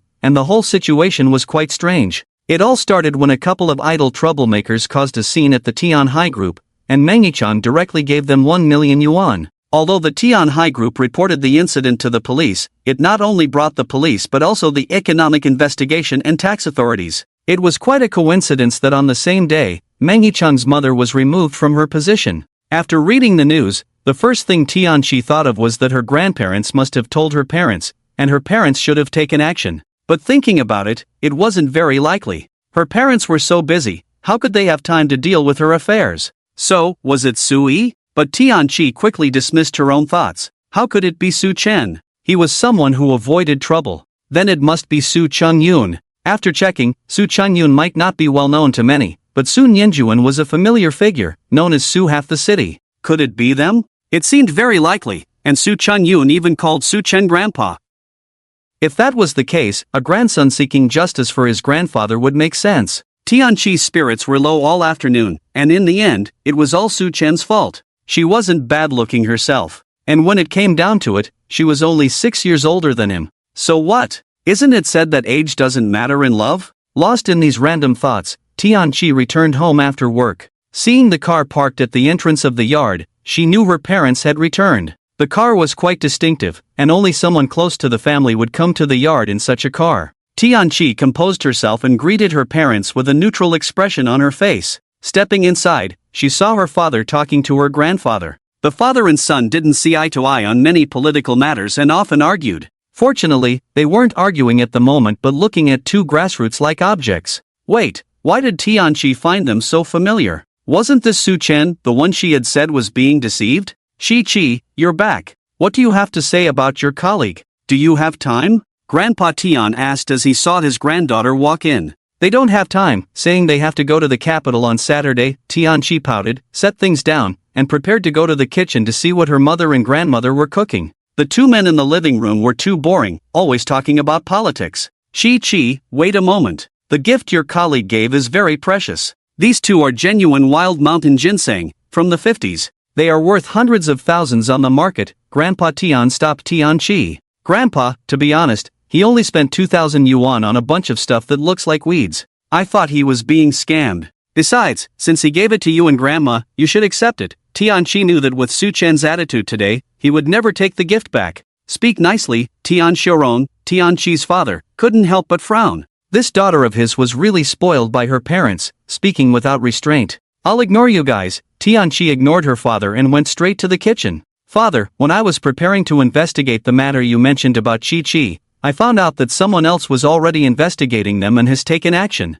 Most likely, the Meng family has already fallen. Tian Xiurong shifted the conversation back to the incident involving Tianqi that day. And then? Grandpa Tian became interested. I just gave it a push to make it fall faster. But the results I found were quite surprising. On the surface, there are some dark forces targeting the Meng family, and secretly, I discovered the shadow of the Su family. However, the Su family is similar to what I did, adding fuel to the fire. Tian Xiurong felt a bit frustrated. These big enterprises, few of them are clean, but for long-term development, they turn a blind eye, serving as a warning. Besides her colleague, who Chi mentioned brought her back that day, there was also Su Nianjuan's son. Grandpa Tian looked at his son, continuing. In fact, the argument Tianqi witnessed between the two father and son was purely due to differing political views, just a normal discussion. The Su family? Speaking of the Su family, there's something I have to mention. You know, I have different political views from Song Jiqing of the Song family. Although my chances are not great this time, for some reason, the Wu family has also started siding with the Song family.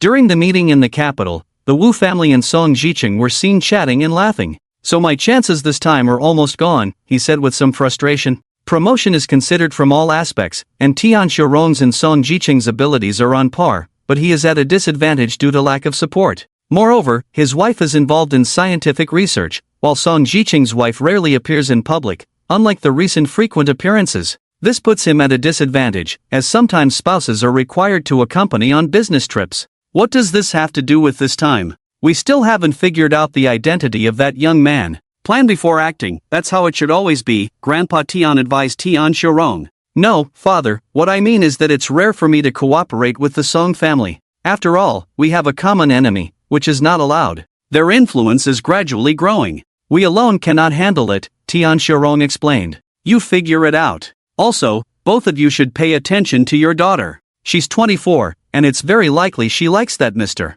Su, but I feel he's not a teacher, more like a student. I'm not sure if he's in high school or college. Grandpa Tian waved his hand, posing a very tricky question. Tian Xiurong fell silent. This matter is indeed quite difficult to handle, as the young man may be connected to the Su family, and behind them, the Song and Wen families. Ever since Tianqi sat down to eat, she felt that something was off about the atmosphere at the dining table, but she didn't know where to start. Mom, Dad, why are you looking at me like that? Feeling extremely uncomfortable under their gaze, Tianqi finally raised her head to ask the two. Chi, unconsciously, you've already grown into a young lady, said a middle-aged beauty who bore some resemblance to Tianqi, but her hair was completely white, unlike Tian Grandma who didn't have white hair. This person was none other than Tianqi's mother, Wang Lu, the director of a research institution in Longwa, whose hair turned white due to her work in research in recent years. Mom, what are you talking about? Tianqi was a bit puzzled as to why her own mother would say such things. She had some resistance towards her parents. After all, she had been living with her grandparents since she was born, rarely seeing her parents throughout the year,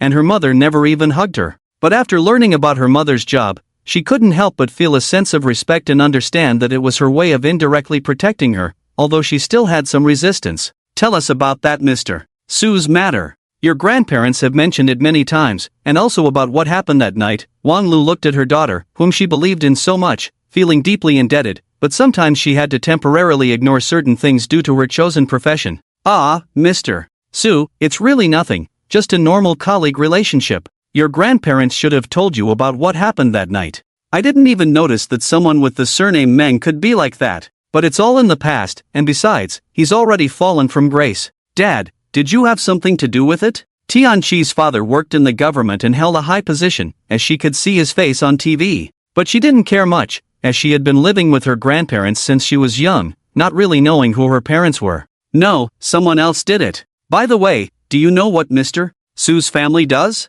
Tian Xiaorong felt somewhat ashamed that he hadn't stood up for his daughter in this matter. We just have a normal colleague relationship. I really don't know much about his family. They probably come from the countryside, right? Do you know? He can even cook a pot of rice, something not every villager can do. When it came to Su Chen, Tianqi became enthusiastic, talking about some of Su Chen's qualities, such as his cooking skills and his literary talent. She was completely oblivious to the expressions of the other 4 people at the table, who were lost in thought. Chi, do you like this, Mr. Su? But your grandparents had someone check, and there's no teacher named Su Chen at your school. However, there is a student named Su Chen in class 2 of the second year who recently transferred to your school, Tian Grandma said sternly, surprised that her granddaughter was lying, something unprecedented, as they were against Tianqi dating, but why lie? They weren't feudal elders. Now that you know, why ask me? Tianqi, upon hearing this, lowered her head, focusing on her food, thinking if they had already checked everything, why bother asking her?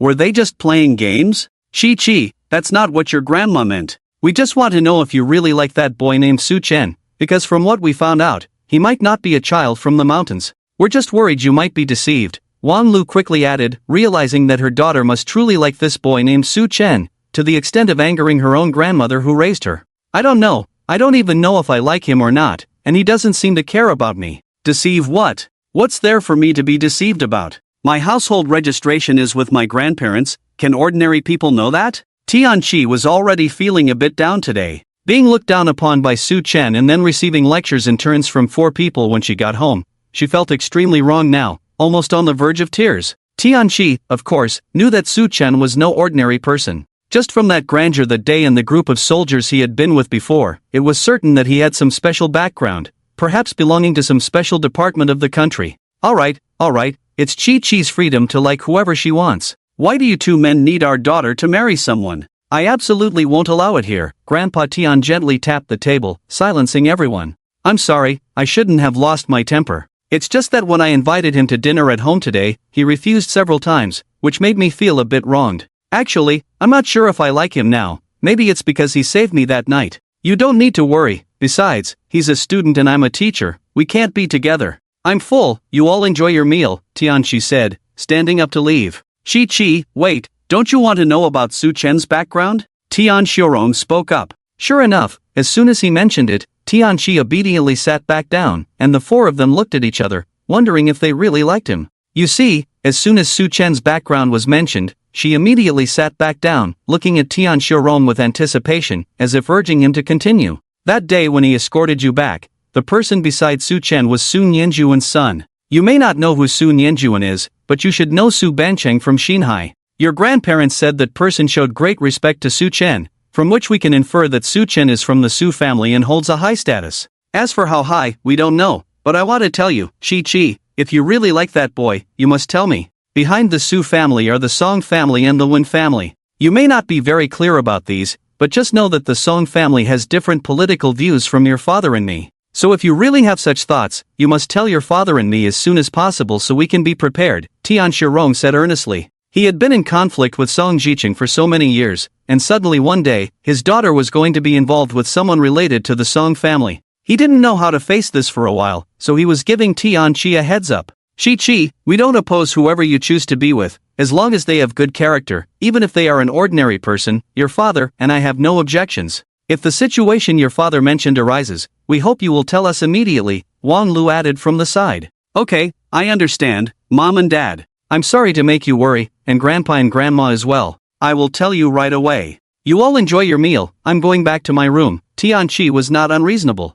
She could understand what her parents were saying, especially since her grandfather had told her that her father had almost made it to the capital back then but was beaten to it by his opponent. After saying this, Tianqi went back to her room. Xiaorong, it's better to be prepared early for this matter, and there are no permanent enemies. The biggest threat now is not the Song family, Grandpa Tian said solemnly, feeling troubled. They had once fiercely suppressed this faction, but they hadn't expected it to make a comeback. Alright, Dad, I understand. Isn't this Saturday Song Jiqing's father-in-law's birthday? Aren't you acquainted with him? You were comrades back then, right? Tian Xiaorong looked at his father. Okay, these 2 days I'll write a calligraphy piece, and you two can take it over there. Ah, there aren't many old comrades left from those days, Grandpa Tian understood instantly. He usually liked gardening and calligraphy, and his calligraphy skills were superb. So many people came to him for inscriptions, but most left empty-handed. Oh, there's one more thing. I heard that the Li family in the capital has found their long-lost son, Tian Xiaorong suddenly remembered.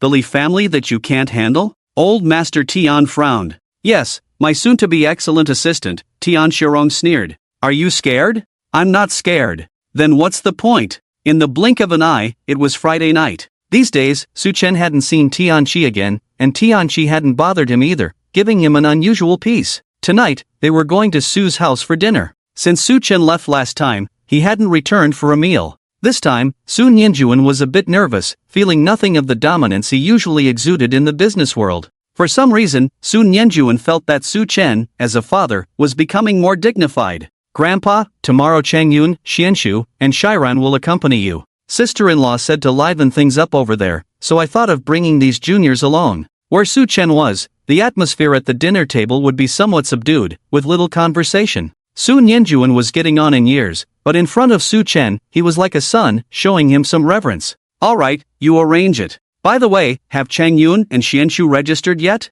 When they do, we should have a family meal together. Nianjuan, you handle this. As for the banquet, you can decide. Maybe in the second half of the year, this is just our suggestion. Su Chen had no issues with Su Nianjuan's arrangements, but he couldn't shake the feeling that Su Nianjuan was somewhat afraid of him. Was it because of what he had said last time? Grandpa, I told Xianshu that we'll register around Mid-Autumn Festival this year. By then, the family can gather and have a meal together. As for the banquet and such, it's not a big deal in my opinion, just a formality, Su Changyun said with a smile. Is this your idea or Xuanshu's, or there's Su Nianjuan and his wife's? It's a once-in-a-lifetime event, Su Chen said impatiently. This guy wanted to skip the wedding altogether, clearly trying to avoid trouble and taking matters into his own hands. Seeing the expressions of Su Nianjuan and his wife, it was evident that they were completely unaware. Grandpa, Mom, Dad, this is actually my idea. It has nothing to do with Changyun. Lu Xianshu hurriedly interjected, lest Su Changyun be scolded. Xianshu, don't speak up for this brat. It's definitely his doing, and this wedding not only needs to happen but needs to be grand. Su Nianjuan raised an eyebrow, looking at Su Changyun. Dad, Mom, Grandpa, actually, Changyun and I want to go back to our hometown to have the wedding, Lu Xianshu continued hastily. In fact, Su Changyun had mentioned it a couple of days ago, saying that Su Chen had a strong sense of nostalgia for his hometown and wanted to go back to the village alone. Moreover, neither the Su family nor the Song family had properly celebrated weddings at home. In the past, it could be said that Su Chen was not awake, but now that he was, the best thing that could happen was Su Changyun and Lu Xianshu's marriage. If they went back to celebrate, wouldn't that fulfill Grandpa's wish even more? Indeed, Su Chen looked at Su Changyun, surprised by his suggestion, which greatly exceeded everyone's expectations, especially Su Nianjuan and his wife. Great, Changyun's idea is excellent. Brother, sister-in-law, I think having the wedding in the countryside is a great idea, young Aigua chimed in. She still lived on the Su family's side, accompanied by Lu Ting, and they got along well as sisters-in-law. Dad, what do you think? Su Nianjuan looked at Su Chen, seeking his opinion. Why are you looking at me? Your son can decide for himself. Although the tone was a bit harsh, everyone could see the smile on Su Chen's face. But let me remind you, if you're going to have the wedding in our hometown, it's best to consult with the eldest brother of the Su family. You need to consider everything that needs to be built. There are many things to think about, so don't find it troublesome later on. Rural weddings have always been lively and full of human touch, but it's also a tiring affair. Su Changyun came up with the idea on a whim, so don't complain later. Grandpa, I know. This time, I had the construction team who helped you with the road project build a large courtyard in front of the house and a parking lot. We can set up tables there for the wedding. Su Changyun had everything planned out and shared his ideas with everyone. Well, go ahead and do it your way. Seeing Su Chen smile, the dinner suddenly became very pleasant. However, the wedding for the two might have to wait until next year, at least until when Shiran's younger brother or sister is born. Tomorrow, they would fly over on Sun Yanjuan's private plane, with plenty of time to spare. As for accommodation, they would stay at Sun Yanjuan's mansion, as Su Changyun and Lu Xianchu had keys. They decided to stay here tonight. When Shiran would accompany her mother, while Su Changyun and Sun Yanjuan had matters to discuss and wouldn't be going back. Su Chen had no way to return either, as he had come in Su Changyun's car. He regretted not driving himself, as he needed to bring many things to the capital, including a full set of acupuncture needles. He wasn't sure if his father-in-law was just aging or actually ill. If it was due to aging, there was nothing he could do, but if it was an illness, he could at least try to help. Grandpa. At the exit of the Beijing International Airport, although Sun Yanjuan's family had a private plane, vehicles couldn't enter directly, there was a dedicated passage. They were greeted by Song Jiqing's eldest and second son, along with the little Ran who couldn't seem to get anything done. She had been insisting on coming and today she was asking to see her great-grandfather. Great-grandpa. The little girl ran straight to Su Chen as soon as she saw them coming out. You've gained weight. Have you been eating your vegetables? Su Chen lifted the little girl up, patting her head with a smile. This time, Su Chen didn't bring much, just a medicine box that Su Changyun was carrying. Big brother. Big brother. Su Changyun and the others greeted them. If Lu Xianchu wasn't with Su Changyun, she would be the third sister. In fact, she was a few months older than Song Yingzong. Changyun, I can't believe you've slimmed down. Song Yinghua was also surprised by the significant change in her cousin, noticing a difference every time she saw him. Let's go, don't stand here. Su Chen held Song Yanran while the little one clung to his neck. Upon hearing Su Chen's words, the group headed outside. Fortunately, this passage was exclusive, so there weren't many people around. Little one, why didn't you call us? You went straight to find your great-grandfather. When Shiran walked behind Su Chen, and the little girl was hugging Su Chen's neck, making eye contact with when Shiran. Auntie, uncle, I don't know how to address you, Lu Xianchu. I used to call you auntie, but mom and dad told me to call you auntie. The little girl leaned against Su Chen's head, seemingly contemplating how to address Lu Xianchu. According to seniority, she should call her aunt, but now that she was with Su Changyun, Song Yingzong and his wife asked the little girl to call her aunt. Hearing the innocent words of the little girl, Lu Xianchu couldn't help but blush and hide behind Su Changyun, while everyone chuckled at the little girl's words. Call her aunt, Su Chen decisively stated. Hee, aunt, the little girl sweetly called out. This made Lu Xianchu even more shy, never expecting the strong career woman to have such a side. Soon, the group arrived at the luxurious mansion of the Su family in the capital city. It seemed to have been prepared in advance. Upon arrival, Zhang Zhaoqing and Wuling were already waiting there, with lunch prepared as it was almost lunchtime. Everyone sat down. The dishes prepared by the mother-in-law duo were all home-cooked meals. The little girl now had a big supporter, sitting next to Su Chen during the meal. She was even complaining to him. In the next half year, she would be going to kindergarten, and her mother and grandmother wanted her to learn something beforehand. The little girl particularly enjoyed learning foreign and Mandarin languages but disliked arithmetic. She was now telling Su Chen about her experience of being forced to do arithmetic, saying that no one in her family helped her, and she didn't want to stay there, wanting to go to Xian High with Su Chen. With Su Chen around, the little girl was particularly fearless, even looking at the culprit while speaking. It was clear that Su Chen doted on the little girl the most. He patiently listened to her, while her mother and grandmother's faces darkened. They had spoiled her before due to her poor health, especially her grandmother Zhang Zhaoqing. Now, when she needed to be strict, the little girl wasn't afraid at all. Everyone present was amused by the little girl's accusations. After the meal, Su Chen first checked the little girl's pulse. Everything was fine. Before the next semester started, he could completely eradicate her health issues, and she would rarely get sick in the future. However, if she wasn't with him, she would be taught martial arts to stay healthy and prevent future illnesses. He then checked her mother's pulse. She was recovering well, but Su Chen mentioned some things to be cautious about, as her condition was more serious compared to the little girl's. Next, he examined Song Yingzong. His strength had recovered to about 80%, but the underlying issues were still present, causing occasional discomfort. I will return to my hometown during the summer vacation. Find a time to come see me, and I will treat you, but it will take a cycle, around 7 days, so think about it then, Su Chen said to Song Yingzong. Song Yingzong was completely convinced by this young man. His strength was terrifying, and his medical skills were outstanding. If he wasn't his grandfather, he would definitely be recruited into the military. Unfortunately, even if he dared, his father and third uncle wouldn't allow it. Last time, he was scolded harshly. By the way, how are your two friends? Is it effective? Luckily, they were in the study, so no one else heard them, or else it would easily raise suspicions about what they were discussing. Very good, they have returned to duty a long time ago and have been wanting to thank you, Song Yingzong said respectfully. Deep down, he had always wanted to recruit Su Chen into the team. Apart from his skills, his medical expertise could save lives in critical situations, and he even knew acupressure techniques only seen in TV dramas. No need, they are the heroes. I can make a few medicine packets for you, colorless and tasteless, for repelling insects and pests in daily life. In critical situations, they can be chewed to counteract most poisons. If it can't be cured, it can at least alleviate the effects. I just don't know if you can find the medicinal ingredients, Su Chen explained. In fact, what Su Chen mentioned was an enhanced version of the medicine packets. The original ones had a faint fragrance, but the one Su Chen mentioned did not. I'll thank Grandpa first, Song Yingzong was truly grateful. If there really was such a medicine pouch, it would save a lot of trouble in the wilderness. For soldiers like them, sometimes lurking in a place, the biggest opponents are not enemies, but snakes, insects, rats, and ants. It would be really effective and a great help for them. Su Chen gestured for them to sit. This study room belonged to Su Nianjuan.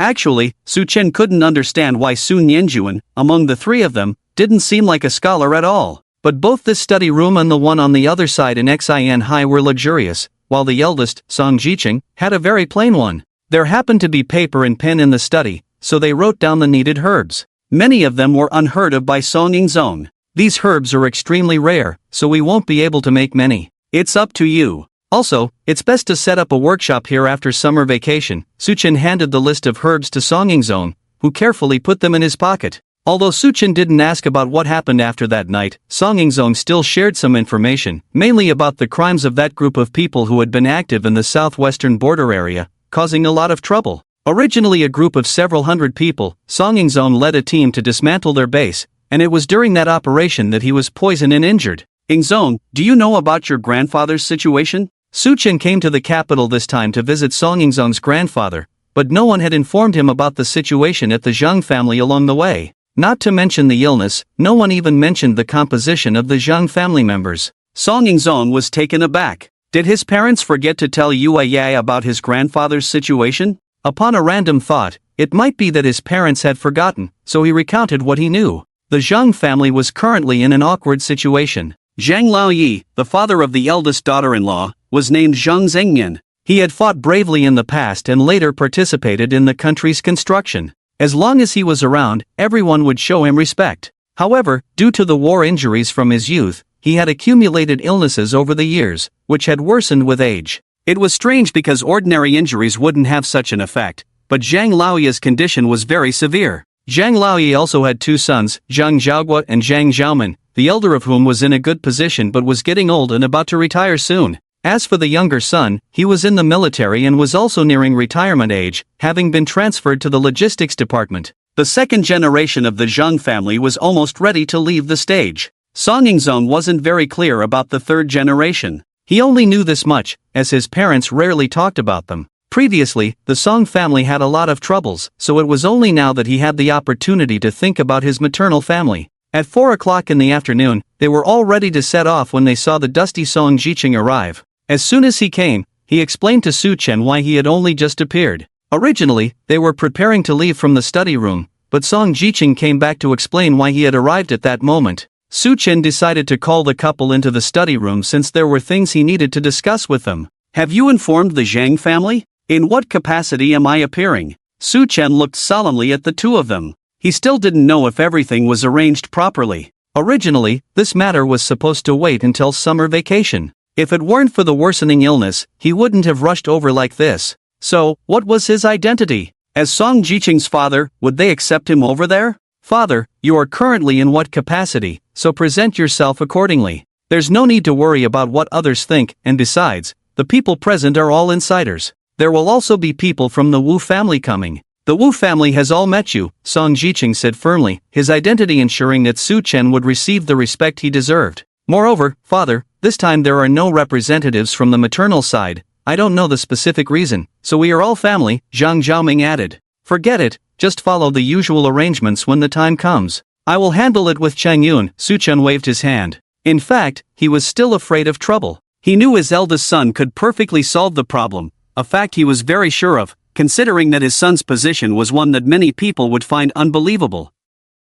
But one couldn't always predict the future, so he also wanted to live peacefully. They set off in a grand manner, with everyone present except Wen Rugu in the southwest and Sun Yanjuan and his two sisters-in-law in Xinhai. This time, all 10 people were present, enough to fill a table. In previous years, it was usually Zhang Zhaoming who brought his second son, but today the whole family was together, a rare occasion. They usually didn't bring their granddaughter, but this time she was there, along with a daughter-in-law who hadn't been seen in years. This year was different. Even the husband's two brothers sent their descendants, a change from the usual absence. Zhang Zhaoming was satisfied seeing the crowd. If Su Chen could cure his father, it would be even better. It only took an hour to reach the Zhang family from the Su residence. The two elderly Zhangs lived in the countryside in a very inconspicuous large courtyard that could accommodate 7 or 8 tables just in the yard alone. On the way, Zhang Zhaoming mentioned that her father didn't like staying in a nursing home. He insisted on living in the countryside, saying he felt more at ease there. When they arrived at the Zhang family's house, several cars were already parked outside,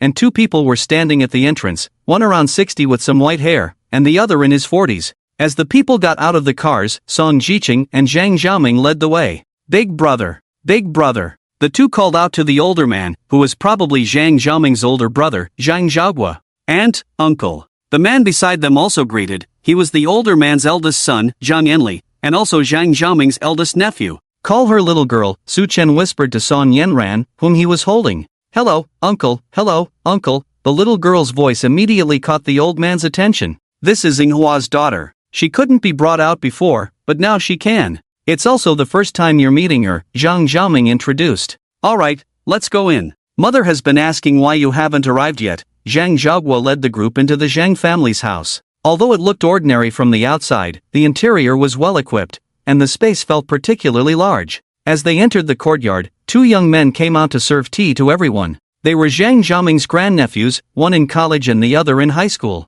Is Zhaoming back? Is Xiqing back too? A loud voice was heard before the person was seen. It was Zhang Zhaoming's mother, who had been a regimental commander and had a loud voice from her time on the battlefield when she was young. Soon, an elderly woman came out, walking steadily with an unbent back. Everyone quickly stood up. She was the elder. Mother! Mother! Zhang Zhaoming and Song Jiqing stood up quickly, with Zhang Zhaoming tightly holding the old woman's hands. It's good that you're back. It's good that you're back. So many young people, and you didn't even introduce them to this old lady. Seeing so many young faces, the Zhang family hadn't been so lively in a long time. Zhang Zhaoming quickly introduced everyone, many of whom were meeting for the first time, like Lu Xianxu, for example, not Wen Shiran.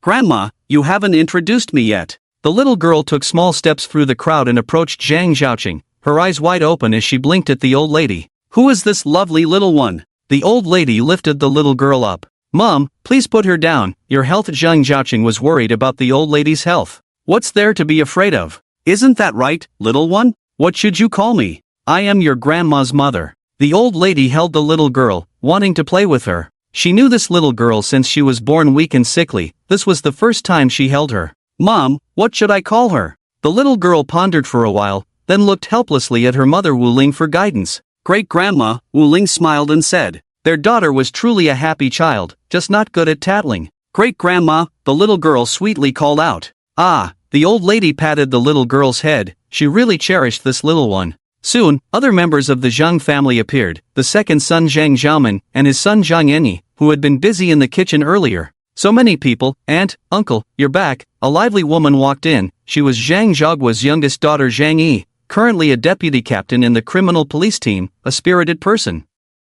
After exchanging greetings, Zhang Yi took Song Yanran from her grandmother's arms. You are so adorable, how about you come with me? Zhang Yi teased Song Yanran. She really wanted a little sister or niece, but unfortunately, she had no sisters, and as for nieces, they were all nephews. She might have to have a daughter herself in the future. Aunt, no, the little girl immediately refused. She wanted to find Su Chen now, to be held by Su Chen. Perhaps due to her illness, she really liked the herbal scent on Su Chen, although faint. The more the little girl wanted to leave, the more Zhang Yi wanted to tease her. Meanwhile, Su Chen, Song Jiqing, and Zhang Zhaoqing had already entered another room, filled with medical equipment, where a frail old man lay on the bed, connected to a ventilator, his eyes open as he looked at the incoming people. "Dad!" Zhang Zhaoqing immediately went over to hold the old man's hand. The man on the bed was Zhang Xingnian, wanting to say something but with an oxygen mask on. Song Jiqing also went over. In the room were also Chen Jianwei, Zhang Zhaoqing's mother, and Zhang Xiaogua. Su Chen did not step forward immediately, just quietly observing, diagnosing. Currently, it seemed the old man was holding on. Good news that it might not be due to aging body functions, bad news that it could be poisoning. The old man had small red dots on his forehead, only visible to Su Chen. "Should I call you my in-law?" The Zhang family's old grandmother looked at Su Chen, who was sitting calmly on the side, and couldn't help but ask curiously. Initially, her daughter told her that the family's patriarch had awakened, but appeared to be 18 years old. She didn't believe it until now. Although he looked 18, he was stable and had the aura of someone who understood life and death. Zhang Zhaogua beside her was surprised. What was going on? Why was his mother calling this young man her in-law? "Hello, this is my first visit. I apologize for any inconvenience. Thank you for taking care of us all these years." Su Chen stood up. From entering the Zhang family until now, Su Chen had not spoken, not to show off, but because he didn't know how to face all this. "You're too polite, this time we'll have to trouble you. I know my old man's health. You'll do your best. Whether he can recover is up to fate." The old grandmother was very open-minded. Zhang Zhaogua was even more surprised. It turned out he was the divine doctor his sister had invited, and his mother even called him her in-law.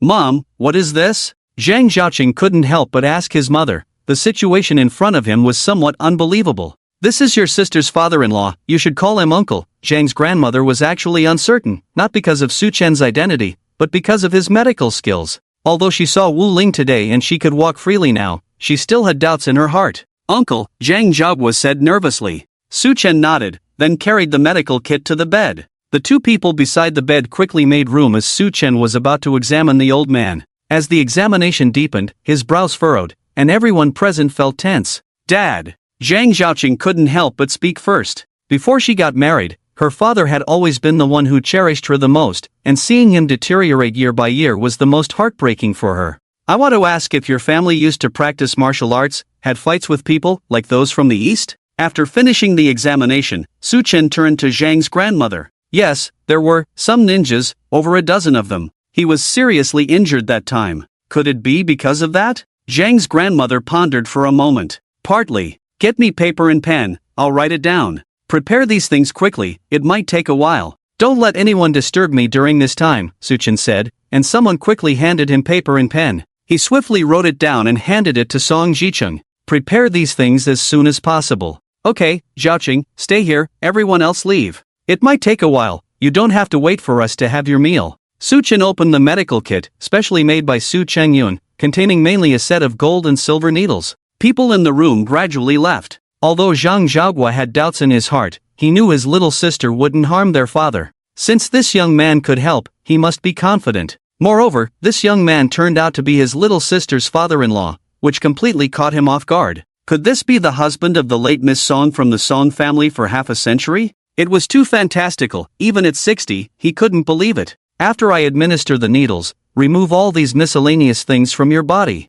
I will be fully focused during the treatment. Make sure to wipe the sweat for me and the patient, nothing else is needed, and don't let anyone disturb me. Pay attention to this," Su Chen instructed repeatedly. The old man was really thin, even thinner than Wuling back then. "Dad, can I know why my father ended up like this?" Zhang Zhaoqing looked at her father, feeling distressed and eager to know the reason behind his condition. Poisoning and injuries, he was poisoned twice, not at the same time. One was supposed to be applied on a sharp weapon, the other on a bullet. Now the two poisons are close to mutating into a third kind, if you don't wait until summer vacation. According to the old man's condition, at most 7 days, the old man had fallen asleep by now. Su Chen had used a sleeping acupoint, skipping the anesthesia. Father once told us about his young days. He was once assassinated by ninjas from the East, suffered severe injuries, and another time he was shot, the bullet stuck in his rib. It took a long time to be removed after he went abroad for treatment. Zhang Xingnian was a hero, so when Zhang Zhaoqing spoke of him, she felt both admiration and heartache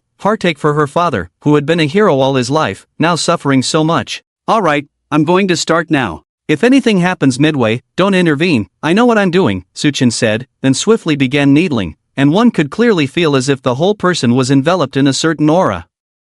Outside, People were also anxious. Those who knew about the situation were praying fervently. This matter was absolutely confidential, not many people were aware of it. There were people busy in the kitchen, so Zhang's grandmother didn't need to worry for the time being. It had been a long time since Zhang's grandfather had celebrated his birthday. Turning 90 was considered a milestone, especially for Zhang's grandfather. So, they decided to celebrate his birthday, not knowing if the old man would live to see another one. Although no one else had arrived, the two daughters-in-law of the Zhang family had their maternal families send representatives.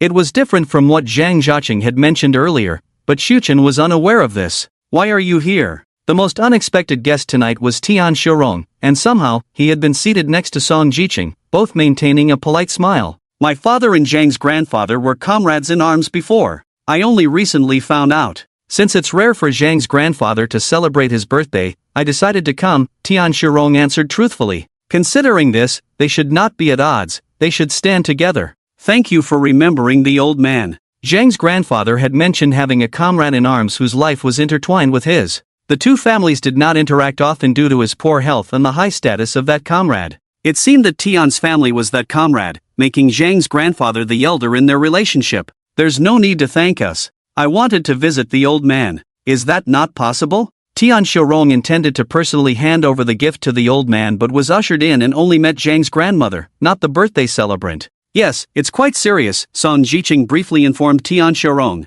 Oh, never mind that. By the way, why do I remember that there's a young member of the Su family who hasn't shown up? What's his name, Xuchen? Tian Shurong changed the subject, but his next sentence made Song Jiqing serious. What do you mean? Both men were smiling, but the true meaning behind their smiles was known only to them. Song Jiqing's smile carried a strong sense of hostility. Why so nervous? My daughter mentioned having a colleague named Xuchen, and I feel she has a liking for him. Coincidentally, there's also a Xuchen on Sun Yanjuan's side. I wonder if they are the same person. Both men exuded a strong aura, and there was no one else sitting nearby. Fortunately, dinner had not started yet, so their conversation did not attract much attention. Oh, I never interfere in my brother's affairs. Aren't you the official guardian of Xin Hai? If you care about him, you can ask him yourself. Song Jiqing finally understood the implication behind Tian Shurong's words. He was aware of Xuchen's existence now, but he was unsure about the previous implications regarding his daughter's feelings.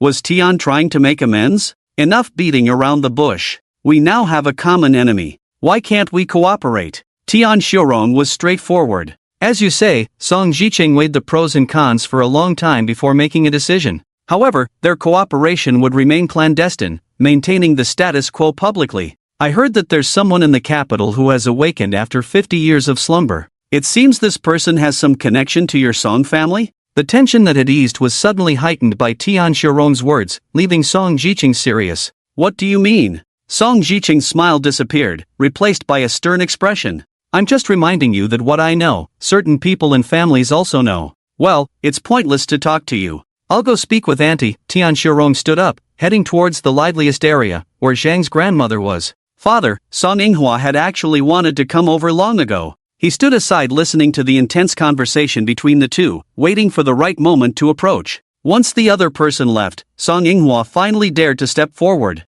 However, he was met with his father's serious expression. It's nothing. How did the investigation go? We need to start planning. Song Jiqing's expression softened, reminded by Tian Shurong that the matter concerning Xuchen couldn't be kept hidden. Even he, who often stayed in Xinhai, could pick up on the slightest rumors, not to mention those in the capital who were more attentive. The more secretive they were, the more it showed fear. If trouble came knocking, they would have to settle all scores. I know, father. By the way, Linger's father wants to talk to you. What do you think? After the Wu family returned from Xinhai, Wuling and the little girl came to the capital together for a meal. Since Song Jiqing wasn't home at the time, the two families didn't have a chance to talk properly. As for their usual interactions, it was just nods and greetings. Tomorrow night then. Let's see if I can convince your grandfather to stay one more night. Call Shiran over, I need to ask her something. Finding when Shiran was to inquire about someone named Chi-Chi. After all, she was Tian Shurong's daughter. If she was really involved with Su Chen, it would cause chaos.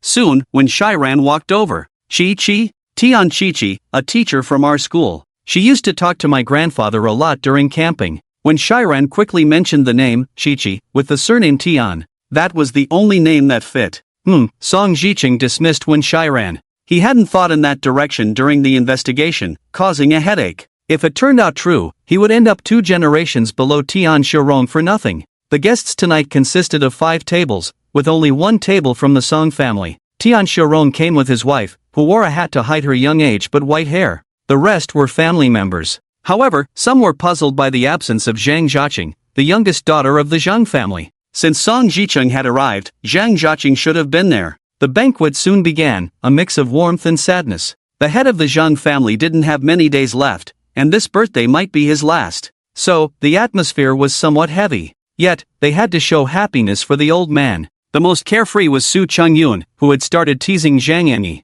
The dinner lasted until 11 p.m., and the guests left one by one. The Tian family stayed back and was accommodated. Tian Shirong had drunk quite a bit and was now discussing matters with Song Jicheng. It was a serious discussion, and no one interrupted. Song Jicheng sent some people home, leaving Su Changyun in Song Yingzong. Song Yingzong didn't drink, so he would be responsible for driving later. After Song Jicheng and Tian Shirong finished their discussion, neither of them left. I say, Brother Song, it seems like you're waiting for something tonight. Is there something about to happen? Tian Shirong had stayed back because he had a feeling that something was going to happen that night. So, all the excuses about not drinking and driving were just a facade. His wife could drive. What do you think? They exchanged a smile, and Song Jicheng didn't reveal anything, leaving it for the other to guess. Tian Shirong patiently waited because the Zhang family members were acting unusually that night. At this hour, both young and old were still awake, sitting in the courtyard as if enjoying the cool night. But their gazes all unconsciously drifted towards a particular room, where something seemed about to unfold.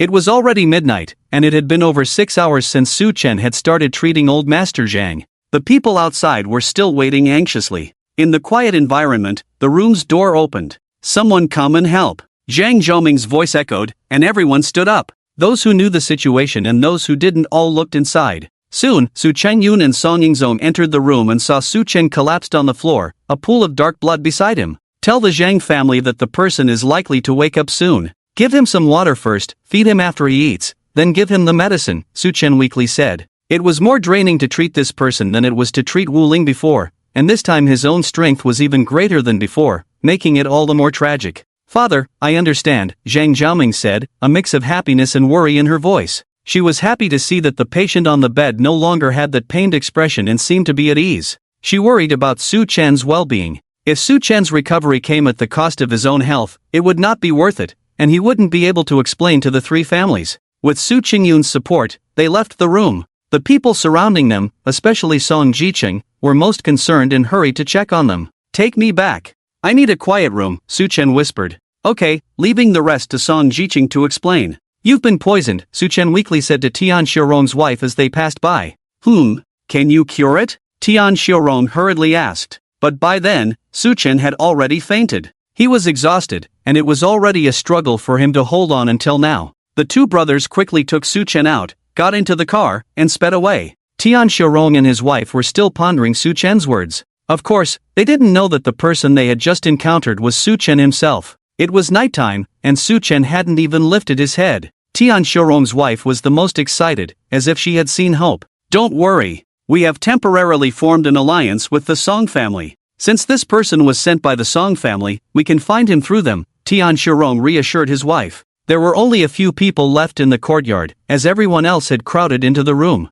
The old man woke up shortly after, weak but able to speak. The people present were overjoyed. It was as if the Zhang family had been given a new lease on life. All right, everyone go rest. You've all been busy today, Grandma Zhang ushered everyone out. They had all crowded in, but the room still needed tidying up, especially the dark blood on the floor. Soon, only Zhang Zhaoming, Zhang Zhaogua, Zhang Zhaomin, and their wives remained in the room. Elder daughter-in-law, second daughter-in-law, take Zhaoming to eat something. It's been so long, I wonder how our in-laws are doing, Grandma Zhang sighed. The Zhang family owed the Song family a huge favor. They had risked their lives to save someone. It's okay. Our father-in-law said not to worry. Resting for a day or 2 will be fine. Mom, I'll go eat now. Father, please take care of him, Zhang Zhaoming said before leaving with her 2 sisters-in-law.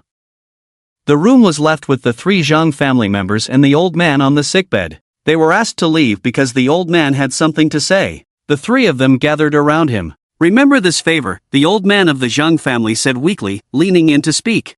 Father, you can rest assured. We will remember." The matter was settled, and it was time to sleep, especially after all the commotion that had lasted until 1 a.m. Tian Xiaorong and his wife also learned about the situation. The Song family had brought someone who had cured the bedridden old Master Zhang. It was truly miraculous. Even the top hospitals in the country had been helpless with such patients, yet this person had managed to cure him. It was unbelievable. "Old Tian, do you think what that young man said was true or false? Did he really cure old Master Zhang?" Tian Xiaorong and his wife bid farewell after breakfast. His wife still couldn't believe it and asked Tian Xiaorong in the car, "Didn't you see it too?" "Uncle Tian can speak now, and he looks much better. With some more recovery time, he might even be able to walk again." Tian Xiaorong could judge a person's condition and progress after treatment by their appearance. "This is really miraculous," sighed Tian Xiaorong's wife. "It's not that surprising. Didn't the eldest daughter-in-law of the Song family also recover? She had been in a vegetative state for years,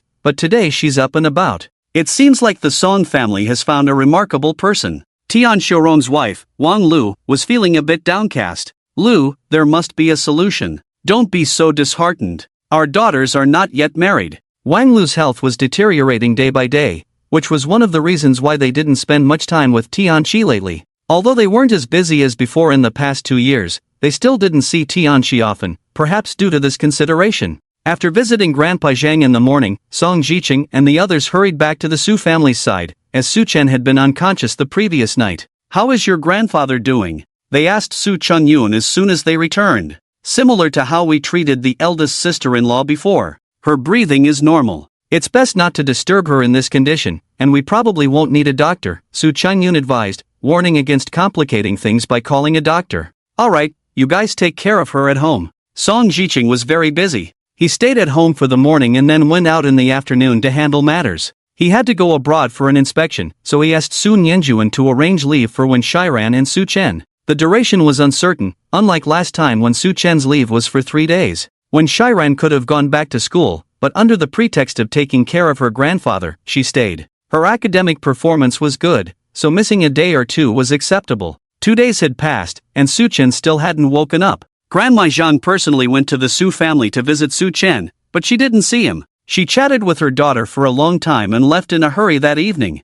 "Is everything really okay? I'm so worried. I hope nothing bad happens." Grandma Zhang was anxious, as exchanging one life for another was a definite loss. "Mom, don't worry. It was the same situation last time, and his breathing is stable. By the way, how is father doing now?" Zhang Xiaoqing was also concerned but didn't want to worry his mother. What else can he do? Stubborn old man, always wanting to walk. "We have to stop him," Grandma Zhang said with a smile, indicating good progress on that front. "That's good to hear. I'll come visit you and Dad when I have time." There was a recent rumor in the capital that Grandpa Zhang's condition had unexpectedly improved. The capital was becoming more and more mystical. First, there was the rumor about the Song family's eldest daughter waking up from a vegetative state, then the recovery of the Song family's eldest daughter-in-law, and now the news of Grandpa Zhang's improvement. All these events seemed to be related to the Song family, indicating they had acquired an extraordinary individual. Su Chen has been asleep for 5 days. If his breathing hadn't been steady, he would have been taken to the hospital.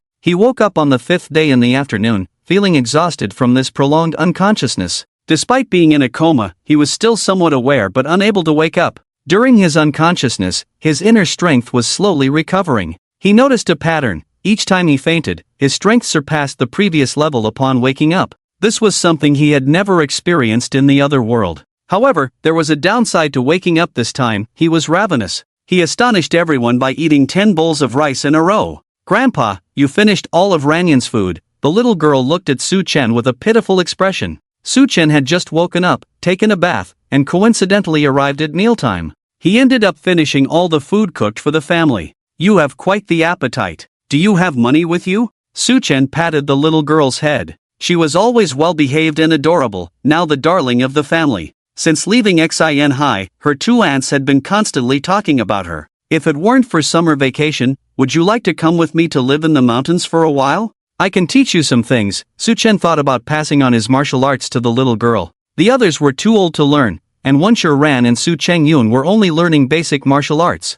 Su Chen also wanted to teach her medical skills, provided her parents and grandparents agreed. The little girl looked at her parents and grandparents, seeking their opinions. "You don't need to look at them. Do you want to do it?" Su Chen emphasized that it was entirely up to her. If studying medicine wasn't driven by interest, it would end up being tasteless in the end. Similarly, if the little girl wants to go but you don't agree, I won't force it. After all, what she has to learn is very difficult and requires hard work, Su Chen said to the little girl's parents. Grandpa, we will follow your arrangements. Wuling was the first to speak. Her life and her daughter's life had been saved by Su Chen. She would never harm the little girl. Yinghua, you are the little girl's father. What do you think? Su Chen looked at his eldest grandson, the most stable among them, reminiscent of Song Jicheng. He was likely to succeed Song Jicheng and become the head of the Song family in the future. Grandpa, I have no objections. Your arrangements are fine. It's just that the little girl is so young. Will it be too much trouble for you without someone to take care of her? Song Yinghua was concerned about the little girl being so young and needing someone to look after her, something Su Chen couldn't do. Little girl, what do you think? You may not see your grandparents or parents for a long time. Su Chen posed the question to the little girl again, making it quite challenging for a child under 3 to answer. Okay, I want to be with Grandpa. The little girl, who had previously complained about Su Chen finishing her food, now happily clung to his leg, expressing her fondness. Then it's settled. I have a month left before my vacation. If it's suitable for you all, I can take her to get used to it. Su Chen called the little girl's parents into the study after dinner. Grandpa, it's up to you to decide about Ran Yan. Wuling and Song Yinghua sat opposite Su Chen, both feeling somewhat restrained. Facing Su Chen, they were more respectful than even facing Song Jicheng. You should know that I know some legendary Qigong. Whether it's for you or Ran Yan, I want to pass on this skill of using Qigong to heal. Su Chen sipped his tea, observing their reactions. Song Yinghua was composed, while Wuling's face lit up. If her daughter could learn this, it would mean good times ahead and a valuable skill to have. Don't get too excited too soon. I've said it, this will involve a lot of hardship, and it might be a long-term stay in Xinhai. You may rarely get to see her. I don't want to force you. Think it over carefully, or discuss it with Jicheng and Zhaoqing. Don't make a decision so early, Su Chen said solemnly. This matter was no joke, and if they were to truly commit to it, Su Chen would be very strict. However, the little girl can also give up at any time. I won't force it, and you can interrupt any time and take her away. The period during the summer vacation is just for observation. If it works out, I will continue to teach her, Su Chen continued. The couple fell silent. The little girl was not even 3 years old yet, and now letting her stay away from her parents, placed in the countryside, Su Chen's intention seemed to be to let the little girl become self-reliant. As parents, they were indeed reluctant. Su Chen then explained the difficulties to the couple, emphasizing the challenges they would face. Grandpa, no need to ask Mom and Dad. I agree. She's my daughter, I can decide, and Ran Ran is also willing to follow you, Wuling said earnestly. Those who had experienced hardships wanted to become stronger themselves. Relying on others for their safety was never a viable option. What about you, Yinghua? Su Chen looked at Song Yinghua. Grandpa, I have no objections. Good. I will have you prepare some things by then. Also, when Wuling's illness is completely cured, I will prescribe something for you. Both of you can work hard then. After all, the Song family is too thin in terms of descendants. Su Chen was actually quite satisfied with their responses. Most parents would not allow their children to endure such hardships. Ah, we understand, Grandpa. We'll take our leave now. At first, the couple did not fully grasp Su Chen's intentions. Although Wuling's face showed confusion at first, she soon became ecstatic. She had thought she couldn't get pregnant again, but now with Su Chen's words, there seemed to be a chance. Song Yinghua was so excited that his face turned red. He had thought they couldn't have more children, and during this time, he had been urging Song Yingzong to quickly find someone to marry. If it weren't for this time, when the Zhang family's patriarch's birthday was approaching, he would have wanted to hide in the jungle and train. Go on, Su Chen waved his hand, watching the couple leave and closing the door. Looking at the galloping horses on the wall, he suddenly had the idea that when he came for treatment this time, he had already made up his mind. And now, the most suitable and moldable person in the entire Sanjia was little Song Yanran. He had also left a backup plan for the 3 families. After all, he himself was not sure if he might fall into a coma one day. After all, he had that red fruit in his body. Since he was so uncertain, he might as well take advantage of the time he had now, with no major commitments, to pass on his teachings. As for the issue of time, who knew? Let fate decide. The next day, they were to return to Xinhai. But before heading back, Su Chen had Su Chengyun take him to the cemetery to pay respects to Wanwan, as it had become a habit to visit her grave and spend an hour there, mainly discussing the events of the past few days. By the time they returned to Xinhai, it was already afternoon. They had dinner in the capital and Su Chen discussed some matters with Song Jicheng. Song Jiqing mainly talked to him about Song Yenran, not touching on other topics, as Su Chen was not well versed in political matters. Reluctantly, the little girl bid farewell to Su Chen. She did not directly follow him to Xinhai because at the end of May and early June, it happened to be her grandparents' birthdays. The contact between the two families had been severed, but after the Wu family visited Xinhai last time, they reconnected. This time, the Song family was also invited to the birthday celebration, not just the three of them, but also Song Jiqing and Zhang Xiaoqing. It felt like a public announcement of the two families restoring their normal relationship. These juniors, Su Chen hadn't awakened any of them before, but now they have awakened. Some are returning to Xinhai, some to the southwest. This time, Song Ying brought the medicines Su Chen needed to find. Without these medicines, the medicine pack that Sui told him about couldn't be made. Back in Xinhai, when Shiran and Su Chen decisively returned to Su Chengyun's house. As for Su Chengyun, he was going to send Lu Xianshu back to the Su family. Whether he would come back tonight or not, no one knew. For dinner, Su Chen made a few dishes casually, just enough for 2 people. I mean, your second uncle and aunt have delicious food and drinks. Why do you insist on eating so plain with me? I don't know what you're thinking. Su Chen looked at his granddaughter helplessly. The hospitality at the Su family's place was excellent, but he came back here because he was really tired and hadn't fully recovered yet. Coming back here would allow him to rest sooner. However, this guy Wen Shiran just couldn't understand. What was she thinking? If my mom wasn't at my second uncle's place, I would gladly go there. Grandpa, you don't know, my mom is so talkative and worried about everything. That night, sleeping with her, she kept talking until the wee hours. My eyelids were fighting each other. Besides, Grandpa, your cooking is delicious. I can never get tired of it. When Shiran said playfully, and Su Chen shook his head. Hurry up and eat. Remember to clean the dishes later. Su Chen said casually. He knew things were very convenient now with dishwashers. He just needed to tidy up the table and wash the dishes. Okay, by the way, Grandpa, can I come to your place during the summer vacation?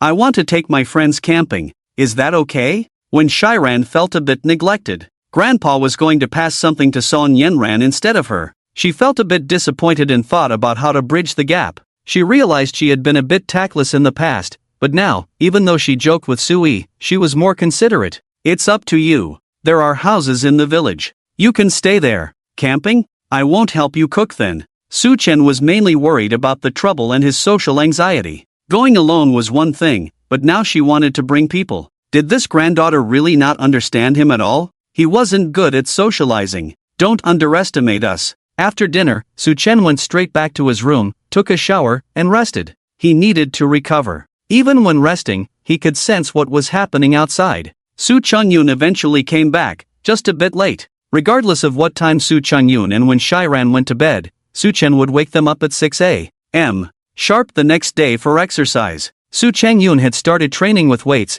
and Wen Shiran was putting in extra effort, seemingly trying to reclaim the special place Su Chen held in his heart. Su Chen and Wen Shiran both took a 5-day leave, coinciding with the weekend. They disappeared from school for 7 days. During this time, Su Chen received messages from Tianqi but didn't reply. So, on Monday, when he was at school, Tianqi cornered him at lunchtime. Su Chen usually didn't take a nap at noon. He liked reading in the pavilion, among the trees, by the pond on campus. Tianqi had been specifically waiting for Su Chen, especially after hearing what his parents had said the other night. She was even more curious about Su Chen now, especially since he had disappeared for a week without responding to her messages, making her hesitant to call him. Su Chen, where did you go last week? Tianqi looked around, made sure no one was nearby, then approached Su Chen to talk. It had been a few days since she had seen this kid, and he seemed even more handsome now. Hello, Teacher Tian. Su Chen had known Tianqi was there and quickly stood up to greet her, just for show. What book are you reading?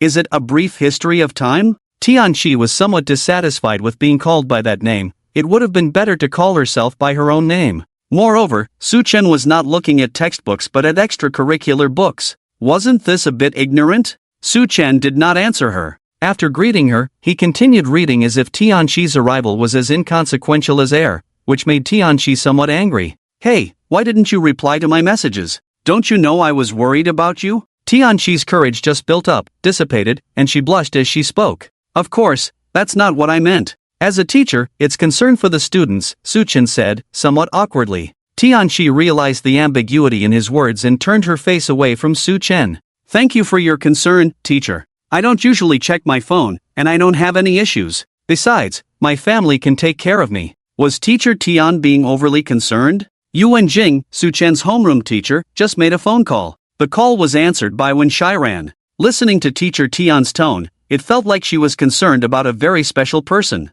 The atmosphere quieted down. Su Chen was taciturn, and Tianqi didn't know what to say. She hadn't seen Su Chen for so many days, and she had a lot to say to him. However, Su Chen's attitude left her with a stomach full of words she had no outlet for. By the way, Su Chen, are you really from the mountains? The person who came to pick you up that day didn't seem ordinary at all. You didn't tell the truth to the teacher. Tianqi questioned, feeling deceived by Su Chen. She couldn't understand why he would hide something when she wouldn't harm him. I really am. I'm just temporarily staying with relatives now. The person that day was a relative. As for my family's side, they should have some status. I don't know the specifics. I came here to study. As for whether I'm from the mountains or not, I've already told teacher Tian. Whether you believe it or not is up to you. You can check. Here's my ID. Su Chen handed his ID to Tianqi. Tianqi took it, feeling puzzled. It was from a place she had never heard of before. She glanced at the date of birth and confirmed he was over 18.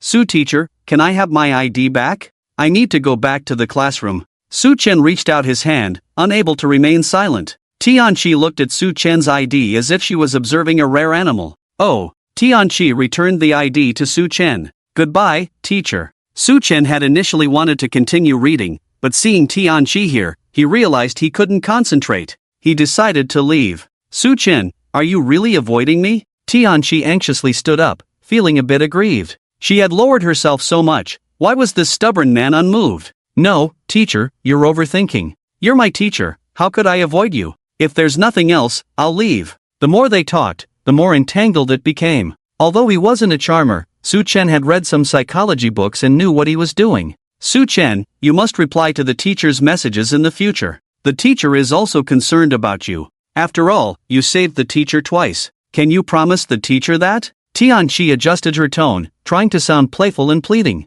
I'll try. Su Chen said and left, really left without looking back. Tianqi watched Su Chen's departing figure and cursed herself silently. Why was she acting so cheaply? He was her student, just coming of age, and he was indifferent to her. Why did she cling to him? It felt so demeaning. Tianqi has never been in love before. She doesn't even think this is what liking someone feels like. Maybe it's because Su Chen saved her twice? Yes, it's about repaying a debt. In class 2 of the second year, the most discussed topic recently is that Li Shun has been absent for half a month. With this month coming to an end and June approaching for final exams, his prolonged absence of over half a month has a significant impact on his studies.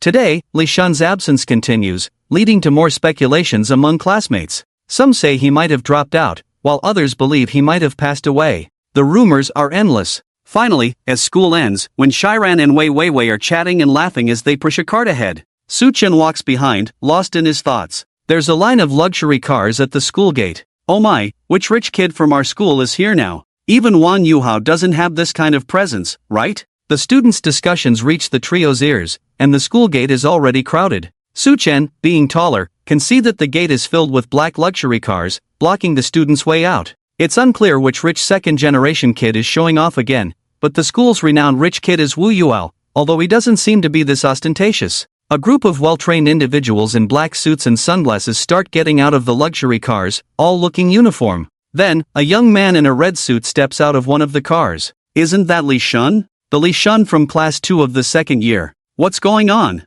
Did Li Shun win the lottery? Wasn't he supposed to be poor? The person getting out of the car is indeed the long-unseen Li Shun, but it's puzzling why he's dressed like this now. Oh, who do we have here? It's Li Shun, right? How come changing your appearance makes you a rich kid now? Must have been quite a challenge to pull this off, right? The one speaking is Wu Yuhao, who is blocked by the commotion. Today, he's driving a red sports car, and don't ask how a high school student can afford one, it's because this guy is actually 19 years old. Seeing Li Shun's pretentious look, he feels uncomfortable. A poor guy like him, showing off here, trying to act all high and mighty. A chicken is a chicken. Does he also want to become a peacock, a phoenix? Moreover, he doesn't believe that Li Shun, in just half a month, could have such a transformation. Perhaps all of this is just Li Shun putting on airs, pretending to be someone he's not. Wu Yuhao, we'll settle our scores later. I'm waiting for someone, so please move aside. When Li Shun sees Wu Yuhao, a hint of hostility flashes in his eyes. He has been beaten up by Wu Yuhao's men, not just once, but he hasn't told the teachers or the school because he, a nobody, is insignificant in front of others. Although he endures, studies hard, and aims to make something of himself one day. Long time no see, and now you're all high and mighty. Guys, don't be fooled by this poor kid. He can't afford your appearance fees. Disperse, the school is my turf. Blocking my way home, how do you expect us to leave? Wang Yuhao pats one of the black-clad men on the shoulder, but the man remains unmoved.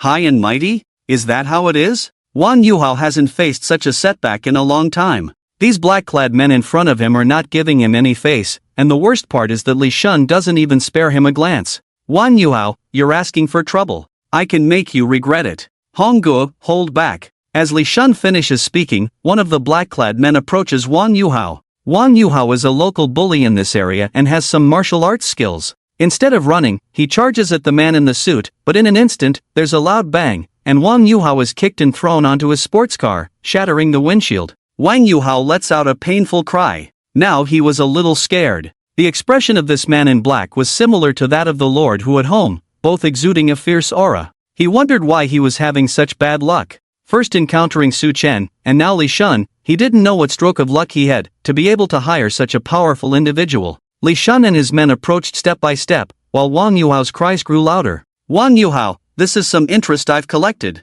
We'll have fun at school, and as for your family's business, I want you to witness it becoming mine. Don't you like Wen Shiran? Then I'll make sure you can't be a man, Li Shun said coldly. No, I don't like her anymore. I've always liked Wen Shiran. Li Xiao, Li Yi, you are now my big brother. I'm just your dog, Wang Yuhao said. Wang Yuhao excelled in one aspect in society, which was seizing the moment and acting accordingly. It seemed that Li Shun had gone through some extraordinary experiences to become the person he was now. Our account won't end so soon, Li Shun patted Wang Yuhao's face, then turned and left, ignoring him. As Li Shun turned away, Wang Yuhao's expression turned sinister. When had Wang Daxiao ever suffered such humiliation? Even Su Chen hadn't dared to provoke him like this. If provoked, he didn't mind using some special means. Wang Yuhao's family had a way of turning black into white, so it wasn't difficult for them to handle this situation.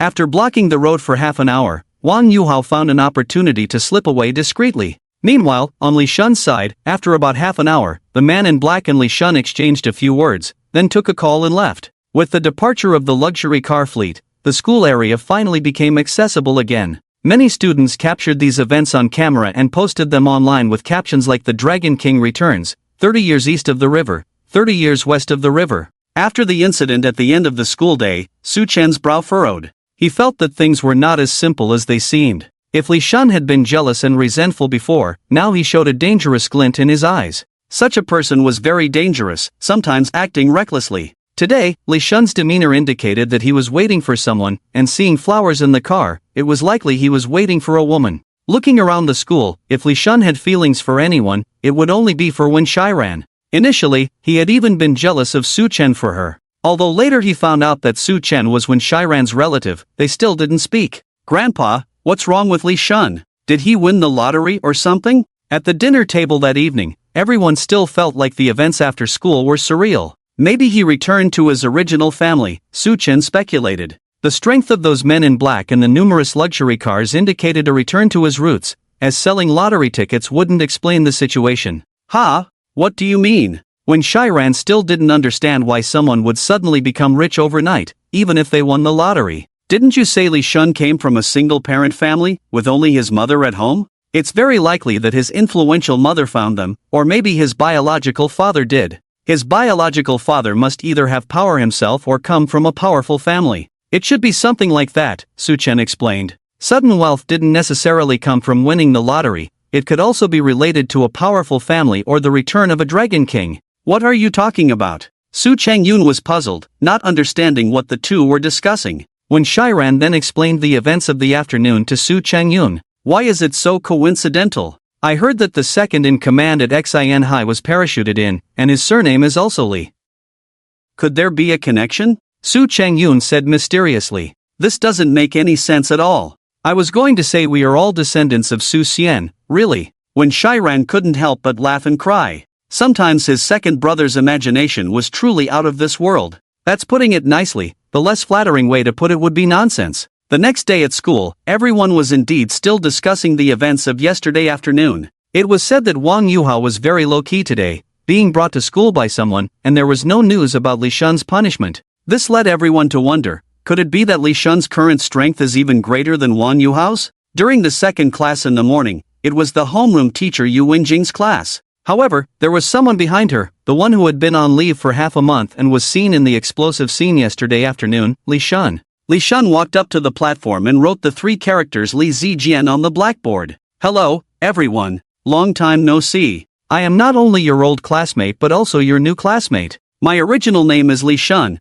and the 3 characters on the blackboard now are my current name, Li Zijian. Li Shun, now called Li Zijian, finished speaking and stepped down from the platform, heading to his seat. His deskmate was a girl with glasses, who was surprised by Li Zijian's aura and couldn't bring herself to look at him, making Li Zijian seem aloof today. Yes, his demeanor had changed. For most students in class 2 of the second year, this class was torture. They were not paying attention, and Yu Wenjing scolded them many times. However, she was also curious. This student who used to be Li Shun and now called Li Zijian had been away for half a month, but how did he suddenly return with the aura of those rich young masters? She had also witnessed what happened at the school gate yesterday. The students were eager to ask Li Zijian questions, but he had become very aloof. Yes, his temperament had changed. Finally, when the class was over, Li Zijian was immediately surrounded by a crowd, mostly girls. Everyone could see that the former hard-working class monitor had now become a wealthy person and quite good-looking. It would be great if there could be an everlasting love.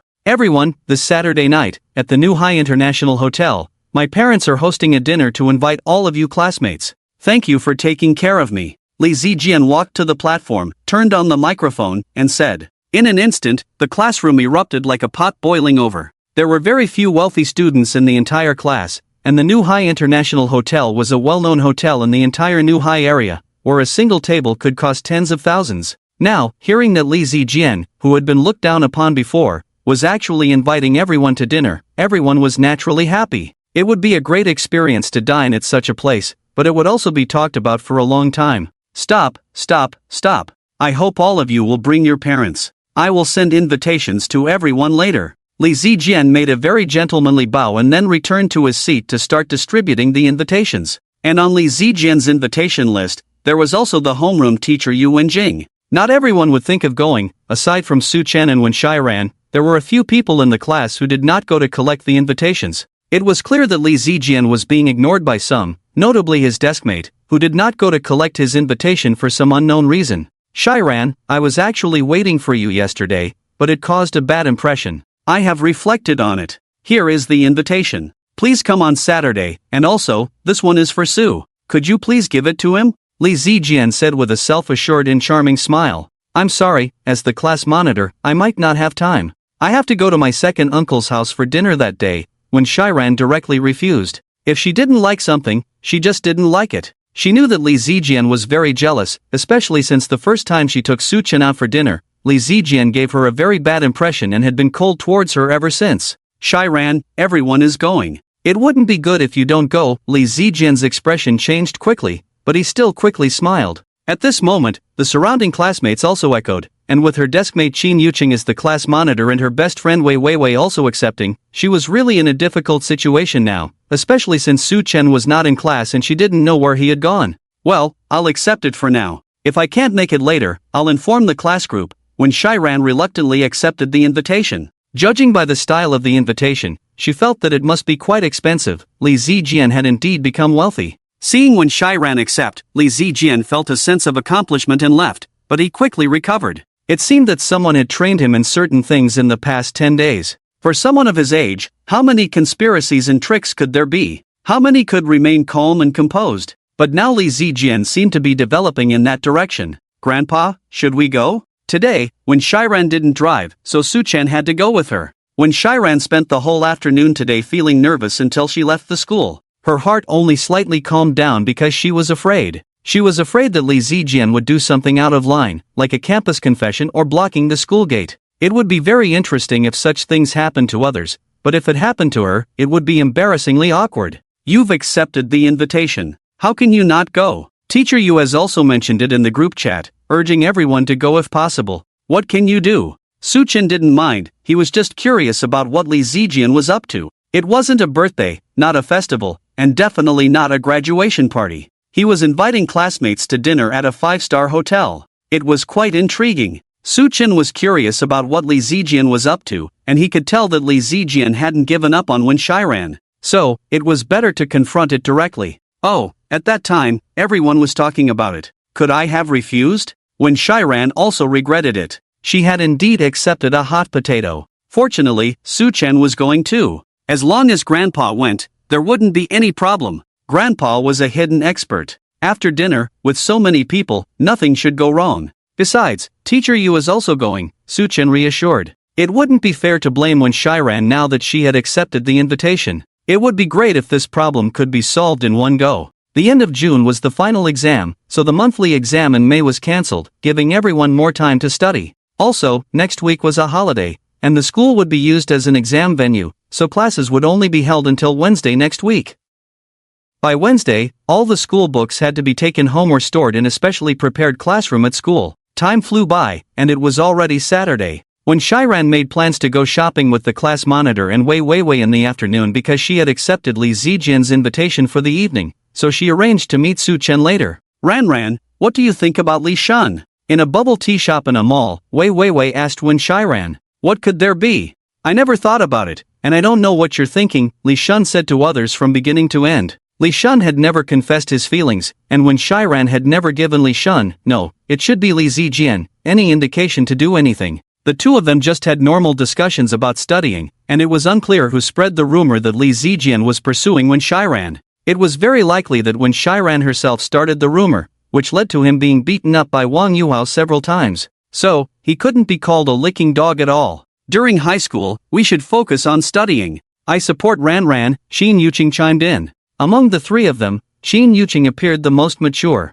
As the class monitor, she was not simple herself and also a very mysterious person. In the class, her influence sometimes surpassed that of Wen Jing. Okay, enough about me. I've been worried to death these days. If that guy confesses in public and there's a commotion around, I'll be so embarrassed. I hate that kind of situation the most. Oh, let's talk about Wei Wei. Weren't you interested in being my little grandmother? Any progress? When Shiran shifted the topic to Wei Wei. Oh, I was just kidding. How could I be your little grandmother? You're my good granddaughter, Wei Wei said, patting Wen Shiran's head. You not only touch me but also take advantage of me. In the next round of musical chairs, you won't have a chance. Next week was the day for changing seats, and these days were also filled with worry for Wei Wei. She wouldn't be able to secretly look at Su Chen, who was so close. Hearing this, Wen Shiran couldn't help but feel a pang in her heart. Su Chen's profile was really handsome. Actually, at the age of 17 or 18, it's often hard to distinguish between liking and habit.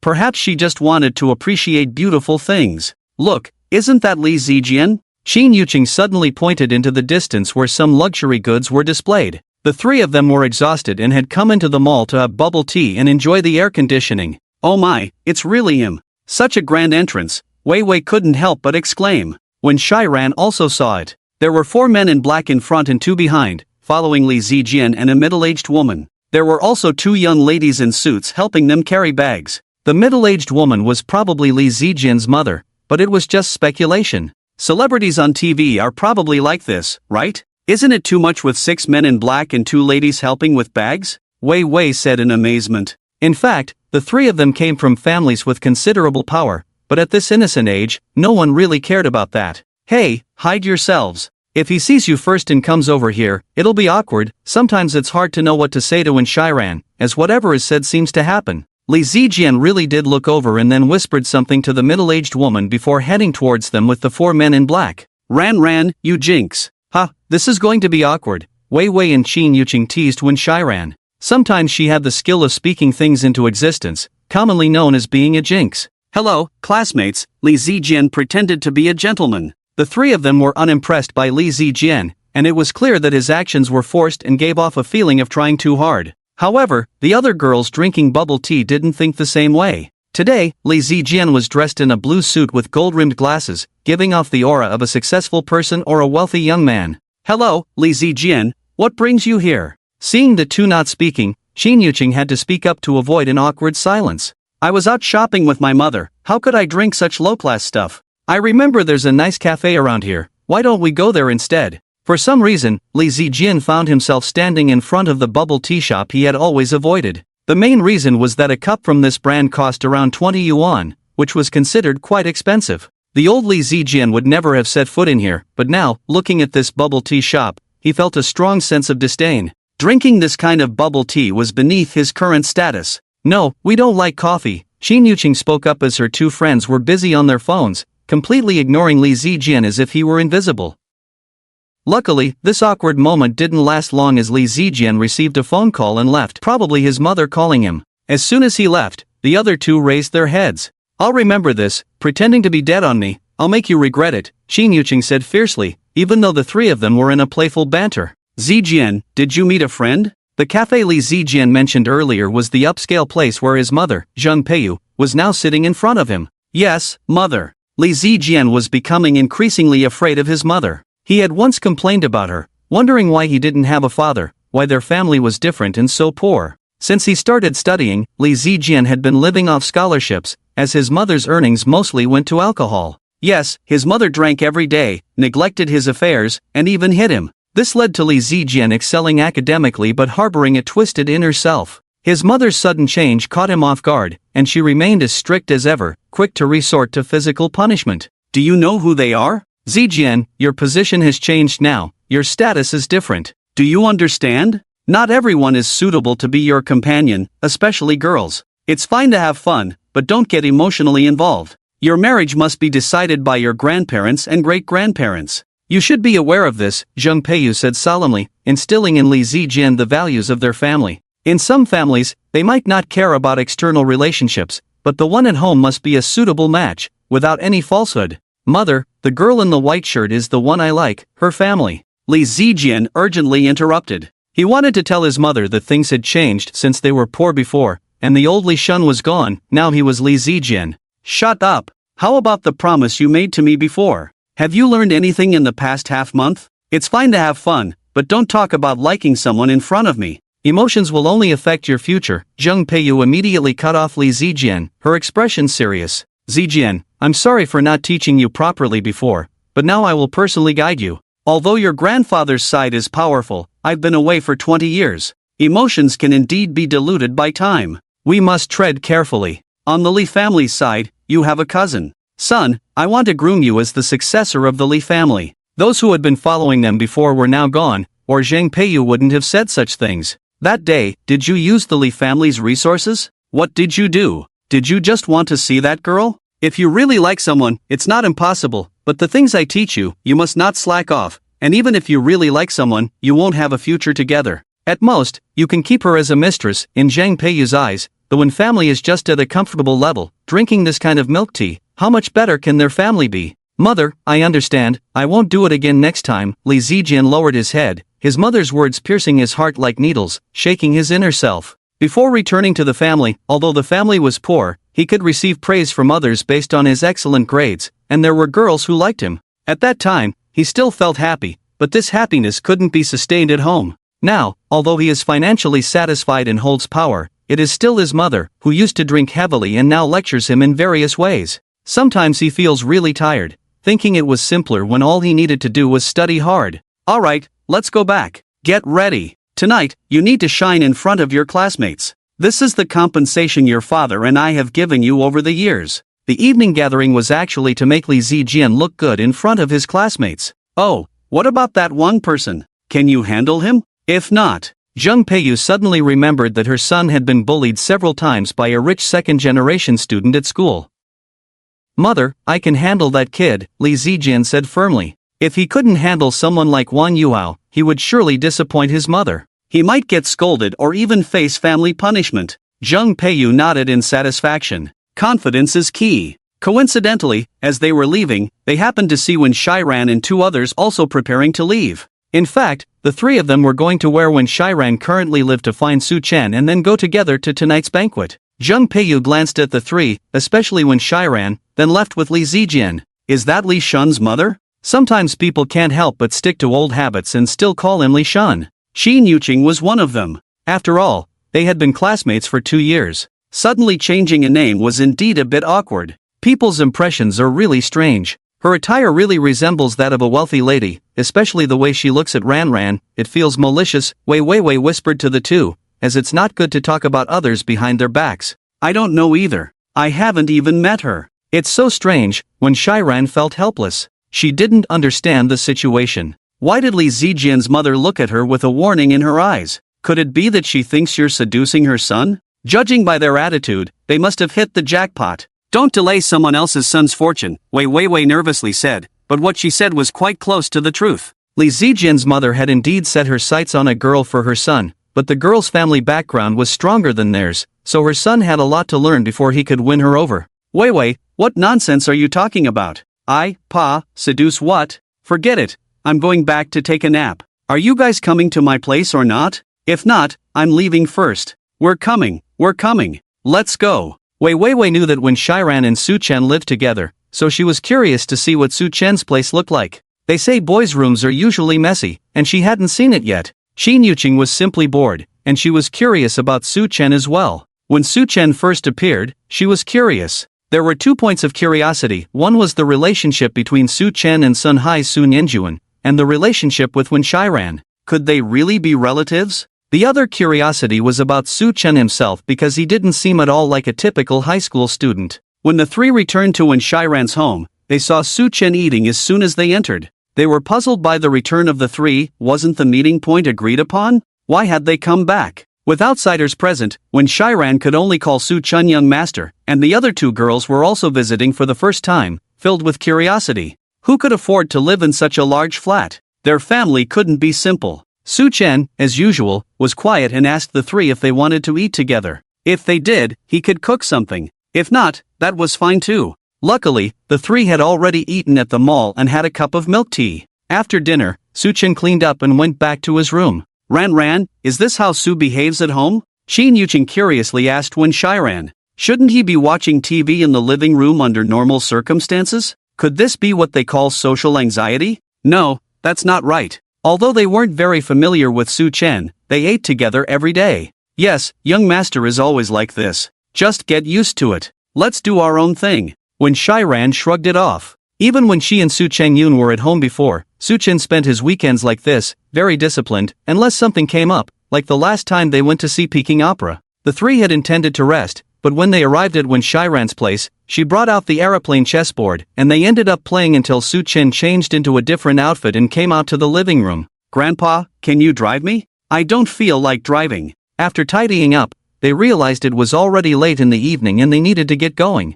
They didn't have to go, but since they were all in the same class, they thought it would be good to show up. Sure, perhaps Su Chen's car was better than Wen Shiran's, as she had been letting him drive her to school lately. Xin Yuqing and Wei had come on electric bikes. Seeing Su Chen's interaction with Wen Shiran, they couldn't help but feel like they were truly grandfather and granddaughter. The more they looked, the more it seemed so. This was definitely not a simple distant relative relationship. When they arrived at the venue of the banquet, New Hai International Hotel, it was already 6:30 in the afternoon. Traffic jams were a daily occurrence during rush hour in New Hai, even for those on electric bikes. After parking, they saw some classmates arriving with their parents, while the 4 of them had come alone. Li Zijian stood at the entrance welcoming each arriving student, looking distracted until he spotted Wen Shiran and her group. Shiran, you're here. Why didn't you see your uncle and aunt? As they walked towards the entrance, Li Zijian came up very warmly to greet them. My parents are not in New Hai, and young master's parents are in their hometown. As for the other 2, I don't know. Although she didn't particularly like Li Zijian, tonight he was the host, so she had to be polite. My parents are on a business trip. Same here. Surprisingly, Wei and Xin Yuqing had the same reason for not bringing their parents. It's okay, please come inside. Peony private room. Li Zijian gestured to lead the 4 inside, but at that moment, a man in a black suit approached him and whispered something in his ear. Sorry, I had someone take you here. Li Zijian apologized to Wen Shiran, then called a woman over and led the 4 of them to the peony box. There were already people sitting inside, almost full, and the 4 of them were considered late. They found a seat and sat down. Looking at the crowd, there were 10 tables, with a few students absent from the class. Yu Wenjing was also there, and the 4 of them happened to sit at the same table as Yu Wenjing. Staff were arranging things on site, but it was unclear if they were from the hotel or brought by Li Zijian. Truly the best hotel in Xian Hai, The entire decoration was so luxurious, magnificent with gold and jade. Many people were visiting such a place for the first time, their eyes filled with amazement. Grandpa, I don't understand. Why did Li Shun do this? What's the point? When Shiran whispered to Su Chen, this was something she couldn't figure out. You've made it big, so just enjoy it. Why go through all this trouble? But when Shiran might have misunderstood Li Zijin. The reason for doing this was not Li Zijin's idea, but his mother, Zheng Peiyu. I don't know, let's eat and leave. If it weren't for you picking me up, I wouldn't have come, Su Chen said irritably. It was better at home, but he was forced to come to such a place. Although it was high class, it made Su Chen uncomfortable. Whether it was the Su family mansion in the imperial capital or the small manor in Xin Hai, although luxurious, they were all family places without so much unfamiliarity. But at the hotel, he felt uneasy all over and regretted coming. Blame those two, when Shiran pointed to Qin Yuqing and Wei Weiwei. Qin Yuqing was the class monitor, there was no reason for her not to come when invited, while Wei Weiwei was just here for the fun. Seeing when Shiran pointing at them, the two of them still smiled playfully. The banquet began. Strangely, only one person claiming to be the steward was arranging things here. Li Zijian had not appeared yet. This made everyone even more curious. Was it just a simple dinner for everyone? Yu Wenjing was also puzzled. If she had known it would be so boring, she wouldn't have come. It would have been better to stay at home and play games. However, this did not affect everyone's enjoyment of the banquet. The variety of dishes looked like works of art rather than food, making everyone hesitate to pick up their chopsticks. The banquet reached its midpoint like this, and the host finally appeared. The door of the box opened, and a group of 4 walked in, a middle-aged couple, the woman being the wealthy lady Wen Shiran and her friends had seen at the mall earlier. As for the middle-aged man, he bore some resemblance to Li Zijian. There was also a man in his 20s, clearly a successful individual, who entered with Li Zijian. The 4 of them looked flushed, indicating they had been drinking, perhaps with other guests in the hotel's other boxes. They made their way to the small stage in the box, where equipment had already been set up. Good evening, classmates and parents of Zijian. I am Zijian's father. First of all, welcome everyone to tonight's banquet. This is mainly for my wife and me to get to know everyone. Secondly, Zijian has been through a lot before, and we are grateful to his classmates, especially Teacher Yu, for their care. Today, we specially thank everyone and hope you all enjoy the evening. Li Zijian's father did not mention his name throughout, only expressing gratitude. Next was the round of introductions, starting with Teacher Yu's table, and Li Zijian's mother also noticed the girl Wen Shiran whom their son had gone to see during the day, then whispered something to the middle-aged man. Teacher Yu, I didn't expect you to be so beautiful. Zijian thanks you for taking care of him at school, Zheng Peiyu said, smiling at Yu Wenjing. She didn't expect this homeroom teacher to be so beautiful. Indeed, as long as Yu Wenjing spoke nicely, she would definitely be a beauty, but she was afraid of what she might say. No, as a homeroom teacher, this is what I should do. Yu Wenjing was quite normal in this situation. She didn't expect Zijian's parents to give her so much face, and her vanity swelled a bit. Next came a round of pleasantries. Zijian, introduce your classmates. Zheng Peiyu looked at her son. Oh, he's so distracted, always staring at that girl, she couldn't help but speak up. Father, mother, this is Qin Yuqing, our class monitor, this is Wei Weiwei, this is Su Chen, this is Wen Shiran. When Zijian introduced Wen Shiran, there was a hint of warmth in his eyes. Zheng Peiyu shook her head helplessly. It seemed that her son was really captivated by that girl. In her opinion, Wen Shiran was not as pretty as the other 2 girls beside her, and she didn't know what her son saw in that girl. Alright, Zijian's mother, the middle-aged man was Zijian's father, always wearing a very professional smile on his face. Teacher Yu, thank you for taking care of our Zijian in many ways. Nowadays, children still need to study well and not get involved in any romantic relationships, Zheng Peiyu said with a hint. At first, Yu Wenjing didn't understand the meaning of these words, but later she saw Wen Shiran's unhappy expression and Zijian bowing his head. Okay, Zijian's mom, although she was unhappy, Yu Wenjing agreed. She really wanted to retort. Your Zijian likes that girl, but she ignores him, and yet you're here making a fuss.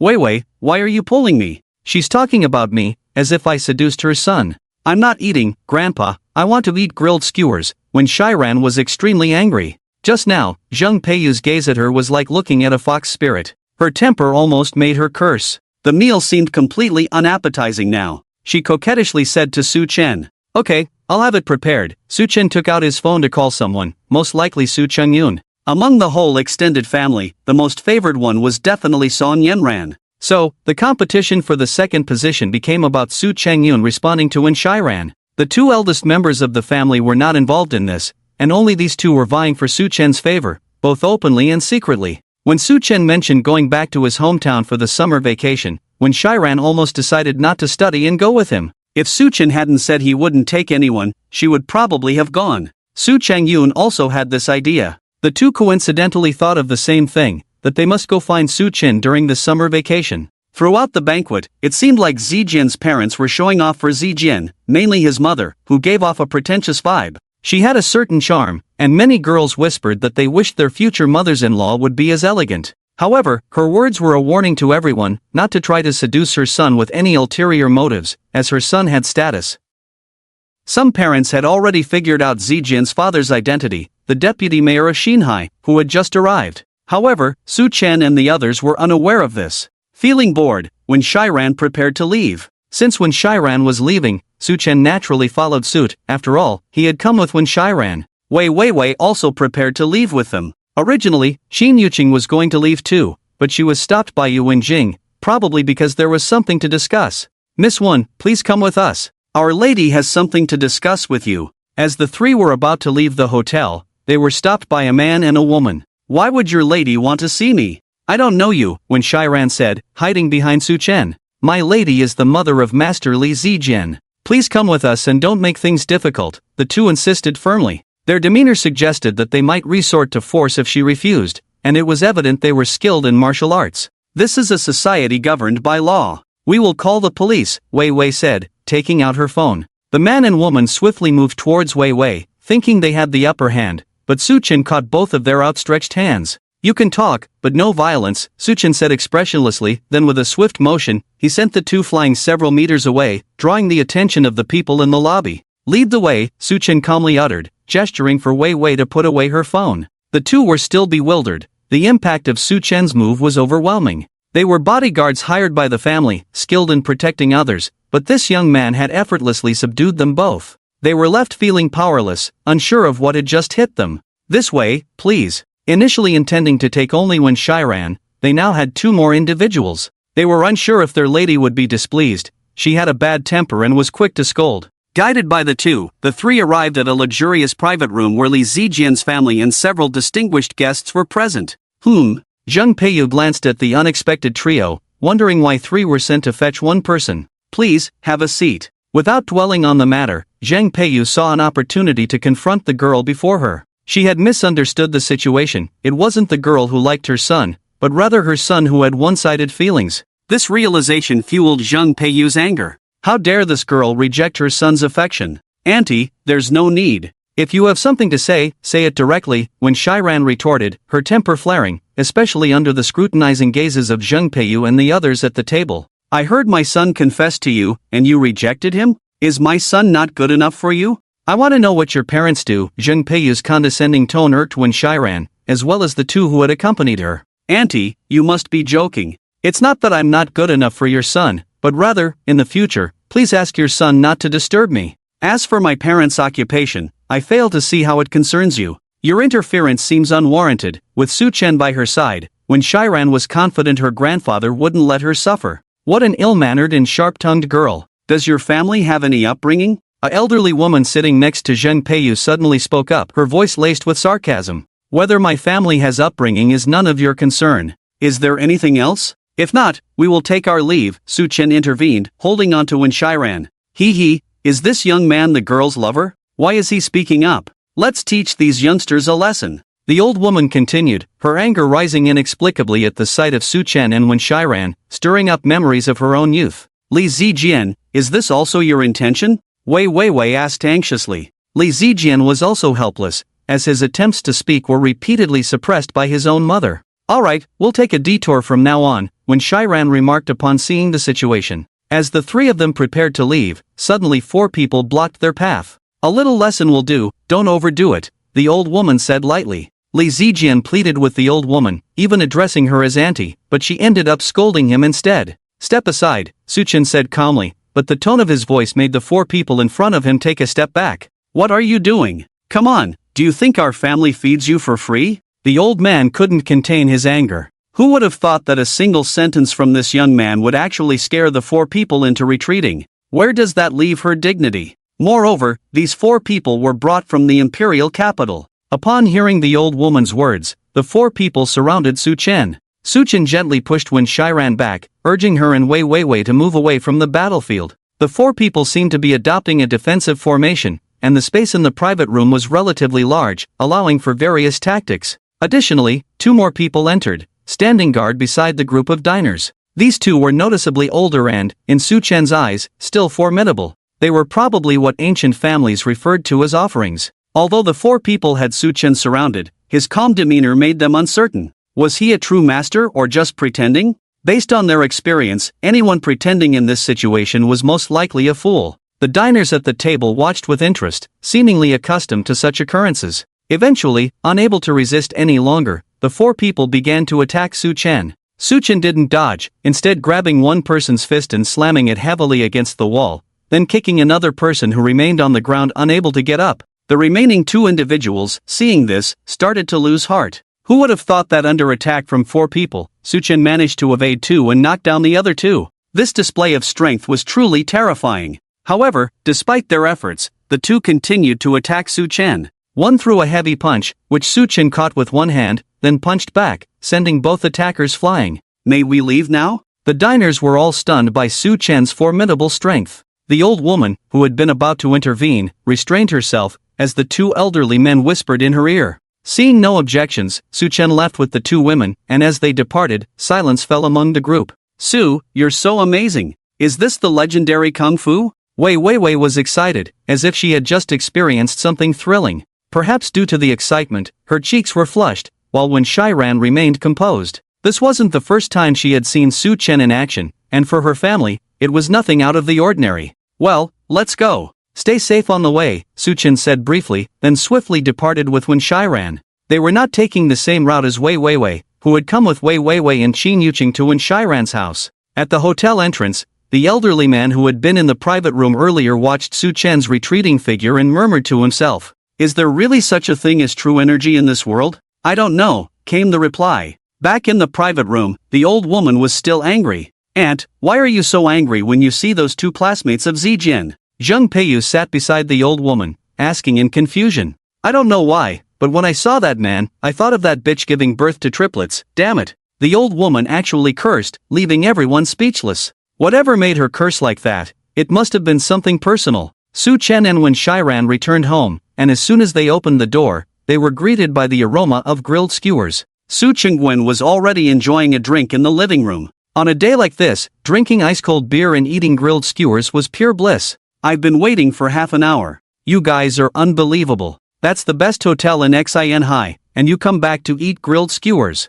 Su Chengwen quickly arranged the chairs, handed a drink to Su Chen, not daring to offer him alcohol, fearing Su Chen might start a whole heroic act that they couldn't handle. What? I can't eat. Stingy, next time I'll go shopping with Xianxu, not with you. When Shiran ate without any grace, making one wonder what those boys at school who liked her would think if they saw her like this. Bro, I want beer. When Shiran, eating skewers, reached out her hand towards Su Chengyun. Su Chengyun glanced at Su Chen, who nodded. Here, but just this one bottle, don't drink too much. Having one bottle of beer should be fine, Su Chengyun thought. Besides, Su Chen, the grandfather, also agreed. So, what was there to fear? If his uncle or his own father caused trouble later, they could just bring Su Chen out. When Shiran took the beer, chugged half of it in one go, and let out a burp. Damn it, who does he think he is, always giving me a hard time? Does he really think his son is a treasure? When Shiran suddenly started cursing, Su Chengyun was taken aback, but Su Chen knew the situation and signaled Su Chengyun not to speak.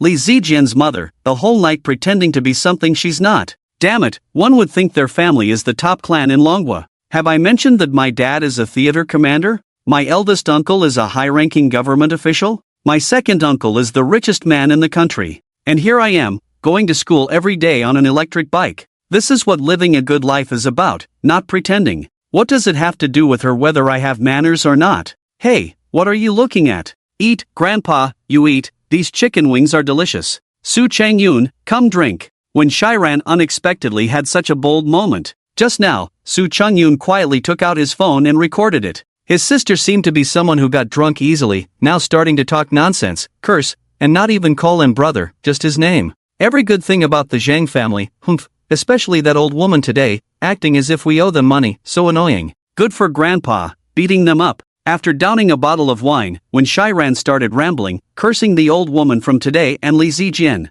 When Shiran had long noticed that Li Zijian was narrow-minded and jealous, so she had been avoiding him. But when you didn't want to deal with someone, they always came up to you, blabbering on, even when Su Chen switched to a soft drink, when Shiran didn't notice. Finally, she fell asleep on the sofa. Tomorrow, help me find out the name of the new deputy at Xin High and any rumors about him. Su Chen, eating, said to Su Chungyun. Okay, Grandpa, are you suspecting that this classmate of Shiran's father is the new deputy at Xin High? There were rumors that the first and second deputies at Xin High didn't get along, and now they were working together. Who knew what chaos would ensue? I heard someone say that. When Shiran woke up with a hangover, but the next day, she was harshly woken up by Su Chen. Su Chen didn't care what she did last night. Either she quit practicing with them or she obediently accepted. Grandpa, can I beat my brother now? The three of them were running in sync, with weights of 10 jin tied to their legs. When Shiran felt that he could probably take on Su Chengyun alone, but they hadn't sparred yet,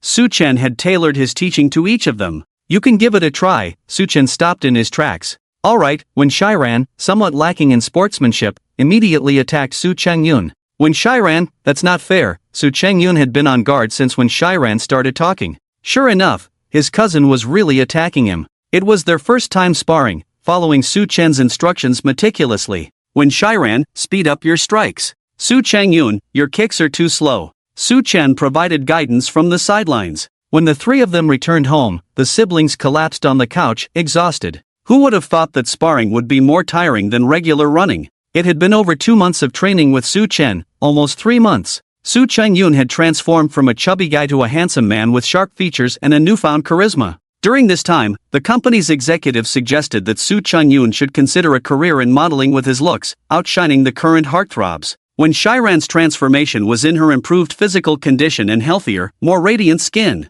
She couldn't understand why her skin looked better despite her early morning workouts. Wei Wei kept asking her what skincare products she was using. On Monday, when the seating arrangements were rearranged, Su Chen and Qin Yuqing ended up sitting together, while Wei Wei was with Wen Shiran, but farther apart, one in the south and the other in the north. Li Zijian was seated at the front with a male student, a deliberate move by Yu Wenjing in silent protest against Li Zijian's mother's words. You don't want your son to date, right? Fine, I'll arrange a male classmate for him. He can't possibly date his male classmate. Yu Wenjing was very satisfied with her arrangement. This week only required 3 days of school due to the national exams, with classes resuming the following week. There was a 4-day break in between, and everyone was planning where to go for fun. Li Zijian kept stealing glances at Wen Shiran, but she didn't give him a warm reception, which made him resentful. It wasn't his fault, and he was just a child who had to listen to his elders. He had no say in anything now. Besides, there were issues at home.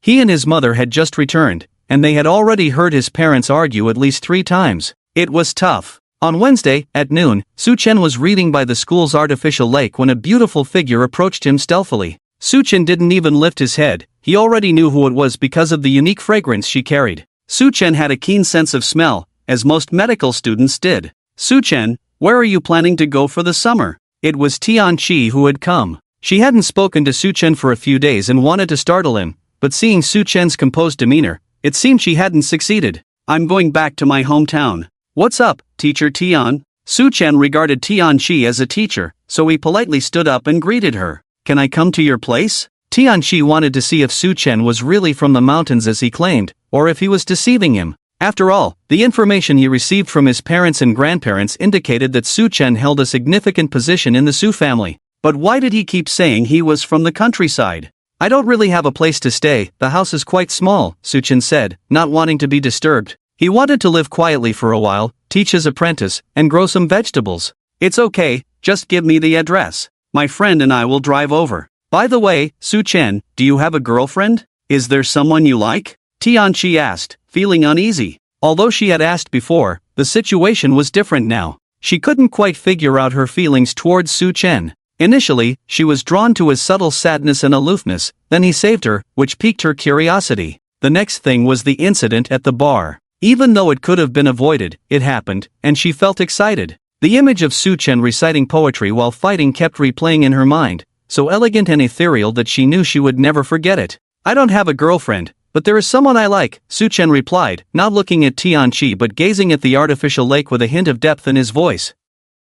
Ah, when studying, one should focus on learning. By the way, where is the person you like? Tianqi said earnestly, completely oblivious to Su-chen's melancholic expression. In a place I will never see, Teacher Tian. I'll go back first, Su-chen said, standing up hurriedly and leaving Tianqi still in a daze. What? Why did he leave just like that? What does this mean? I feel so wronged. If I had known you liked someone, why would I still be here acting like a fool? Humph, despicable man, Tianqi muttered to herself, sitting where Su-chen had been before. Her lips pouted, seemingly feeling greatly wronged. It took a lot of courage for a woman to confess her feelings. She had hinted at Su-chen several times in secret, but he remained indifferent. Wait, a place he will never see? Is he going abroad? Did he start dating in middle school? But if he goes abroad, wouldn't he still be able to see her? Tianqi's mind was filled with question marks, not understanding what Su-chen meant. Suddenly, she remembered how to delicately say that someone had passed away, referring to it as going to a distant place.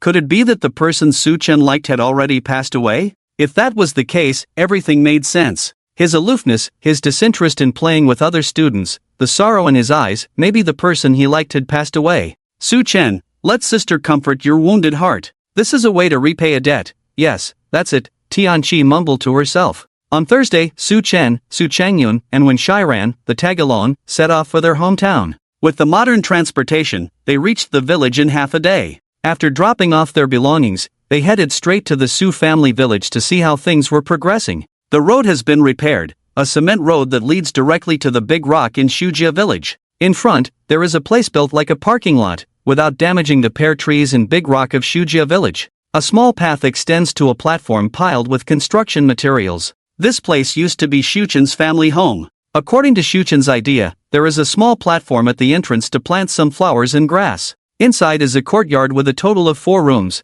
a bathroom, an herb room, also known as a miscellaneous room, a kitchen, and the largest one being the bedroom. The rooms are not large, all planned to be built with wood. When Shuchen arrived, the main structure of the house was already built. This time he could start buying things as he returned. When summer vacation arrived, he came here to find peace of mind. When Shiran looked at the design drawings and then at the several large pear trees in front of him. This is the ideal place for retirement. When Shiran couldn't help but sigh. Wait until you're old to say that. You see, my place is very small. If you want to come here, go live in the village in front, don't come here to squeeze me, Shuchen said impatiently to the 18-year-old girl who was talking about retirement, which was absurd. Not me, brother. Let's build some more houses next to it, which would be convenient for us. When Shiran looked at Zukenjian, who pretended not to see. The house was almost finished, now it was just a matter of leveling the road and doing some follow-up work. There was water and electricity here, and Zukenjian even planned to connect the internet for himself later.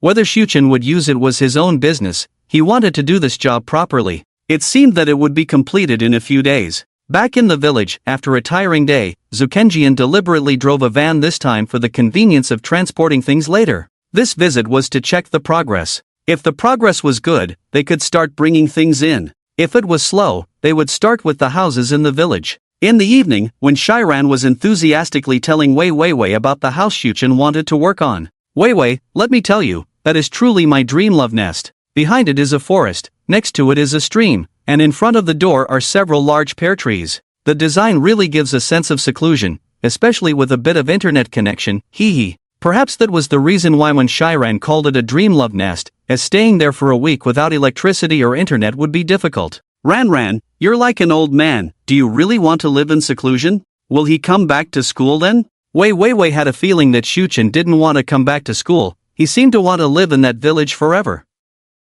I don't know, maybe because my grandpa is also from the mountains, he always wants to go back and build a house. When Shiran also couldn't understand Shuchen's inner thoughts. It seemed like no one in the family understood Shuchen's inner thoughts, but they couldn't go against his wishes. After watching the video of Shuchen reciting poetry and fighting alone in the bar, she became even more convinced of his idea. Well, then let's find a time this summer to go see it together. But you said it's deep in the mountains, how do we get there? Walk? It was fine to get to the town, but reaching Shujia village was a bit difficult, unless they took a car, which was ultimately inconvenient. I'll think about it. Let's talk about it later. I won't tell you now. I need to sleep. I have to go shopping tomorrow. Good night, Vivi. Good night. When Shiran actually came up with a solution, which was to save and pressure Su Changyun, and bring Lu Xianxu along. As long as Lu Xianxu was brought along, then Su Changyun would be fine. Excluding this method, there was another one. I heard before that Su Chen wanted Sangingzong to treat his injuries. Since I'm on vacation and going back to the southwest, I'll tell Sangingzong then, hitch a ride, and come over. Hee hee, there are always more solutions than difficulties. The next day was the market day in town, a good time to buy many things. I bought a stove, which was used to light the fire in the Kong bed. In the kitchen design, there was a special stove for cooking, and the fire pit was used for heating in winter. Su Chen hadn't installed air conditioning there. I bought a lot of things, enough for Su Changyun to pull 2 carts. By the time they left, everything was bought, and the house was completed. The remaining things were for Su Chen to renovate himself. Changyun, can you help me catch a watchdog, or find one that can guard the house? On the plane back to Xinhai, Su Chen asked Su Changyun, Grandpa, my dad has retired military dogs. Most of these military dogs are not suitable for urban living, so there are many of them, but they are best suited for your place, where they can run around freely, when Shiran said softly. Fortunately, the 3 of them were flying VIP, otherwise, if it weren't for the trouble, Sun Yanjuan would have wanted to send the 3 of them by plane. Forget it, I won't keep one. I'm just going back for 2 to 3 months, and there's no one to feed them the rest of the time. Forget it, Su Chen gave up the idea of keeping a dog. After all, it was too much trouble, and he only went back for 2 to 3 months a year. What about the rest of the time? Who would be responsible for the dog's food? Grandpa, it's okay. Uncle Jun can help take care of them. They can be kept in the village near our house. When Shiran's words really reminded Su Chen. Yes, they can be fostered there, let his nephew help take care of them. It's not bad, and the thought came back. Seeing Su Chen's contemplative look, when Shiran looked at Su Changyun, meaning for him to remember that if Grandpa wanted a dog, he had to solve this problem. Back in Xinhai, Su Changyun went to the Su family for dinner. Only when Shiran and Su Chen were left at home, with cured meat and free-range chicken eggs, all given by Su Chen's nephew. Of course, Su Chen was absent. Although he would eventually show up, he didn't want to appear in front of his nephew right now. After all, his nephew was of a certain age, and it wouldn't be good to startle him.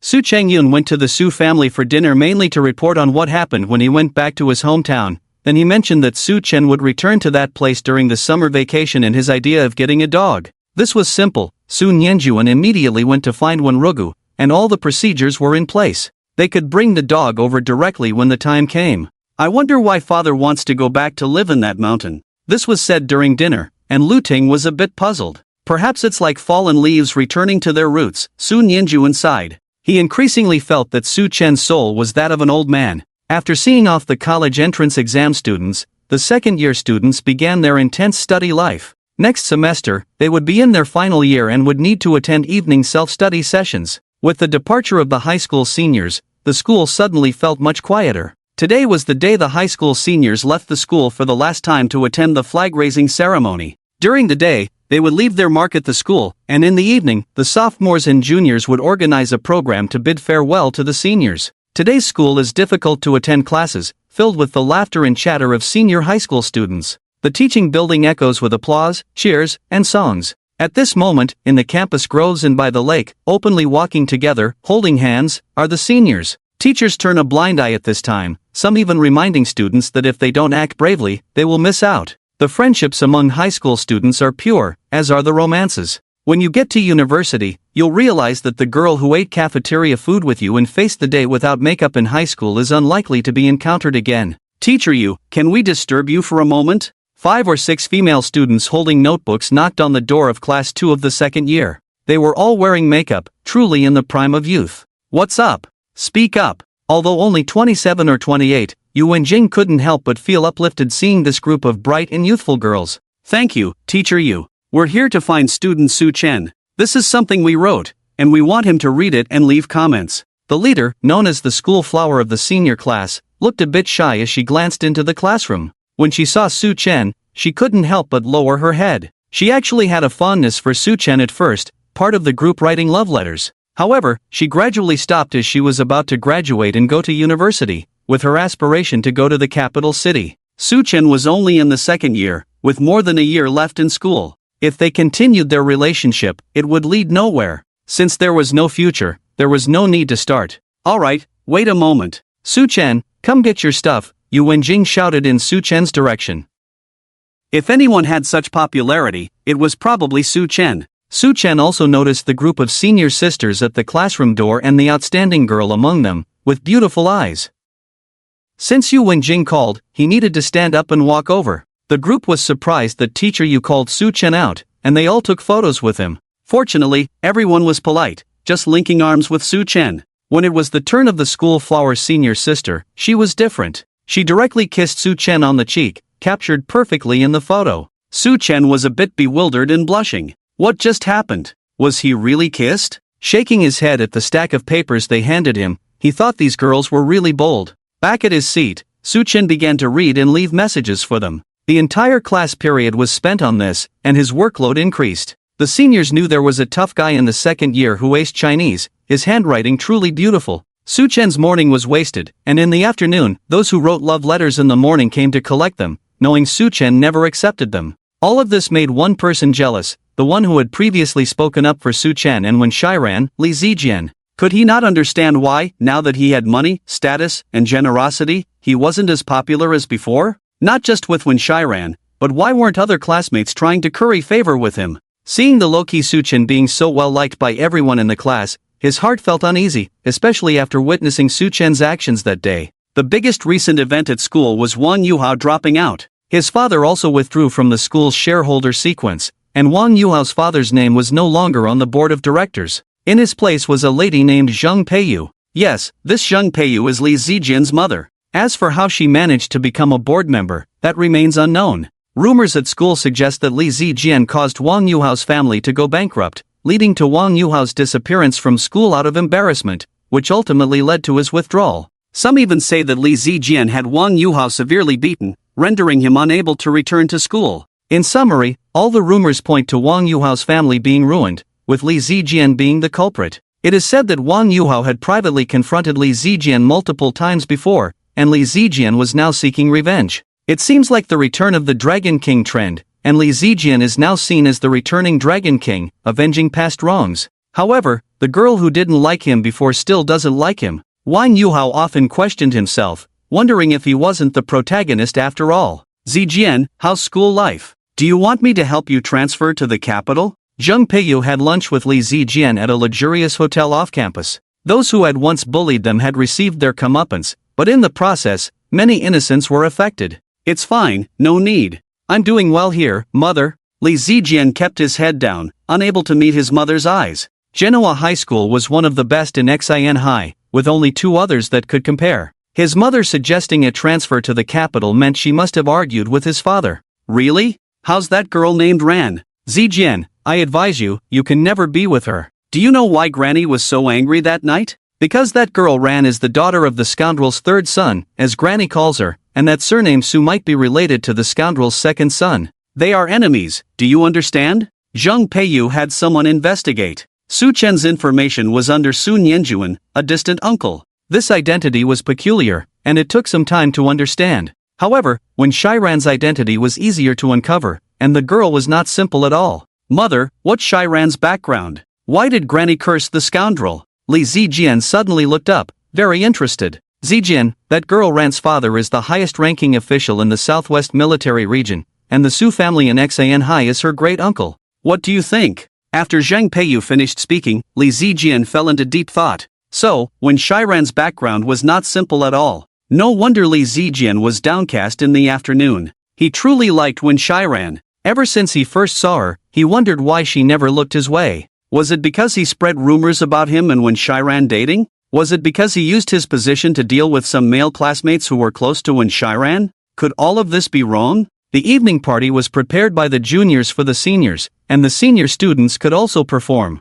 The main performers this time were the freshmen, while the sophomores were in charge of the preparations. This was a tradition passed down through generations at Genoa High School, like a camping trip where the older students guided the younger ones, creating a cycle of mentorship. The first-year students finished their performance, and now it was the turn of the seniors from the third year to showcase their talents. They were all going to sing, but one senior took the stage and played a self-composed song on the guitar. After the song ended, he bravely confessed his feelings to the senior girl, Bai Tian, in front of everyone. Unfortunately, she gently turned him down. This senior was quite handsome, one of the school's heartthrobs in the third year, excelling in singing, dancing, and rapping. Rumor had it that he had been specially admitted to the Suzhou Music Academy. Many thought they were a match made in heaven, but as fate would have it, things didn't go as planned. Next, it was the senior girl's turn to perform. She sang a refreshing song and looked stunning in a white blouse paired with a pleated skirt that gradually shifted colors like a starry sky. Her long hair cascaded down her shoulders, causing the male students in the audience to cheer. I want to take this opportunity to say to Su Chen, a sophomore, that I like you. Remember me, your senior, and I'll come find you after I graduate from college, she said before leaving the stage, blushing with shyness. Grandpa, you sure have a lot of charm. A teacher, a senior, and now my best friend. Quite impressive, when Shiran teased. Their taste was indeed impeccable. They had set their sights on Su Chen right away. Su Chen had changed a lot since before, when he used to be very frail and could be blown away by a gust of wind. Especially this summer, his good physique was subtly revealed. Have we been slacking off in practice? Should we get up at 5 a.m. tomorrow and practice for an extra hour? Su Chen asked casually. No, I'm sorry, Grandpa, when Shiran said, sticking out her tongue before leaving. Seeing her go, someone followed her. Su Chen noticed and decided to follow discreetly. In school, when Shiran could handle herself in a fight, even against Su Changyun, who couldn't beat her in their countless sparring sessions. However, better safe than sorry. If anything happened, Su Chen wouldn't be able to face his third son. Quietly, he trailed behind. Come out, stop following me, when Shiran said, intending to find Wei Wei. However, upon realizing she was being followed, she felt more excited than scared and led the person to a secluded spot, knowing well who it was. Shiran, it's me. I just want to talk to you, said Li Zijian, who had been following her. Upon learning when Shiran's identity today, he couldn't contain his curiosity and eagerness to speak to her, hence the tracking. Go ahead, but you stay right there. When Shiran turned around, seeing Li Zijian getting closer, she immediately raised her voice. Okay, Shiran, I've always liked you. Since the first time I saw you, I've liked you, Li Zijian confessed straightforwardly, his heart pounding with anxiety, fearing rejection. Thank you, but Li Zijian, what is it about me that you like? I feel like I have no redeeming qualities, except for being somewhat pretty. Besides, I don't think your mother is fond of me either. I'm sorry, Li Zijian, your affection is something I can't handle or reciprocate, when Shiran replied without hesitation, not wanting to hurt his feelings. She was concerned that Li Zijian might not take it well, and she didn't want any trouble with his mother later on. How could that be? My mother doesn't feel that way. Shiran, do you know that I'm wealthy and influential now? Remember that Wang Yuhao guy from before? The one who harassed you and whom I fought with, Li Zijian explained. Now his family's business has gone bankrupt, and it's under my name. Besides, my mother is from the Zhang family in the imperial capital, a very powerful clan. My father is from the Li family in Xinhai. You might not understand this, but my father is currently the second in command in Xinhai and will soon become the top leader, Li Zijin said, boasting about how powerful his family is. Now that my family is so powerful, don't you agree to be with me? Isn't that bold of you? So what? When Shiran sneered, what does that have to do with me? Are these accomplishments yours? Let's face it, they are all from your family. Well, my mother said that after I graduate from high school, I will enter politics during college with the help of the family. I will have a bright future for sure. Shiran, I hope you'll be a part of it, Li Zijin said with increasing excitement, already envisioning a beautiful future for the two of them.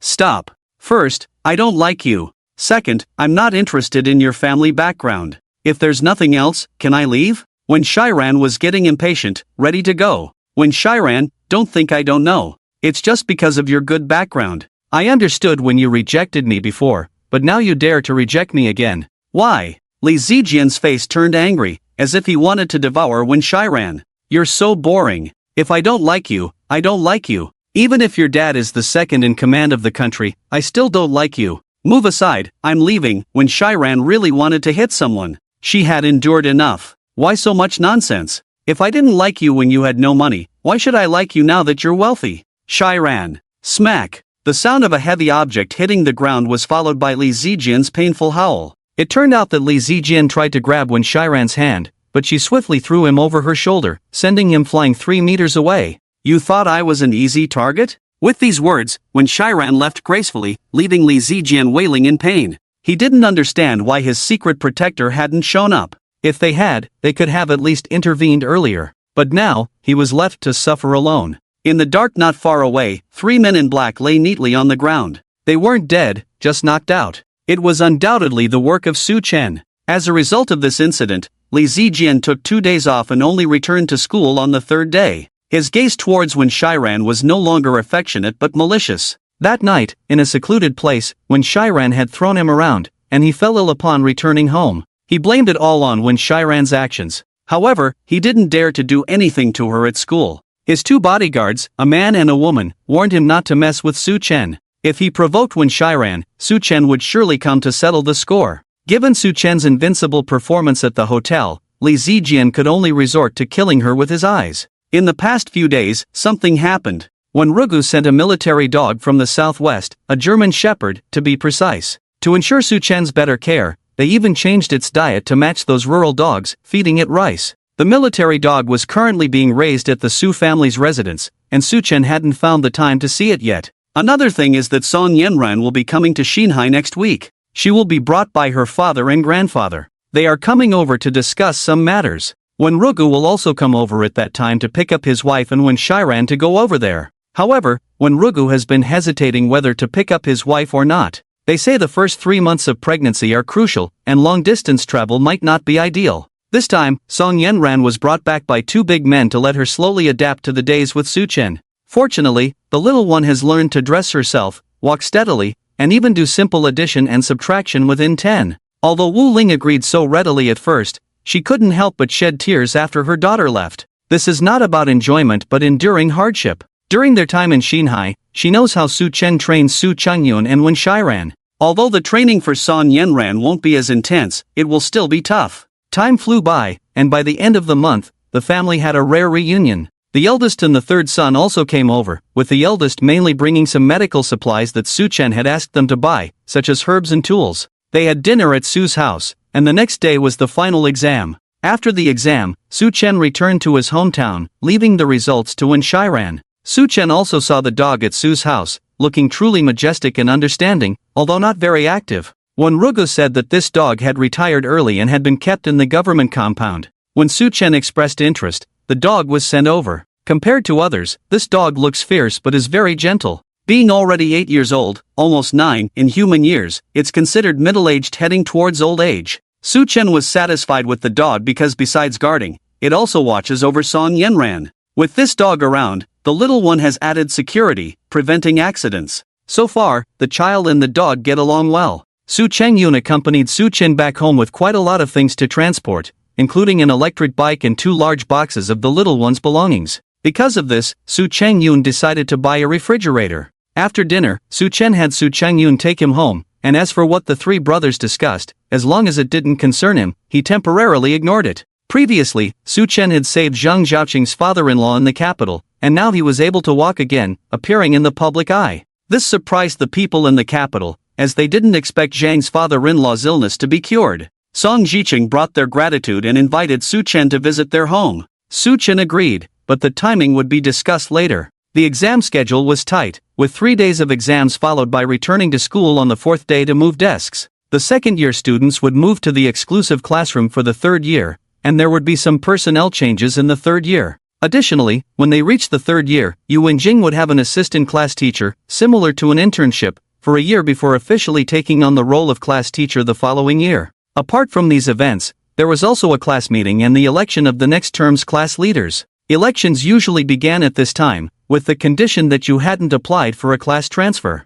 It's relatively easy to transfer classes at Genoa High School, as long as all 3 parties agree, the current class, the destination class, and the parents. Class transfers are rare, but not impossible. This time, Qin Yuqing deservedly continued her tenure as class monitor. She managed the class in a way that was even more reassuring than Wen Jing. The class's opinion of her was that she always seemed to be on the periphery of the crowd, not very familiar with you, yet not a stranger either. Whenever you faced difficulties, she was the first person you would think of. Under her leadership, the class saved a lot of worry for Wen Jing. She had been an outstanding class advisor for 4 semesters, excelling for 2 semesters. But every time they received an award, Wen Jing couldn't wait to show it to Qin Yuqing, as if the award was meant for her. Li Zijian withdrew from the election for class cadres. There were rumors that he might go to Class 1 next semester, but the reasons were unknown. Surprisingly, the role of academic committee member fell into Wen Shiran's hands, which was unexpected. With the conclusion of the elections for the new class cadres, the 2nd year of high school was coming to an end.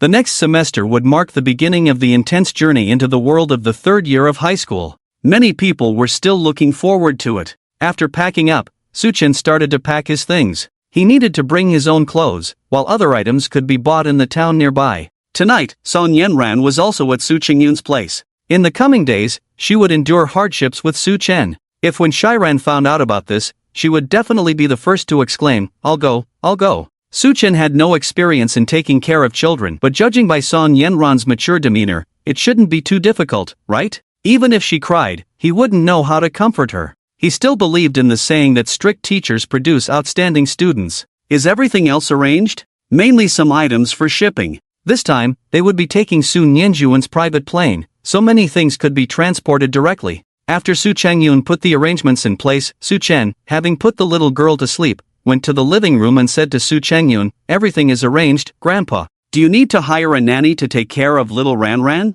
Can you manage it alone? Su Changyun could trust Su Chen with everything else, but when it came to taking care of a child, he had no faith in him. No need, I know my limits. Besides, if the little one can truly inherit my skills, it will benefit all three families. Su Chen declined directly. He was prepared to endure hardships, so what was the point of hiring a nanny? Returning to the house in Su family village, Su Chen saw the scene he had imagined. The living facilities were in place, and despite Su Chen's objections, Su Changyun bought a washing machine. After everything was settled, Su Changyun was sent away. Song Yenran and the dog sat on the steps at the entrance, watching Su Changyun leave. Do you want to go back? It's not too late now. I can make a call and have Uncle Changyun come back to pick you up. You can be back with your mom and dad tonight. Originally, Su Chen wanted to do something, like making a doghouse for the dog. But seeing the little girl and the dog sitting on the steps, looking so warm, his heart softened. After all, she was a child under 3 years old. Was it really right to make her endure hardships here with him?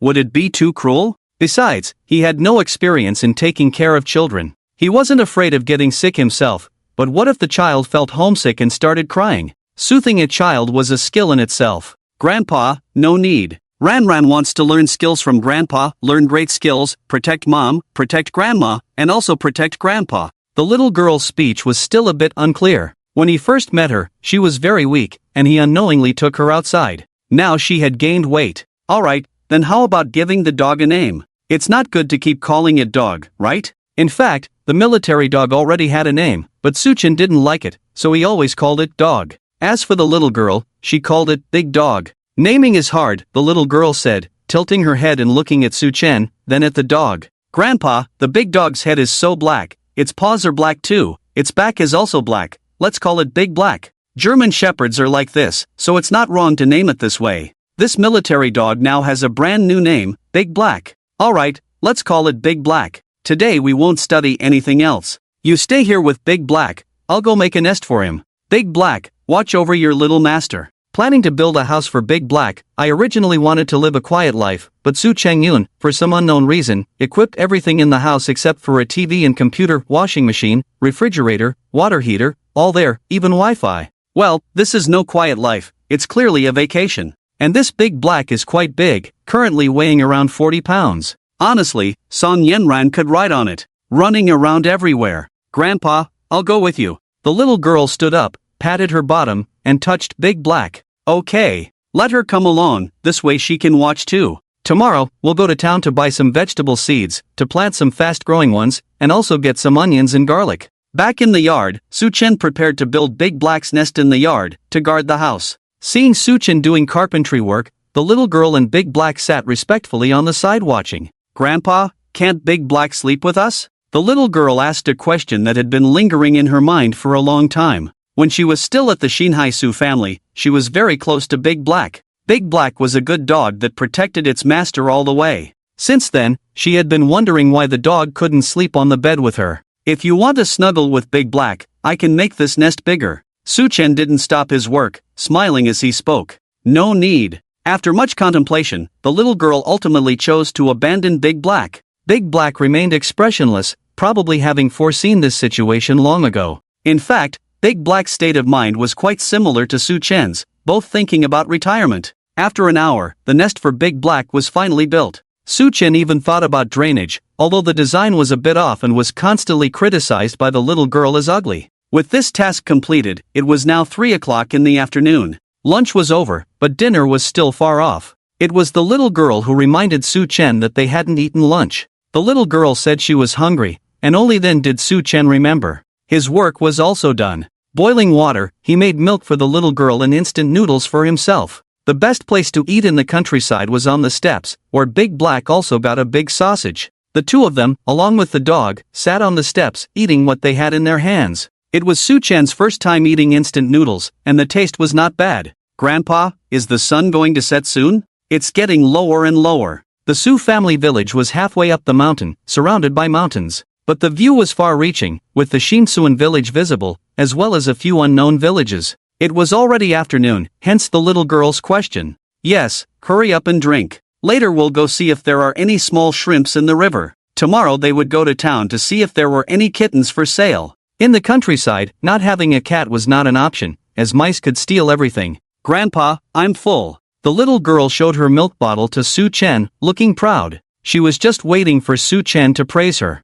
Good. For now, the little girl was very well behaved, not crying or making a fuss, nor looking for her mother. Su Chen was pleased. Her character was very suitable, strong and independent. Su Chen finished eating, took the little girl's milk bottle, and went back to the kitchen. After washing it, he put on his back basket, took the sickle, as there were still wild fruits in this season. If they came across any wild fruits, they could pick some to satisfy their cravings. After all, it had been many years since they had eaten any. Moreover, we need to go check if there is firewood. Although we can use electricity here, Su Chen still firmly believes that meals cooked with firewood taste better. Besides, it's not just him eating now, there's also this little one, Song Yenran. The little girl and Dahe swaggered ahead, with Su Chen following behind, looking ahead, heading towards the big rock at the village entrance. "No going into the water, got it? Let me check if there are any small shrimps." Su Chen warned the eager Song Yenran beside him. If Dahe hadn't blocked her, she would probably have stepped into the water.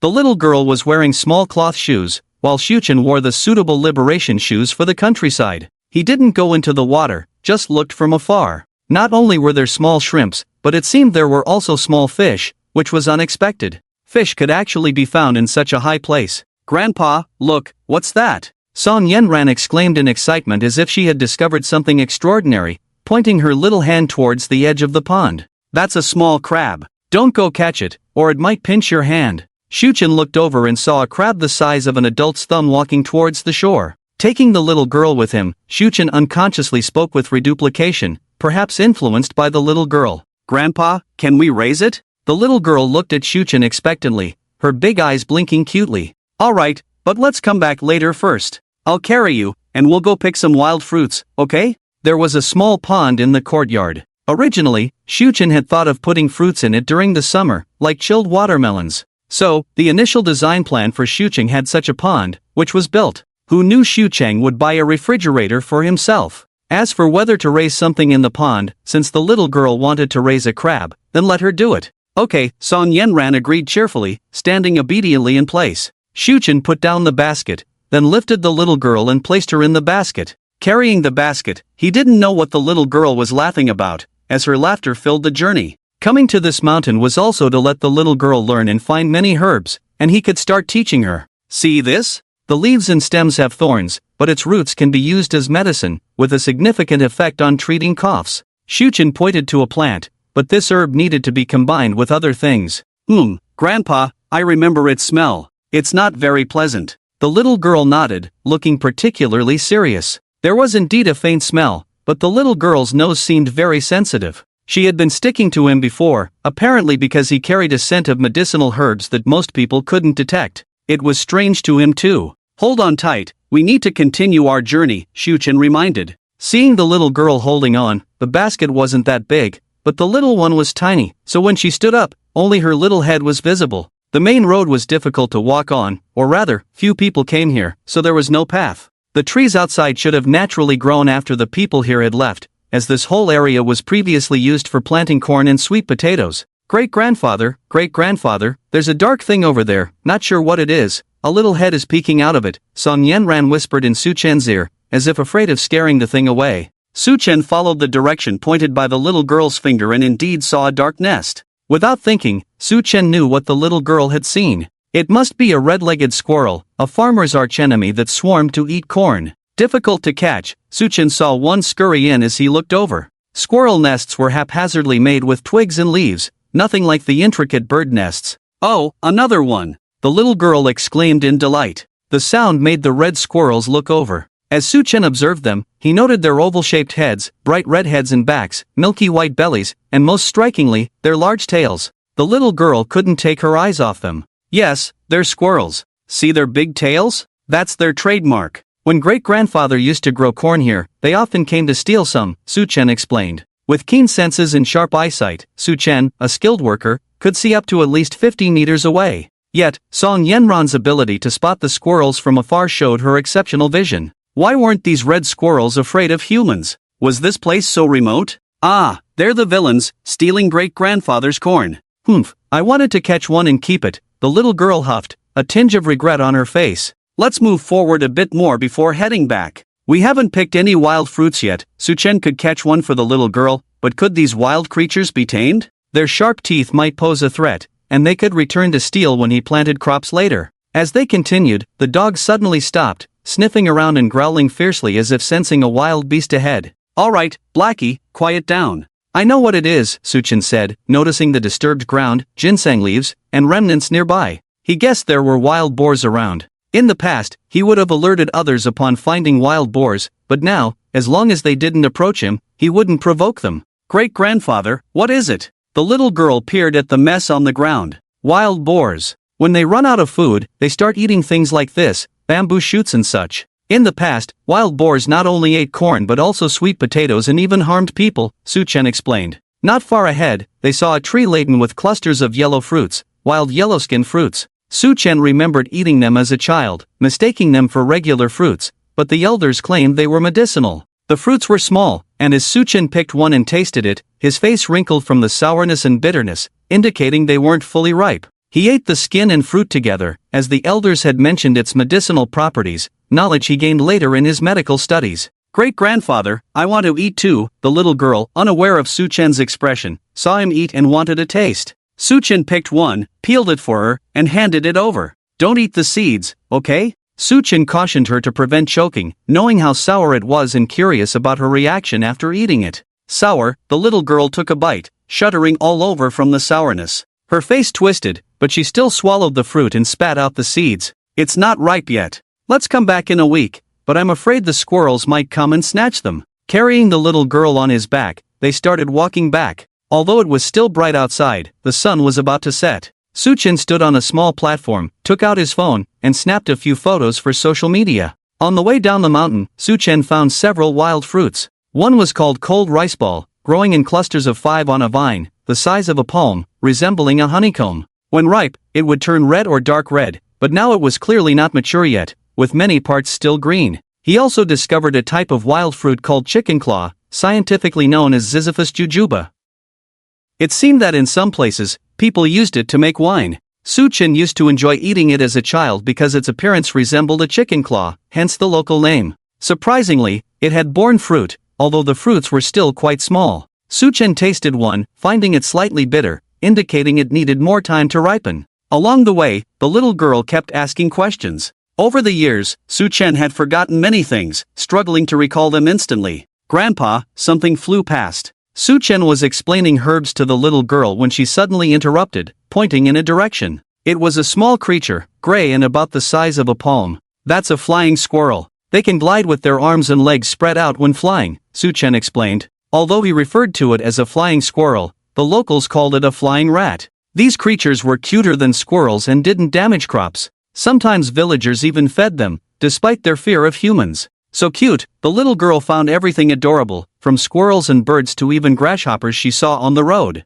She would probably call a caterpillar cute if she saw one. Back at the riverbank, Su-chen set Song Yenran down and went crab hunting with the little girl. They caught 3 crabs. While hunting, Su-chen also found a wild banana plant by the river, known as August Explosion. When ripe, the fruit would burst open, resembling bananas inside, hence the name. However, it hadn't burst yet, indicating it wasn't ripe.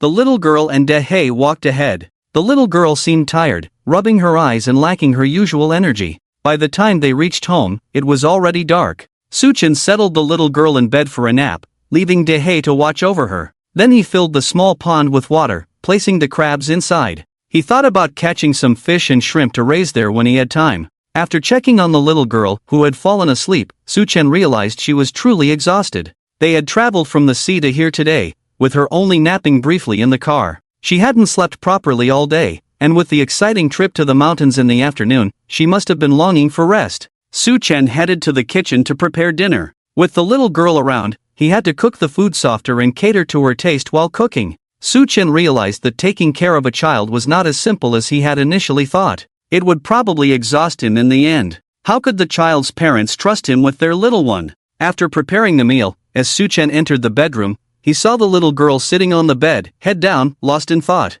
"Are you hungry? Shall we eat?" Su-chen said aside, meaning to let the little girl put on her shoes and go eat with him. "Grandpa, I dreamt just now that I was catching shrimps by the stream, lots of little shrimps. Then for some reason, I felt uncomfortable under the blanket, and woke up like this, my pants and the blanket are wet," the little girl said with a grievance, feeling embarrassed. Su-chen was a bit puzzled at first, but later realized what was going on. It turned out the little one wet the bed. Feeling somewhat regretful, Su-chen wondered if he should have someone take the child away tomorrow. But then he thought better of it. After tidying up, washing the small bed in the washing machine, giving the child a bath, and seeing the little one smiling happily, Su-chen understood Su Chengyun's thoughtful intentions. The water heater, washing machine, and such were not prepared for Su-chen but for his niece, Song Yenran. He was indeed a sensible grandson. By the time everything was sorted out, it was already late at night. They had dinner in the courtyard, with a low table set for the little one. 2 people, 3 dishes and a soup, 2 vegetables, a loofah soup, and a stir-fried pork with chili.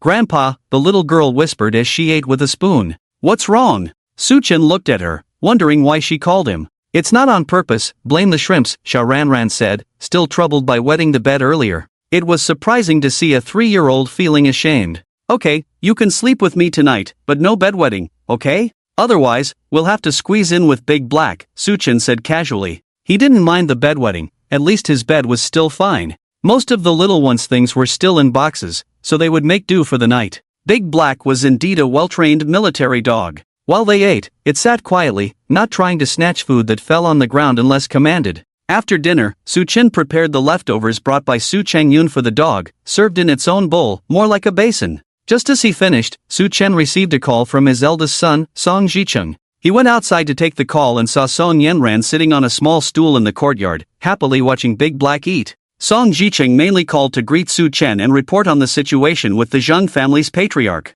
The old man from the Zheng family wanted to thank Su-chen in person. There were rumors that the Song family had found a miraculous doctor, which was why the old man suddenly regained mobility. "Grandpa, what's that sound?" the little girl asked, sitting next to Su-chen as he was still on the phone. She was curious about the noise outside. "Let me hang up first. I'll send you the follow-up medication for your father-in-law later. You can pass it on," Su-chen said, ending the call. When talking to his 3 sons, Su-chen usually listened more and rarely expressed his own opinions. "Which one are you talking about? There are many sounds, the chirping of crickets, and the chirping of grasshoppers. When you hear this goo-goo-goo sound, it's the cuckoo bird. Luckily, it's summer now, otherwise, the little girl's habit of sitting on the steps is really not good. So lively, Grandpa, look, what's that? So many stars." The little girl looked as if she had discovered a treasure, stood up, and joyfully jumped around. "Those are fireflies, sit still." Su-chen picked up the little one and sat her on his lap.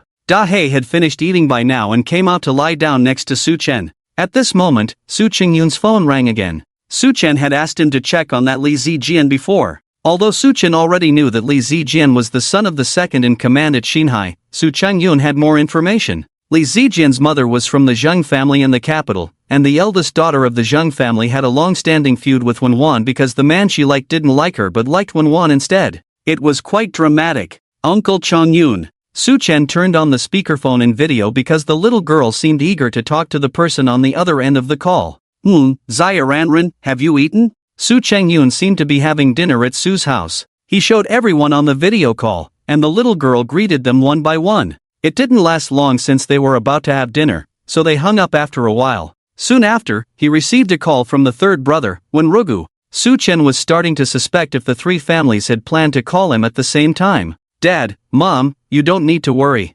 Xiaoranran is very well behaved, Grandpa should be able to take care of her, and it's really quiet over there. I've been wanting to stay there for a few days." Su Chengyun was indeed a tired man. In the morning, he dropped off Su Chen and Song Yenran, then immediately left for Xinhai. Alright, after you and Xianshu are done with your work, take Shiran with you to visit your grandpa. It was Wenrugu, the third brother, who spoke. They had just returned from outside, visiting an elder from the Yang family in Xinhai. They heard about Su Chen taking Xiaoranran back to his hometown to stay. Brother, did you call Grandpa? Dad, you should have turned on the video. If it wasn't already late, she would have made a video call. Alright, in a couple of days, after picking up the results, we'll return to the southwest. Your grandparents are talking about you every day, as well as your sisters from the big courtyards. The three of them were quite in sync, all calling Su Chen. Although it was Sun Yanjuan who called, Su Changyun turned on the video, so they all saw him. What about my mom? Is she coming back with us or staying here? When Shiran was already thinking about when to go and have fun with Su Chen and Song Yenran, especially with Song Yenran and her daughter. She can stay in Xinhai. Saw, I'll trouble you to take care of it. In the end, they decided to let young Aigwa stay in Xinhai. As a man who was hardly ever home, they knew she wouldn't stay long if she went back, so it was better to keep her there. Don't mention it. In the capital, Wuling was also worried, not about her daughter being hungry or cold, but about her possibly wetting the bed. She wasn't sure if she had brought enough small blankets. Don't worry, we'll wait a week or two, and then I'll find a time for us to go see Ranran together. Father just called Grandpa, and from the sound of it, Ranran sounded very happy. Song Yinghua returned to the room and saw Wu Ling lost in thought, so she went over to comfort her. The house feels a bit empty without the little one's laughter and chatter. I hope Ranran grows stronger and can protect herself. The main thing I'm worried about is whether Grandpa can handle her. You don't know, she still wets the bed. Hearing Wu Ling's words, Song Yinghua patted his forehead. So that's what his wife was worried about. He could only smile wryly for a while. Early the next morning, before the sun had fully risen, Su Chen woke the little one up.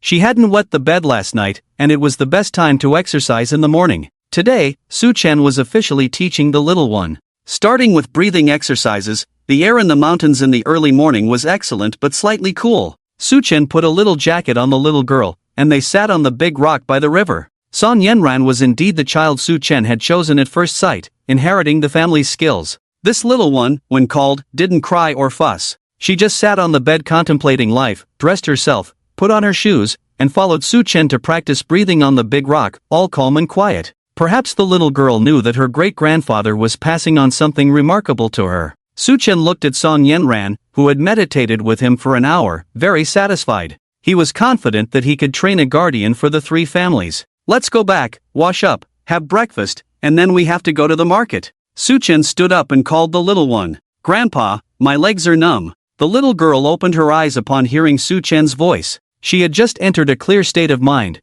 but now she realized she wanted to stand up but her legs were numb. Come, I'll carry you. Su Chen picked up the little girl, feeling somewhat guilty for being too eager for results. He had forgotten that the little one had never endured such hardship before. In fact, Su Chen wasn't very clear about teaching others. He had learned from secret manuals and had been taught medicine, cooking, and calligraphy by others. Carrying the little girl back to the courtyard, Su Chen had already boiled water before leaving. He prepared a basin of warm water with towels for himself and the little girl. The little girl's towel was only half the size of Su Chen's. After washing up, Su Chen combed the little girl's hair. Her hair was not very long, which made things easier. Otherwise, just figuring out how to braid it would probably have driven Su Chen crazy. Last night, Su Chen cooked noodles and boiled 2 poached eggs. He served the little girl a small bowl, and they continued to eat in the courtyard. At that moment, Da Hei returned from outside, all wet. Da Hei had followed them to the big rock the night before but had disappeared on the way back.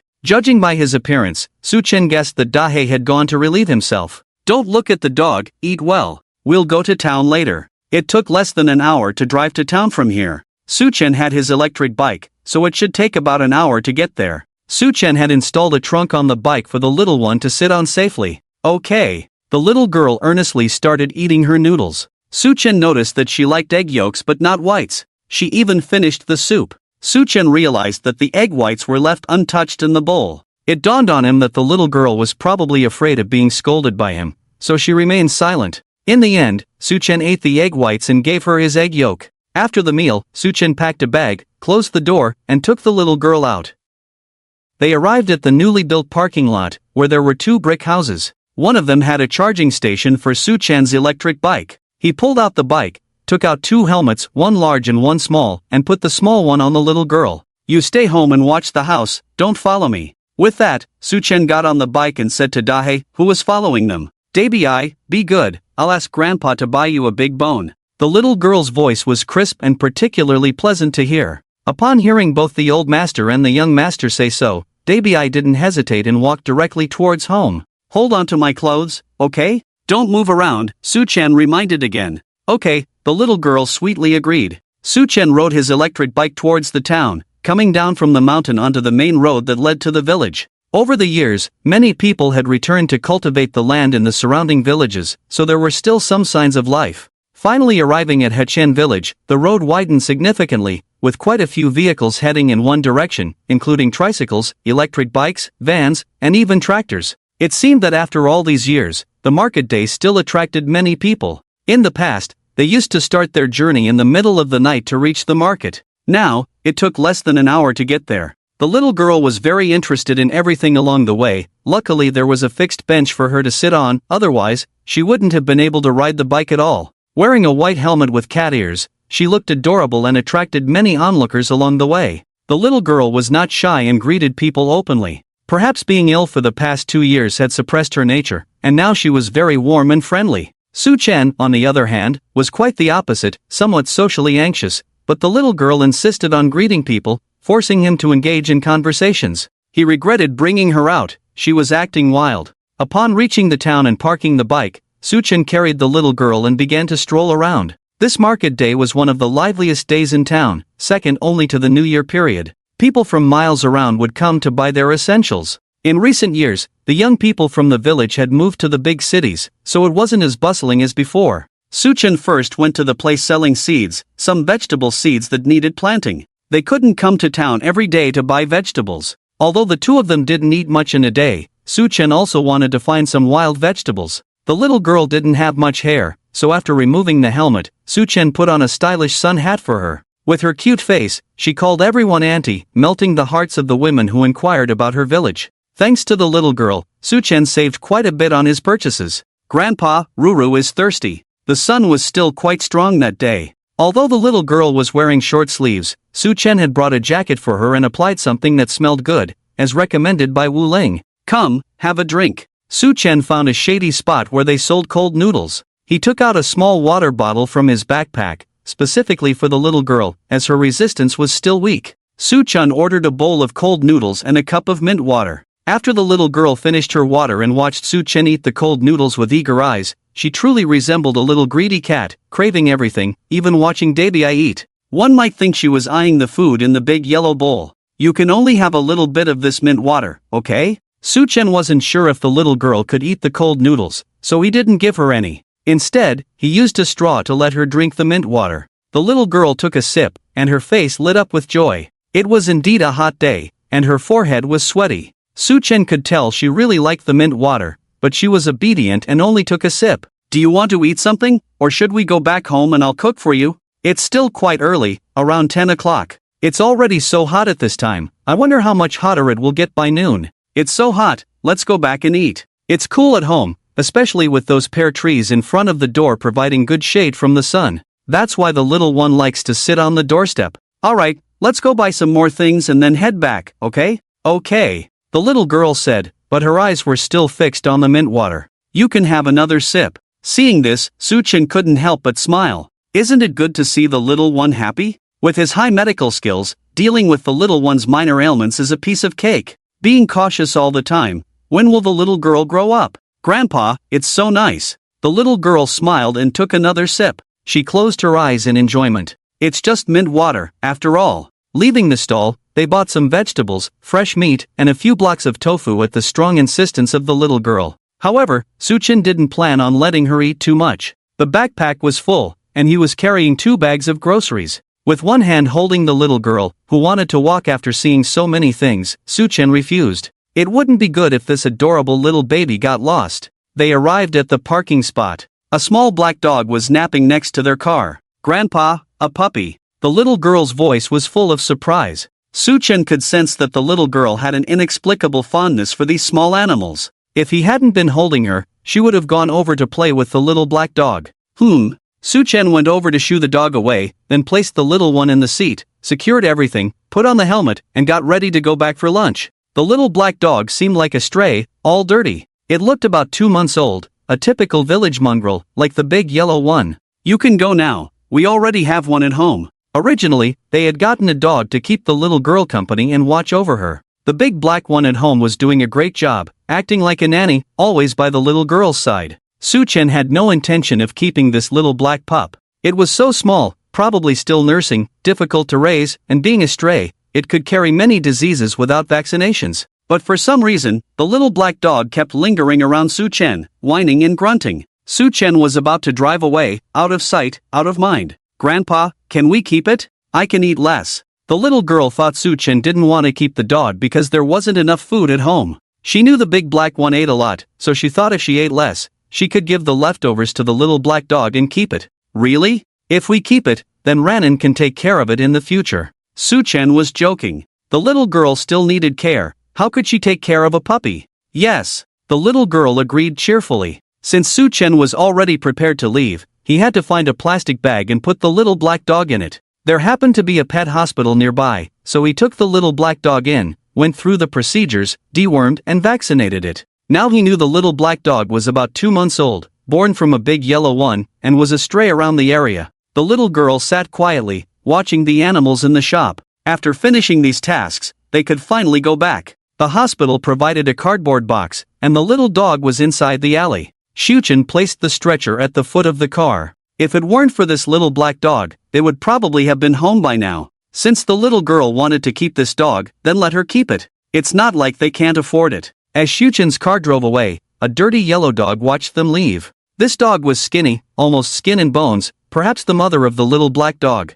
Delayed by time, they returned at noon, both of them soaked. Back home, Su-chen called the little black dog to Big Black. First, he bathed and changed the little girl to prevent her from catching a cold. Then he bathed himself and instructed the little girl not to play with the dog. From now on, no playing with the dog. Unlike Big Black, the new puppy was different. For safety reasons, it was necessary. After Su-chen finished bathing, the little girl stayed by the water tank watching crabs. The puppy kept trying to go to Big Black's spot but was repeatedly brought back by Big Black. Feeling refreshed after the bath, it was time to cook. With the addition of the new member, the family was considering getting a cat next. With a cat and a dog, their home would become a small zoo. After dinner, Su-chen brewed medicine for the little girl to clear heat. He added something to make it taste better, especially since the little girl liked the taste of mint. She didn't even consider it medicine and happily asked for a second bowl. After putting the little girl to bed, Su-chen went out to the yard. The little girl was sleeping in her own bed today, which was good for summer as things dried quickly. To be safe, Su-chen made sure she slept in her bed. As he reached the gate, Big Black followed him out. Following Big Black's lead, Su-chen noticed traces of animals around the house. Big Black had noticed it last night but was stopped from barking by Su-chen to avoid waking the little girl. According to Su-chen's judgment, the animal was likely around 10 kilograms. In these mountains, a 10-kilogram animal, a fox? No, that was unlikely. Su-chen had never heard of foxes in the area, but he had heard of wildcats in the back mountains. However, the size didn't match. Could it be a wild boar? Well, he would check later in the evening. This time, he would come out early. Su-chen found a footprint that resembled a cat's. Now he had an idea. It was either a cat from another village or a wildcat. With Big Black and himself, they could handle a cat. There were a few empty spaces around the house, so he decided to loosen the soil and water it. The weather was indeed hot, making him sweat profusely. He took a cold bath by the river and returned home. The little black dog they had found in the morning barked at the door. When it saw Su-chen, it wagged its tail and came over to be petted. It was much more lively compared to Big Black, probably because it recognized Su-chen. Today, the little girl didn't wet the bed during her nap and woke up on her own, dressing herself and putting on her shoes. She was probably awakened by the barking of the little black dog earlier. Su-chen was in what could be called the herb room, filled with books and various herbs. "Grandpa, can I play with the little dog?" The little girl knocked on the door and asked Su-chen. "It's impossible. I have to bathe the puppies first. You're not allowed to touch them these days. I instructed you this morning. Come in and smell these medicinal herbs. I'll go bathe the puppies." Inside the herb room, there was a table and 2 chairs. The little girl struggled to climb onto the chair and saw several herbs on the table. "Okay." The little girl leaned in to smell this one and that one, while Shuchen bathed the black puppy outside. It was a rare dog with white fur and a white belly, quite unusual as it was more common for cats to have this coloring. Its name was Taxue Xuanmei. Shuchen bathed the dog roughly, without any special dog shampoo, just using laundry detergent, scrubbing a few times, then rinsing with the hose, and finally leaving it in the sun to dry, while the little puppy cried for help as if calling for its young master. After finishing up, Shuchen returned to the herb room. The little girl sat there obediently, her eyes fixed on the books and various herbs behind Shuchen. She had heard the puppy's cries earlier but didn't act without Shuchen's permission.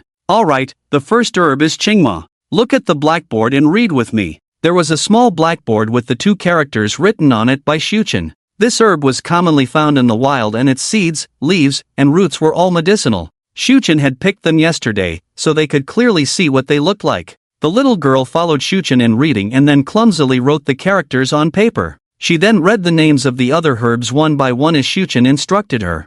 They were all common herbs, and Shuchen explained the uses of each. An hour passed like this. The little girl was very focused, unlike other children who would be restless and mischievous. Shuchen began to wonder if there was an adult soul living inside the little girl's small body. The medical lesson for the day was over, and they were off to play by the pond. This time, they brought a small bottle as the little girl wanted to catch shrimps and small fish to take home. She wore sandals this time, and someone might wonder about the mosquitoes in the mountains. Well, they had no issues as they carried the herbal pouch made by Shuchen. It was truly versatile. The little girl wore sandals to wade into the water, with the little dog and Shuchen leading the way, while a small puppy chased after them eagerly. They arrived at the pond, and the little girl finally got into the water, happily walking around. Play for a bit and then come ashore, or I won't help you catch small fish. Shuchen was worried about the little girl catching a cold. Although the weather was hot, the river water was particularly cool. Shuchen could handle it, but the little girl's constitution was different.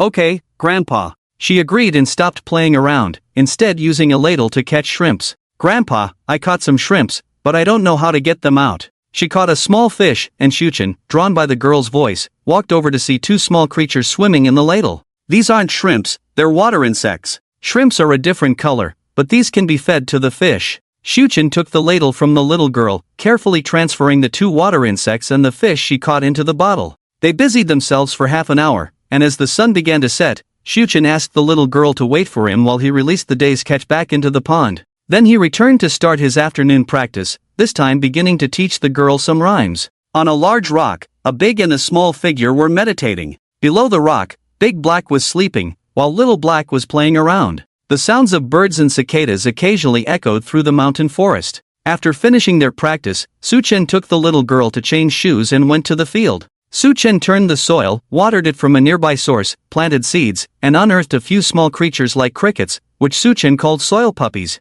The little girl wanted to catch them, but Shuchen didn't allow it, so Little Black Dog happily devoured them all. They also found earthworms and 2 frogs, which the locals called soil crooks.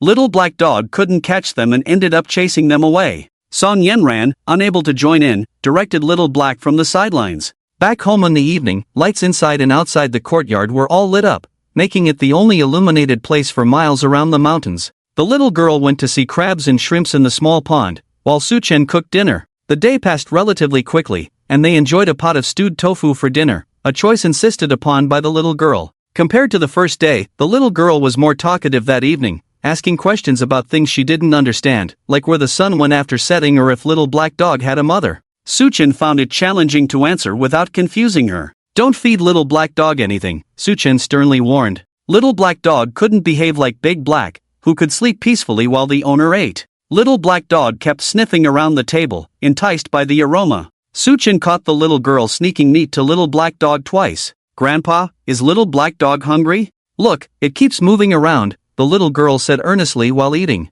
Shuchen grabbed Little Black Dog, giving it a stern look. Little Black Dog whimpered and ran to Big Black, trembling. The little girl behaved, surprised by how stern Shuchen could be. After dinner, they sat on the steps, watching the night sky and fireflies, appreciating the beauty of the world. After 2 days, Shuchen felt like he had returned to his youthful days, although everything had changed. His old friends were probably around 70 now, while he still felt young. At bedtime, the little girl insisted Shuchen tell her a story before falling asleep. Shuchen gladly obliged, recounting children's stories he had heard in another world. Soon, the little girl drifted off to sleep. Suchin tucked her in, then went outside to meet the creatures around. Sleep tight.